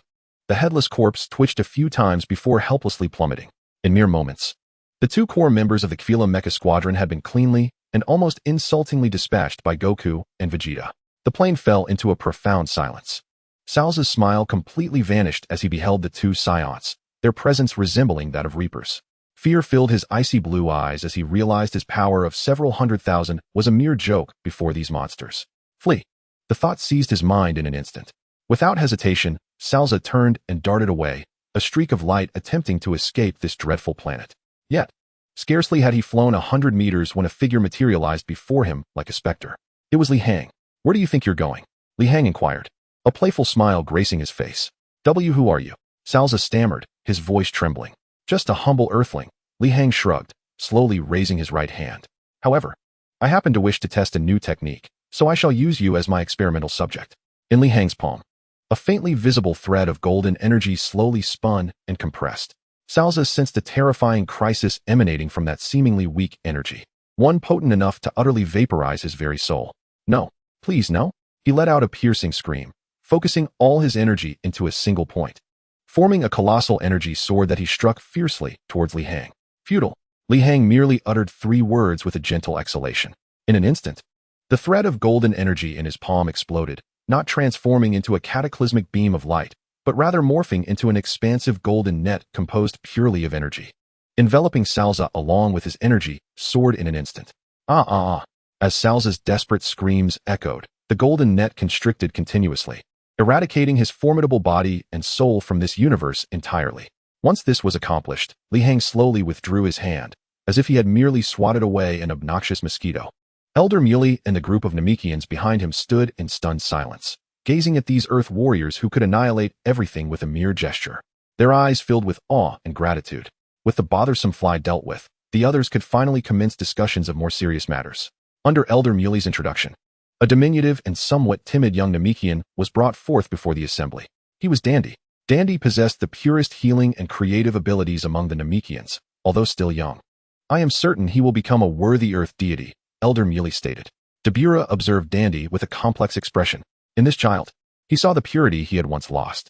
Stepping forward, he placed his hand atop Dandy's head, a wave of peaceful energy gently infusing him. From this day forth, the Earth is entrusted to you. Though Dandy felt a twinge of fear, he nodded earnestly, accepting this heavy responsibility. Having resolved the matter of the deity, Li Hang presented the primary purpose of his visit. Before the 7 colossal Dragon Balls of Namek, Elder Muley invoked their dragon, Purunga, in the Namekian tongue. Purunga's form was far grander and more majestic than Earth's dragon. His enormous eyes gazed down upon the assembly, his voice resonating like thunder. Speak your wishes. I can grant you 3. 3. The crowd was momentarily taken aback.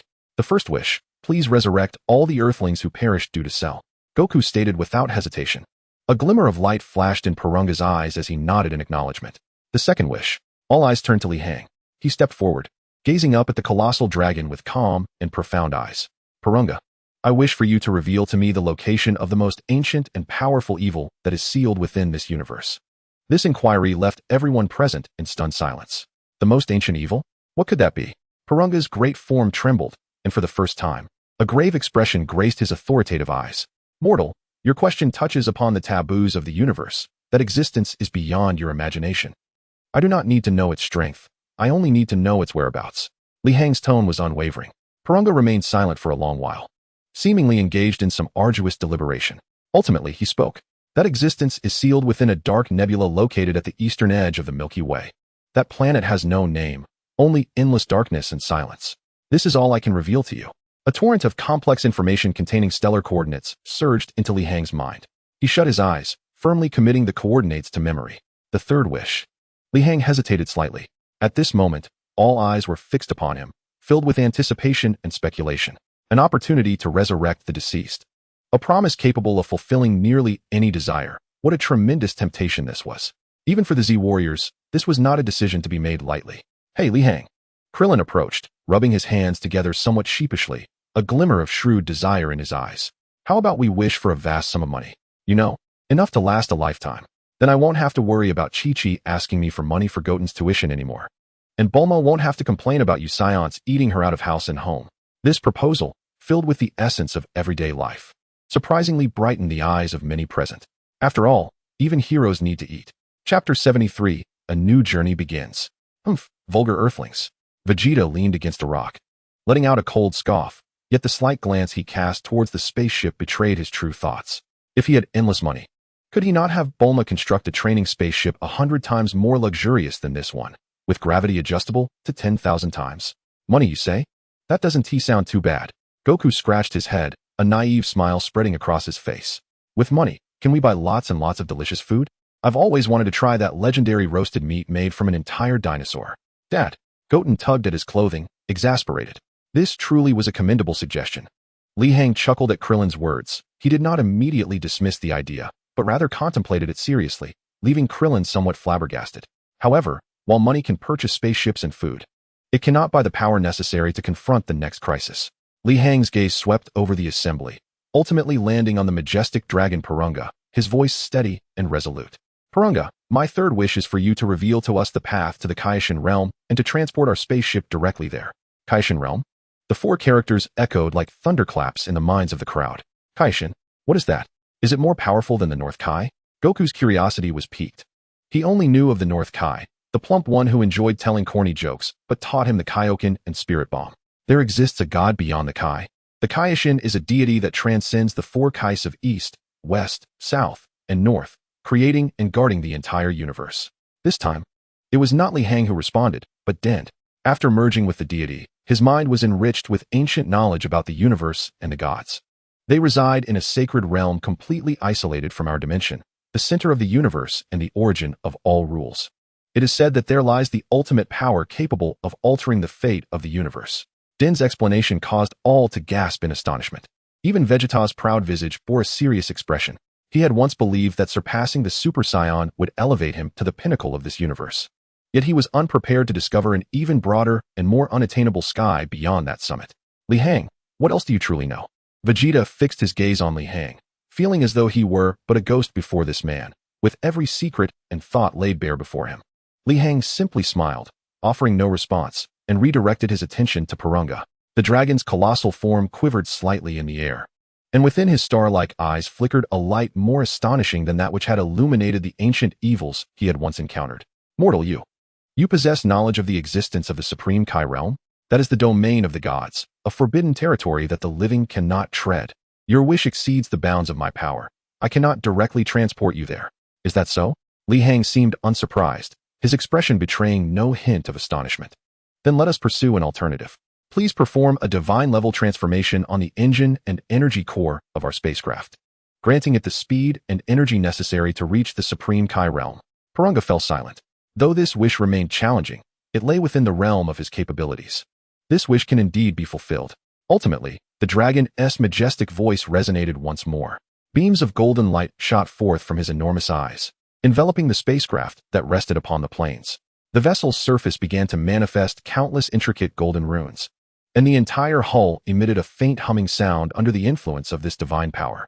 The originally sleek and technologically advanced body of the ship now bore an air of sanctity and antiquity.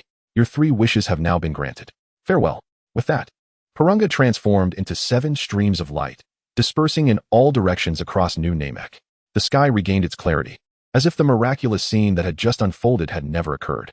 Wow, look at our ship, Krillin exclaimed, pointing at the newly rejuvenated vessel. The Z fighters immediately gathered around, their faces alight with curiosity and excitement. Not only had the exterior changed, but the internal energy circuits and spatial structure had been completely reconfigured. Vegeta's eyes gleamed with a terrifying brightness. He could distinctly sense that the gravity chamber within the ship had been elevated to an unfathomable limit. If that woman Bulma were to see this, she would surely go into a frenzy of delight. This is splendid. Now we can reach that Supreme Kai realm. Goku rubbed his hands together, his eagerness palpable. Then let us set forth. Li Hang looked at his invigorated companions, a confident smile gracing his lips. A new journey had begun. The spacecraft, transformed by the dragon, now transcended the confines of physical laws. It no longer traversed the cosmos in a linear fashion. Instead, it executed a series of ultra-short-distance spatial jumps. The starry sea beyond the windows no longer receded in a slow retreat, but transformed into elongated, distorted ribbons of color, exuding a mesmerizing and magnificent beauty. Within the gravity chamber of the ship, the atmosphere was as oppressive as molten iron. 6,000 times gravity. Vegeta's muscles screamed under the burden of this overwhelming pressure. Yet his proud visage was etched with an almost perverse excitement and ecstasy. He could feel every cell within him being torn apart under the extreme strain, only to be reassembled and evolved by the indomitable vitality of his Saiyan bloodline. This exhilarating sensation of flirting with death intoxicated him. Li Hang spent most of his time on the bridge of the ship, quietly observing the continuously shifting star map. With his eyes closed, he expanded his perception in an unprecedented manner. He no longer sought merely to gauge the strength of energy, but to sense the very breath of the universe. Experiencing the unique sensations that flickered by during their spatial leaps, each belonging to different planets and civilizations. Some worlds exuded a chilling silence, embodying endings and voids. Others, vibrant nebulae radiated with new life, representing creation and rebirth. Li Hang absorbed these contrasting sensations like a parched sponge, integrating them into his being, affirming his understanding of power. His aura did not ascend like Vegeta's. Instead, it became increasingly restrained and serene, akin to the profound night sky itself, seemingly empty yet encompassing all. Chapter 74. The Supreme Kai Realm, East Supreme Kai. Finally, after approximately half a month of travel, the spacecraft jolted violently, emerging from its superluminal jump and gracefully hovering in a space suffused with a gentle, holy light. Have we arrived? Krillin gazed out the viewport at a scene beyond description, his voice trembling. Here, there were no sun, moon, or stars, no discernible directions. The entire world basked in a pure, milky white radiance. Beneath them lay an endless expanse of emerald jade, adorned with peculiar plants that emitted a soft glow. In the distance, elegant white temples dotted the landscape, exuding an air of sanctity and solemnity. Most striking of all was the colossal world tree at the center of this realm, radiating light and warmth akin to that of the sun. Its branches connected heaven and earth, seemingly the very pillar of the cosmos. This was the abode of the gods, the center of the universe, the Supreme Kai realm. An invisible pressure, not born of gravity but emanating from a higher order of life, enveloped the entire ship, instilling a profound sense of reverence within each soul aboard. What an incredible place! Goku's usual levity faded, as he felt the air here infused with an extraordinarily pure energy, making each breath feel immensely refreshing. Humph, it's just a larger space with better decor, Vegeta scoffed, though the slight widening of his eyes betrayed his inner turmoil. Just as everyone was still reeling from the breathtaking sight, two figures appeared before the ship without warning. One, a tall figure with purple skin and a serious demeanor, adorned in the elaborate attire of the Supreme Kai's attendant, Jebet. The other, relatively shorter, sported a white mohawk and donned patera earrings, his eyes reflecting a gravitas that belied his youthful appearance. He was the East Supreme Kai, Shin. Mortal, how did you find your way here? Jebet's voice was icy, filled with the disdain of a deity surveying lesser beings. This is the realm of the gods, not a place for you crude mortals to tread freely. State your origin and depart at once. His words echoed throughout the vast Supreme Kai realm, each syllable imbued with undeniable authority and the arrogance unique to divinity. His purple eyes scanned the occupants of the spacecraft, as if assessing a swarm of ants that had inadvertently wandered into a sacred garden. This unabashed disdain, emanating from the very essence of existence, instantaneously ignited the fury of a haughty Saiyan prince aboard the spaceship. Who do you dare call a mere mortal? In the blink of an eye, Vegeta vanished from the gravity chamber, reappearing before Jebet. A golden aura erupted with a thunderous roar, a tempest of overwhelming dominance that transcended that of an ordinary Super Saiyan, crashing mercilessly against Jebet's nerves. You purple-eared wretch. Do you believe I could crush you and your pathetic garden with just a finger? A cruel smile danced upon Vegeta's lips. The pent-up frustration and battle fervor accumulated in the gravity chamber found its perfect outlet at that moment. Jebbet felt his pupils constrict sharply. He sensed a terrifying power emanating from Vegeta that even sent shivers through his being. The intensity of this force far surpassed his understanding of mere mortals. Jebbet, step aside. Just as tensions reached their peak, a composed voice echoed through the air. East Kaioshin stepped forward, his youthful eyes gleaming with wisdom and authority that belied his age. Merely observing Vegeta with a calm demeanor that momentarily stilled the prince's raging aura. His gaze swept over Vegeta, then Goku, ultimately resting upon the ever-composed Li Hang. His brow furrowing slightly. You bear the essence of Saiyans, yet also that of Earthlings. What brings you here? We seek the power to combat evil. Goku scratched his head, smiling as he explained, sensing the formidable strength contained within the diminutive figure before him, which excited him greatly. Evil? East Kaioshin's expression hardened. What evil could it be? It seems you have sensed it as well. Li Hang finally spoke, stepping out from the spaceship and floating before the group. His dark eyes meeting East Kaioshin's with an unsettling calmness. An ultimate malevolence, sealed for millions of years, is awakening, one capable of annihilating the entire universe. Li Hang's words caused East Kaioshin's countenance to darken dramatically. Majin Buu, you are aware of his existence? Not only are we aware, but we are also preparing to confront him. Li Hang's gaze swept toward the mist-enshrouded mountains at the center of the Kaioshin realm. If I am not mistaken, there lies the legendary Z-Sword, does it not? The Z-Sword. East Kaioshin and Jebbet exclaimed in unison, their expressions filled with disbelief and astonishment. The Z-Sword is the greatest secret of the Kaioshin realm, a legendary artifact said to bestow limitless power upon its wielder. Throughout history, no deity has ever succeeded in drawing it from its resting place. How could this mortal, this earthling, possess such profound knowledge? Who are you? East Kaioshin's voice quivered for the first time, feeling as though he had no secrets left before this dark-haired man. I am but an ordinary person who does not wish to see his home destroyed. Li Hang shrugged, then shifted his tone to one of undeniable authority. Now is not the time for inquiries. East Kaioshin, I require you to guide us to the Z-Sword. We have no time to squander. This command-like tone incited Jebbet's fury. Insolence. A mere mortal dares to speak to Lord Kaioshin in such a manner. Yet, East Kaioshin raised a hand to halt him. Gazing deeply into Li Hang's eyes, he discerned an unprecedented confidence and composure. This man is no ordinary individual. Very well. Ultimately, East Kaioshin made a decision that surprised even himself.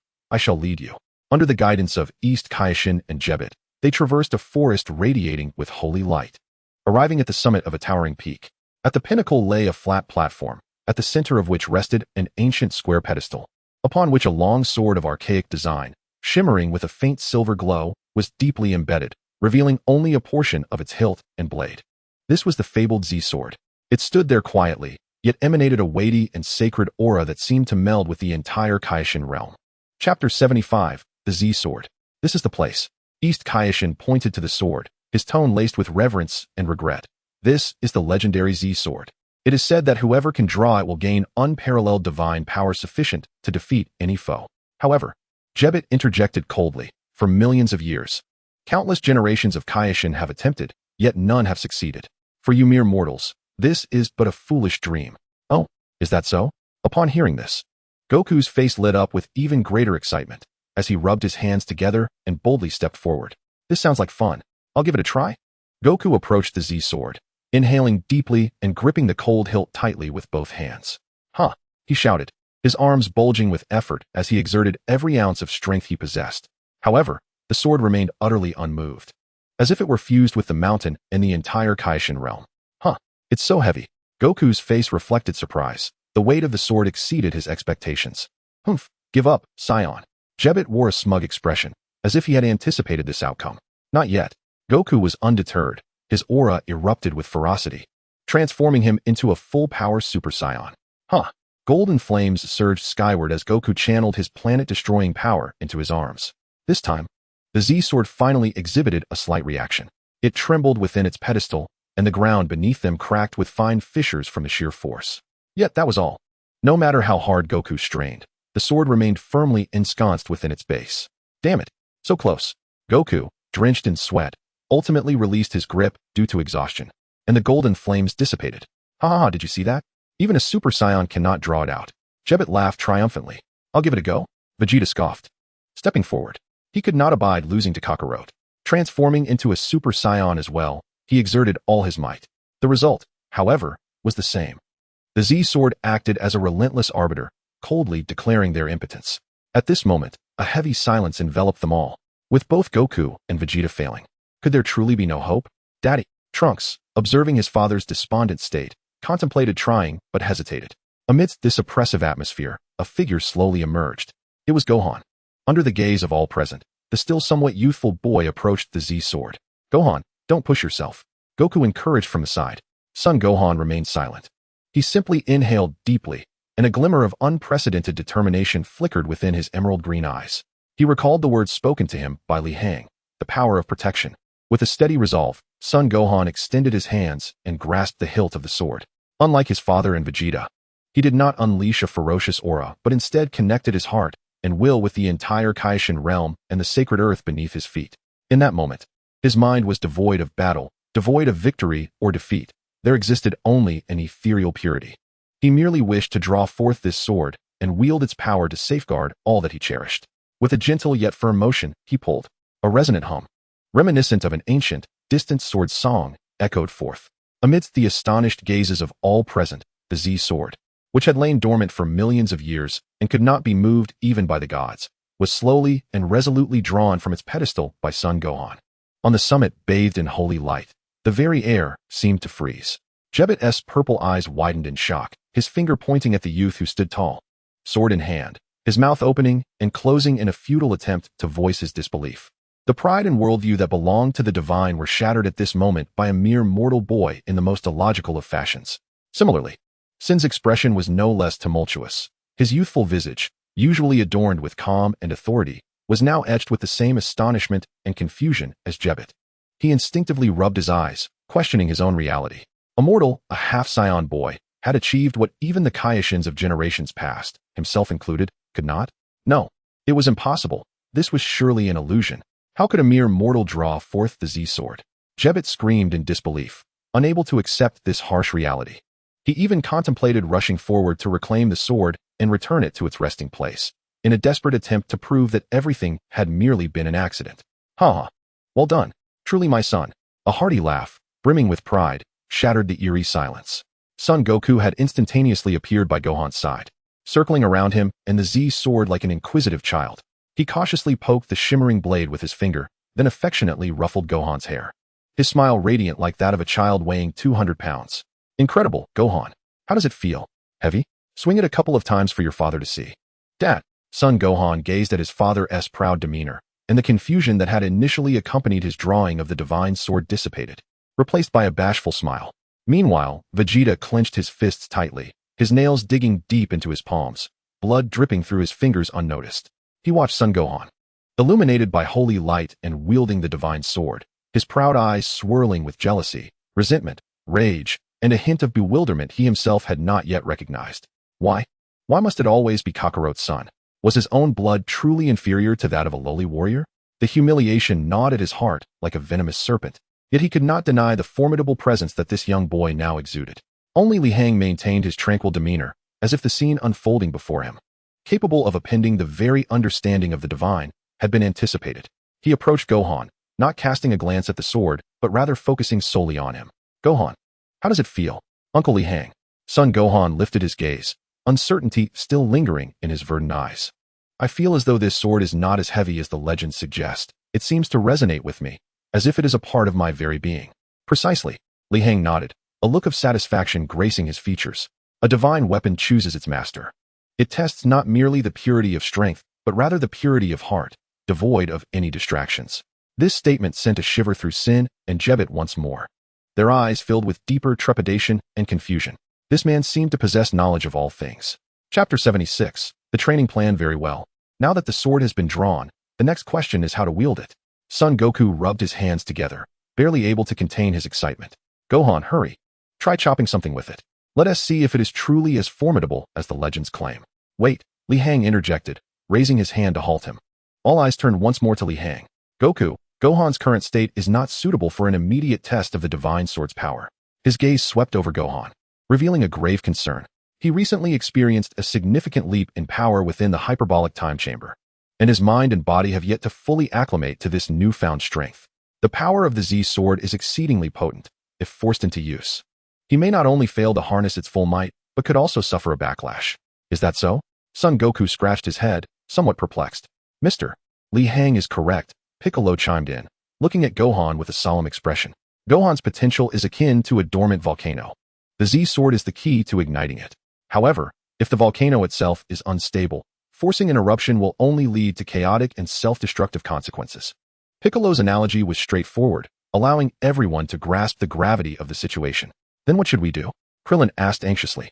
Quite simple, Li Hang replied, a subtle smile curving his lips as he surveyed the sacred expanse around them, his eyes sparkling with wisdom. This place is the ultimate training ground in the universe. Is it not? Training here? Vegeta scoffed, approaching with skepticism. Aside from having a larger space and better air quality, how does this differ from Earth? There is no gravity here. It provides no training benefit for us Saiyans. Who says training must rely solely on gravity? Li Hang retorted, casting a sidelong glance at him. Vegeta, do you believe that the enhancement of power is limited to the growth of muscle and battle metrics? You possess the ability to surpass the Super Saiyan. Yet you cannot fully master even an ordinary Super Saiyan. Do you not see that as a problem? You. Vegeta's face reddened in anger. For Li Hang's words had struck at his most vulnerable point. Li Hang disregarded his ire and continued. The Kaioshin realm is not merely a domain for the divine due to its isolation. It is also because the air here, the laws here, embody the most primordial cosmic energies. Training here hones not only the body but also the spirit, the will, and the understanding and mastery of power itself. Li Hang's gaze swept across the gathered individuals, finally resting on the Z sword in Gohan's hand as he stated emphatically. I propose that we undertake a 3-year final training regimen right here. 3 years. Everyone was astonished by the span of time. Where will we find 3 years? Buu could revive at any moment. Jabber rebutted anxiously from the side. Who said we need to remain in the outside world for 3 years? Li Hang chuckled, gesturing toward the spacecraft they had arrived in. Don't forget, we have the hyperbolic time chamber. Suddenly, everyone came to a realization. Indeed, they could train here and then utilize the time differential of the hyperbolic time chamber. However, the chamber can only be entered twice in a lifetime by each person. And we have already used one opportunity. Sun Wukong raised a pivotal question. Therefore, those who enter this time must be the ones who can maximize its effects. Li Hang's gaze sharpened once more as he looked at Sun Wukong and Vegeta. Wukong, Vegeta, your strengths have already reached their limits. Mere arduous training will yield little improvement for you. What you require is to cultivate deeper insights, to experience and comprehend higher realms on this sacred land. And as for Gohan, Li Hang turned his gaze to the young boy wielding the divine sword. Your task during these 3 years is to fully integrate the Z sword into your being. What you must learn is not how to wield it to shatter things, but how to resonate with it, to feel the flow of the world's power through it. Regarding the last opportunity in the hyperbolic time chamber, Li Hang paused, a mysterious smile gracing his lips. Let us save it for last, as an unexpected grand gift we prepare for Buu. This is a clear, grand, and visionary training plan. Sun Wukong's eyes sparkled with excitement, while Vegeta fell into deep contemplation. Even the typically proud Shin and Jabber looked at Li Hang with a newfound seriousness and acknowledgement. This earthling seems to have transcended the boundaries of mortal wisdom. All right, let us proceed with this. Sun Wukong was the first to raise his hand in agreement. It sounds incredibly exciting. I can hardly wait. Humph. Though Vegeta did not speak, the slight upward curve of his lips indicated his approval. Thus commenced an unprecedented ultimate training within the realm of the gods. The training in the Kaioshin realm was utterly distinct from any method the Z fighters had previously experienced. There was no suffocating pressure of the gravity room, nor the maddening solitude and void of the hyperbolic time chamber. The air here was imbued with an exquisitely pure life energy, each breath akin to a profound cleansing of the body, bestowing an unprecedented sense of relief and tranquility upon both mind and body. However, this tranquility was soon shattered by a cacophony of deafening roars and explosions. Kakarot, you idiot. Is jumping around like a monkey all you can do? Vegeta, ablaze with golden energy, pursued another golden figure like an enraged lion. Each of his strikes was devastating, creating deep craters in the sacred ground beneath, yet all were deftly evaded by his opponent with remarkable angles. Haha, Vegeta, your speed has slowed. Sun Wukong performed a graceful flip in midair, dodging a heavy punch from Vegeta, his face adorned with that signature carefree smile. Shut up. The two battled from east to west, then from the ground to the sky, the violent energy waves shaking the surrounding white temples to their very foundations, causing Jabber to flinch and tremble with concern. Cease this at once. You two barbaric Saiyans. This is the sacred realm of the Kaioshin, not your playground for reckless combat. Jabber could no longer contain himself, positioning himself between the two in an attempt to halt the destruction with divine authority. Get lost, pointy ears. Vegeta, caught up in the heat of battle, was unwilling to relent, launching an energy wave toward Jabber. Jabber's expression shifted dramatically, and in a moment of panic, he could only cross his arms to block. With a resounding boom, he was sent flying by the overwhelming force, leaving a long trench in his wake, looking utterly disheveled. Chapter 77. The Z sword shatters, the grand prize approaches. You. Jabber staggered to his feet, trembling with a mix of anger and shock. He could not comprehend how the powers of these two mortals could be so formidable. As a mere attendant of a Kaioshin, how could he fail to withstand even a casual strike from them? Jabber, let them be. Shin's voice resonated calmly, observing the two Saiyans engrossed in their fierce duel, a hint of resignation flickering in his eyes. Saiyans are inherently creatures of battle. Combat is their finest form of training. Shin's gaze shifted elsewhere. There, Li Hang sat cross-legged, eyes closed in meditation, seemingly indifferent to the cataclysmic battle unfolding outside. Yet, Shin could keenly sense that Li Hang's body was like an invisible vortex, steadily absorbing the primordial energy of the realm around him in an incredibly slow yet unwavering manner. Each moment, his aura underwent a subtle transformation, ascending toward a higher plane. Meanwhile, Son Gohan, under Piccolo's guidance, was engaged in the most fundamental sword training. Gohan, forget the power within you. Forget your identity as a Super Saiyan. Piccolo's voice was stern yet patient. Right now, you are merely an ordinary swordsman, and the Z sword in your hand is no divine weapon. It is merely a tool slightly heavier than an ordinary iron sword. Gohan gritted his teeth, struggling to lift the Z sword, repeatedly executing the simplest of cuts, slashes, and thrusts as instructed by Piccolo. This is exceedingly difficult. The weight of the Z sword far exceeded his expectations, even in a normal state. Each swing drained immense stamina. More challenging was the need to learn to feel the friction between the blade and the air while swinging, to listen to the sound of the blade slicing through space, to establish the most primal connection with this divine sword that had remained silent for millions of years. No, your wrist is too stiff. Feel it with your heart, not with brute strength. Piccolo delivered a sharp blow to Gohan's wrist, admonishing him sternly. Time flew swiftly in this atmosphere filled with sweat, roars, and teachings. A year later, the battles between Vegeta and Son Wukong no longer brimmed with hostility. Their confrontations resembled a high-stakes chess match, each move calculated and anticipated. Their mastery over power reached an entirely new height, with no excess energy leaking out. Son Gohan had finally achieved a unity of man and sword. He could close his eyes and, relying solely on his senses, split a falling leaf perfectly in half without causing the leaf itself to tremble. In his hands, the Z sword had truly become an extension of his arm. On this day, Shin and Jabber gathered everyone together. Before them lay a peculiar block of metal, gleaming with a metallic luster, entirely black, exuding an aura of indomitable strength. This is the hardest metal in the universe, Cassin steel. Shin's expression was grave. Nothing can obliterate it, not even the mightiest of deities. Today, we shall utilize it to assess the fruits of your training over the past year. Jebbet gazed at the crowd, his eyes still tinged with skepticism. Particularly you, Son Gohan. Let us ascertain whether the Z sword you wield is indeed the legendary artifact or merely a piece of worthless scrap. Oh, the hardest metal in the universe? Upon hearing this, Son Goku's curiosity was piqued. He approached the block of Kachin steel and rapped it with his fingers, producing a crisp sound. It certainly appeared robust. Gohan, quickly, take a swing with your sword. Nodding in agreement, Son Gohan advanced towards the Kachin steel, inhaled deeply, and gripped the Z sword with both hands, pouring all his insights from the past year into this strike. He did not transform, nor did he unleash any energy. Instead, he assumed the purest stance of a swordsman and brought the divine sword down with tremendous force. Clang! A piercing clash of metal rang out. Sparks flew as the blade of the Z sword struck the Kachin steel. However, the anticipated sight of metal being cleaved did not manifest. The surface of the so-called hardest metal in the universe bore only a shallow white mark. Simultaneously, the Z sword emitted a clear, mournful cry at the moment of contact. Crack! To the astonishment of all present, the legendary Z sword shattered in two.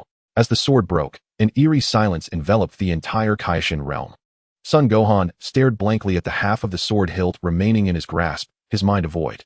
He could even sense a sorrowful wail emanating from the fractured blade. It broke? Krillin's voice trembled as he pointed to the other half of the sword lying on the ground, stuttering. The legendary Z sword. It just broke? Ha ha ha, I told you. What a useless sword. Vegeta, initially taken aback, erupted into hearty laughter, finding it to be the most amusing joke he had heard all day. Son Goku, equally bewildered, bent down to retrieve the broken sword, examining it from various angles with a face full of regret. Alas, it is such a pity, such an entertaining sword, yet so fragile. No, this cannot be. This is absolutely impossible.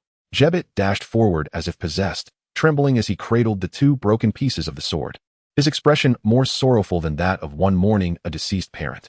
The Z-sword, our last hope in the Kaioshin realm, has vanished just like that.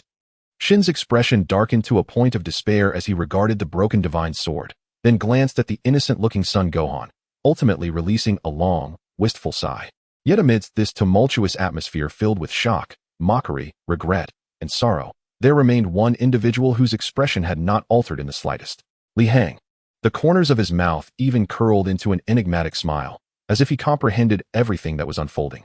He knew that the true grand prize was about to make its entrance. Indeed, just as everyone remained ensnared in the shock of the sword shattering, the broken Z-sword suddenly erupted with an unprecedented brilliance. Following this, an ancient yet imposing spiritual entity gradually emerged from the shattered sword, eventually coalescing into a physical form in midair. It was a diminutive figure with purple skin, a head of long white hair, and a face etched with wrinkles. Appearing several times older than Master Roshi, he wore a somewhat tattered Kaioshin attire akin to that of Shin and Jebbit. But what captured attention the most were his murky eyes, which seemed to penetrate the very essence of existence. Chapter 78. The Kaioshin from 15 generations past. Oh, what a refreshing slumber. How many millennia have passed? The old man stretched, yawning widely, appearing as though he had just awakened. His sudden appearance left everyone present in a state of shock. This is...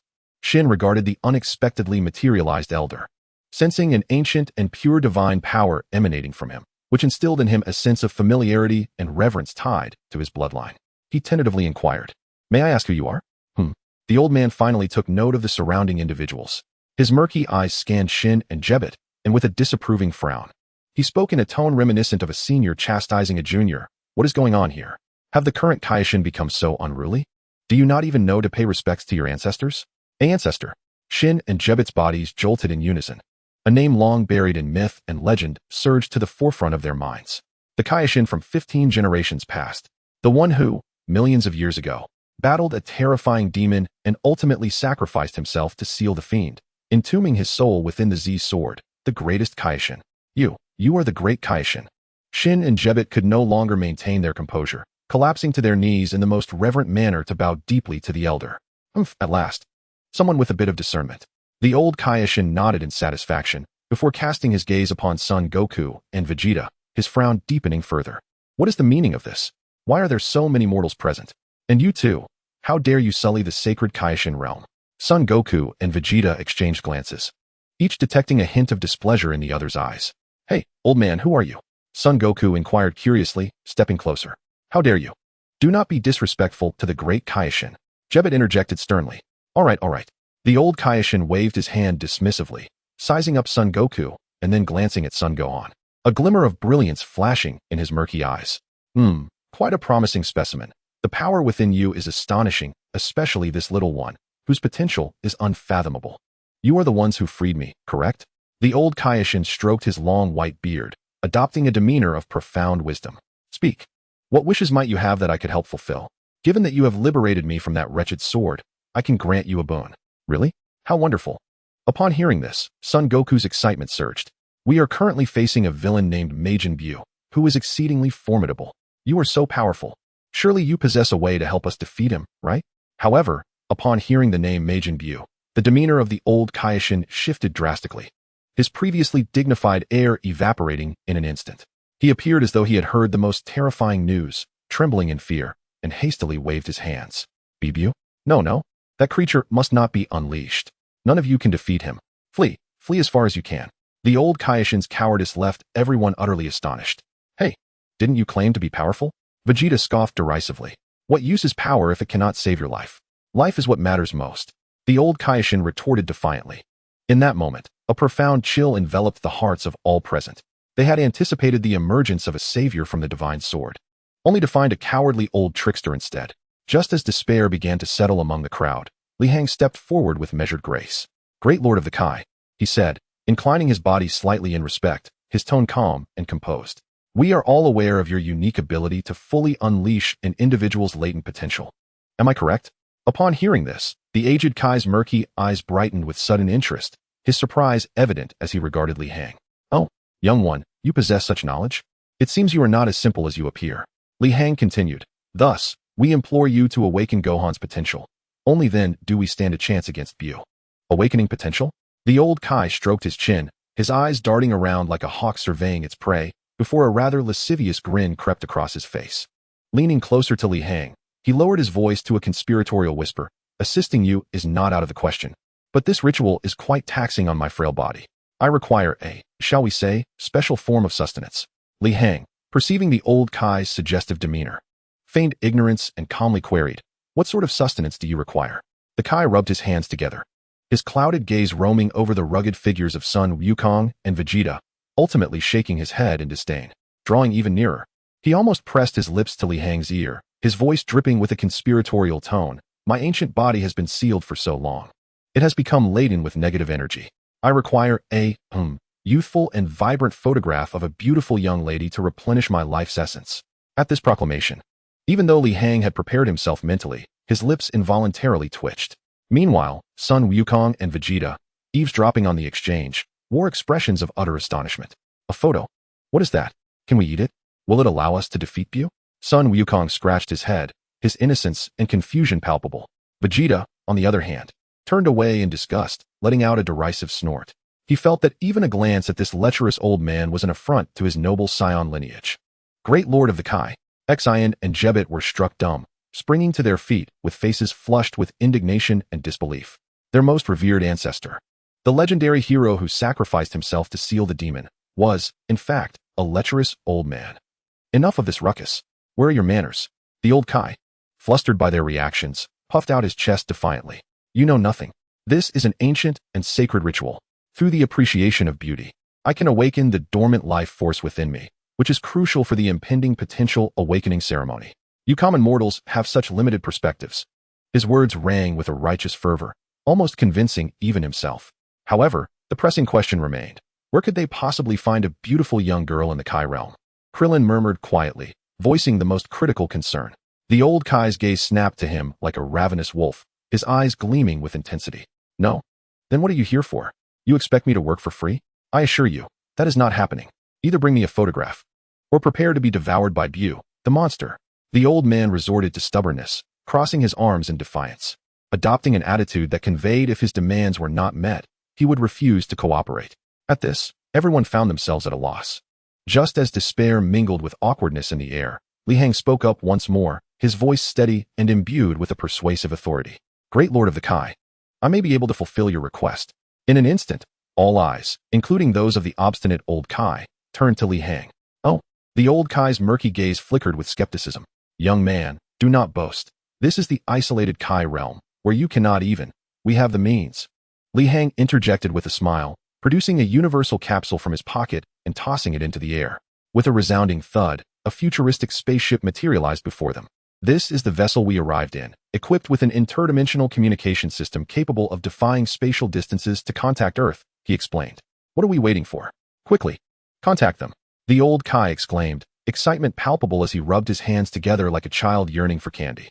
Li Hang nodded and stepped into the ship amidst the crowd's mixed expressions. Soon, a massive holographic screen illuminated the ship's bridge, and after a brief signal fluctuation, Bulma's lovely visage appeared on the screen. Hello? Who is this? Do you know it's my tea time? Interrupting a lady's tea is quite rude, you know. Wait, Li Hang, aren't you in the Kai realm? How is there a signal? Bulma exclaimed, her eyes widening in surprise upon recognizing him. It's a long story. Li Hang replied succinctly. Bulma, we urgently need your assistance with something of utmost importance that concerns the survival of the entire universe. What could be so serious? Bulma's expression shifted to one of gravity. Li Hang glanced at the eager old Kai, whose neck was craned in anticipation, nearly drooling at the prospect. Clearing his throat, Li Hang adopted a neutral tone. We require a photograph of you that is, well, particularly vibrant. Huh. Bulma's mind momentarily short-circuited. She had envisioned countless scenarios, perhaps needing her to develop a super weapon or decipher an ancient code, but never had she expected that this request, vital to the universe's survival, would be for her photograph. You can't be serious? Bulma's expression turned quizzical as she scrutinized Li Hang on the screen. I admit I have my charms. But you don't need to be asking for a photo at such a critical juncture, especially not with such grandiloquent phrasing. Cough, cough, it's not me. It's this gentleman here. Li Heng shifted the camera to focus on the old Kai. As the old man's wrinkled face, adorned with a hint of a lecherous grin, appeared on the screen, Bulma was left utterly speechless. Who is this? She stammered. He's the Kai from 15 generations ago. We released him from the Z sword. Li Heng explained. Essentially, he is a legendary being of immense power. That's fantastic. Bulma's exclamation nearly shattered the laboratory's ceiling. But, I need to channel my youthful energy to initiate a grand ritual to save the universe. So, you understand. The old Kai trailed off. A hint of urgency in his tone. Bulma fell silent, processing the absurdity of the situation. She gazed at the screen displaying the irreverent deity, then glanced at the exasperated Li Heng beside her and the Z warriors in the background, who bore similarly awkward expressions. In an instant, the mind of this brilliant scientist connected all the dots. After a brief silence, Bulma's face blossomed into a radiant smile. Very well, she replied readily, then swiftly shifted her tone, winking at the screen with a hint of mischievousness. However, my photograph comes at a premium. Such a monumental task as saving the universe surely warrants compensation, don't you think? What do you desire? The old Kai cautiously inquired. Quite simple, Bulma snapped her fingers. Once you defeat Buu, I require you to craft for me the fastest and most luxurious spaceship in the universe, equipped with a gravity chamber and an outdoor hot spring. Using the highest quality materials from the Kaishin realm. It's settled. With that proclamation, Bulma's image vanished from the screen before the old Kai could retort. Moments later, a high-definition electronic photograph was transmitted.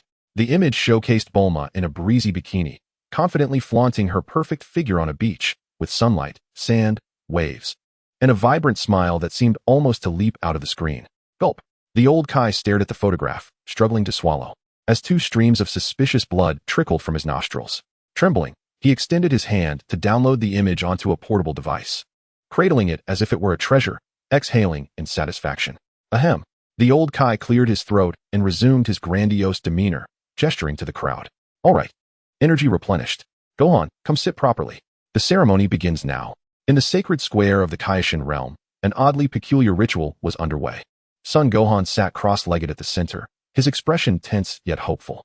The old Kai danced around him in an exceedingly bizarre manner, sometimes resembling an ancient sacrificial rite, other times akin to an elderly man practicing Tai Chi in a park, muttering incantations and humming incomprehensible ancient melodies. Potential, arise quickly, he exclaimed, intermittently pulling out the device containing Bulma's photograph to sneak a glance, emitting a series of strange chuckles as if it were a magical elixir for replenishing his powers. This comical scene made the onlookers cringe. Is this really going to work? Krillin whispered to Den beside him. I can't shake the feeling that this is utterly unreliable. Den's face darkened, watching the old man bounce around, struggling to suppress the urge to blast him away with a powerful attack. Say nothing, just watch. Den gritted out through clenched teeth. Chapter 80. The Special Earrings? Time trickled by second. An hour passed, and there was no change in Gohan. 2 hours elapsed. The old Kai was drenched in sweat, while Gohan's legs grew numb. 5 hours rolled by. I can't go on any longer. This old body is exhausted. The old Kai plopped down on the ground, panting heavily like a fish out of water. Is this kid's potential made of cement? No matter how hard I try, it won't budge. We must rest. With that, he retrieved the precious device again, savoring the photograph with delight, emitting sounds of admiration. Hey, old man, are you even capable of this? Vegeta could no longer contain himself, his frustration boiling over from not being able to fight firsthand. And witnessing the old Kai's sluggishness only intensified his anger. What do you know? The old Kai glared. This is called balancing work and rest. Awakening potential is a delicate task that requires a measured approach. Rushing it will only yield counterproductive results. Besides, this ritual must last over 20 hours. We've only just begun. The long wait of over 20 hours was both a torment and a novel experience for the Z warriors. In the square, the old Kai's eccentric ritual continued. I still find this rather dubious, Krillin muttered to Dend. Is this how you Namekians awaken potential too? Dend's face turned an even deeper shade of green as he fought against the urge to blast the old man away, squeezing out a few words. We merely place our hands on each other's heads. Vegeta, aren't you bored? Goku sidled up to Vegeta, nudging him with his elbow. Get lost, Kakarot. Vegeta crossed his arms, eyes shut, though the slight twitch at the corner of his eye betrayed his impatience. I'd rather be in the gravity chamber than watch this old fool make a spectacle of himself. Yet, observing Gohan grow stronger was intriguing. Goku's face was alight with anticipation, I can't wait to see how powerful Gohan becomes by the end of this. I just want to have a good match with him. At Goku's words, Vegeta opened his eyes, casting a cold glare at him. Then at Gohan sitting cross-legged in the center, snorting disdainfully. He conceded that Gohan's potential was indeed a mystery, but the thought of Kakarot's son surpassing him was utterly inconceivable. Only Li Hang, though his gaze also fell upon the scene, had his thoughts drifting to a much more distant place. He recalled vividly that in the original anime, Majin Buu awakened rapidly largely due to the Z warriors engaging in numerous battles with Babidi-S minions on Earth, absorbing vast amounts of energy. Ultimately, it was Gohan's moment of carelessness, lured by Beerus, that unleashed an enormous energy surge, completely filling Buu's energy reservoir. However, the circumstances now were entirely different. Several years still lay ahead before that moment, and the main force of the Z warriors was sequestered in the isolated Kaioshin realm. Even if Babidi descended upon Earth, he would find no source of sufficiently powerful energy. The remaining martial artists on Earth, even if entirely drained, would likely not fill Buu's gaps. Tom was on their side. More importantly, the current Gohan had not neglected his training for 7 years due to a peaceful life, as in the original tale. After the Cell Games, he maintained rigorous training under the watchful eyes of Goku and Dend. Gohan's strength now was considerably greater than when he defeated Cell. What terrifying existence would this already formidable potential evolve into after the old Kai's unreserved awakening? Li Hang could scarcely imagine. A fully unleashed Gohan should be more than capable of facing Majin Buu, right? Li Hang contemplated, but quickly dismissed the thought. No, he could not place all his hopes on a single individual. Majin Buu's bizarre abilities were manifold. Absorption, magic, regeneration, any unforeseen event could spell disaster. A contingency plan was essential.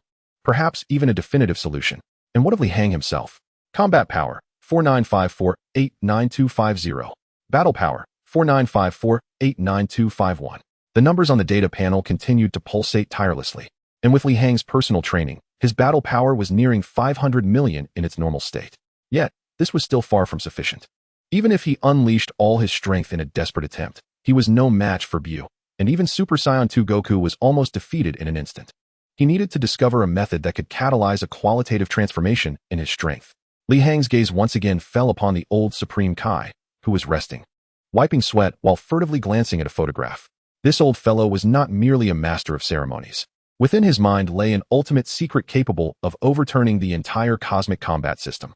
The Grand Supreme Kai. Seizing the opportunity during the old Supreme Kai's intermission, Li Hang approached and presented him with a bottle of exclusive beverage from Bulma's spaceship. You've worked hard. Ah, it's you, young man, who understands. The old Supreme Kai accepted the drink, quenching his thirst with a hearty gulp, belching contentedly, a flicker of approval passing through his murky old eyes. Young lad, I see you possess unusual talent and a profound aura. The power within you is most peculiar, not inferior to those two Saiyans. What do you say? Once I finish with this lad, shall I give you a glimpse as well? My affairs are not urgent. Li Hang smiled, casually seating himself beside him. Feigning nonchalance as he inquired, Great Supreme Kai, I am merely curious. Does a being of your grandeur not possess a method to instantaneously merge the powers of two individuals, rendering them immensely powerful? Perhaps a special pair of earrings? No sooner had Li Hang uttered these words than the smile on the old Supreme Kai's face abruptly froze. His dim eyes widened in disbelief, staring at Li Hang as if he were a monster, nearly dropping the drink he held. Why you? How do you know about this? This reaction sent a shockwave through the ears of the eavesdropping Den, Piccolo, and Vegeta. Special earrings? Merging powers? The old Supreme Kai seized Li Hang's arm, his bony hand suddenly exuding astonishing strength. He yanked Li Hang aside, lowering his voice to a conspiratorial whisper. Young man, be honest with me. Who exactly are you? How do you know of the Patera earrings' existence? I merely stumbled upon a mention in an ancient tome, Li Hang replied, maintaining a steady facade. The text stated that they are sacred artifacts bestowed upon the Supreme Kais by the creator deity, allowing the wearer to merge and give birth to a new warrior of unimaginable strength, though I cannot ascertain the truth of it. Truth or falsehood? It is undoubtedly true. The old Supreme Kai, relieved that no secrets had been leaked, puffed out his chest with a look of pride, as if flaunting a family heirloom. Carefully, he removed a green earring resembling a gemstone from his ear and waved it before the onlookers. Behold, this is the Patera earring. The old man's face brimmed with excitement. This is a treasured secret passed down through generations of Supreme Kais. When two individuals wear matching earrings, they can instantaneously merge, creating a warrior whose strength surpasses that of the entire universe. At this point, the old Supreme Kai let out a long sigh. a hint of regret and embarrassment crossing his features. Had it not been for my youthful curiosity and ignorance, foolishly merging with an old and unsightly witch out of sheer curiosity, I would not have been sealed within the Z-sword for so many years. The weight of this revelation left everyone in attendance, save for Li Hang, utterly stunned. Goku gaped, his eyes sparkling with a glimmer of intrigue. Vegeta's brow furrowed, his expression a mix of skepticism and disdain. Then what are we waiting for? Goku was the first to react, excitedly rushing toward the old Supreme Kai, pointing at himself and Vegeta. Old man, hurry. Let us wear those earrings. After we merge, we should be able to defeat Buu in one fell swoop, right? At this declaration, all eyes turned to Vegeta. You want me to merge with that fool Kakarot? Vegeta scoffed as if he had just heard the most ludicrous joke in the universe, momentarily stunned before erupting into a low, disdainful laugh. He slowly turned, his proud Saiyan prince eyes sweeping over the exuberant Goku, then the ever-anxious old Supreme Kai, finally settling on Li Hang's composed visage. What sort of jest is this? Vegeta's voice was as frigid as the winds of the far north. I, the most noble prince of the Saiyans, should stoop to using this underhanded trick to merge with a lowly warrior to confront an enemy? He stepped forward, an uncontrollable aura of power erupting from him, causing the rubble beneath them to tremble. That is an affront to my lineage. I would rather perish in battle than fuse into some grotesque abomination with this fighting imbecile. His words were resolute, delivered without mercy. Goku's excitement immediately faltered, scratching his head in confusion. Why, Vegeta? If we merge, we'll become super strong and defeat Buu to protect everyone. What is wrong with that? Silence, Kakarot. You single-celled organism that thinks of nothing but fighting and eating will never understand the concept of a princess dignity. Vegeta's ire seemed to have found its outlet, erupting toward Goku. Hey, why are you insulting me? Goku retorted, visibly displeased. Just as it appeared the two were on the verge of a physical altercation over the matter, Piccolo's stern voice intervened at the opportune moment. Calm down, both of you. He stepped between them, his sharp gaze first directed at Vegeta, then shifting to Goku. While Vegeta's concerns stem from his ridiculous pride, they are not without merit. Goku, you are simplifying this situation far too much. What do you mean, Piccolo? Goku inquired. Merging means that both of you will temporarily cease to exist, becoming an entirely new entity, one that none of us are familiar with. Piccolo's analysis struck at the heart of the matter. What will the personality of this newly formed warrior be like? Will it inherit your purity, Goku, or your arrogance, Vegeta? Can we adapt to this warrior's fighting style? These are all unknowns. More importantly, Piccolo's expression grew gravely serious. Once merged, you will never be able to separate again. What? This time, it was Goku and Krillin who gasped in shock. Never separate? We'll be one person for life? Krillin felt as though his worldview was being shattered anew. Indeed, the old Supreme Kai leisurely added, the merge via Patera earrings is permanent, sacred, and irreversible, unless under extraordinary circumstances, such as being swallowed by a certain monster. The old man's words, seemingly casual, sent a chill through everyone present. Permanent merging Vegeta's countenance darkened further. Merely envisioning a perpetual coexistence with that imbecile Kakarot within a single body sent waves of turmoil churning through his stomach, compelling him to contemplate the immediate annihilation of a planet to assuage his tumultuous emotions. I shall never accept this, Vegeta roared once more, his resolve unwavering to the utmost degree. However, Krillin, standing nearby, timidly interjected, if this is the only method to defeat Buu. There are no ifs. Vegeta abruptly interrupted him. Even without such a thing, I will surpass Kakarot through my own strength, eclipse all of you, and personally eradicate that filth named Buu. Well said. Goku, rather than brimming with anger, found his eyes ignited with fervent battle spirit, giving Vegeta a thumbs up. Now that sounds more like it. I too believe that defeating an opponent through one's own power is the most exhilarating. Fusion can merely serve as a last resort. The thought processes of these two combat enthusiasts evidently diverged from those of the others. In mere moments, they reached an odd consensus regarding the joy of combat, casting aside the optimal solution of fusion.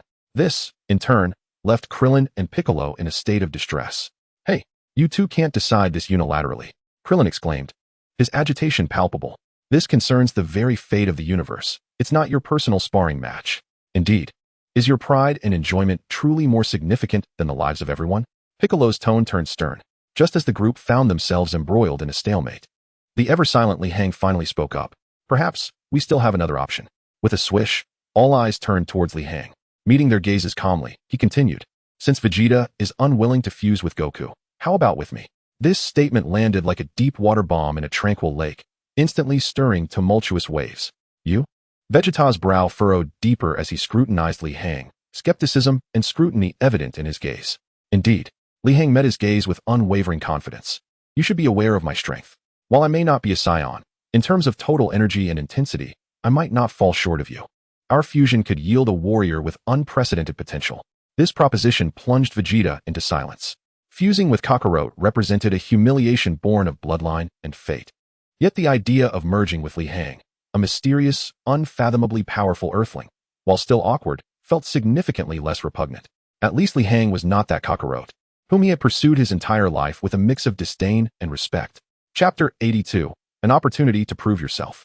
What do you say, Vegeta? Li Heng continued, his voice imbued with a peculiar allure.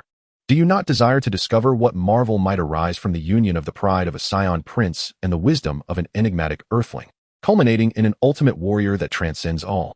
Li Heng's words whispered like a tempting demon, scratching at the most sensitive parts of Vegeta's soul. Perfect. Transcending all. Was this not the very essence of his lifelong pursuit? Observing Vegeta's visibly wavering expression, Goku leaned in, his face brimming with curiosity. Yeah. This idea sounds even more intriguing. Li Heng, what will you and Vegeta become post-fusion? Will your hair be black or golden? What will your personalities be like? Will you also enjoy eating? Goku's barrage of whimsical inquiries shattered the solemn atmosphere they had just constructed, causing Vegeta's previously softening resolve to waver once again. Shut up, Kakarot. Vegeta's temples throbbed with frustration. He felt his patience reaching its breaking point. Coexisting on the same planet with this battle-obsessed fool was the greatest trial of his life as a Saiyan prince. Taking a deep breath, Vegeta forcibly suppressed the urge to send Goku flying to the far reaches of the universe. His gaze returned to Li Heng, where a fierce internal struggle between pride and turmoil raged within his profound eyes. Fusing with Li Heng? This proposal was indeed far more palatable than merging with Kakarot.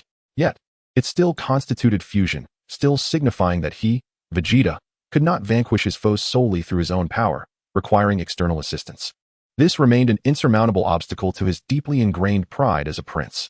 Observing Vegeta's turmoil, Li Heng silently sighed. He understood that persuading the current Vegeta to relinquish his pride and accept fusion was nearly impossible, unless they found themselves in a dire situation akin to the original storyline, where Earth was obliterated, and he and everyone else fell to Buu, leaving only him and Goku as the last standing. Yet, Li Heng did not wish to await such a moment. It seems you are still unable to make a decision. Li Heng's tone returned to calm, no longer attempting to persuade, but rather shifting his approach. In that case, let us consider an alternative. His gaze swept over the group, finally settling on Gohan, who was engaged in a ritual. Our greatest trump card at this moment is actually him. Gohan. Goku scratched his head in confusion. Indeed. Li Heng nodded. A Gohan whose potential is fully unleashed will reach a level of power we cannot even fathom. Perhaps he alone could suffice to eliminate Buu. The Patera earrings can serve as our final precaution, a backup plan to consider only should Gohan prove insufficient. Li Heng turned his gaze toward Vegeta, a hint of challenge gleaming in his eyes. Moreover, Vegeta, does this not present you with an opportunity? An opportunity? Vegeta raised an eyebrow. An opportunity to prove yourself. A subtle smirk danced on Li Heng's lips. Before Gohan confronts Buu, or before we resort to the earrings, you have the chance to demonstrate to everyone that you, the Saiyan Prince Vegeta, can reach those unparalleled heights through your sheer strength. Have you not always aspired to surpass Kakarot? Perhaps you can now add Fusion Warrior to your list of goals. This declaration struck Vegeta like a bolt of lightning, instantly dispelling the fog of uncertainty clouding his mind. Yes. Why should I be entangled in the notion of fusion? Why should I place my hopes in such externalities? My strength, Vegeta's strength, has always stemmed solely from within. Whether it be Kakarot, Li Heng, or even the ultimate Gohan soon to emerge, along with the elusive Fusion Warrior, they all serve as targets for my surpassing. I shall become the singular, unparalleled strongest being that transcends all. An unprecedented, pure, and potent conviction erupted within Vegeta's heart. The aura that enveloped him transformed from one of furious resentment into a concentrated, restrained essence, exuding a sharpness capable of cleaving through anything. Humph, you speak the truth. Vegeta's countenance blossomed once more with a confidence that befits a true monarch, radiating a bold and audacious smile. I require no fusion. Merely open your eyes wide, and behold how I, Vegeta, shall surpass each and every one of you. With that proclamation, he dismissed the onlookers entirely. Striding purposefully to the far end of the plaza, where he sat cross-legged, closed his eyes, and entered a profound meditative state. He sought to fully integrate the enlightenment and conviction he had just experienced into his very essence of power. Observing the transformed Vegeta, Goku's face lit up with exhilaration. Wonderful. It seems Vegeta has grown even stronger. I can hardly wait to spar with him. Piccolo and Krillin exchanged glances, each detecting a hint of resigned amusement in the other's eyes. These two Saiyans were truly beyond redemption. Nevertheless, Li Hang's words had indeed resolved the immediate conflict, illuminating a more prudent path forward. "And what of you, Li Hang?" Krillin inquired with curiosity. "What are your intentions?" "Me?" Li Hang chuckled, casting his gaze toward the animated Elder Kai. "My plans may require the assistance of the great Elder Kai." "Oh, you seek my ancient bones." The Elder Kai paused in his movements, regarding Li Hang with intrigue. "Great Elder Kai, does your ritual for unlocking potential apply to others as well?" Li Hang asked. The Elder Kai stroked his beard, scrutinizing Li Hang with keen, albeit murky, eyes that sparkled with a flicker of insight. "Indeed, it is effective. My ritual assesses the depth of an individual's potential. This lad's potential resembles an unfathomable ancient well, which is why it requires such effort. As for you," the old man circled around Li Hang, expressing astonishment. "Your physique is quite peculiar. Your potential initially appeared tremendously lacking, yet for reasons unknown. Your potential now resembles a vast ocean, boundless and profound.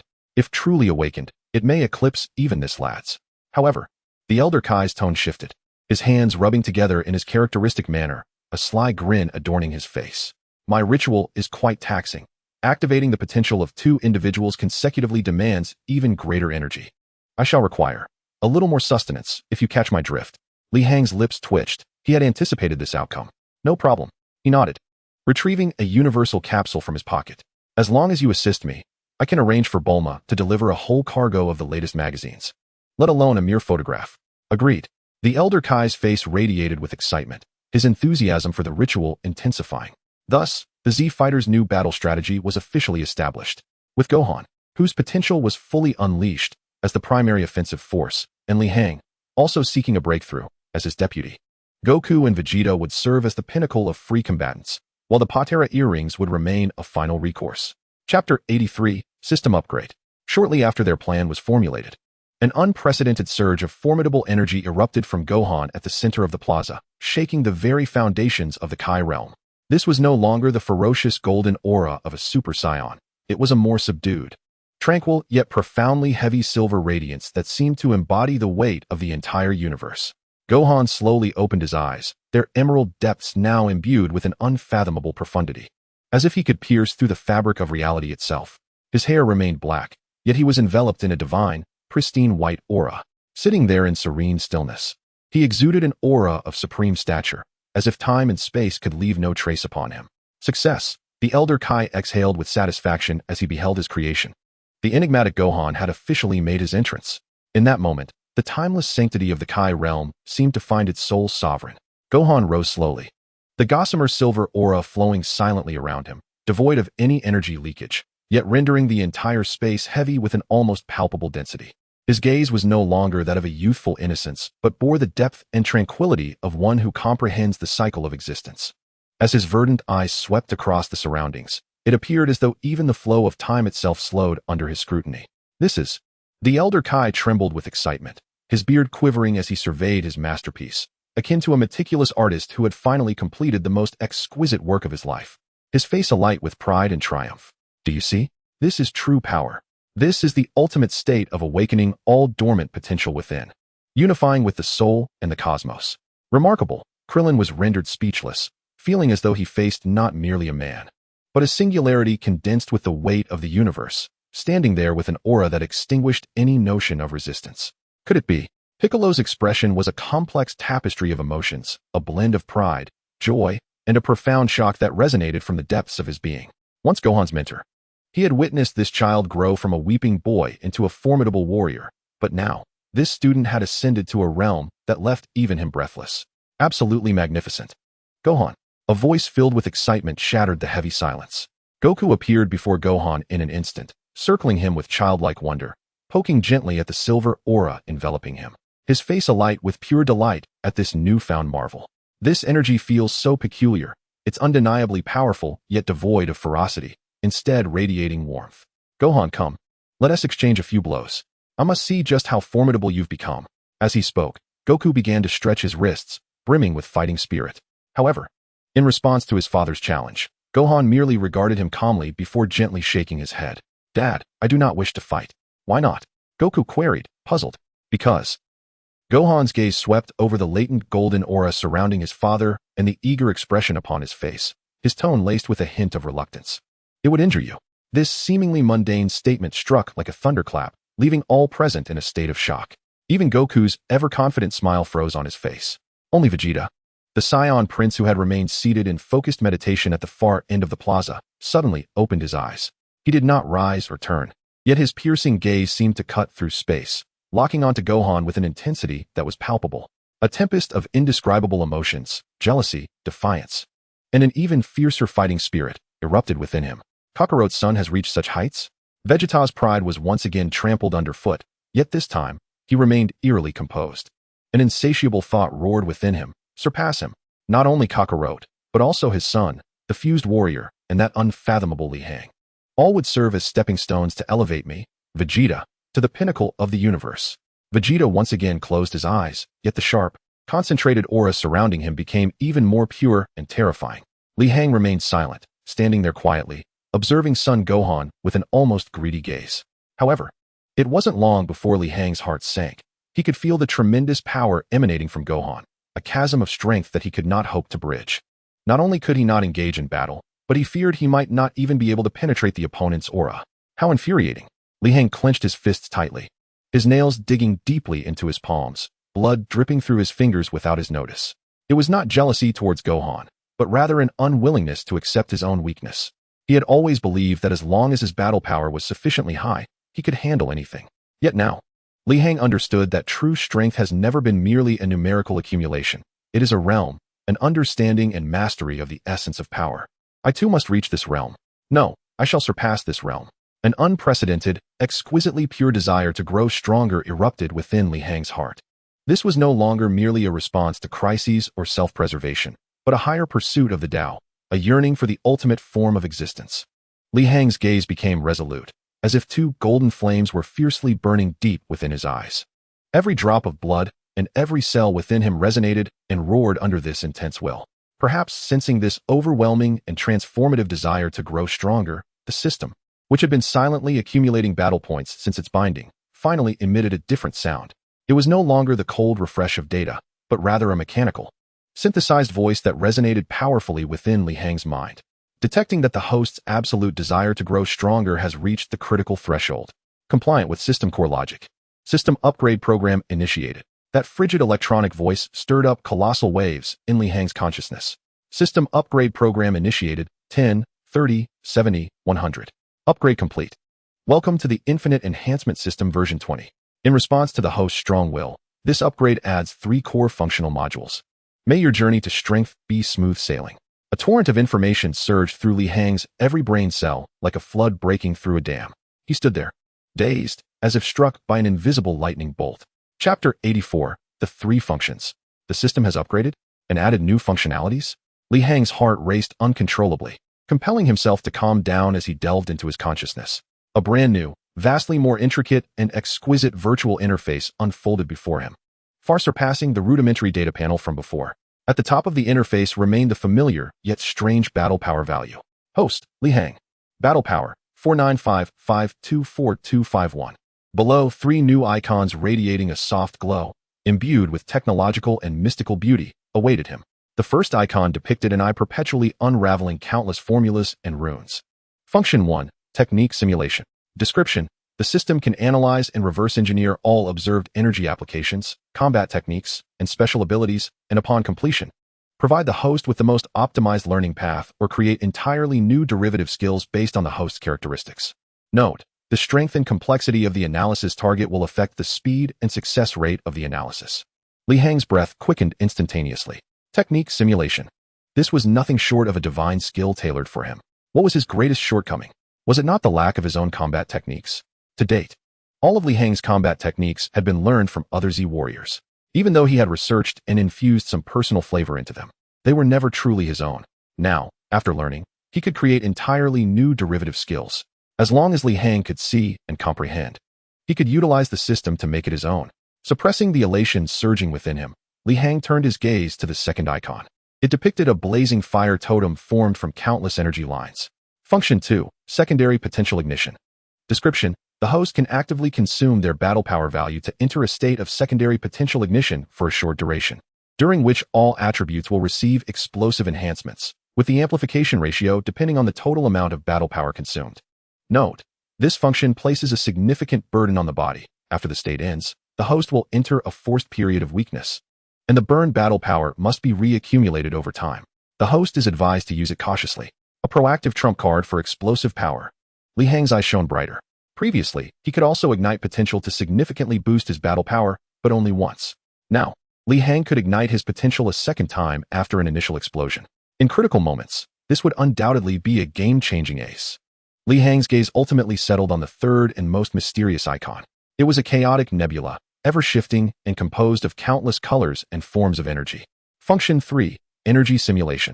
Description: the system can record and simulate the essential properties of any energy the host has encountered, allowing the host to freely switch their energy attributes in battle to counter different enemies or produce unexpected special effects.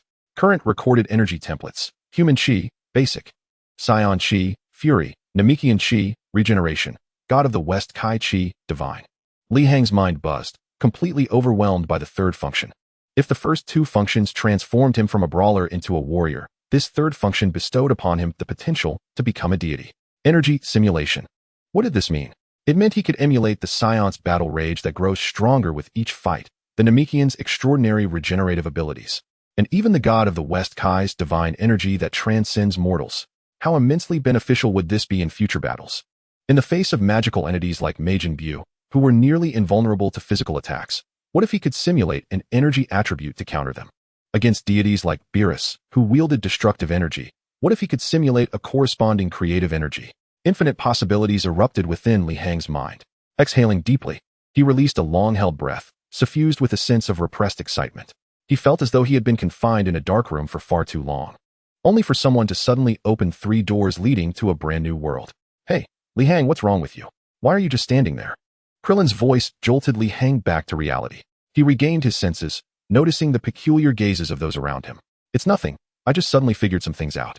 Li Hang smiled, a smile brimming with an unprecedented confidence and composure. He cast a glance at Sun Gohan, who was engaged in an explanation with Sun Wukong, and a bold thought flickered to life within him. System: initiate the technique simulation. Target: the potential activation ritual of the old Kai. Command received: beginning analysis. Target: an ancient and inefficient blessing dance ritual. Component analysis: 80 meaningless physical movements, 15 rudimentary mental hypnosis, 5 unidentified divine energy particles. Simulation result: the essence of this ritual is to forcibly break the potential shackles of the life form through external divine energy stimulation. The process is lengthy and fraught with significant side effects. Usage by the host is not advisable. Optimization proposal: upon detection, the host possesses a more efficient self-evolution capability. It is recommended that the host learn the 8th set of radio calisthenics to promote energy circulation through regular exercise, yielding superior results. Li Hang could not suppress a twitch at the corner of his mouth. This system, does it also possess a commentary feature? Nevertheless, this provided him with a more intuitive understanding of the system's capabilities. It was not omnipotent. It merely offered the most rational analysis based on data and logic. At that moment, the old Kai finally concluded his display. Clearing his throat, he waved at Li Hang. All right, kid, it's your turn now. Come over and take a seat. I have replenished my energy. Are you ready to receive the divine baptism of this god? The old man's face was alight with anticipation, as if he could already envision countless magazines beckoning to him. However, Li Hang merely smiled and shook his head. Great Lord of the Supreme Kai, I truly appreciate your good intentions. His gaze swept over everyone present, finally locking onto the old Kai's astonished visage, his tone calm, yet imbued with an undeniable confidence. However, I believe I have discovered a superior path to my own empowerment. At these words, the entire assembly fell silent. All eyes were riveted upon him, filled with bewilderment and skepticism.